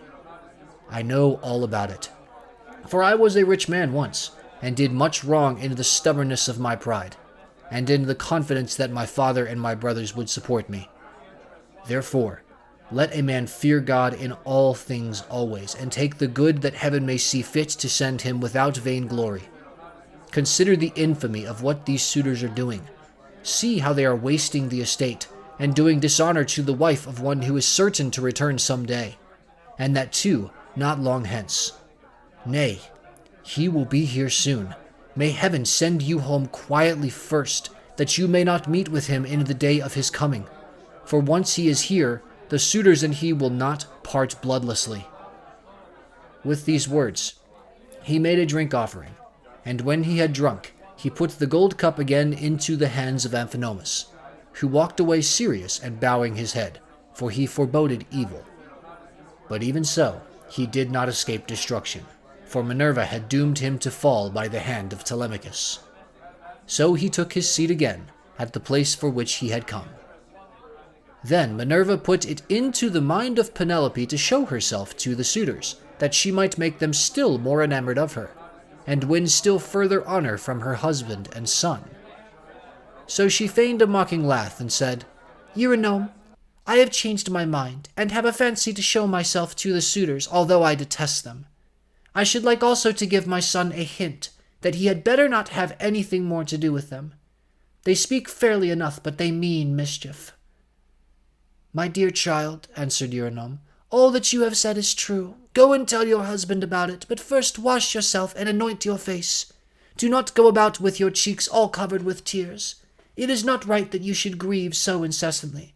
For Telemachus, whom you always prayed that you might live to see with a beard, is already grown up." "I know, Eurynome," replied Penelope, "that you mean well.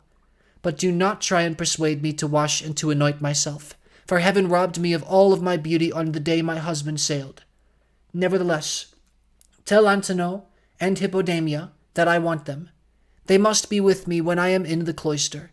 I am not going among the men alone. It would not be proper for me to do so." On this the old woman went out of the room to bid the maids go to their mistress. In the meantime, Minerva bethought her of another matter, and sent Penelope off into a sweet slumber. So she lay down on her couch, and her limbs became heavy with sleep. Then the goddess shed grace and beauty over her that all the Achaeans might admire her. She washed her face with the ambrosial loveliness that Venus wears when she goes dancing with the Graces. She made her taller, and of a more commanding figure, while as for her complexion it was whiter than sawn ivory. When Minerva had done all this, she went away, whereon the maids came in from the women's room and woke Penelope with the sound of their talking. "What an exquisitely delicious sleep I have been having," said she, as she passed her hands over her face. "In spite of all my misery, I wish Diana would let me die so sweetly now at this very moment, that I might no longer waste in despair for the loss of my dear husband, who possessed every kind of good quality, and was the most distinguished man among the Achaeans." With these words she came down from her upper room, not alone, but attended by 2 of her maidens, and when she reached the suitors, she stood by one of the bearing posts supporting the roof of the cloister, holding a veil before her face, and with a staid maid-servant on either side of her. As they beheld her, the suitors were so overpowered and became so desperately enamored of her, that each one prayed he might win her for his own bedfellow. "Telemachus," said she, addressing her son, "I fear you are no longer so discreet and well-conducted as you used to be. When you were younger, you had a great sense of propriety. Now, however, that you are grown up, though a stranger to look at you would take you for the son of a well-to-do father as far as size and good looks go, your conduct is by no means what it should be. What is all this disturbance that has been going on?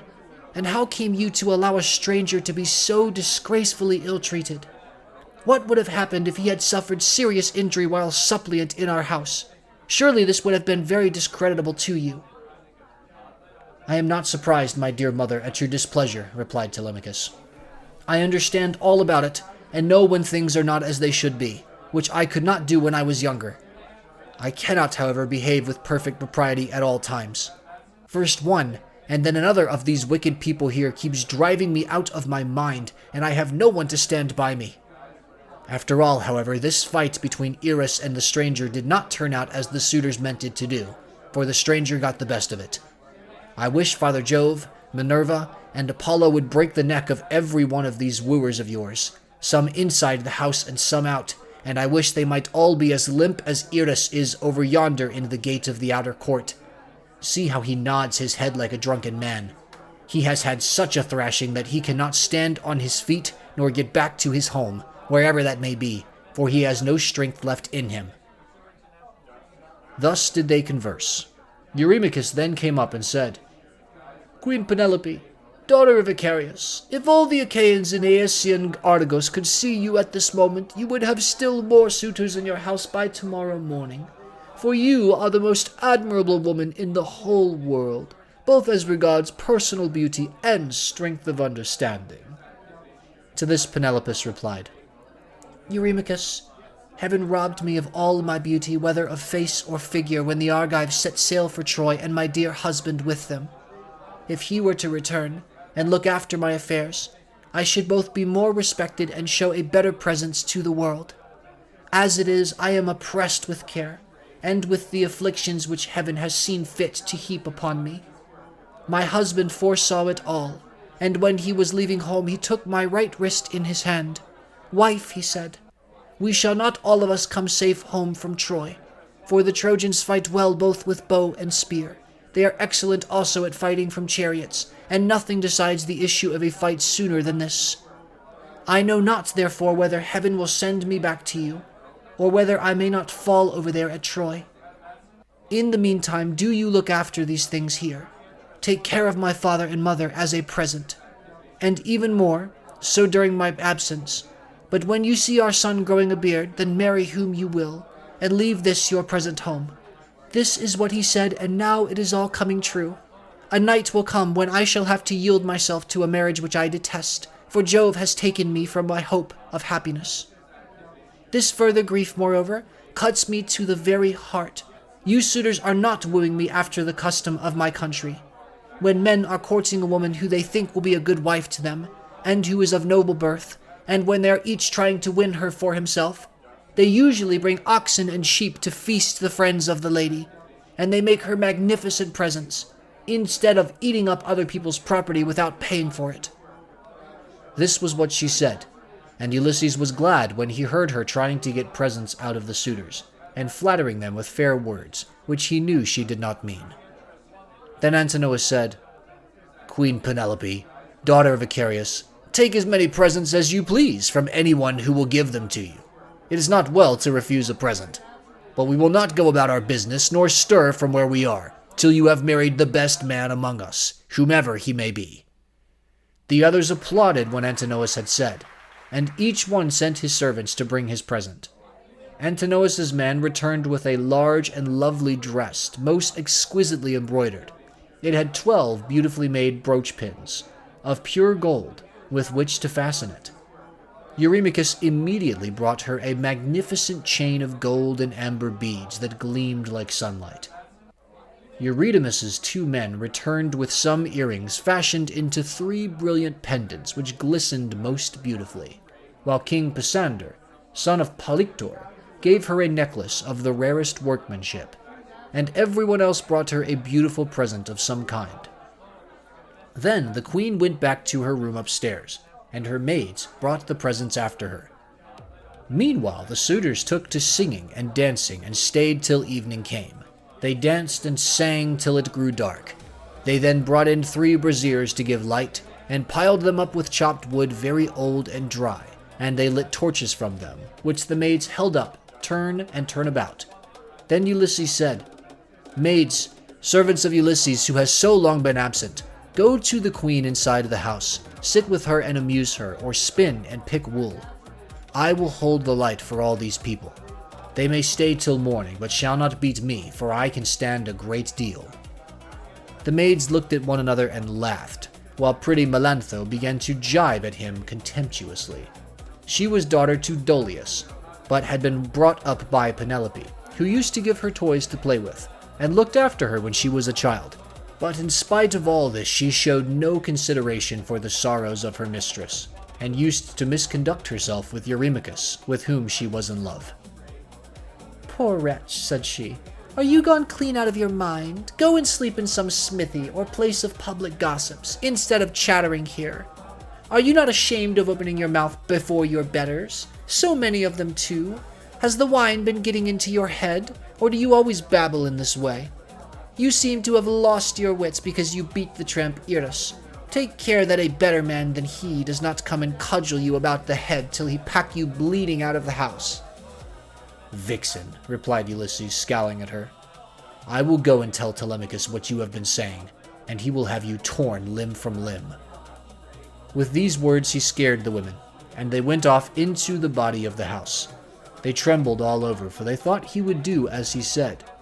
But Ulysses took his stand near the burning braziers, holding up torches and looking at the people, brooding the while on things that should surely come to pass. But Minerva would not let the suitors for one moment cease their insolence, for she wanted Ulysses to become even more bitter against them. She therefore set Eurymachus son of Polybus on to jibe at him, which made the others laugh. "Listen to me," said he, "you suitors of Queen Penelope, that I may speak even as I am minded. It is not for nothing that this man has come to the house of Ulysses. I believe the light has not been coming from the torches, but from his own head, for his hair is all gone, every bit of it." Then turning to Ulysses, he said, "Stranger, will you work as a servant if I send you to the wolds and see that you are well paid? Can you build a stone fence or plant trees?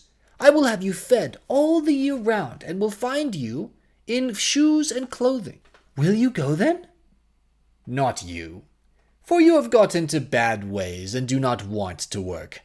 You had rather fill your belly by going round the country begging." "Eurymachus," answered Ulysses, "if you and I were to work one against the other in early summer when the days are at their longest, give me a good scythe and take another yourself, and let us see which will last the longer or mow the stronger, from dawn till dark when the mowing grass is about. Or if you will plow against me, let us each take a yoke of tawny oxen, well mated and of great strength and endurance. Turn me into a 4-acre field, and see whether you or I can drive the straighter furrow. If again war were to break out this day, give me a shield, a couple of spears, and a helmet fitting well upon my temples. You would find me foremost in the fray, and would cease your jibes about my belly. You are insolent and cruel, and think yourself a great man because you live in a little world, and that a bad one. If Ulysses comes to his own again, the doors of his house are wide, but you will find them narrow when you try to flee through them." Eurymachus was furious at all this. He scowled at him and cried, "You wretch! I will soon pay you out for daring to say such things to me, and in public too. Has the wine been getting into your head, or do you always babble in this way? You seem to have lost your wits because you beat the Trampiras." With this he caught hold of a footstool, but Ulysses sought protection at the knees of Amphinomus of Dulichium, for he was afraid. The stool hit the cupbearer on his right hand and knocked him down. The man fell with a cry flat on his back, and his wine jug fell ringing to the ground. The suitors in the covered cloister were now in an uproar, and one would turn towards his neighbor, saying, "I wish the stranger had gone somewhere else. Bad luck to him for all the trouble he gives us. We cannot permit such disturbance about a beggar. If such ill counsels are to prevail, we shall have no more pleasure at our banquet." On this Telemachus came forward and said, "Sirs, are you mad? Can you not carry your meat and your liquor decently? Some evil spirit has possessed you. I do not wish to drive any of you away, but you have had your suppers, and the sooner you all go home to bed, the better." The suitors bit their lips and marveled at the boldness of his speech. But Amphinomus, the son of Nisus, who was son to Aretius, said, "Do not let us take offense. It is reasonable, so let us make no answer. Neither let us do violence to the stranger nor to any of Ulysses' servants. Let the cupbearer go round with the drink offerings, that we may make them and go home to our rest. As for the stranger, let us leave Telemachus to deal with him, for it is to his house that he has come." Thus did he speak, and his saying pleased them well. So Mullius of Dulichium, servant to Amphinomus, mixed them a bowl of wine and water, and handed it round to each of them man by man, whereon they made their drink offerings to the blessed gods. Then, when they had made their drink offerings, and had drunk each one as he was minded, they took their several ways each of them to his own abode.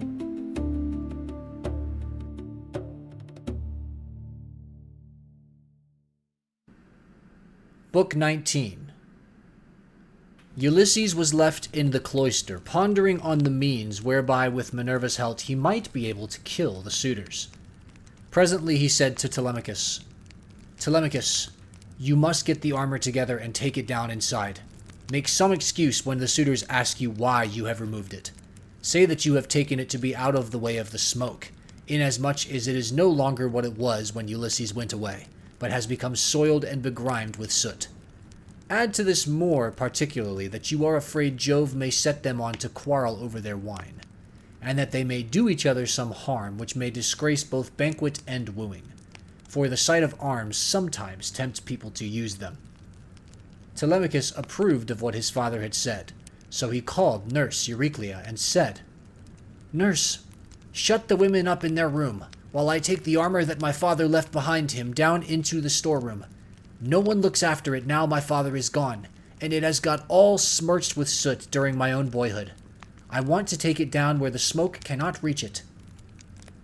"I wish, child," answered Euryclea, "that you would take the management of the house into your own hands altogether, and look after all the property yourself.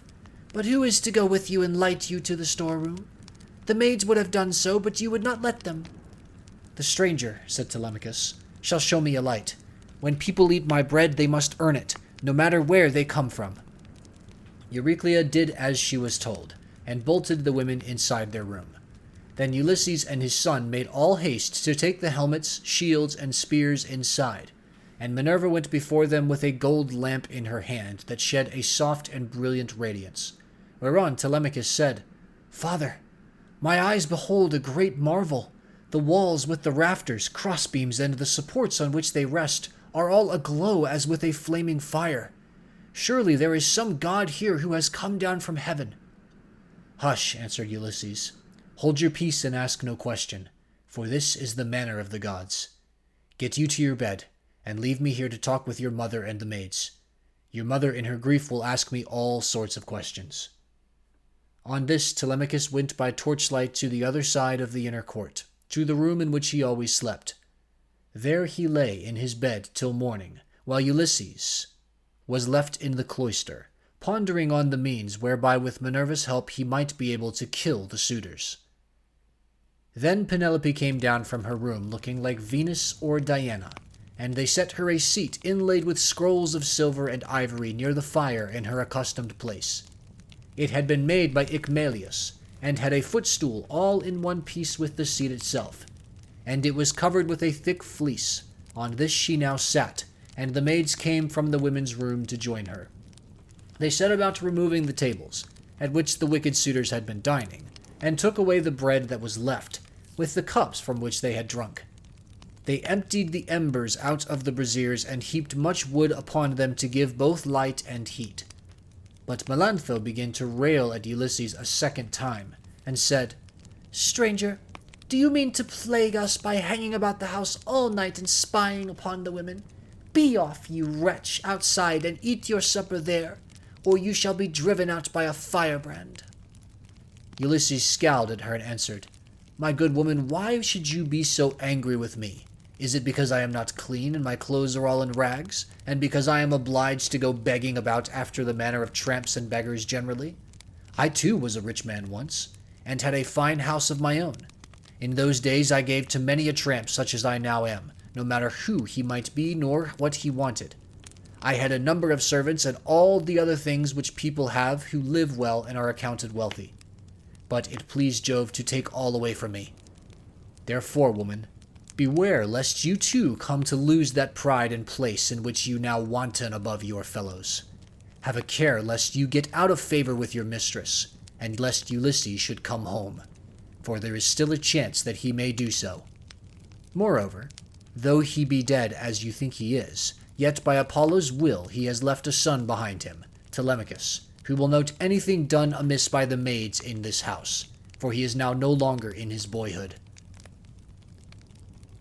Penelope heard what was said and scolded the maid. "Impudent baggage," said she. "I see how abominably you are behaving, and you shall smart for it. You knew perfectly well, for I told you myself that I was going to see the stranger and ask him about my husband, for whose sake I am now in such continual sorrow." Then she said to her head waiting woman Eurynome, "Bring a seat with a fleece upon it for the stranger to sit upon while he tells his story, and listens to what I have to say. I wish to ask him some questions." Eurynome brought the seat at once and set a fleece upon it. And as soon as Ulysses had sat down, Penelope began by saying, "Stranger, I shall first ask you who and whence are you? Tell me of your town and parents." "Madam," answered Ulysses, "who on the face of the whole earth can dare to chide you? Your fame reaches the firmament of heaven itself. You are like some blameless king who upholds righteousness, as the monarch over a great and valiant nation. The earth yields its wheat and barley, the trees are loaded with fruit, the ewes bring forth lambs, and the sea abounds with fish by reason of his virtues, and his people do good deeds under him. Nevertheless, as I sit here in your house, ask me some other question, and do not seek to know my race and family, or you will recall memories that will yet more increase my sorrow. I am full of heaviness, but I ought not to sit weeping and wailing in another person's house, nor is it well to be thus grieving continually. I shall have one of the servants or even yourself complaining of me, and saying that my eyes swim with tears because I am heavy with wine." Then Penelope answered, "Stranger, heaven robbed me of all beauty, whether of face or figure, when the Argives set sail for Troy and my dear husband with them. If he were to return and look after my affairs, I should be both more respected and should show a better presence to the world. As it is, I am oppressed with care, and with the afflictions which heaven has seen fit to heap upon me. The chiefs from all our islands, Delusium, Same, Zacynthus, as also from Ithaca itself, are wooing me against my will and are wasting my estate. I can therefore show no attention to strangers nor suppliants, nor to people who say that they are skilled artisans, but am all the time broken-hearted about Ulysses. They want me to marry again at once, and I have to invent stratagems in order to deceive them. In the first place, heaven put it in my mind to set up a great tambour frame in my room, and to begin working upon an enormous piece of fine needlework. Then I said to them, 'Sweethearts, Ulysses is indeed dead. Still do not press me to marry again immediately. Wait, for I would not have my skill in needlework perish unrecorded, till I have finished making a pall for the hero Laertes, to be ready against the time when death shall take him. He is very rich, and the women of the place will talk if he is laid out with a pall.' This was what I said, and they assented, whereon I used to keep working at my great web all day long, but at night I would unpick the stitches again by torchlight. I fooled them in this way for 3 years without their finding it out. But as time wore on, and I was now in my 4th year in the waning of moons, and many days had been accomplished, those good-for-nothing hussies my maids betrayed me to the suitors, who broke in upon me and caught me. They were very angry with me. I was forced to finish my work whether I would or no. And now, I do not see how I can find any further shift for getting out of this marriage. My parents are putting great pressure upon me, and my son chafes at the ravages the suitors are making upon his estate, for he is now old enough to understand all about it, and is perfectly able to look after his own affairs, for heaven has blessed him with an excellent disposition. Still, notwithstanding all this, tell me who you are, and where you come from, for you must have had father and mother of some sort. You cannot be the son of an oak or of a rock." Then Ulysses answered, "Madam, wife of Ulysses, since you persist in asking me about my family, I will answer no matter what it costs me. People must expect to be pained when they have been exiles as long as I have, and suffered as much among as many peoples. Nevertheless, as regards your question, I will tell you all you ask. There is a fair and fruitful island in mid-ocean called Crete. It is thickly peopled, and there are 90 cities in it. The people speak many different languages which overlap one another, for there are Achaeans, brave Eteocretans, Dorians of threefold race, and noble Pelasgi. There is a great town there, Knossos, where Minos reigned, who every 9 years had a conference with Jove himself. Minos was father to Deucalion, whose son I am, for Deucalion had 2 sons, Idomeneus and myself. Idomeneus sailed for Troy, and I, who am the younger, am called Aethon. My brother, however, was at once the older and the more valiant of the 2. Hence it was in Crete that I saw Ulysses and showed him hospitality, for the winds took him there as he was on his way to Troy, carrying him out of his course from Cape Malea, and leaving him in Amnesius off the cave of Ilithuia, where the harbors are difficult to enter, and he could hardly find shelter from the winds that were raging. As soon as he got there, he went into the town and asked for Idomeneus, claiming to be his old and valued friend. But Idomeneus had already set sail for Troy some 10 or 12 days earlier. So I took him to my own house and showed him every kind of hospitality, for I had abundance of everything. Moreover, I fed the men who were with him with barley meal from the public store, and got subscriptions of wine and oxen for them to sacrifice to their heart's content. They stayed with me 12 days, for there was a gale blowing from the north so strong that one could hardly keep one's feet on land. I suppose some unfriendly god had raised it for them. But on the 13th day the wind dropped and they got away. Many a plausible tale did Ulysses further tell, and Penelope wept as she listened, for her heart was melted. As the snow wastes upon the mountain tops when the winds from south, east, and west have breathed upon it, and thawed it till the rivers run bank full with water, even so did her cheeks overflow with tears for the husband who was all the time sitting by her side. Ulysses felt for her, and was sorry for her, but he kept his eyes as hard as horn or iron, without letting them so much as quiver. So cunningly did he restrain his tears. Then, when she had relieved herself by weeping, she turned to him again and said, "Now, stranger, I shall put you to the test, and see whether or no you really did entertain my husband and his men as you say you did. Tell me, then, how he was dressed, what kind of a man he was to look at, and so also with his companions." "Madam," answered Ulysses, "it is such a long time ago that I can hardly say. 20 years are come and gone since he left my home and went elsewhither. But I will tell you as well as I can recollect. Ulysses wore a mantle of purple wool, double-lined, as it was fastened by gold brooch, with 2 catches for the pin. On the face of this there was a device that showed a dog holding a spotted fawn between his forepaws, and watching it as it lay panting upon the ground. Everyone marveled at the way in which these things had been done in gold, the dog looking at the fawn and strangling it, while the fawn was struggling convulsively to escape. As for the short he wore next to his skin, it was so soft that it fitted him like the skin of an onion, and glistened in the sunlight to the admiration of all the women who beheld it. Furthermore I say, and lay my saying to your heart, that I do not know whether Ulysses wore these clothes when he left home, or whether one of his companions had given them to him while he was on his voyage, or possibly someone at whose house he was staying made him a present of them, for he was a man of many friends and had few equals among the Achaeans. I myself gave him a sword of bronze and a beautiful purple mantle, double-lined, with a shirt that went down to his feet, and I sent him on board his ship with every mark of honor. He had a servant with him, a little older than himself, and I can tell you what he was like. His shoulders were hunched, he was dark, and he had thick curly hair. His name was Eurybatus, and Ulysses treated him with greater familiarity than he did any of the others, as being the most like-minded with himself. Penelope was moved still more deeply as she heard the indisputable proofs that Ulysses laid before her. And when she had again found relief in tears, she said to him, "Stranger, I was already disposed to pity you, but henceforth you shall be honored and made welcome in my house. It was I who gave Ulysses the clothes you speak of. I took them out of the storeroom and folded them up myself, and I gave him also the gold brooch to wear as an ornament. Alas, I shall never welcome him home again. It was by an ill fate that he ever set out for that detested city, whose very name I cannot bring myself even to mention."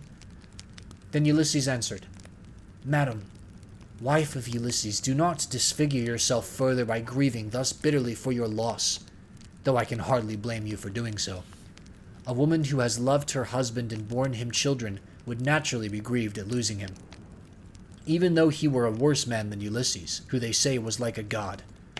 Still, cease your tears and listen to what I can tell you.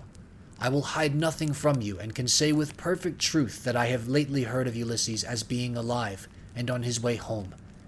He is among the Thesprotians, and is bringing back much valuable treasure that he has begged from one and another of them.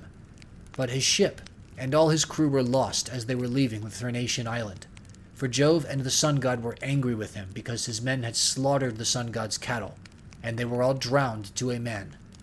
But Ulysses stuck to the keel of the ship and was drifted onto the land of the Phaeacians, who are near of kin to the immortals, and who treated him as though he had been a god, giving him many presents, and wishing to escort him home safe and sound. In fact, Ulysses would have been here long ago had he not thought better to go from land to land gathering wealth. For there is no man living who is so wily as he is. There is no one can compare with him. Phaedon, king of the Thesprotians, told me all this, and he swore to me, making drink offerings in his house as he did so, that the ship was by the waterside and the crew found who would take Ulysses to his own country. He sent me off first, for there happened to be a Thesprotian ship sailing for the wheat-growing island of Dulichium. But he showed me all the treasure Ulysses had got together, and he had enough lying in the house of King Phaedon to keep his family for 10 generations. But the king, said Ulysses, had gone to Dodona, that he might learn Jove's mind from the high oak tree, and know whereafter so long an absence he should return to Ithaca openly or in secret. So you may know he is safe, and will be here shortly. He is close at hand, and cannot remain away from home much longer. Nevertheless, I will confirm my words with an oath, and call Jove, who is the first and mightiest of all gods, to witness, as also that hearth of Ulysses to which I have now come, that all I have spoken shall surely come to pass. Ulysses will return in this self-same year, with the end of this moon, and the beginning of the next he will be here. May it be even so, answered Penelope. If your words come true, you shall have such gifts and such goodwill from me that all who see you shall congratulate you. But I know very well how it will be. Ulysses will not return. Neither will you get your escort hence. For so surely as that Ulysses ever was, there are now no longer any such masters in the house as he was, to receive honorable strangers or to further them on their way home. And now, you maids, wash his feet for him, and make him a bed on a couch with rugs and blankets, that he may be warm and quiet till morning. Then, at daybreak, wash him and anoint him again, that he may sit in the cloister and take his meals with Telemachus. It shall be the worse for any one of these hateful people who is uncivil to him. Like it or not, he shall have no more to do in this house. For how, sir, shall you be able to learn whether or not I am superior to others of my sex, both in goodness of heart and understanding, if I let you dine in my cloisters squalid and ill-clad? Men live but for a little season. If they are hard and deal hardly, people wish them ill so long as they are alive, and speak contemptuously of them when they are dead. But he that is righteous and deals righteously, the people tell of his praise among all lands, and many shall call him blessed. Ulysses answered, Madam, I have forsworn rugs and blankets from the days that I left the snowy ranges of Crete to go on shipboard. I will lie as I have lain on many a sleepless night hitherto. Night after night have I passed in any rough sleeping place, and waited for morning. Nor again do I like having my feet washed. I shall not let any of the young hussies about your house touch my feet. But if you have any old and respectable woman who has gone through as much trouble as I have, I will allow her to wash them. To this Penelope said, My dear sir, of all the guests who ever yet came to my house, there never was one who spoke in all things with such admirable propriety as you do. There happens to be in the house a most respectable old woman, the same who received my poor dear husband in her arms the night he was born, and nursed him in infancy. She is very feeble now, but she shall wash your feet. Come here, said she, Euryclea, and wash your master's age-mate. I suppose Ulysses' hands and feet are very much the same now as his are, for trouble ages us all dreadfully fast. On these words the old woman covered her face with her hands. She began to weep and made lamentation, saying, My dear child, I cannot think whatever I am to do with you. I am certain no one was ever more God-fearing than yourself, and yet Jove hates you. No one in the whole world ever burned him more thigh bones, nor gave him finer hecatombs, when you prayed you might come to a green old age yourself, and see your son grow up to take after you. Yet see how he has prevented you alone from ever getting back to your own home. I have no doubt the woman in some foreign place with Ulysses has got to are gibing at him, as all these sluts here have been gibing at you. I do not wonder at your not choosing to let them wash you after the manner in which they have insulted you. I will wash your feet myself gladly enough, as Penelope has said that I am to do so. I will wash them both for Penelope's sake, and for your own, for you have raised the most lively feelings of compassion in my mind. And let me say this, moreover, which pray attend to. We have had all kinds of strangers in distress come here before now, but I make bold to say that no one ever yet came to who was so like Ulysses in figure, voice, and feet as you are." "Those who have seen us both," answered Ulysses, "have always said we are wonderfully like each other, and now you have noticed it too." Then the old woman took the cauldron in which she was going to wash his feet, and poured plenty of cold water into it, adding hot till the bath was warm enough. Ulysses sat by the fire, but ere long he turned away from the light, for it occurred to him that when the old woman had hold of his leg, she would recognize a certain scar which it bore, whereon the whole truth would come out. And indeed, as soon as she began washing her master, she at once knew the scar as one that had been given to him by a wild boar when he was hunting on Mount Parnassus with his excellent grandfather, Autolycus, who was the most accomplished thief and perjurer in the whole world, and with the sons of Autolycus. Mercury himself had endowed him with this gift, for he used to burn the thigh bones of goats and kids to him, so he took pleasure in his companionship. It happened once that Autolycus had gone to Ithaca and had found the child of his daughter just born. As soon as he had done supper, Euryclea set the infant upon his knees and said, "Autolycus, you must find a name for your grandson.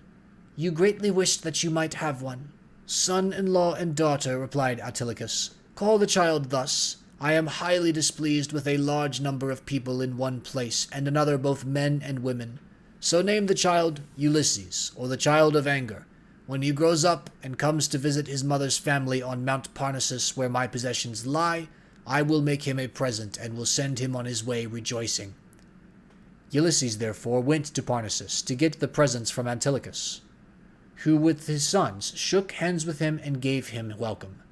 His grandmother, Amphitheia, threw her arms about him and kissed his head and both his beautiful eyes, while Autolycus desired his sons to get dinner ready, and they did as he told them. They brought in a 5-year-old bull, flayed it, made it ready, and divided it into joints. These they then cut carefully up into smaller pieces and spitted them.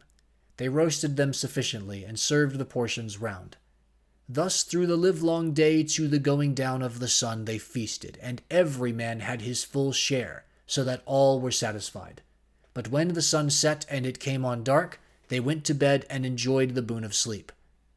When the child of morning, rosy-fingered Dawn, appeared, the sons of Autolycus went out with their hounds hunting, and Ulysses went too. They climbed the wooded slopes of Parnassus and soon reached its breezy upland valleys. But as the sun was beginning to beat upon the fields fresh risen from the slow still currents of Oceanus, they came to a mountain dull. The dogs were in front, searching for the tracks of the beast they were chasing, and after them came the sons of Autolycus, among whom was Ulysses, close behind the dogs, and he had a long spear in his hand. Here was the lair of a huge boar among some thick brushwood, so dense that the wind and rain could not get through it, nor could the sun's rays pierce it, and the ground underneath lay thick with fallen leaves.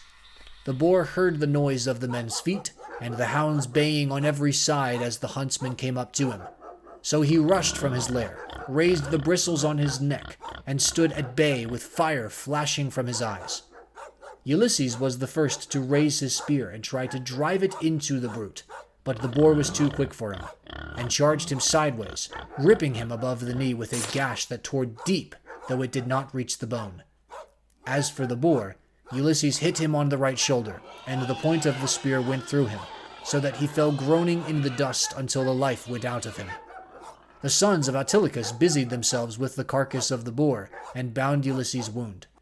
Then, after saying a spell to stop the bleeding, they went home as fast as they could. But when Autolycus and his sons had thoroughly healed Ulysses, they made him some splendid presents and sent him back to Ithaca with much mutual goodwill. When he got back, his father and mother were rejoiced to see him, and asked him all about it, and how he had hurt himself to get the scar. So he told them how the boar had ripped him when he was out hunting with Autolycus and his sons on Mount Parnassus. As soon as Euryclea had got the scarred limb in her hands and had well hold of it, she recognized it, and dropped the foot at once. The leg fell into the bath, which rang out and was overturned, so that all the water was split on the ground. Euryclea's eyes between her joy and her grief filled with tears, and she could not speak, but she caught Ulysses by the beard and said, "My dear child, I am sure you must be Ulysses himself, only I did not know you till I actually had touched and handled you." As she spoke, she looked toward Penelope, as though wanting to tell her that her dear husband was in the house, but Penelope was unable to look in that direction and observe what was going on, for Minerva had diverted her attention.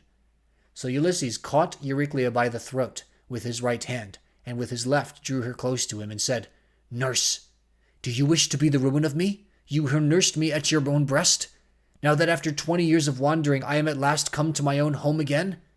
Since it has been borne in upon you by heaven to recognize me, hold your tongue, and do not say a word about it to anyone else in the house.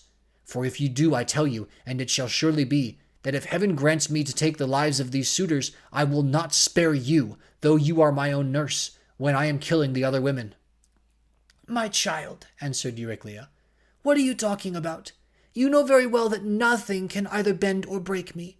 I will hold my tongue like a stone or a piece of iron. Furthermore, let me say, and lay my saying to your heart, when heaven has delivered the suitors into your hand, I will give you a list of the women in the house who have been ill-behaved, and of those who are guiltless." And Ulysses answered, "Nurse, you ought not to speak in that way. I am well able to form my own opinion about one and all of them. Hold your tongue and leave everything to heaven." As he said this, Euryclea left the cloister to fetch some more water, for the first had been all but split. And when she had washed him and anointed him with oil, Ulysses drew his seat nearer to the fire to warm himself, and hid the scar under his rags. Then Penelope began talking to him, and said, "Stranger, I should like to speak with you briefly about another matter. It is indeed nearly bedtime, for those at least who can sleep in spite of sorrow. As for myself, heaven has given me a life of such unmeasurable woe, that even by day, when I am attending to my duties and looking after the servants, I am still weeping and lamenting during the whole time. Then when night comes, and we all of us go to bed, I lie awake thinking, and my heart becomes a prey to the most incessant and cruel tortures. As the dun nightingale, daughter of Pandareus, sings in the early spring from her seat in shadiest covert hid, and with many a plaintive trill pours out the tale how by mishap she killed her own child Itylus, son of King Zethus, even so does my mind toss and turn in its uncertainty whether I ought to stay with my son here and safeguard my substance, my bondsmen, and the greatness of my house, out of regard to public opinion and the memory of my late husband, or whether it is now time for me to go with the best of these suitors who are wooing me, and making me such magnificent presents. As long as my son was still young and unable to understand, he would not hear of me leaving my husband's house. But now that he is full grown, he begs and prays me to do so, being incensed at the way in which the suitors are eating up his property. Listen, then, to a dream that I have had, and interpret it for me if you can. I have 20 geese about the house that eat mash out of a trough, and of which I am exceedingly fond. I dreamed that a great eagle came swooping down from a mountain, and dug his carved beak into the neck of each of them, till he had killed them all. Presently he soared off into the sky, and left them lying dead about the yard, whereon I wept in my dream till all my maids gathered round me. So piteously was I grieving because the eagle had killed my geese. Then he came back again, and perching on a projecting rafter spoke to me with human voice, and told me to leave off crying. "Be of good courage," he said, "daughter of Icarius. This is no dream, but a vision of good omen that shall surely come to pass. The geese are the suitors, and I am no longer an eagle, but your own husband, who am come back to you, and who will bring these suitors to a disgraceful end." On this I woke, and when I looked out, I saw my geese at the trough eating their mash as usual. "This dream, madam," replied Ulysses, "can admit but of one interpretation. For had not Ulysses himself told you how it shall be fulfilled? The death of the suitors is portended, and not one single one of them will escape."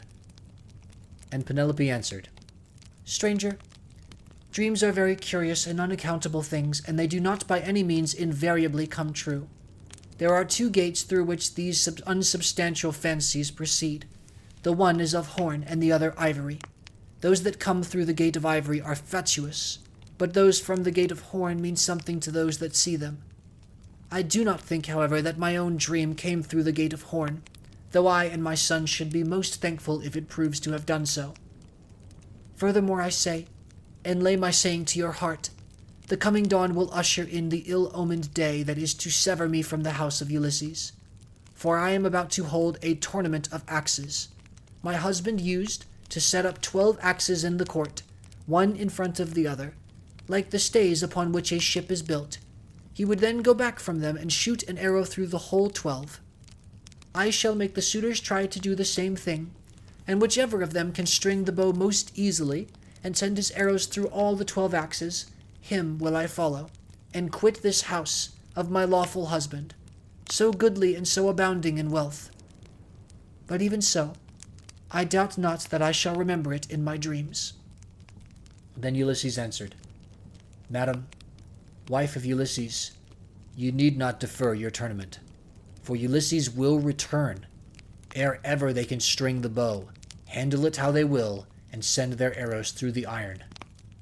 To this Penelope said, "As long, sir, as you will sit here and talk to me, I can have no desire to go to bed. Still, people cannot do permanently without sleep, and heaven has appointed us dwellers on earth a time for all things. I will therefore go upstairs, and recline upon that couch which I have never ceased to flood with my tears from the day Ulysses set out for the city with a hateful name." She then went upstairs to her own room, not alone, but attended by her maidens, and when there, she lamented her dear husband till Minerva shed sweet sleep over her eyelids.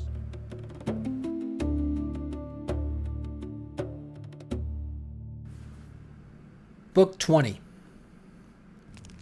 Ulysses slept in the cloister upon an undressed bullock's hide, on the top of which he threw several skins of the sheep the suitors had eaten, and Eurynome threw a cloak over him after he had laid himself down. There then Ulysses lay wakefully brooding upon the way in which he should kill the suitors, and by the women who had been in the habit of misconducting themselves with them left the house, giggling and laughing with one another. This made Ulysses very angry, and he doubted whether to get up and kill every single one of them then and there, or to let them sleep one more and last time with the suitors. His heart growled within him, and as a bitch with puppies growls and shows her teeth when she sees a stranger, so did his heart growl with anger at the evil deeds that were being done. But he beat his breast and said, "Heart, be still. You had worse than this to bear on the day when the terrible Cyclops ate your brave companions, yet you bore it in silence till your cunning got you safe out of the cave, though you made sure of being killed." Thus he chided with his heart and checked it into endurance, but he tossed about as one who turns a paunch full of blood and fat in front of a hot fire, doing it first on one side and then on the other, that he may get it cooked as soon as possible. Even so did he turn himself about from side to side, thinking all the time how single-handed he should contrive to kill so large a body of men as wicked as the suitors. But by and by Minerva came down from heaven in the likeness of a woman, and hovered over his head, saying, "My poor unhappy man, why do you lie awake in this way? This is your house, your wife is safe inside it, and so is your son, who is just such a young man as any father may be proud of." "Goddess," answered Ulysses, "all that you have said is true, but I am in some doubt as to how I shall be able to kill these wicked suitors single-handed, seeing what a number of them there always are. And there is this further difficulty, which is still much more considerable. Supposing that with Jove's and your assistance I succeed in killing them, I must ask you to consider where I am to escape to from their avengers when it is all over." "For shame," replied Minerva. "Why anyone else would trust a worse ally than myself, even though that ally were only a mortal and less wise than I am. Am I not a goddess, and have I not protected you throughout in all your troubles? I tell you plainly that even though there are 50 bands of men surrounding us and eager to kill us, you should take all their sheep and cattle and drive them away with you. But go to sleep. It is a very bad thing to lie awake all night, and you shall be out of your troubles before long." As she spoke, she shed sleep over his eyes, and then went back to Olympus. While Ulysses was thus yielding himself to a very deep slumber that eased the burden of his sorrows, his admirable wife awoke, and sitting up in her bed began to cry. When she had relieved herself by weeping, she prayed to Diana, saying, "Great goddess Diana, daughter of Jove, drive an arrow into my heart and slay me, or let some whirlwind snatch me up and bear me through paths of darkness, till it drop me into the mouth of overflowing Oceanus, as it did the daughters of Pandorus. The daughters of Pandorus lost their father and mother, for the gods killed them, so they were left orphans. But Venus took care of them and fed them on cheese, honey, and sweet wine. Juno taught them to excel all women in beauty of form and understanding. Diana gave them an imposing presence, and Minerva endowed them with every kind of accomplishment. But one day, when Venus had gone up to Olympus to see Jove about getting them married, for well does he know what shall happen and what not happen to everyone, the storm winds came and spirited them away to become handmaids to the dread Erinyes.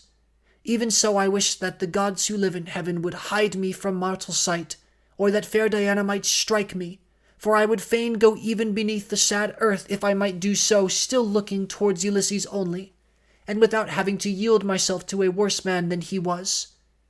Besides, no matter how much people may grieve by day, they can put up with it so long as they can sleep at night, for when the eyes are closed in slumber, people forget good and ill alike, whereas my misery haunts me even in my dreams. This very night methought there was one lying by my side who was like Ulysses as he was when he went away with his host, and I rejoiced, for I believed that it was no dream, but the very truth itself." On this the day broke, but Ulysses heard the sound of her weeping, and it puzzled him, for it seemed as though she already knew him and was by his side. Then he gathered up the cloak and fleeces on which he had lain, and set them on a seat in the cloister. But he took the bullock's hide out into the open. He lifted up his hands to heaven, and prayed, saying, "Father Jove, since you have seen fit to bring me over land and sea to my own home after all the afflictions you have laid upon me, give me a sign out of the mouth of some one or other of those who are now waking within the house, and let me have another sign of some kind from outside." Thus did he pray. Jove heard his prayer, and forthwith thundered high up among the clouds from the splendor of Olympus, and Ulysses was glad when he heard it. At the same time within the house, a miller woman from hard by in the mill room lifted up her voice and gave him another sign. There were 12 miller women whose business it was to grind wheat and barley, which are the staff of life. The others had ground their task and had gone to take their rest, but this one had not yet finished, for she was not so strong as they were. And when she heard the thunder, she stopped grinding and gave the sign to her master. "Father Jove," said she, "you who rule over heaven and earth, you have thundered from a clear sky without so much as a cloud in it, and this means something for somebody. Grant the prayer, then, of me, your poor servant who calls upon you, and let this be the very last day that the suitors dine in the house of Ulysses. They have worn me out with labor of grinding meal for them, and I hope they may never have another dinner anywhere at all." Ulysses was glad when he heard the omens conveyed to him by the woman's speech, and by the thunder, for he knew they meant that he should avenge himself on the suitors. Then the other maids in the house rose and lit the fire on the hearth. Telemachus also rose and put on his clothes. He girded his sword about his shoulder, bound his sandals onto his comely feet, and took a doughty spear with a point of sharpened bronze. Then he went to the threshold of the cloister and said to Euryclea, "Nurse, did you make the stranger comfortable both as regards bed and board, or did you let him shift for himself? For my mother, good woman though she is, has a way of paying great attention to second-rate people, and of neglecting others who are in reality much better men." "Do not find fault, child," said Euryclea. when there is no one to find fault with. The stranger sat and drank his wine as long as he liked. Your mother did ask him if he would take any more bread, and he said he would not. When he wanted to go to bed, she told the servants to make one for him. But he said he was such a wretched outcast that he would not sleep on a bed and under blankets. He insisted on having an undressed bullock's hide, and some sheepskin put for him in the cloister, and I threw a cloak over him myself. Then Telemachus went out of the court to the place where the Achaeans were meeting in assembly. He had his spear in his hand, and he was not alone, for his 2 dogs went with him.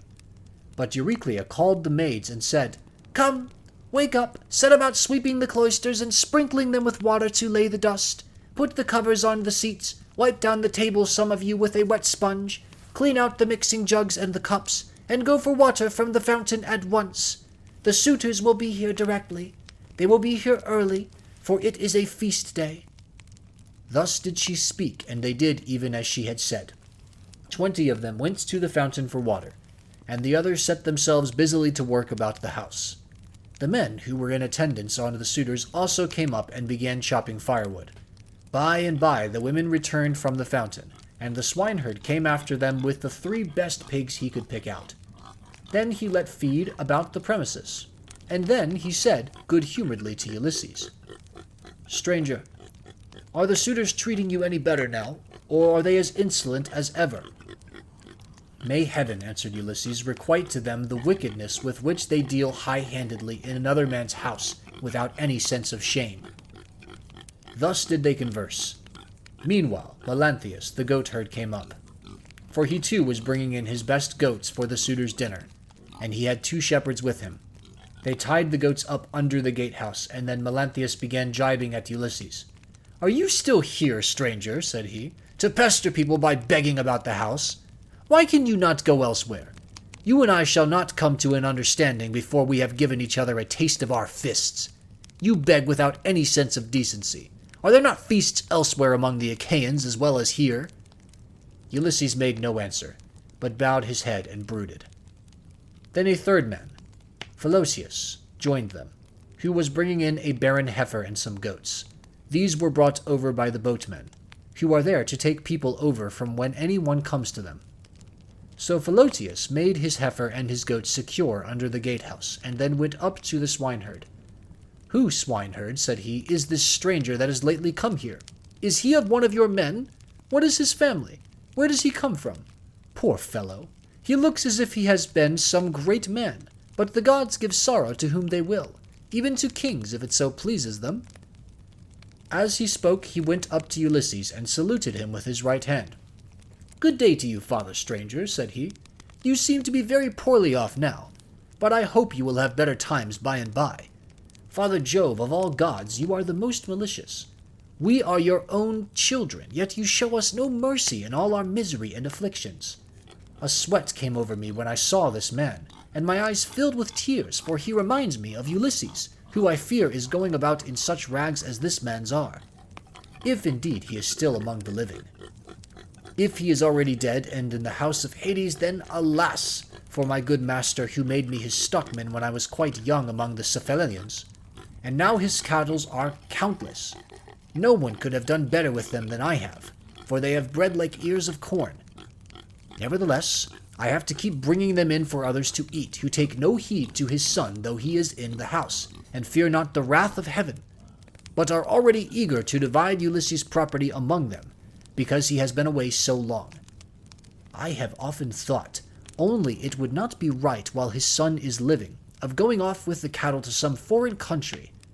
Bad as this would be, it is still harder to stay here and be ill-treated about other people's herds.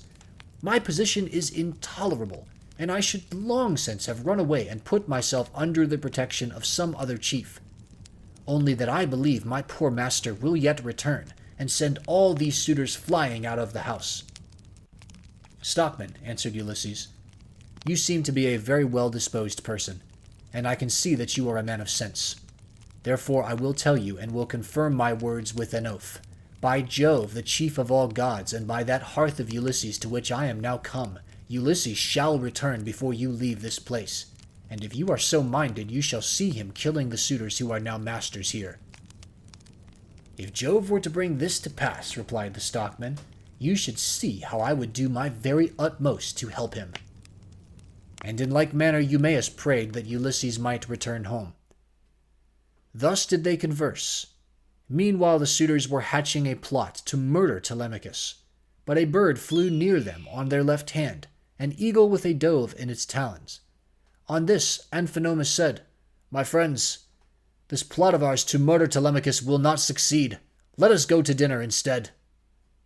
The others assented, so they went inside and laid their cloaks on the benches and seats. They sacrificed the sheep, goats, pigs, and the heifer, and when the inward meats were cooked, they served them round. They mixed the wine in the mixing bowls, and the swineherd gave every man his cup, while Philosius handed round the bread in the bread baskets, and Melanthius poured them out their wine. Then they laid their hands upon the good things that were before them. Telemachus purposely made Ulysses sit in the part of the cloister that was paved with stone.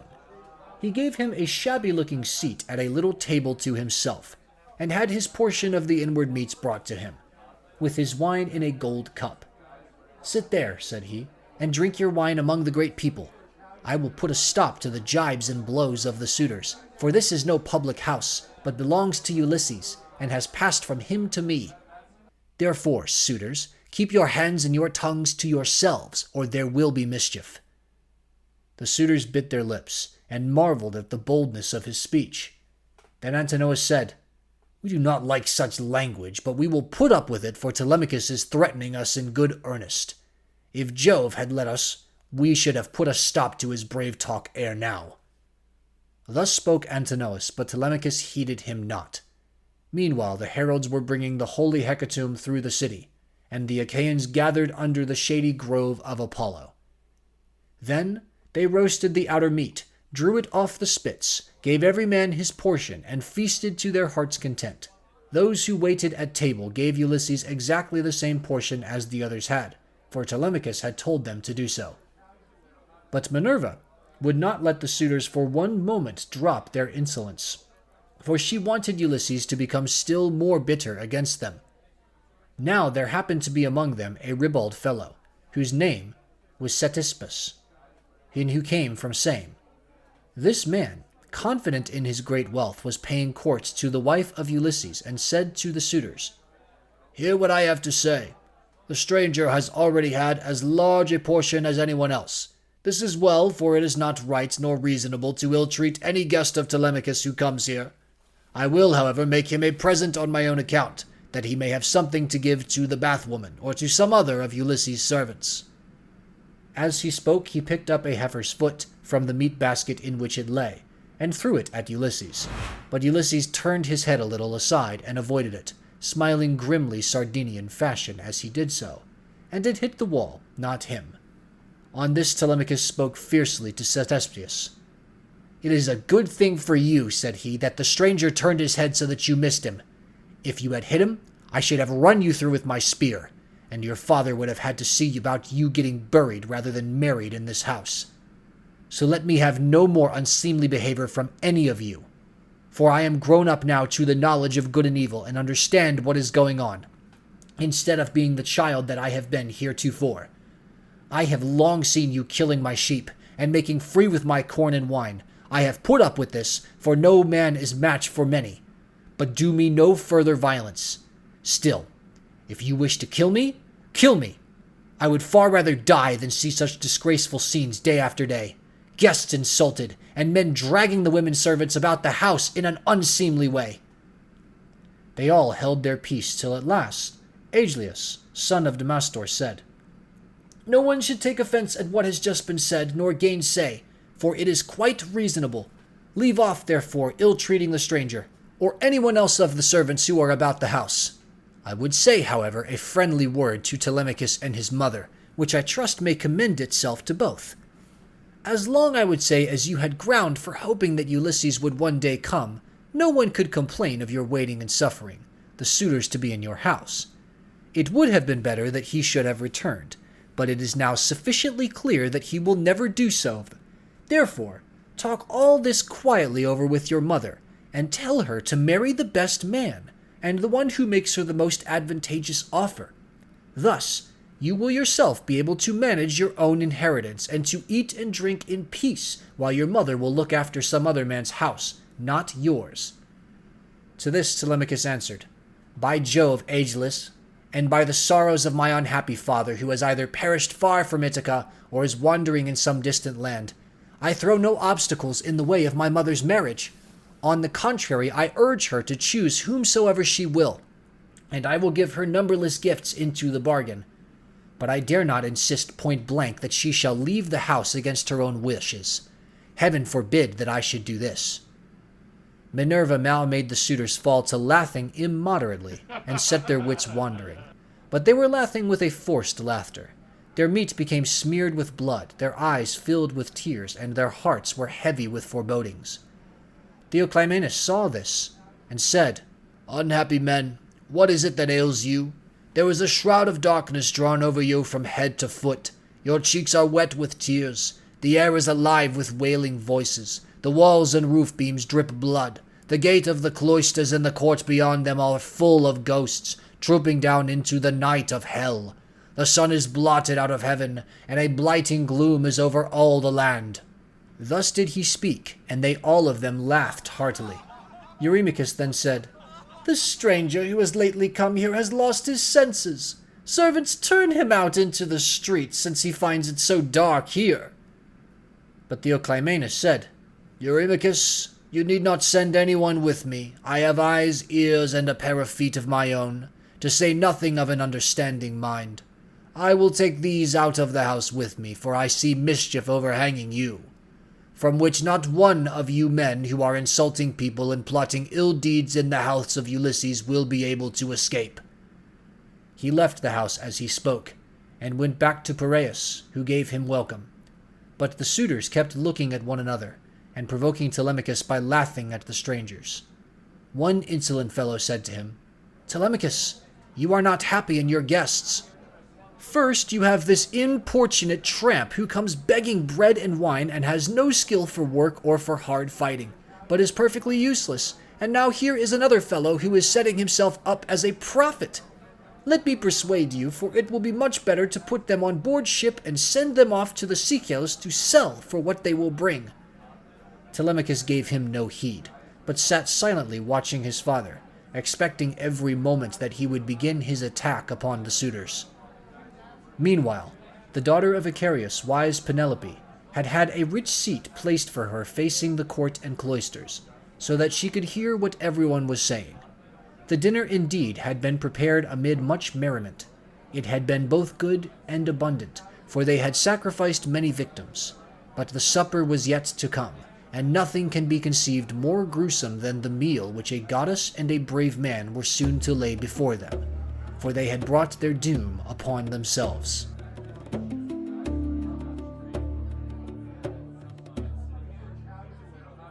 Book 21. Minerva now put in Penelope's mind to make the suitors try their skill with the bow and with the iron axes, in contest among themselves, as a means of bringing about their destruction. She went upstairs and got the storeroom key, which was made of bronze and had a handle of ivory. She then went with her maidens into the storeroom at the end of the house, where her husband's treasures of gold, bronze, and wrought iron were kept, and where was also his bow and the quiver full of deadly arrows that had been given by a friend whom he had met in Lacedaemon, Iphitus, the son of Eurytus. The two fell in with one another in Messene at the house of Ortilochus, where Ulysses was staying in order to recover a debt that was owing from the whole people. For the Messenians had carried off 300 sheep from Ithaca, and had sailed away with them and with their shepherds. In quest of these, Ulysses took a long journey while still quite young, for his father and the other chieftains sent him on a mission to recover them. Iphitus had gone there also to try and get back 12 broodmares that he had lost, and the mule foals that were running with them. These mares were the death of him in the end, for when he went to the house of Jove's son, mighty Hercules, who performed such prodigies of valor, Hercules to shame killed him, though he was his guest. For he feared not heaven's vengeance, nor yet respected his own table, which he had set before Iphitus, but killed him in spite of everything and kept the mares himself. It was when claiming these that Iphitus met Ulysses and gave him the bow which mighty Eurytus had been used to carry, and which on his death had been left by him to his son. Ulysses gave him in return a sword and a spear, and this was the beginning of a fast friendship. Although they never visited at one another's house, for Jove's son Hercules killed Iphitus ere they could do so. This bow, then given him by Iphitus, had not been taken with him by Ulysses when he sailed for Troy.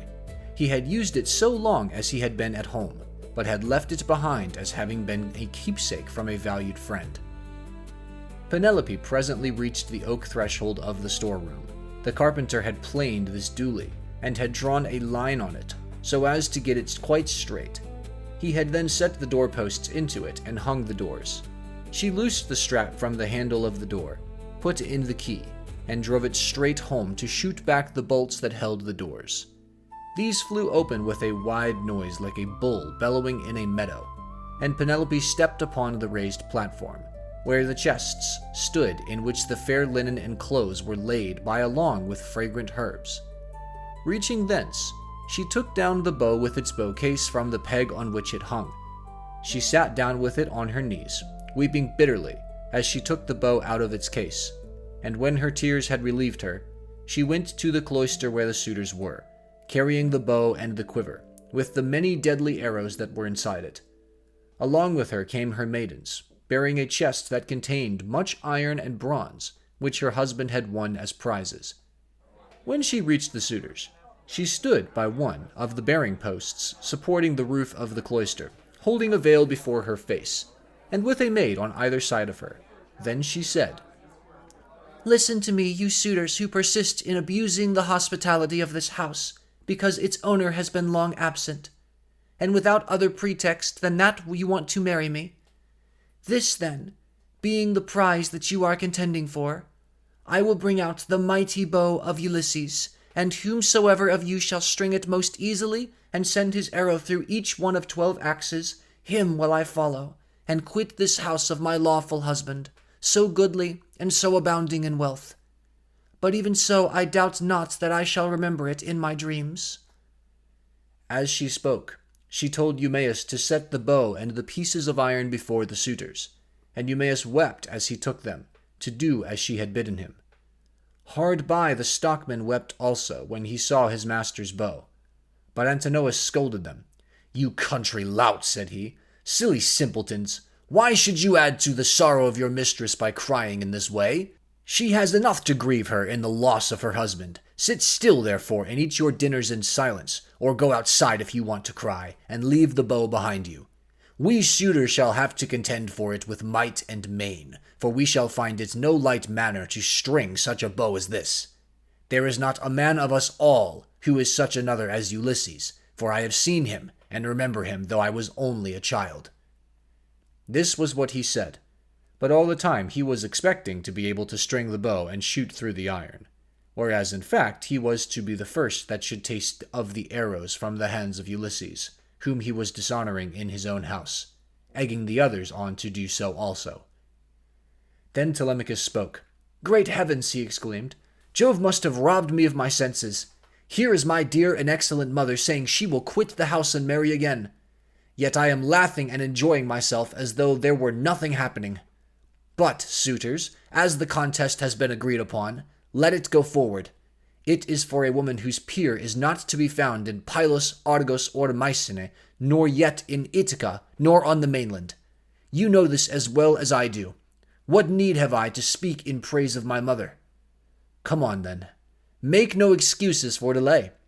But let us see whether you can string the bow or no. I too will make a trial of it, for if I can string it and shoot through the iron, I shall not suffer my mother to quit this house with a stranger. Not if I can win the prizes which my father won before me." As he spoke, he sprang from his seat, threw his crimson cloak from him, and took his sword from his shoulder. First, he set the axes in a row in a long groove which he had dug for them, and had made straight by line. Then he stamped the earth tight round them, and everyone was surprised when they saw him set them up so orderly, though he had never seen anything of the kind before. This done, he went on to the pavement to make trial of the bow. Thrice did he tug at it, trying with all his might to draw the string, and thrice he had to leave off, though he had hoped to string the bow and shoot through the iron. He was trying for the fourth time, and would have strung it had not Ulysses made a sign to check him in spite of all his eagerness. So he said, "Alas! I shall either be always feeble and of no prowess, or I am too young and have not yet reached my full strength, so as to be able to hold my own if anyone attacks me. You others, therefore, who are stronger than I, make trial of the bow, and get this contest settled." On this he put the bow down, letting it lean against the door that led into the house, with the arrow standing against the top of the bow. Then he sat down on the seat from which he had risen, and Antinous said, "Come on, each of you in his turn, going towards the right from the place at which the cupbearer begins when he is hanging around the wine." The rest agreed, and Leodes, son of Onops, was the first to rise. He was sacrificial priest to the suitors, and sat in the corner near the mixing bowl. He was the only man who hated their evil deeds, and was indignant with the others. He was now the first to take the bow and arrow. So he went on to the pavement to make his trial. But he could not string the bow, for his hands were weak and unused to hard work. They therefore soon grew tired, and he said to the suitors, "My friends, I cannot string it. Let another have it. This bow shall take the life and soul out of many a chief among us, for it is better to die than to live after having missed the prize that we have so long striven for, and which has brought us so long together. Some one of us is even now hoping and praying that he may marry Penelope. But when he has seen this bow and tried it, let him woo and make bridal offerings to some other woman, and let Penelope marry whoever makes her the best offer, and whose lot it is to win her." On this he put the bow down, letting it lean against the door, with the arrow standing against the tip of the bow. Then he took his seat, again on the seat from which he had risen. And Antinous rebuked him, saying, "Leodes, what are you talking about? Your words are monstrous and intolerable. It makes me angry to listen to you. Shall then this bow take the life of many a chief among us, merely because you cannot bend it yourself? True, you were not born an archer, but there are others who will soon string it." Then he said to Melanthius the goatherd, "Look sharp! Light a fire in the court, and set a seat hard by with a sheepskin on it. Bring us also a large ball of lard, from what they have in the house. Let us warm the bow and grease it. We will then make trial of it again and bring the contest to an end." Melanthius lit the fire, and set a seat covered with sheepskins beside it.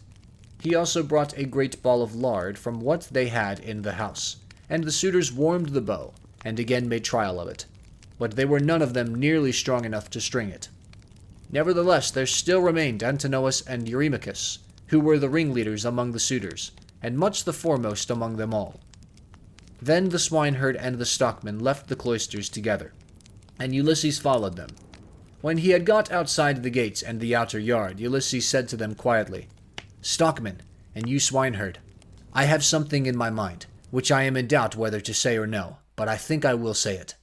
What manner of men would you be to stand by Ulysses, if some god should bring him back here all of a sudden? Say which you are disposed to do, to side with the suitors, or with Ulysses?" "Father Jove," answered the stockman, "would indeed that you might so ordain it, if some god were but to bring Ulysses back. You should see with what might and main I would fight for him."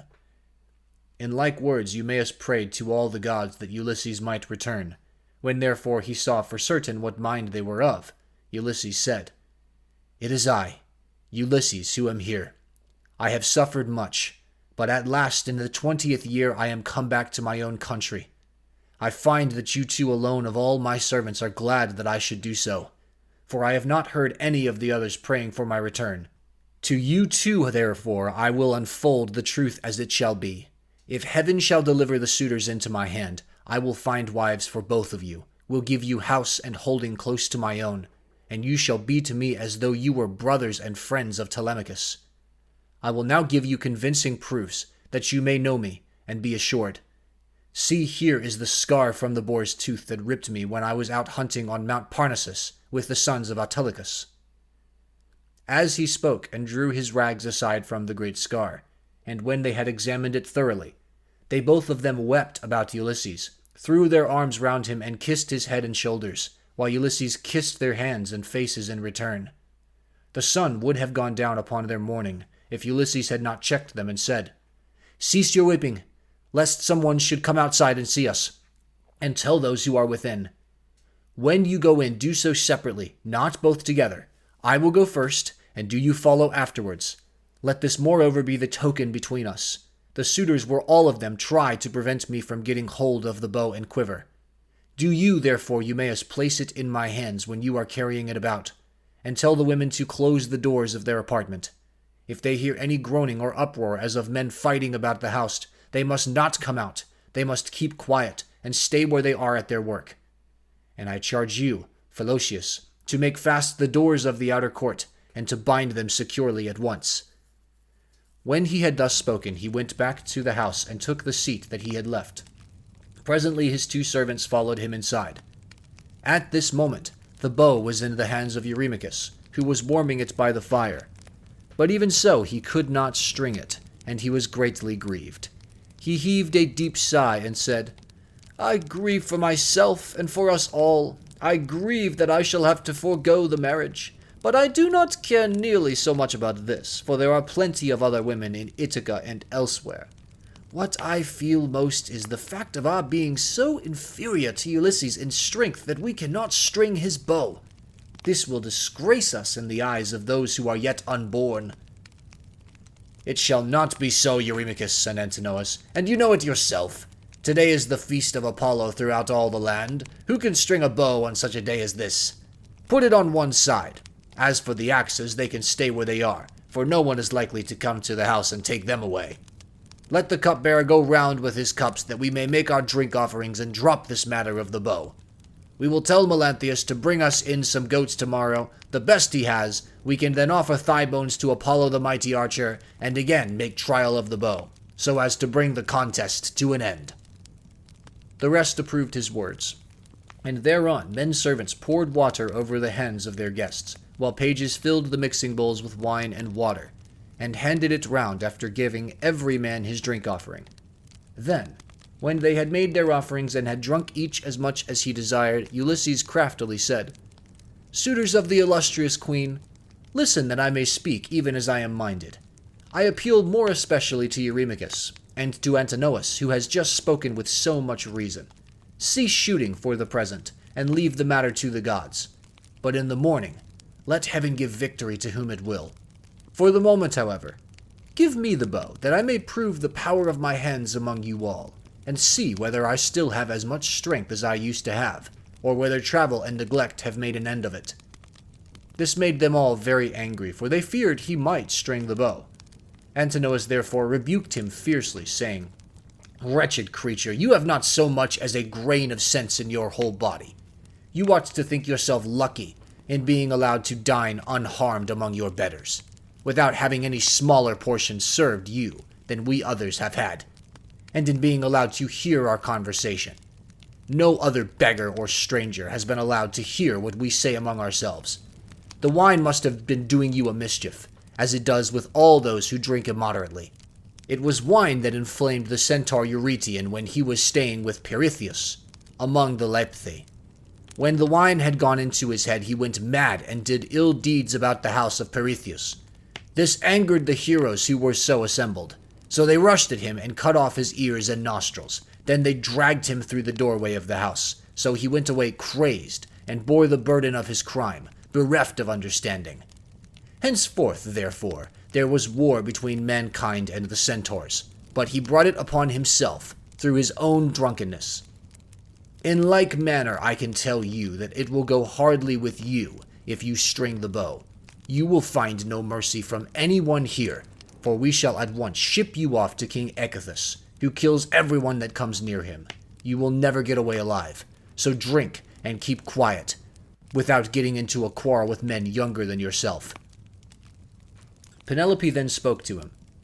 "Antinous," said she, "it is not right that you should ill-treat any guest of Telemachus who comes to this house. If the stranger should prove strong enough to string the mighty bow of Ulysses, can you suppose that he would take me home with him and make me his wife? Even the man himself can have no such idea in his mind. None of you need let that disturb his feasting. It would be out of all reason." "Queen Penelope," answered Eurymachus, "we do not suppose that this man will take you away with him. It is impossible. But we are afraid lest some of the baser sort, men or women among the Achaeans, should go gossiping about and say, 'These suitors are a feeble folk. They are paying court to the wife of a brave man whose bow not one of them was able to string. And yet a beggarly tramp who came to the house strung it at once and sent an arrow through the iron.' This is what will be said, and it will be a scandal against us." "Eurymachus," Penelope answered, "people who persist in eating up the estate of a great chieftain and dishonoring his house must not expect others to think well of them. Why then, should you mind if men talk as you think they will? This stranger is strong and well built. He says, moreover, that he is of noble birth. Give him the bow, and let us see whether he can string it or no. I say, and it shall surely be, that if Apollo vouchsafes him the glory of stringing it, I will give him a cloak and shirt of good wear, with a javelin to keep off dogs and robbers, and a sharp sword. I will also give him sandals, and will see him sent safely wherever he wants to go." Then Telemachus said, "Mother, I am the only man either in Ithaca or in the islands that are over against Elis who has the right to let anyone have the bow or to refuse it. No one shall force me one way or the other, not even though I choose to make the stranger a present of the bow outright, and let him take it away with him. Go then, within the house, and busy yourself with your daily duties, your loom, your distaff, and the ordering of your servants. The bow is a man's matter, and mine above all others, for it is I who am master here." She went wandering back into the house, and laid her son's saying in her heart. Then going upstairs with her handmaids into her room, she mourned her dead husband till Minerva sent sweet sleep over her eyelids. The swineherd now took up the bow, and was for taking it to Ulysses, but the suitors clamored at him from all parts of the cloisters, and one of them said, "You idiot, where are you taking the bow to? Are you out of your wits? If Apollo and the other gods will grant our prayer, your own boarhound shall get you into some quiet little place and worry you to death." Eumaeus was frightened at the outcry they all raised, so he put the bow down there and then. But Telemachus shouted at him from the other side of the cloisters and threatened him, saying, "Father Eumaeus, bring the bow on in spite of them, or young as I am, I will pelt you with stones back to the country, for I am the better man of the two. I wish I was as much stronger than all the other suitors in the house as I am than you. I would soon send them off sick and sorry, for they mean mischief."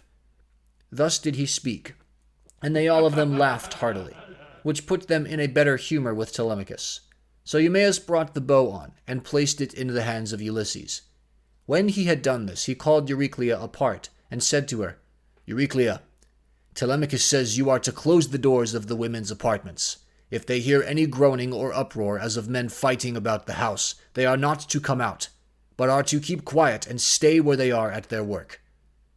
Euryclea did as she was told, and closed the doors of the women's apartments. Meanwhile, Philocius slipped quietly out and made fast the gates of the outer court. There was a ship's cable of bibelous fiber lying in the gatehouse, so he made the gates fast with it, and then came in again, resuming the seat that he had left, and keeping an eye on Ulysses, who had now got the bow in his hands, and was turning it every way about, and proving it all over to see whether the worms had been eating into its two horns during his absence. Then would one turn towards his neighbor, saying, "This is some tricky old bow fancier. Either he has got one like it at home, or he wants to make one. In such workmanlike style does the old vagabond handle it." Another said, "I hope he may be no more successful in other things than he is likely to be in stringing this bow."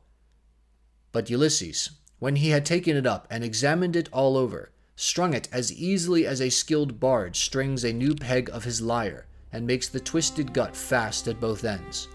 Then he took it in his right hand to prove the string, and it sang sweetly under his touch like the twittering of a swallow. The suitors were dismayed and turned color as they heard it. At that moment, moreover, Jove thundered loudly as a sign, and the heart of Ulysses rejoiced as he heard the omen that the son of scheming Saturn had sent him. He took an arrow that was lying upon the table, for those which the Achaeans were so shortly about to taste were all inside the quiver. He laid it on the centerpiece of the bow, and drew the notch of the arrow and the string towards him, still seated on his seat. When he had taken aim, he let fly, and his arrow pierced every one of the handle holes of the axes, from the first onwards, till it had gone right through them, and into the outer courtyard. Then he said to Telemachus, "Your guest has not disgraced you, Telemachus. I did not miss what I aimed at, and I was not long in stringing my bow. I am still strong, and not as the suitors twit me with being. Now, however, it is time for the Achaeans to prepare supper while there is still daylight, and then otherwise to disport themselves with song and dance, which are the crowning ornaments of a banquet." As he spoke, he made a sign with his eyebrows, and Telemachus girded on his sword, grasped his spear, and stood armed beside his father's seat.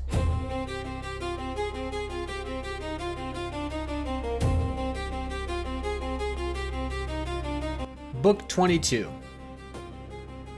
Then Ulysses tore off his rags and sprang onto the broad pavement with his bow and his quiver full of arrows. He shed the arrows onto the ground at his feet and said, "The mighty contest is at an end.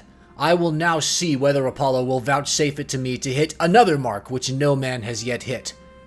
On this, he aimed a deadly arrow at Antinous, who was about to take up a two-handled gold cup to drink his wine, and had already had it in his hand. He had no thought of death. Who amongst all the revelers would think that one man, however brave, would stand alone among so many and kill him? The arrow struck Antinous in the throat, and the point went clean through his neck, so that he fell over, and the cup dropped from his hand, while a thick stream of blood gushed from his nostrils. He kicked the table from him, and upset the things on it, so that the bread and roasted meats were all soiled as they fell over onto the ground. The suitors were in an uproar when they saw that a man had been hit. They sprang in dismay, one and all of them from their seats, and looked everywhere towards the walls. But there was neither shield nor spear, and they rebuked Ulysses very angrily. "Stranger," said they, "you shall pay for shooting people in this way. You shall see no other contest. You are a doomed man. He whom you have slain was the foremost youth in Ithaca, and the vultures shall devour you for having killed him." Thus they spoke, but they thought that he had killed Antinous by mistake, and did not perceive that death was hanging over the head of every one of them. But Ulysses glared at them and said, "Dogs! Did you think that I should not come back from Troy? You have wasted my substance, have forced my women servants to lie with you, and have wooed my wife while I was still living. You have feared neither God nor man, and now you shall die." They turned pale with fear as he spoke, and every man looked round about to see whether he might fly for safety. But Eurymachus alone spoke. "If you are Ulysses," said he, "then what you have said is just. We have done much wrong on your lands and in your house. But Antinous, who was the head and front of the offending, lies low already. It was all his doing. It was not that he wanted to marry Penelope. He did not so much care about that. What he wanted was something quite different, and Jove has not vouchsafed it to him. He wanted to kill your son, and to be chief man in Ithaca. Now, therefore, that he has met the death which was his due, spare the lives of your people. We will make everything good among ourselves, and pay you in full for all that we have eaten and drunk. Each one of us shall pay you a fine worth 20 oxen, and we will keep on giving you gold and bronze till your heart is softened. Until we have done this, no one can complain of your being enraged against us." Ulysses again glared at him and said, "Though you should give me all you have in the world both now, and all that you ever shall have, I will not stay my hand till I have paid all of you in full. You must fight or fly for your lives, and fly not a man of you shall." Their hearts sank as they heard him, but Eurymachus again spoke, saying, "My friends, this man will give us no quarter. He will stand where he is and shoot us down till he has killed every man among us. Let us then show fight. Draw your swords, and hold up the tables to shield you from his arrows. Let us have at him with a rush to drive him from the pavement and doorway. We can then get through into the town, and raise such an alarm as shall soon stay his shooting." As he spoke, he drew his keen blade of bronze and sharpened on both sides, and with a loud cry sprang towards Ulysses. But Ulysses instantly shot an arrow into his breast that caught him by the nipple and fixed itself in his liver. He dropped his sword and fell doubled over his table. The cup and all the meats went over onto the ground as he smote the earth with his forehead in the agonies of death, and he kicked the stool with his feet until his eyes were closed in darkness. Then Amphinomus drew his sword and made straight at Ulysses to try and get him away from the door. But Telemachus was too quick for him and struck him from behind. The spear caught him between the shoulders and went right through his chest, so that he fell heavily to the ground and struck the earth with his forehead. Then Telemachus sprang away from him, leaving his spear still in the body, for he feared that if he stayed to draw it out, some one of the Achaeans might come up and hack at him with his sword, or knock him down. So he set off at a run, and immediately was at his father's side. Then he said, "Father, let me bring you a shield, 2 spears, and a brass helmet for your temples. I will arm myself as well, and will bring other armor for the swineherd and the stockman, for we had better be armed." "Run and fetch them," answered Ulysses, "while my arrows hold out, or when I am alone they may get away from the door." Telemachus did as his father said, and went off to the storeroom where the armor was kept. He chose 4 shields, 8 spears, and 4 brass helmets with horsehair plumes. He brought them with all speed to his father and armed himself first, while the stockman and the swineherd also put on their armor, and took their places near Ulysses. Meanwhile, Ulysses, as long as his arrows lasted, had been shooting the suitors one by one, and they fell thick, one on another. When his arrows gave out, he set the bow to stand against the wall of the house by the doorpost, and hung a shield 4 hides thick about his shoulders. On his comely head he set his helmet, well wrought with a crest of horsehair, that nodded menacingly above it, and he grasped 2 redoubtable bronze-shod spears. Now there was a trap door on the wall, while at one end of the pavement there was an exit leading to a narrow passage, and this exit was closed by a well-made door. Ulysses told Philocius to stand by this door and guard it, for only one person could attack it at a time. But Aeschylus shouted out, "Cannot someone go out the trap door and tell the people what is going on? Help would come at once, and we would soon make an end of this man and his shooting." "This may not be, Aeschylus," answered Melanthius. "The mouth of the narrow passage is dangerously near the entrance to the outer court. One brave man could prevent any number from getting in.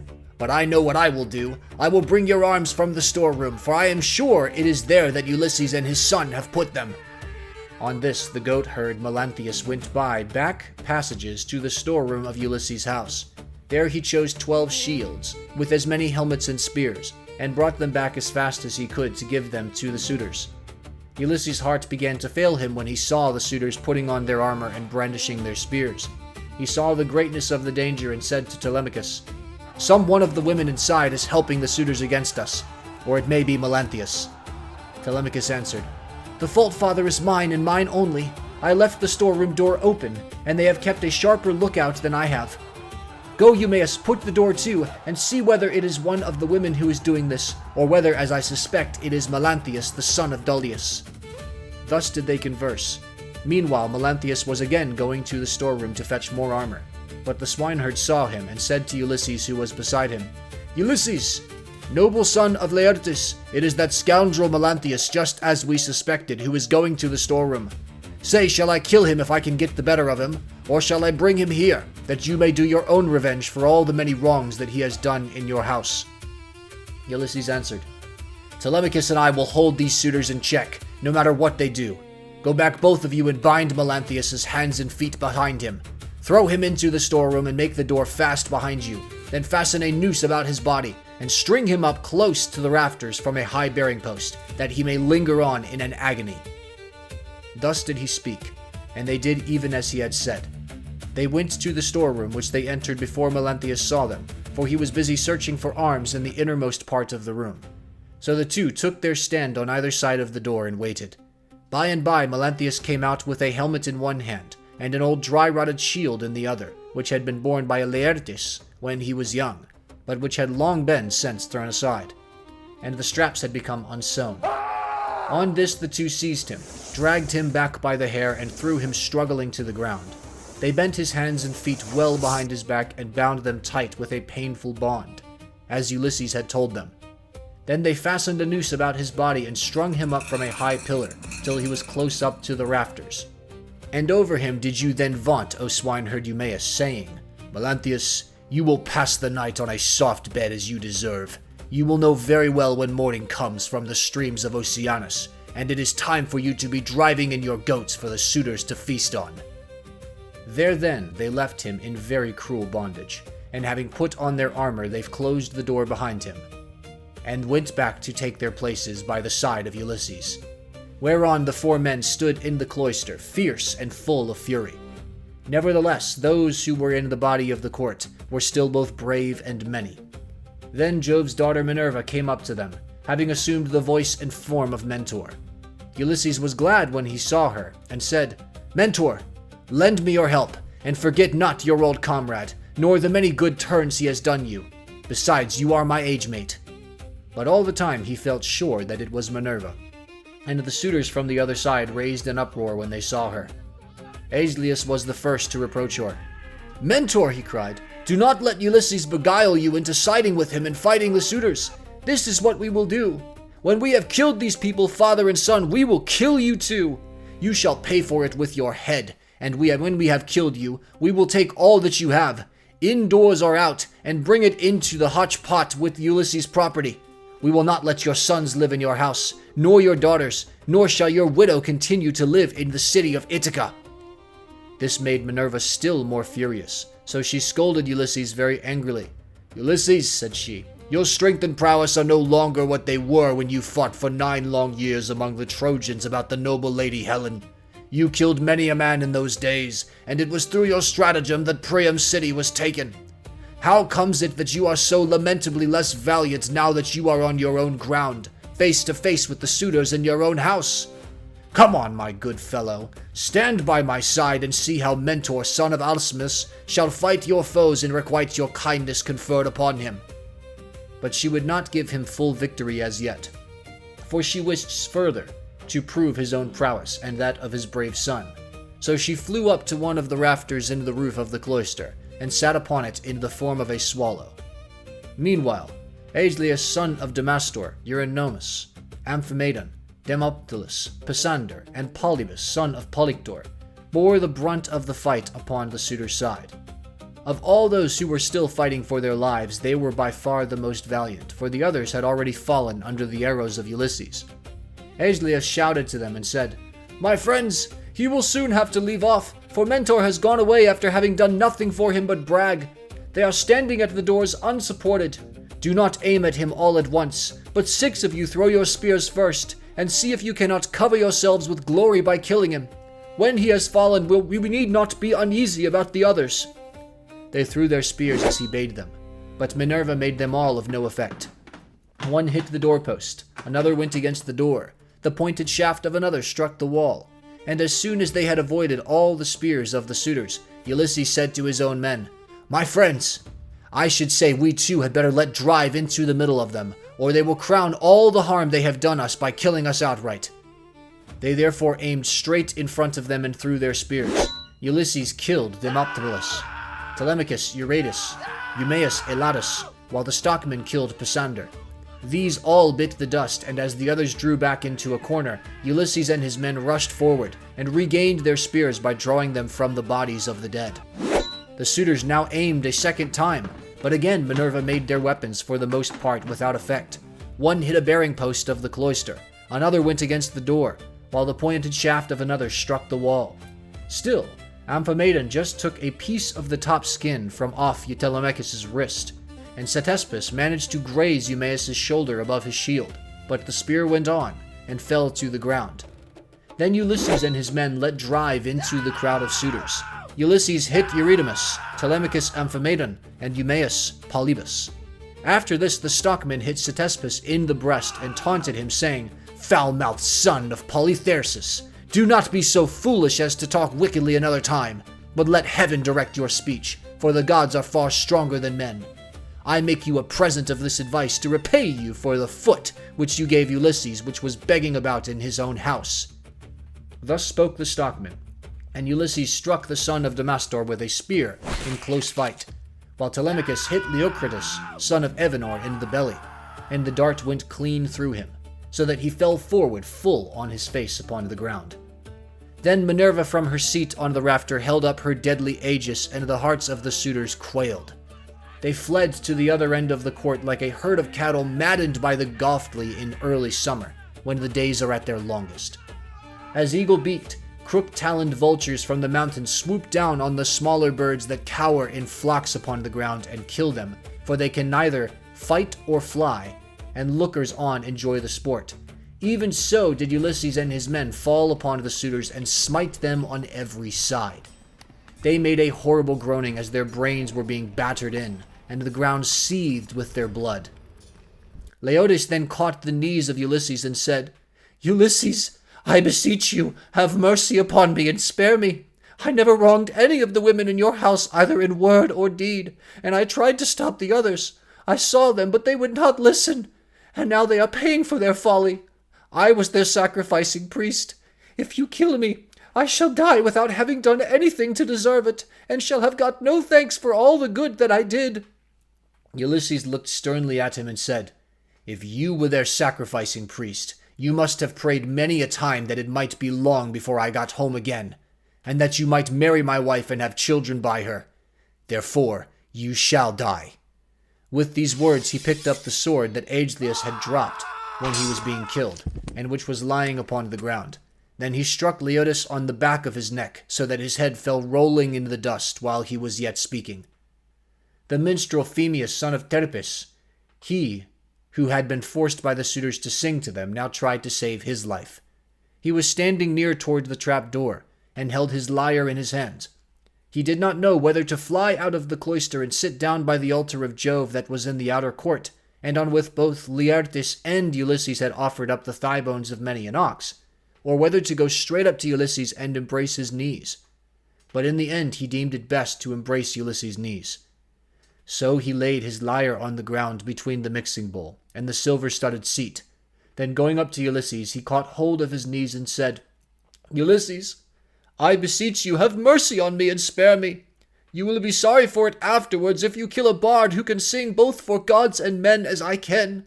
I make all my lays myself, and heaven visits me with every kind of inspiration. I would sing to you as though you were a god. Do not therefore be in such a hurry to cut my head off. Your own son Telemachus will tell you that I did not want to frequent your house and sing the suitors after their meals, but they were too many and too strong for me, so they made me." Telemachus heard him and at once went up to his father. "Hold!" he cried. "This man is guiltless. Do him no hurt, and we will spare Medon too, who was always good to me when I was a boy. Unless Philocius or Eumaeus has already killed him, or he has fallen in your way when you were raging about the court." Medon caught these words of Telemachus, for he was crouching under a seat beneath which he had hidden, by covering himself up with a freshly flayed heifer's hide. So he threw off the hide, went to Telemachus, and laid hold of his knees. "Here I am, my dear sir," said he. "Stay your hand, therefore, and tell your father, or he will kill me in his rage against the suitors for having wasted his substance and been so foolishly disrespectful to yourself." Ulysses smiled at him and answered, "Fear not. Telemachus has saved your life, that you may know in future and tell other people how greatly better goods prosper than evil ones. Go, therefore, outside the cloister into the outer court, and be out of the way of the slaughter, you and the bard, while I finish my work here inside." The pair went into the outer court as fast as they could, and sat down by Jove's great altar, looking fearfully round and still expecting that they would be killed. Then Ulysses searched the whole court carefully over to see if anyone had managed to hide himself and was still living. But he found them all lying in the dust and weltering in their blood. They were like fishes which fishermen have netted out of the sea, and thrown upon the beach to lie gasping for water till the heat of the sun makes an end of them. Even so were the suitors all lying, all huddled up against each other. Then Ulysses said to Telemachus, "Call nurse Euryclea. I have something to say to her." Telemachus went and knocked at the door of the women's room. "Make haste," said he. "You old woman who have been set over all the other women in the house, come outside. My father wishes to speak to you." When Euryclea heard this, she unfastened the door of the women's room and came out, following Telemachus. She found Ulysses among the corpses, bespattered with blood and filth like a lion that has just been devouring an ox, and his breast and both his cheeks all bloody, so that he is a fearful sight. Even so was Ulysses besmirched from head to foot with gore. When she saw all the corpses and such a quantity of blood, she was beginning to cry out for joy, for she saw that a great deed had been done. But Ulysses checked her. "Old woman," said he, "rejoice in silence. Restrain yourself and do not make any noise about it. It is an unholy thing to vaunt over dead men. Heaven's doom and their own evil deeds have brought these men to destruction, for they respected no man in the whole world, neither rich nor poor, who came near them. And they have come to a bad end as a punishment for their wickedness and folly. Now, however, tell me which of the women in the house have misconducted themselves, and who are innocent." "I will tell you the truth, my son," answered Euryclea. "There are 50 women in the house. We teach to do things, such as carding wool, and all kinds of household work. Of these, 12 in all have misbehaved, and have been wanting in respect to me, and also to Penelope. They showed no disrespect to Telemachus, for he has only lately grown, and his mother never permitted him to give orders to the female servants. But let me go upstairs, and tell your wife all that has happened, for some god has been sending her to sleep." "Do not wake her yet," answered Ulysses, "but tell the women who have misconducted themselves to come to me." Euryclea left the cloister to tell the women, and make them come to Ulysses. In the meantime he called Telemachus the stockman and the swineherd. "Begin," said he, "to remove the dead, and make the women help you. Then get sponges and clean water to swill down the tables and seats. When you have thoroughly cleansed the whole cloister, take the women into the space between the domed room and the wall of the outer court, and run them through with your swords till they are quite dead, and have forgotten all about love, and the way in which they used to lie in secret with the suitors." On this the women came down in a body, weeping and wailing bitterly. First they carried the dead bodies out, and propped them up against one another in the gatehouse. Ulysses ordered them about, and made them do their work quickly, so they had to carry the bodies out. When they had done this, they cleaned all the tables and seats with sponges and water, while Telemachus and the 2 others shoveled up the blood and dirt from the ground. And the women carried it all away and put it out of doors. Then, when they had made the whole place quite clean and orderly, they took the women out, and hemmed them in the narrow space between the wall of the domed room and that of the yard, so that they could not get away. And Telemachus said to the other 2, "I shall not let these women die a clean death, for they were insolent to me and my mother, and used to sleep with the suitors." So saying, he made a ship's cable fast to one of the bearing posts that supported the roof of the domed room, and secured it all around the building, at a good height, lest any of the women's feet should touch the ground. And as thrushes or doves beat against a net that has been set for them in a thicket, just as they were getting to their nest, and a terrible fate awaits them, even so did the women have to put their heads in nooses, one after the other, and die most miserably. Their feet moved convulsively for a while, but not for very long. As for Melanthius, they took him through the cloister into the inner court. There they cut off his nose and his ears. They drew out his vitals and gave them to the dogs raw, and then, in their fury, they cut off his hands and his feet. When they had done this, they washed their hands and feet and went back into the house, for all was now over. And Ulysses said to the dear old nurse Euryclea, "Bring me sulphur which cleanses all pollution, and fetch fire also that I may burn it, and purify the cloisters. Go, moreover, and tell Penelope to come here with her attendants, and also all the maidservants that are in the house." "All that you have said is true," answered Euryclea. "But let me bring you some clean clothes, a shirt and a cloak. Do not keep these rags on your back any longer. It is not right." "First light me a fire," replied Ulysses. She brought the fire and sulphur, as he had bidden her, and Ulysses thoroughly purified the cloisters in both the inner and outer courts. Then she went inside to call the women and tell them what had happened. Whereon they came from their apartment with torches in their hands, and pressed round Ulysses to embrace him, kissing his head and shoulders and taking hold of his hands. It made him feel as if he should like to weep, for he remembered every one of them.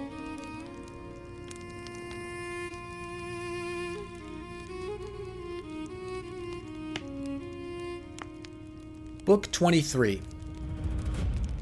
Euryclea now went upstairs, laughing to tell her mistress that her dear husband had come home. Her aged knees became young again, and her feet were nimble for joy as she went up to her mistress and bent over her head to speak to her. "Wake up, Penelope, my dear child," she exclaimed, and see with your own eyes something that you have been wanting this long time past. Ulysses has at last indeed come home again, and has killed the suitors who were giving so much trouble in this house, eating up his estate and ill-treating his people." "My good nurse," answered Penelope, "you must be mad. The gods sometimes send very sensible people out of their minds, and make foolish people become sensible. This is what they must have been doing to you, for you always used to be a reasonable person. Why should you thus mock me when I have trouble enough already, talking such nonsense and waking me up out of a sweet sleep that had taken possession of my eyes and closed them? I have never slept so soundly from the day my poor husband went to that city with the ill-omened name. Go back into the women's room, for it had been anyone else who had woke me up to bring me such absurd news, I should have sent her away with a severe scolding, as it is your age shall protect you." "My dear child," answered Euryclea, "I am not mocking you. It is quite true as I tell you that Ulysses is come home again. He was the stranger whom they all kept on treating so badly in the cloister. Telemachus knew all the time that he was come back, but kept his father's secret that he might have his revenge on all these wicked people." Then Penelope sprang up from her couch, threw her arms round Euryclea, and wept for joy. "But, my dear nurse," said she, "explain this to me. If he has really come home as you say, how did he manage to overcome the wicked suitors single-handed, seeing what a number of them there always were?" "I was not there," answered Euryclea, "and do not know. I only heard them groaning while they were being killed. We sat crouching and huddled up in a corner of the women's room with the doors closed, till your son came to fetch me because his father sent him. Then I found Ulysses standing over the corpses that were lying on the ground all around him, one on top of the other. You would have enjoyed it if you could have seen him standing there all bespattered with blood and filth, and looking just like a lion. But the corpses are now all piled up in the gatehouse that is in the outer court, and Ulysses has lit a great fire to purify the house with sulphur. He has sent me to call you, so come with me that you may both be happy together after all, for now at last the desire of your heart has been fulfilled. Your husband is come home, to find both wife and son alive and well, and to take his revenge in his own house on the suitors who have behaved so badly to him." "My dear nurse," said Penelope, "do not exalt me too confidently over all this. You know how delighted everyone would be to see Ulysses come home, more particularly myself, and the son who has been born to both of us. But what you tell me cannot be really true. It is some god who is angry with the suitors for their wickedness, and has made an end of them. For they respected no man in the whole world, neither rich nor poor, who came near them, and they have come to a bad end in consequence of their iniquity. Ulysses is dead, far away from the Achaean land. He will never return home again." Then nurse Euryclea said, "My child, what are you talking about? But you are all hard of belief and have made up your mind that your husband is never coming, although he is in the house and by his own fireside at this very moment. Besides, I can give you another proof. When I was washing him, I perceived the scar which a wild boar gave him, and I wanted to tell you about it, but in his wisdom he would not let me, and clapped his hands over my mouth.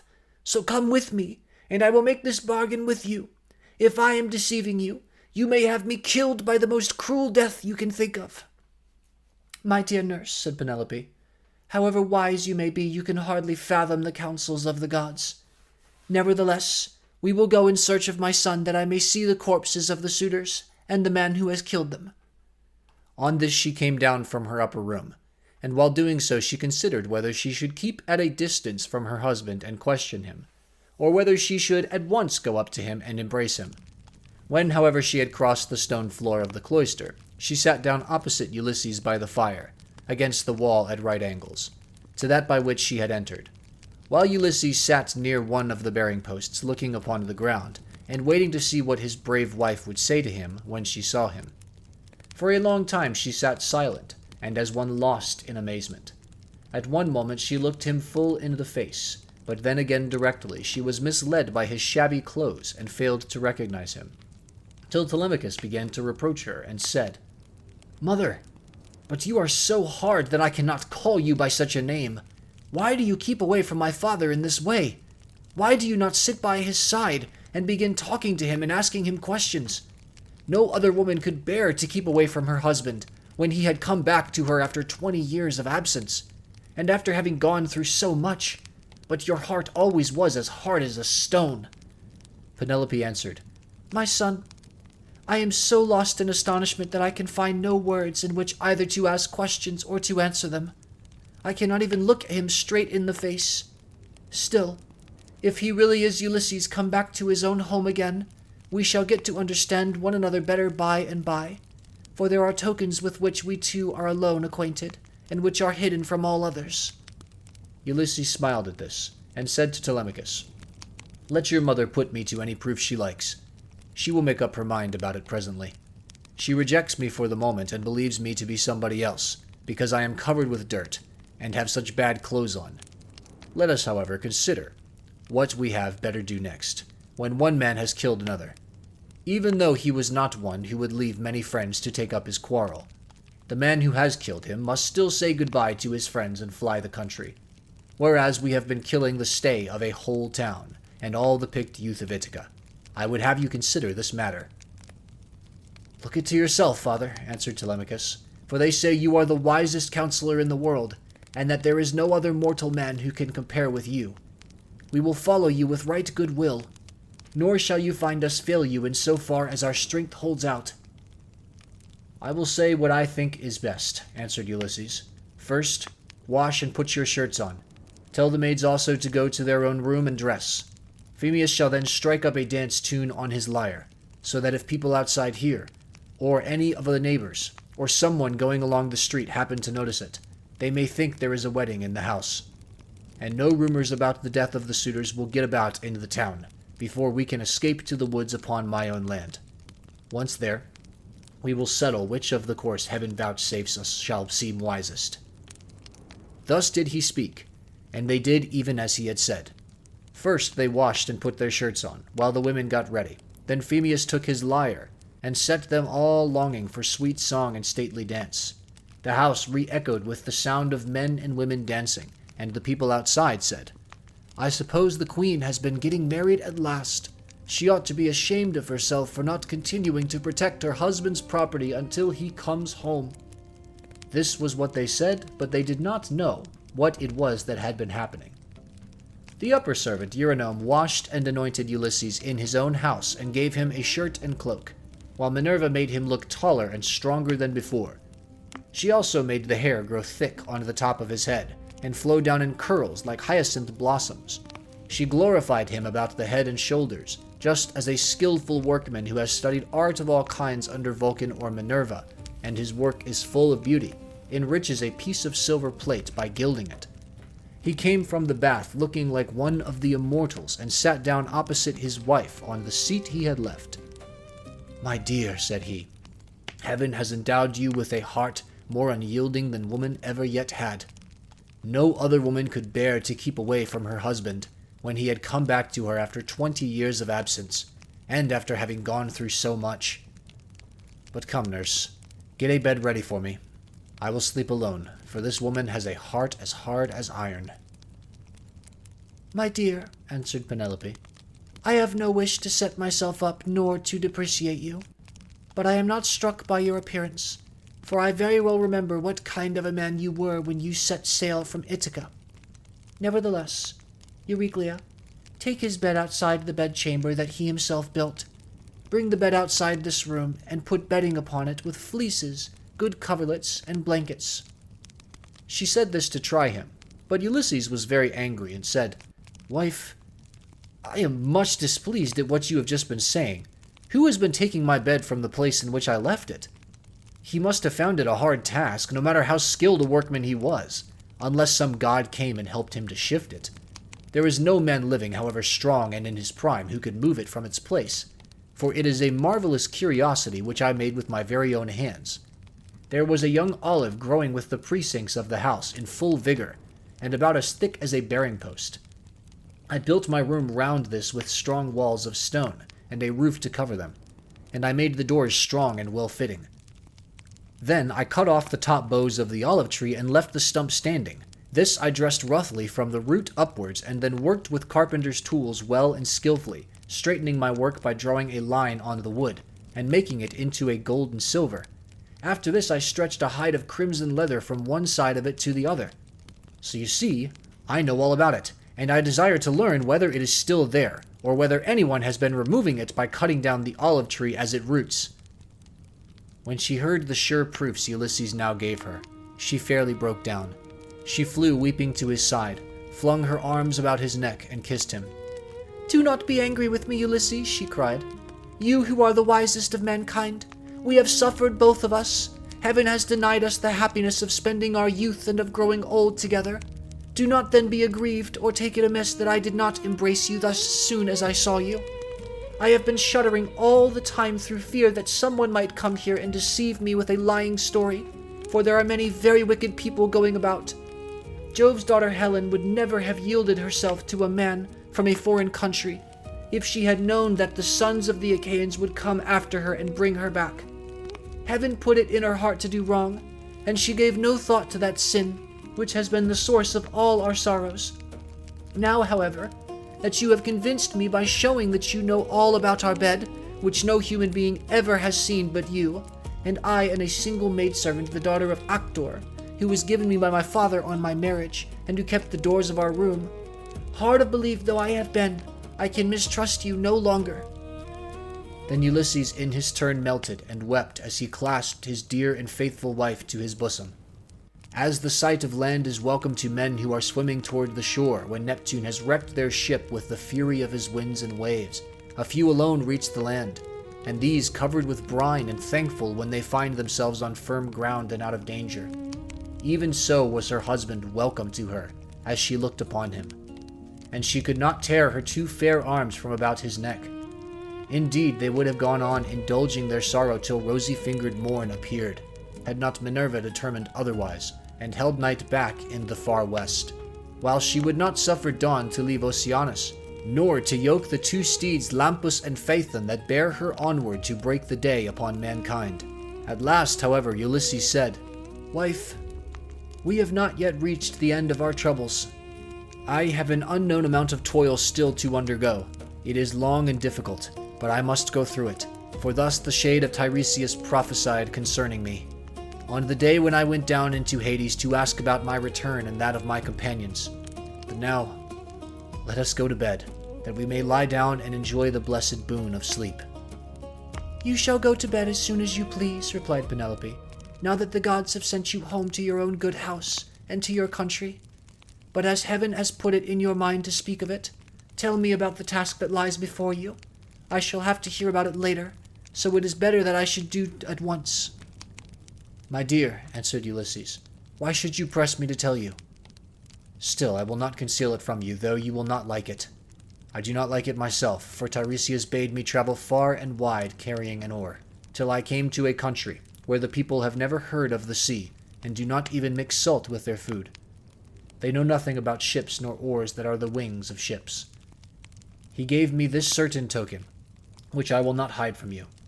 He said that a wayfarer should meet me, and ask me whether it was a winnowing shovel that I had on my shoulder. On this I was to fix my oar in the ground and sacrifice a ram, a bull, and a boar to Neptune, after which I was to go home and offer hecatombs to all the gods in heaven, one after the other. As for myself, he said that death should come to me from the sea, and that my life should ebb away very gently when I was full of years and peace of mind, and my people should bless me. All this, he said, should surely come to pass." And Penelope said, "If the gods are going to vouchsafe you a happier time in your old age, you may hope then to have some respite from misfortune." Thus did they converse. Meanwhile, Eurynome and the nurse took torches, and made the bed ready with soft coverlets. As soon as they had laid them, the nurse went back into the house to go to her rest, leaving the bedchamber woman, Eurynome, to show Ulysses and Penelope to bed by torchlight. When she had conducted them to their room, she went back, and they then came joyfully to the rites of their own old bed. Telemachus, Philocius, and the swineherd now left off dancing, and made the women leave off also. They then laid themselves down to sleep in the cloisters. When Ulysses and Penelope had had their fill of love, they fell talking with one another. She told him how much she had had to bear in seeing the house filled with a crowd of wicked suitors, who had killed so many sheep and oxen on her account, and had drunk so many casks of wine. Ulysses in his turn told her what he had suffered, and how much trouble he had himself given to other people. He told her everything, and she was so delighted to listen that she never went to sleep till he had ended his whole story. He began with his victory over the Citons, and how he thence reached the fertile land of the Lotus Eaters. He told her all about the Cyclops, and how he had punished him for having so ruthlessly eaten his brave comrades. How he then went on to Aeolus, who received him hospitably, and furthered him on his way. But even so, he was not to reach home, for to his great grief a hurricane carried him out to sea again. How he went on to the Laestrygonian city Telepelos, where the people destroyed all his ships with their crews, save himself and his own ship only. Then he told of cunning Circe and her craft, and how he sailed to the chill house of Hades to consult the ghost of the Theban prophet Tiresias, and how he saw his old comrades in arms, and his mother who bore him and brought him up when he was a child. How he then heard the wondrous singing of the sirens, and went on to the wandering rocks and terrible Charybdis, and to Scylla, whom no man has ever yet passed in safety. How his men then ate the cattle of the sun god, and how Jove therefore struck the ship with his thunderbolts, so that all his men perished together, himself alone being left alive. How at last he reached the Ogygian island, and the nymph Calypso, who kept him there in a cave, and fed him, and wanted him to marry her, in which case she intended making him immortal, so that he should never grow old, but she could not persuade him to let her do so. And how after suffering much, he had found his way to the Phaeacians, who had treated him as though he had been a god, and sent him back in a ship to his own country after having given him gold, bronze, and raiment in great abundance. This was the last thing about which he told her, for here a deep sleep took hold upon him, and eased the burden of his sorrows. Then Minerva bethought her of another matter. When she deemed that Ulysses had had both of his wife and of repose, she bade gold-enthroned Dawn rise out of Oceanus, that she might shed light upon mankind. On this Ulysses rose from his comfortable bed, and said to Penelope, "Wife, we have both of us had our full share of troubles, you here in lamenting my absence, and I in being prevented from getting home, though I was longing all the time to do so. Now, however, that we have at last come together, take care of the property that is in the house. As for the sheep and goats which the wicked suitors have eaten, I will take many myself by force from other people, and will compel the Achaeans to make good the rest, till they shall have filled all my yards. I am now going to the wooded lands out in the country to see my father, who has so long been grieved on my account. And to yourself, I will give these instructions, though you have little need of them. At sunrise it will at once get abroad that I have been killing the suitors. Go upstairs, therefore, and stay there with your women. See nobody, and ask no questions." As he spoke, he girded on his armor. Then he roused Telemachus, Philocius, and Eumaeus, and told them all to put on their armor also. This they did, and armed themselves. When they had done so, they opened the gates and sallied forth, Ulysses leading the way. It was now daylight, but Minerva nevertheless concealed them in darkness, and led them quickly out of the town.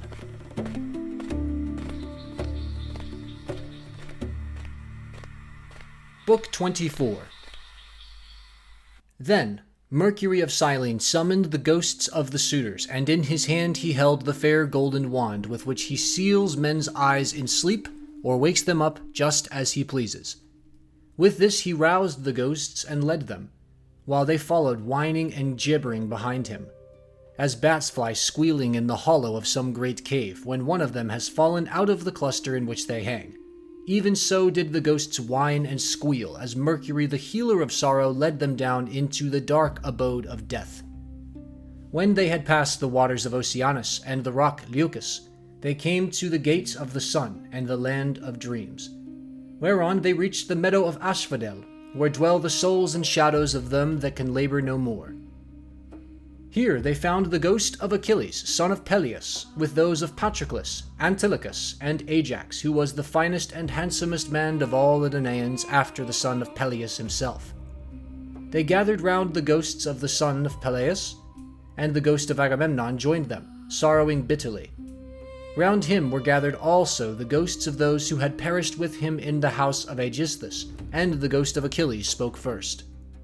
"Son of Atreus," it said, "we used to say that Jove had loved you better from first to last than any other hero, for you were captain over many and brave men, when we were all fighting together before Troy.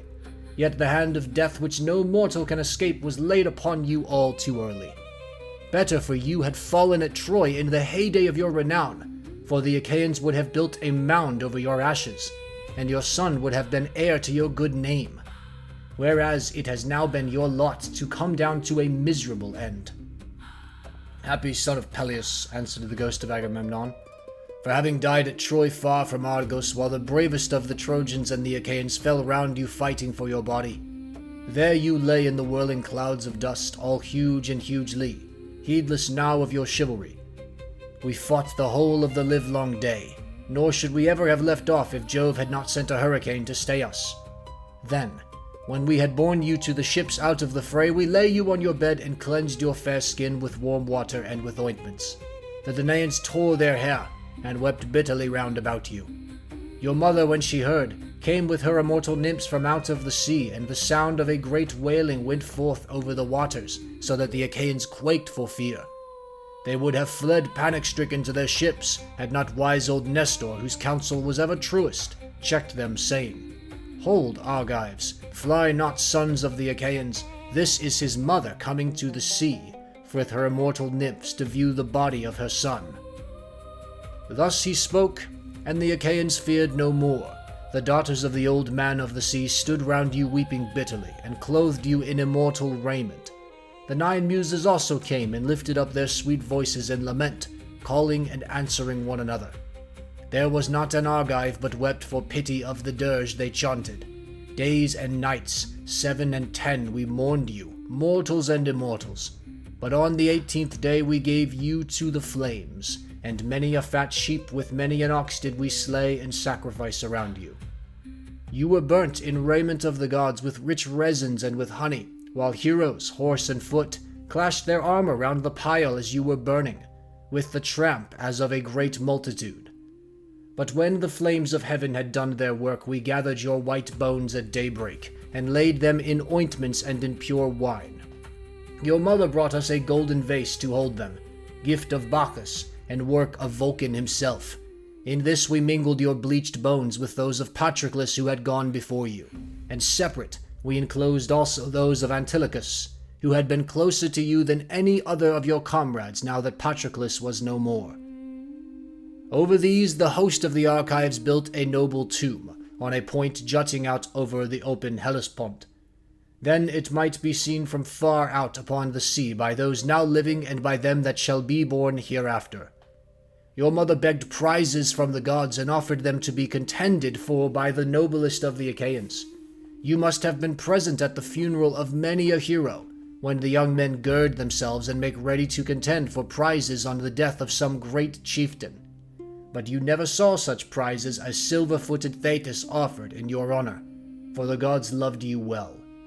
Thus, even in death your fame, Achilles, has not been lost, and your name lives evermore amongst all mankind. But as for me, what solace had I when the days of my fighting were done? For Jove willed my destruction on my return by the hounds of Aegisthus and those of my wicked wife." Thus did they converse, and presently Mercury came up to them, with the ghosts of the suitors who had been killed by Ulysses. The ghosts of Agamemnon and Achilles were astonished at seeing them, and went up to them at once. The ghost of Agamemnon recognized Amphimedon, son of Melanius, who lived in Ithaca and had been his host, so it began to talk to him. "Amphimedon," it said, "what has happened to all you fine young men, all of an age too, that you are come down here under the ground? One could pick no finer body of men from any city. Did Neptune raise his winds and waves against you when you were at sea? Or did your enemies make an end of you on the mainland when you were cattle lifting or sheep stealing, or while fighting in defense of their wives and city? Answer my question, for I have been your guest. Do you not remember how I came to your house with Menelaus to persuade Ulysses to join us with his ships against Troy? It was a whole month ere we could resume our voyage, for for we had hard work to persuade Ulysses to come with us."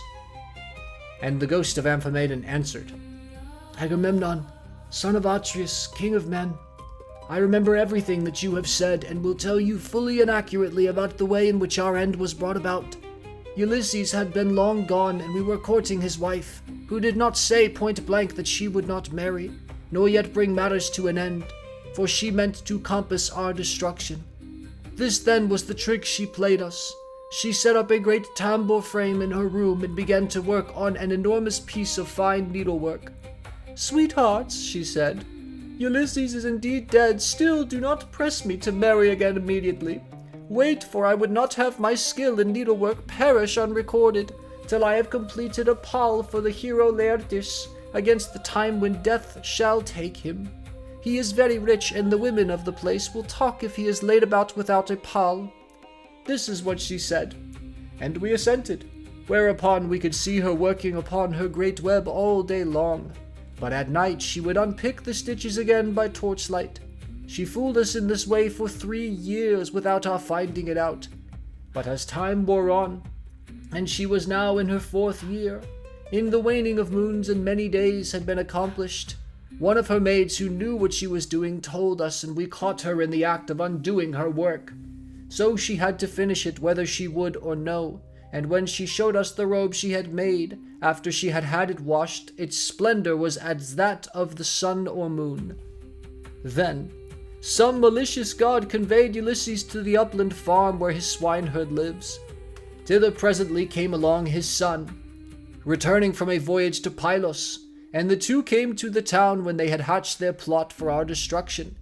Telemachus came first, and then after him, accompanied by the swineherd, came Ulysses, clad in rags and leaning on a staff as though he were some miserable old beggar. He came so unexpectedly that none of us knew him, not even the older ones among us, and we reviled him and threw things at him. He endured both being struck and insulted without a word, though he was in his own house. But when the will of aegis-bearing Jove inspired him, he and Telemachus took the armor and hid it in an inner chamber, bolting the doors behind them. Then he cunningly made his wife offer his bow and a quantity of iron to be contended for by us ill-fated suitors. And this was the beginning of our end, for not one of us could string the bow, nor nearly do so.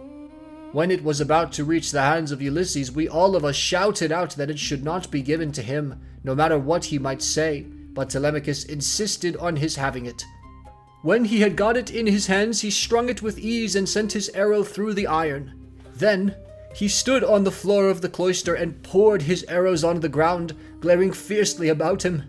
First he killed Antinous, and then, aiming straight before him, he let fly his deadly darts, and they fell thick on one another. It was plain that some one of the gods was helping them, for they fell upon us with might and main throughout the cloisters.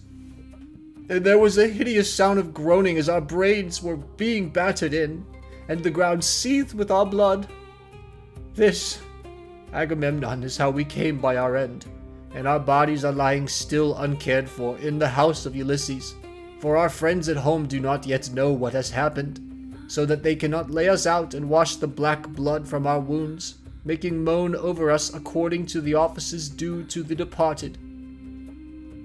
Happy Ulysses, son of Laertes, replied the ghost of Agamemnon. You are indeed blessed in the possession of a wife endowed with such rare excellence of understanding, and so faithful to her wedded lord as Penelope, the daughter of Icarius. The fame, therefore, of her virtue shall never die, and the immortal shall compose a song that shall be welcomed to all mankind in honor of the constancy of Penelope. How far otherwise was the wickedness of the daughter of Tyndarus, who killed her lawful husband. Her song shall be hateful among men, for she has brought disgrace on all womankind, even on the good ones. Thus did they converse in the house of Hades, deep down within the bowels of the earth. Meanwhile, Ulysses and the others passed out of the town and soon reached the fair and well-tilled farm of Laertes, which he had reclaimed with infinite labor. Here was his house, with a lean-to running all around it, where the slaves who worked for him slept and sat and ate, while inside the house there was an old Sicyl woman, who looked after him in his country farm. When Ulysses got there, he said to his son and to the other two, Go to the house, and kill the best pig that you can find for dinner.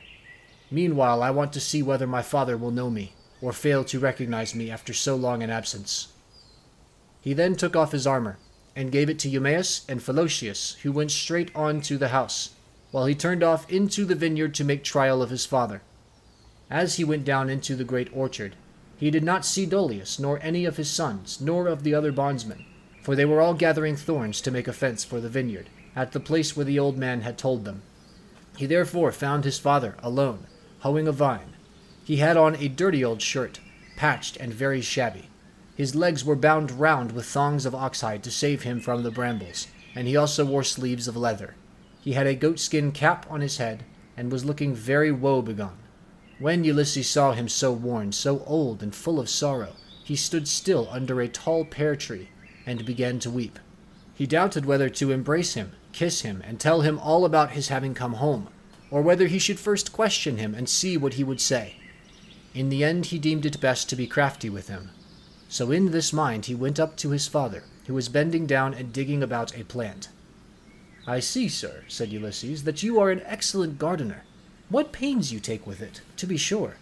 There is not a single plant, not a fig, tree, vine, olive, pear, nor flower bed, but bears the trace of your attention.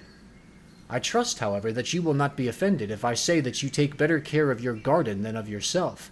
You are old, unsavory, and very meanly clad. It cannot be because you are idle that your master takes such poor care of you.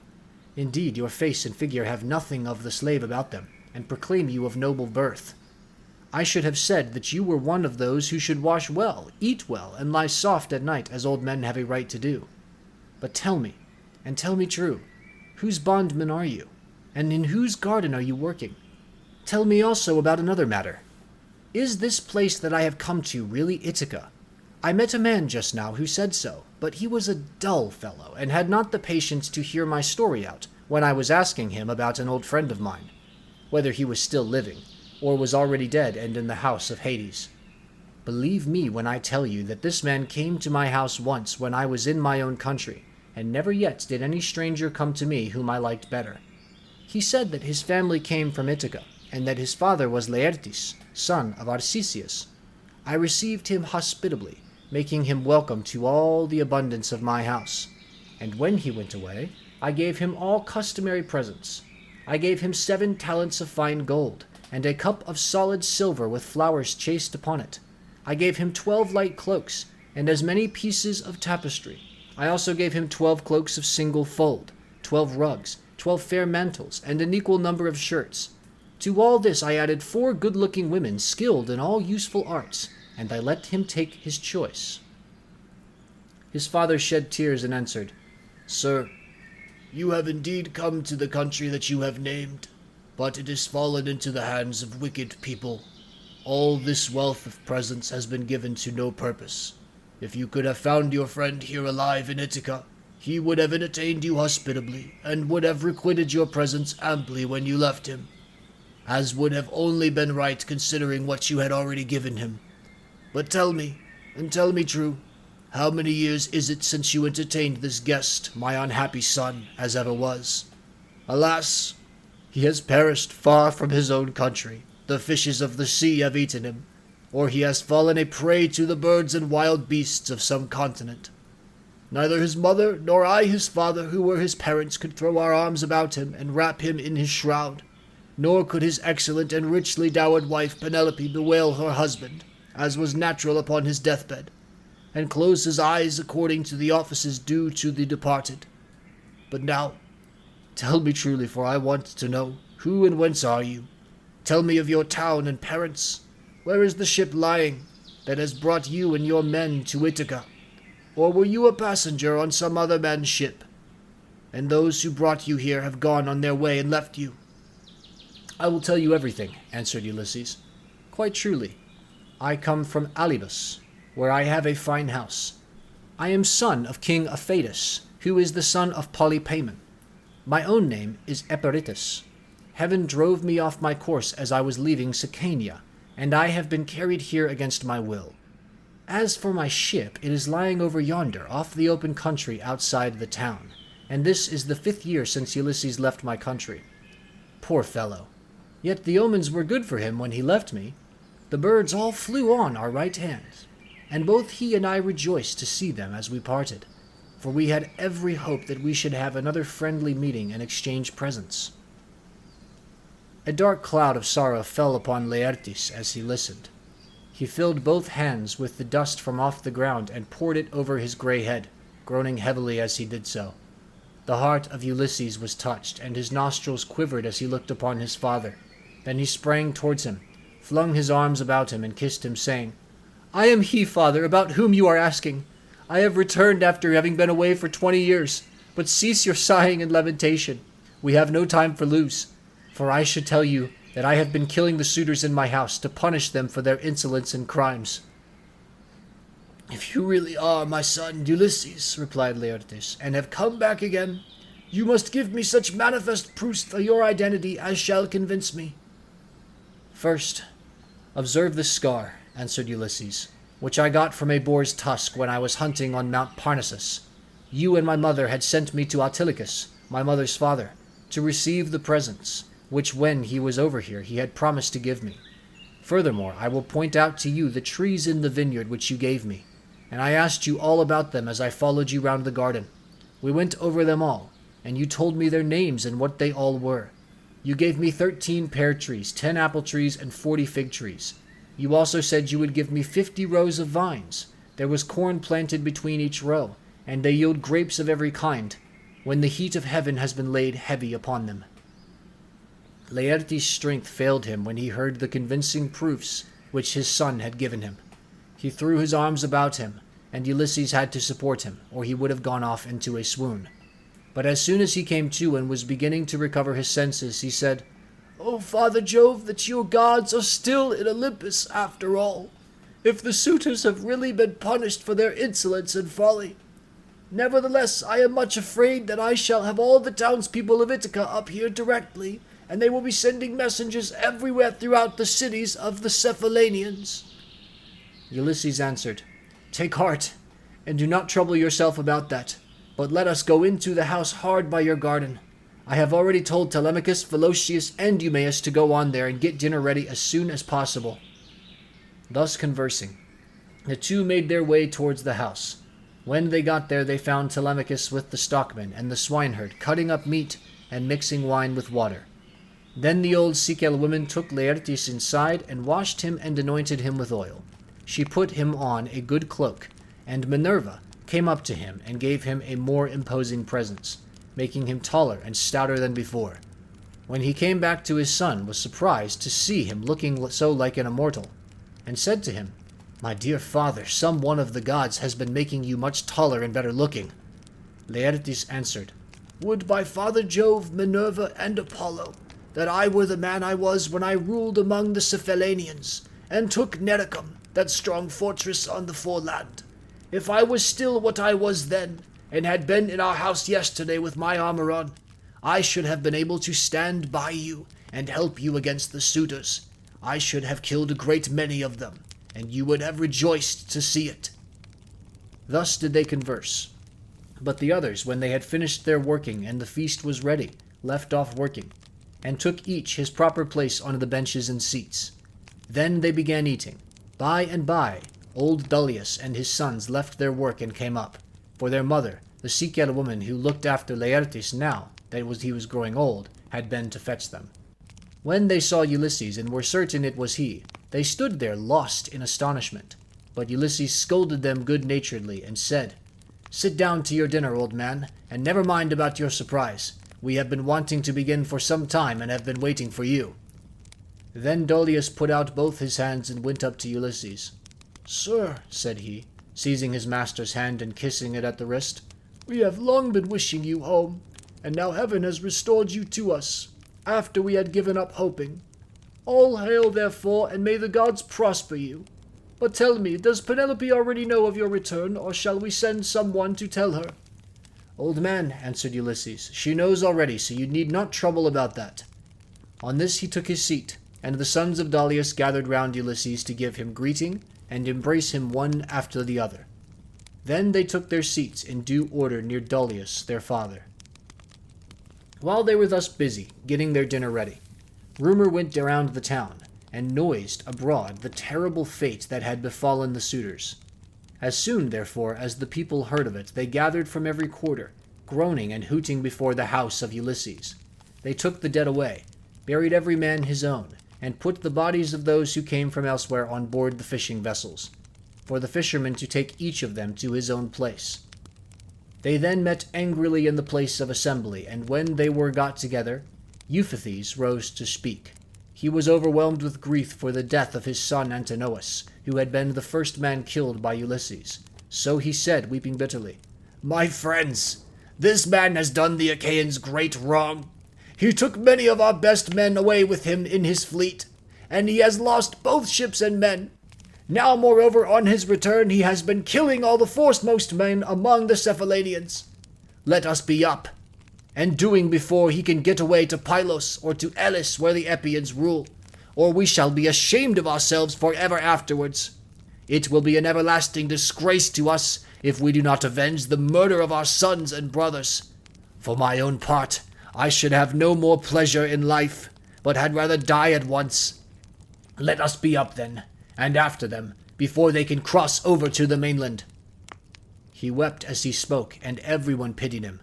But Medon and the bard Phemius had now woke up, and came to them from the house of Ulysses. Everyone was astonished at seeing them, but they stood in the middle of the assembly, and Medon said, "Hear me, men of Ithaca. Ulysses did not do these things against the will of heaven. I myself saw an immortal god take the form of Mentor and stand beside him.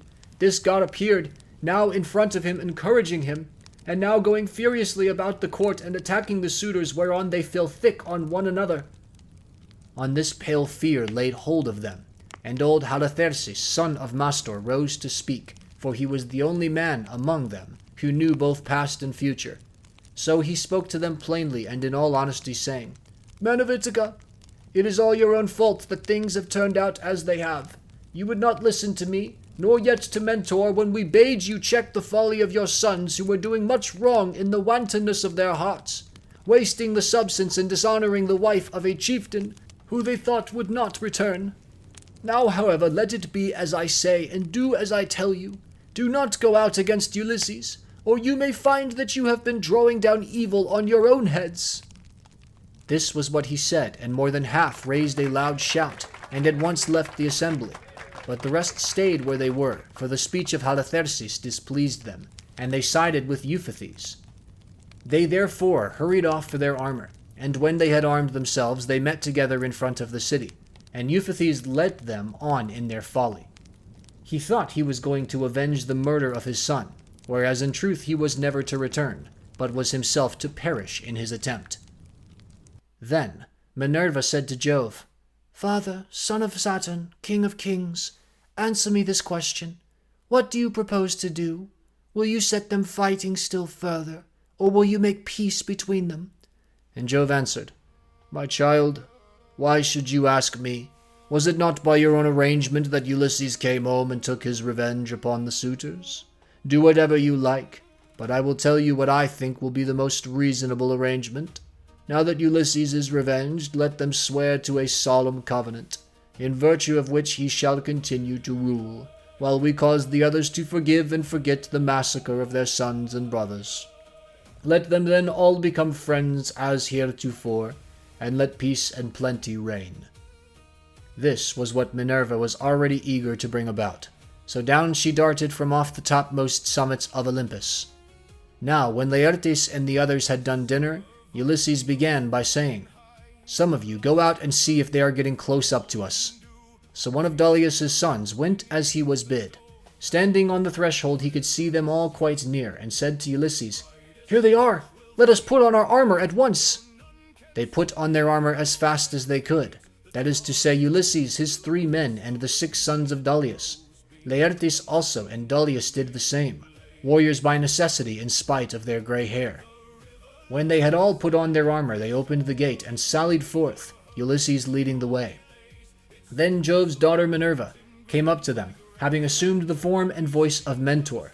Ulysses was glad when he saw her, and said to his son Telemachus, "Telemachus, now that you are about to fight in an engagement which will show every man's mettle, Be sure not to disgrace your ancestors, who were eminent for their strength and courage all the world over."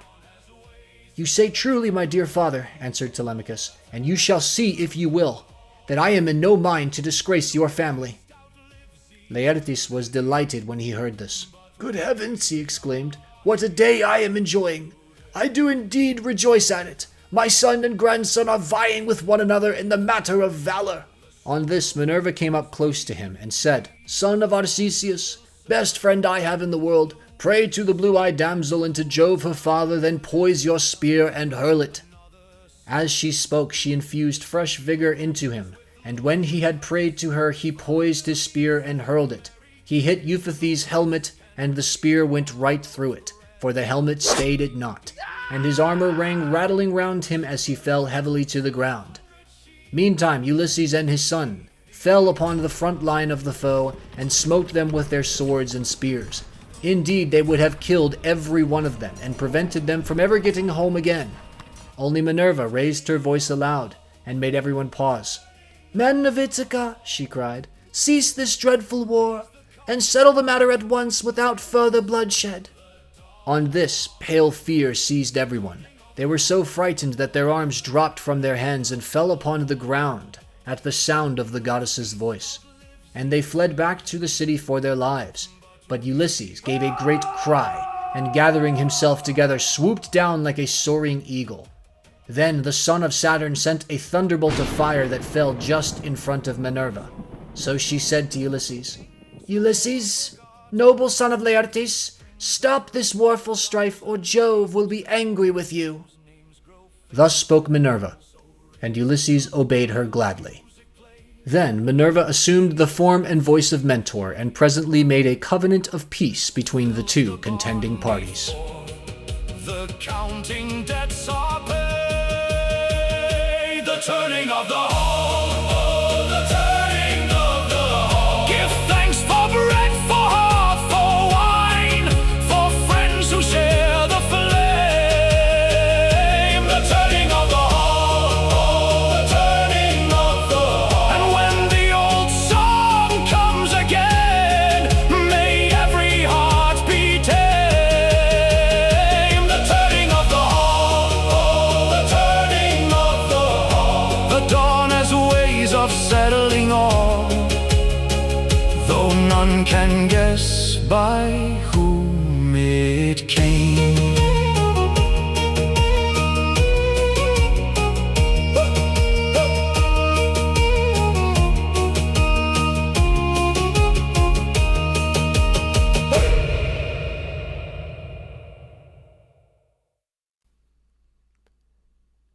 The End.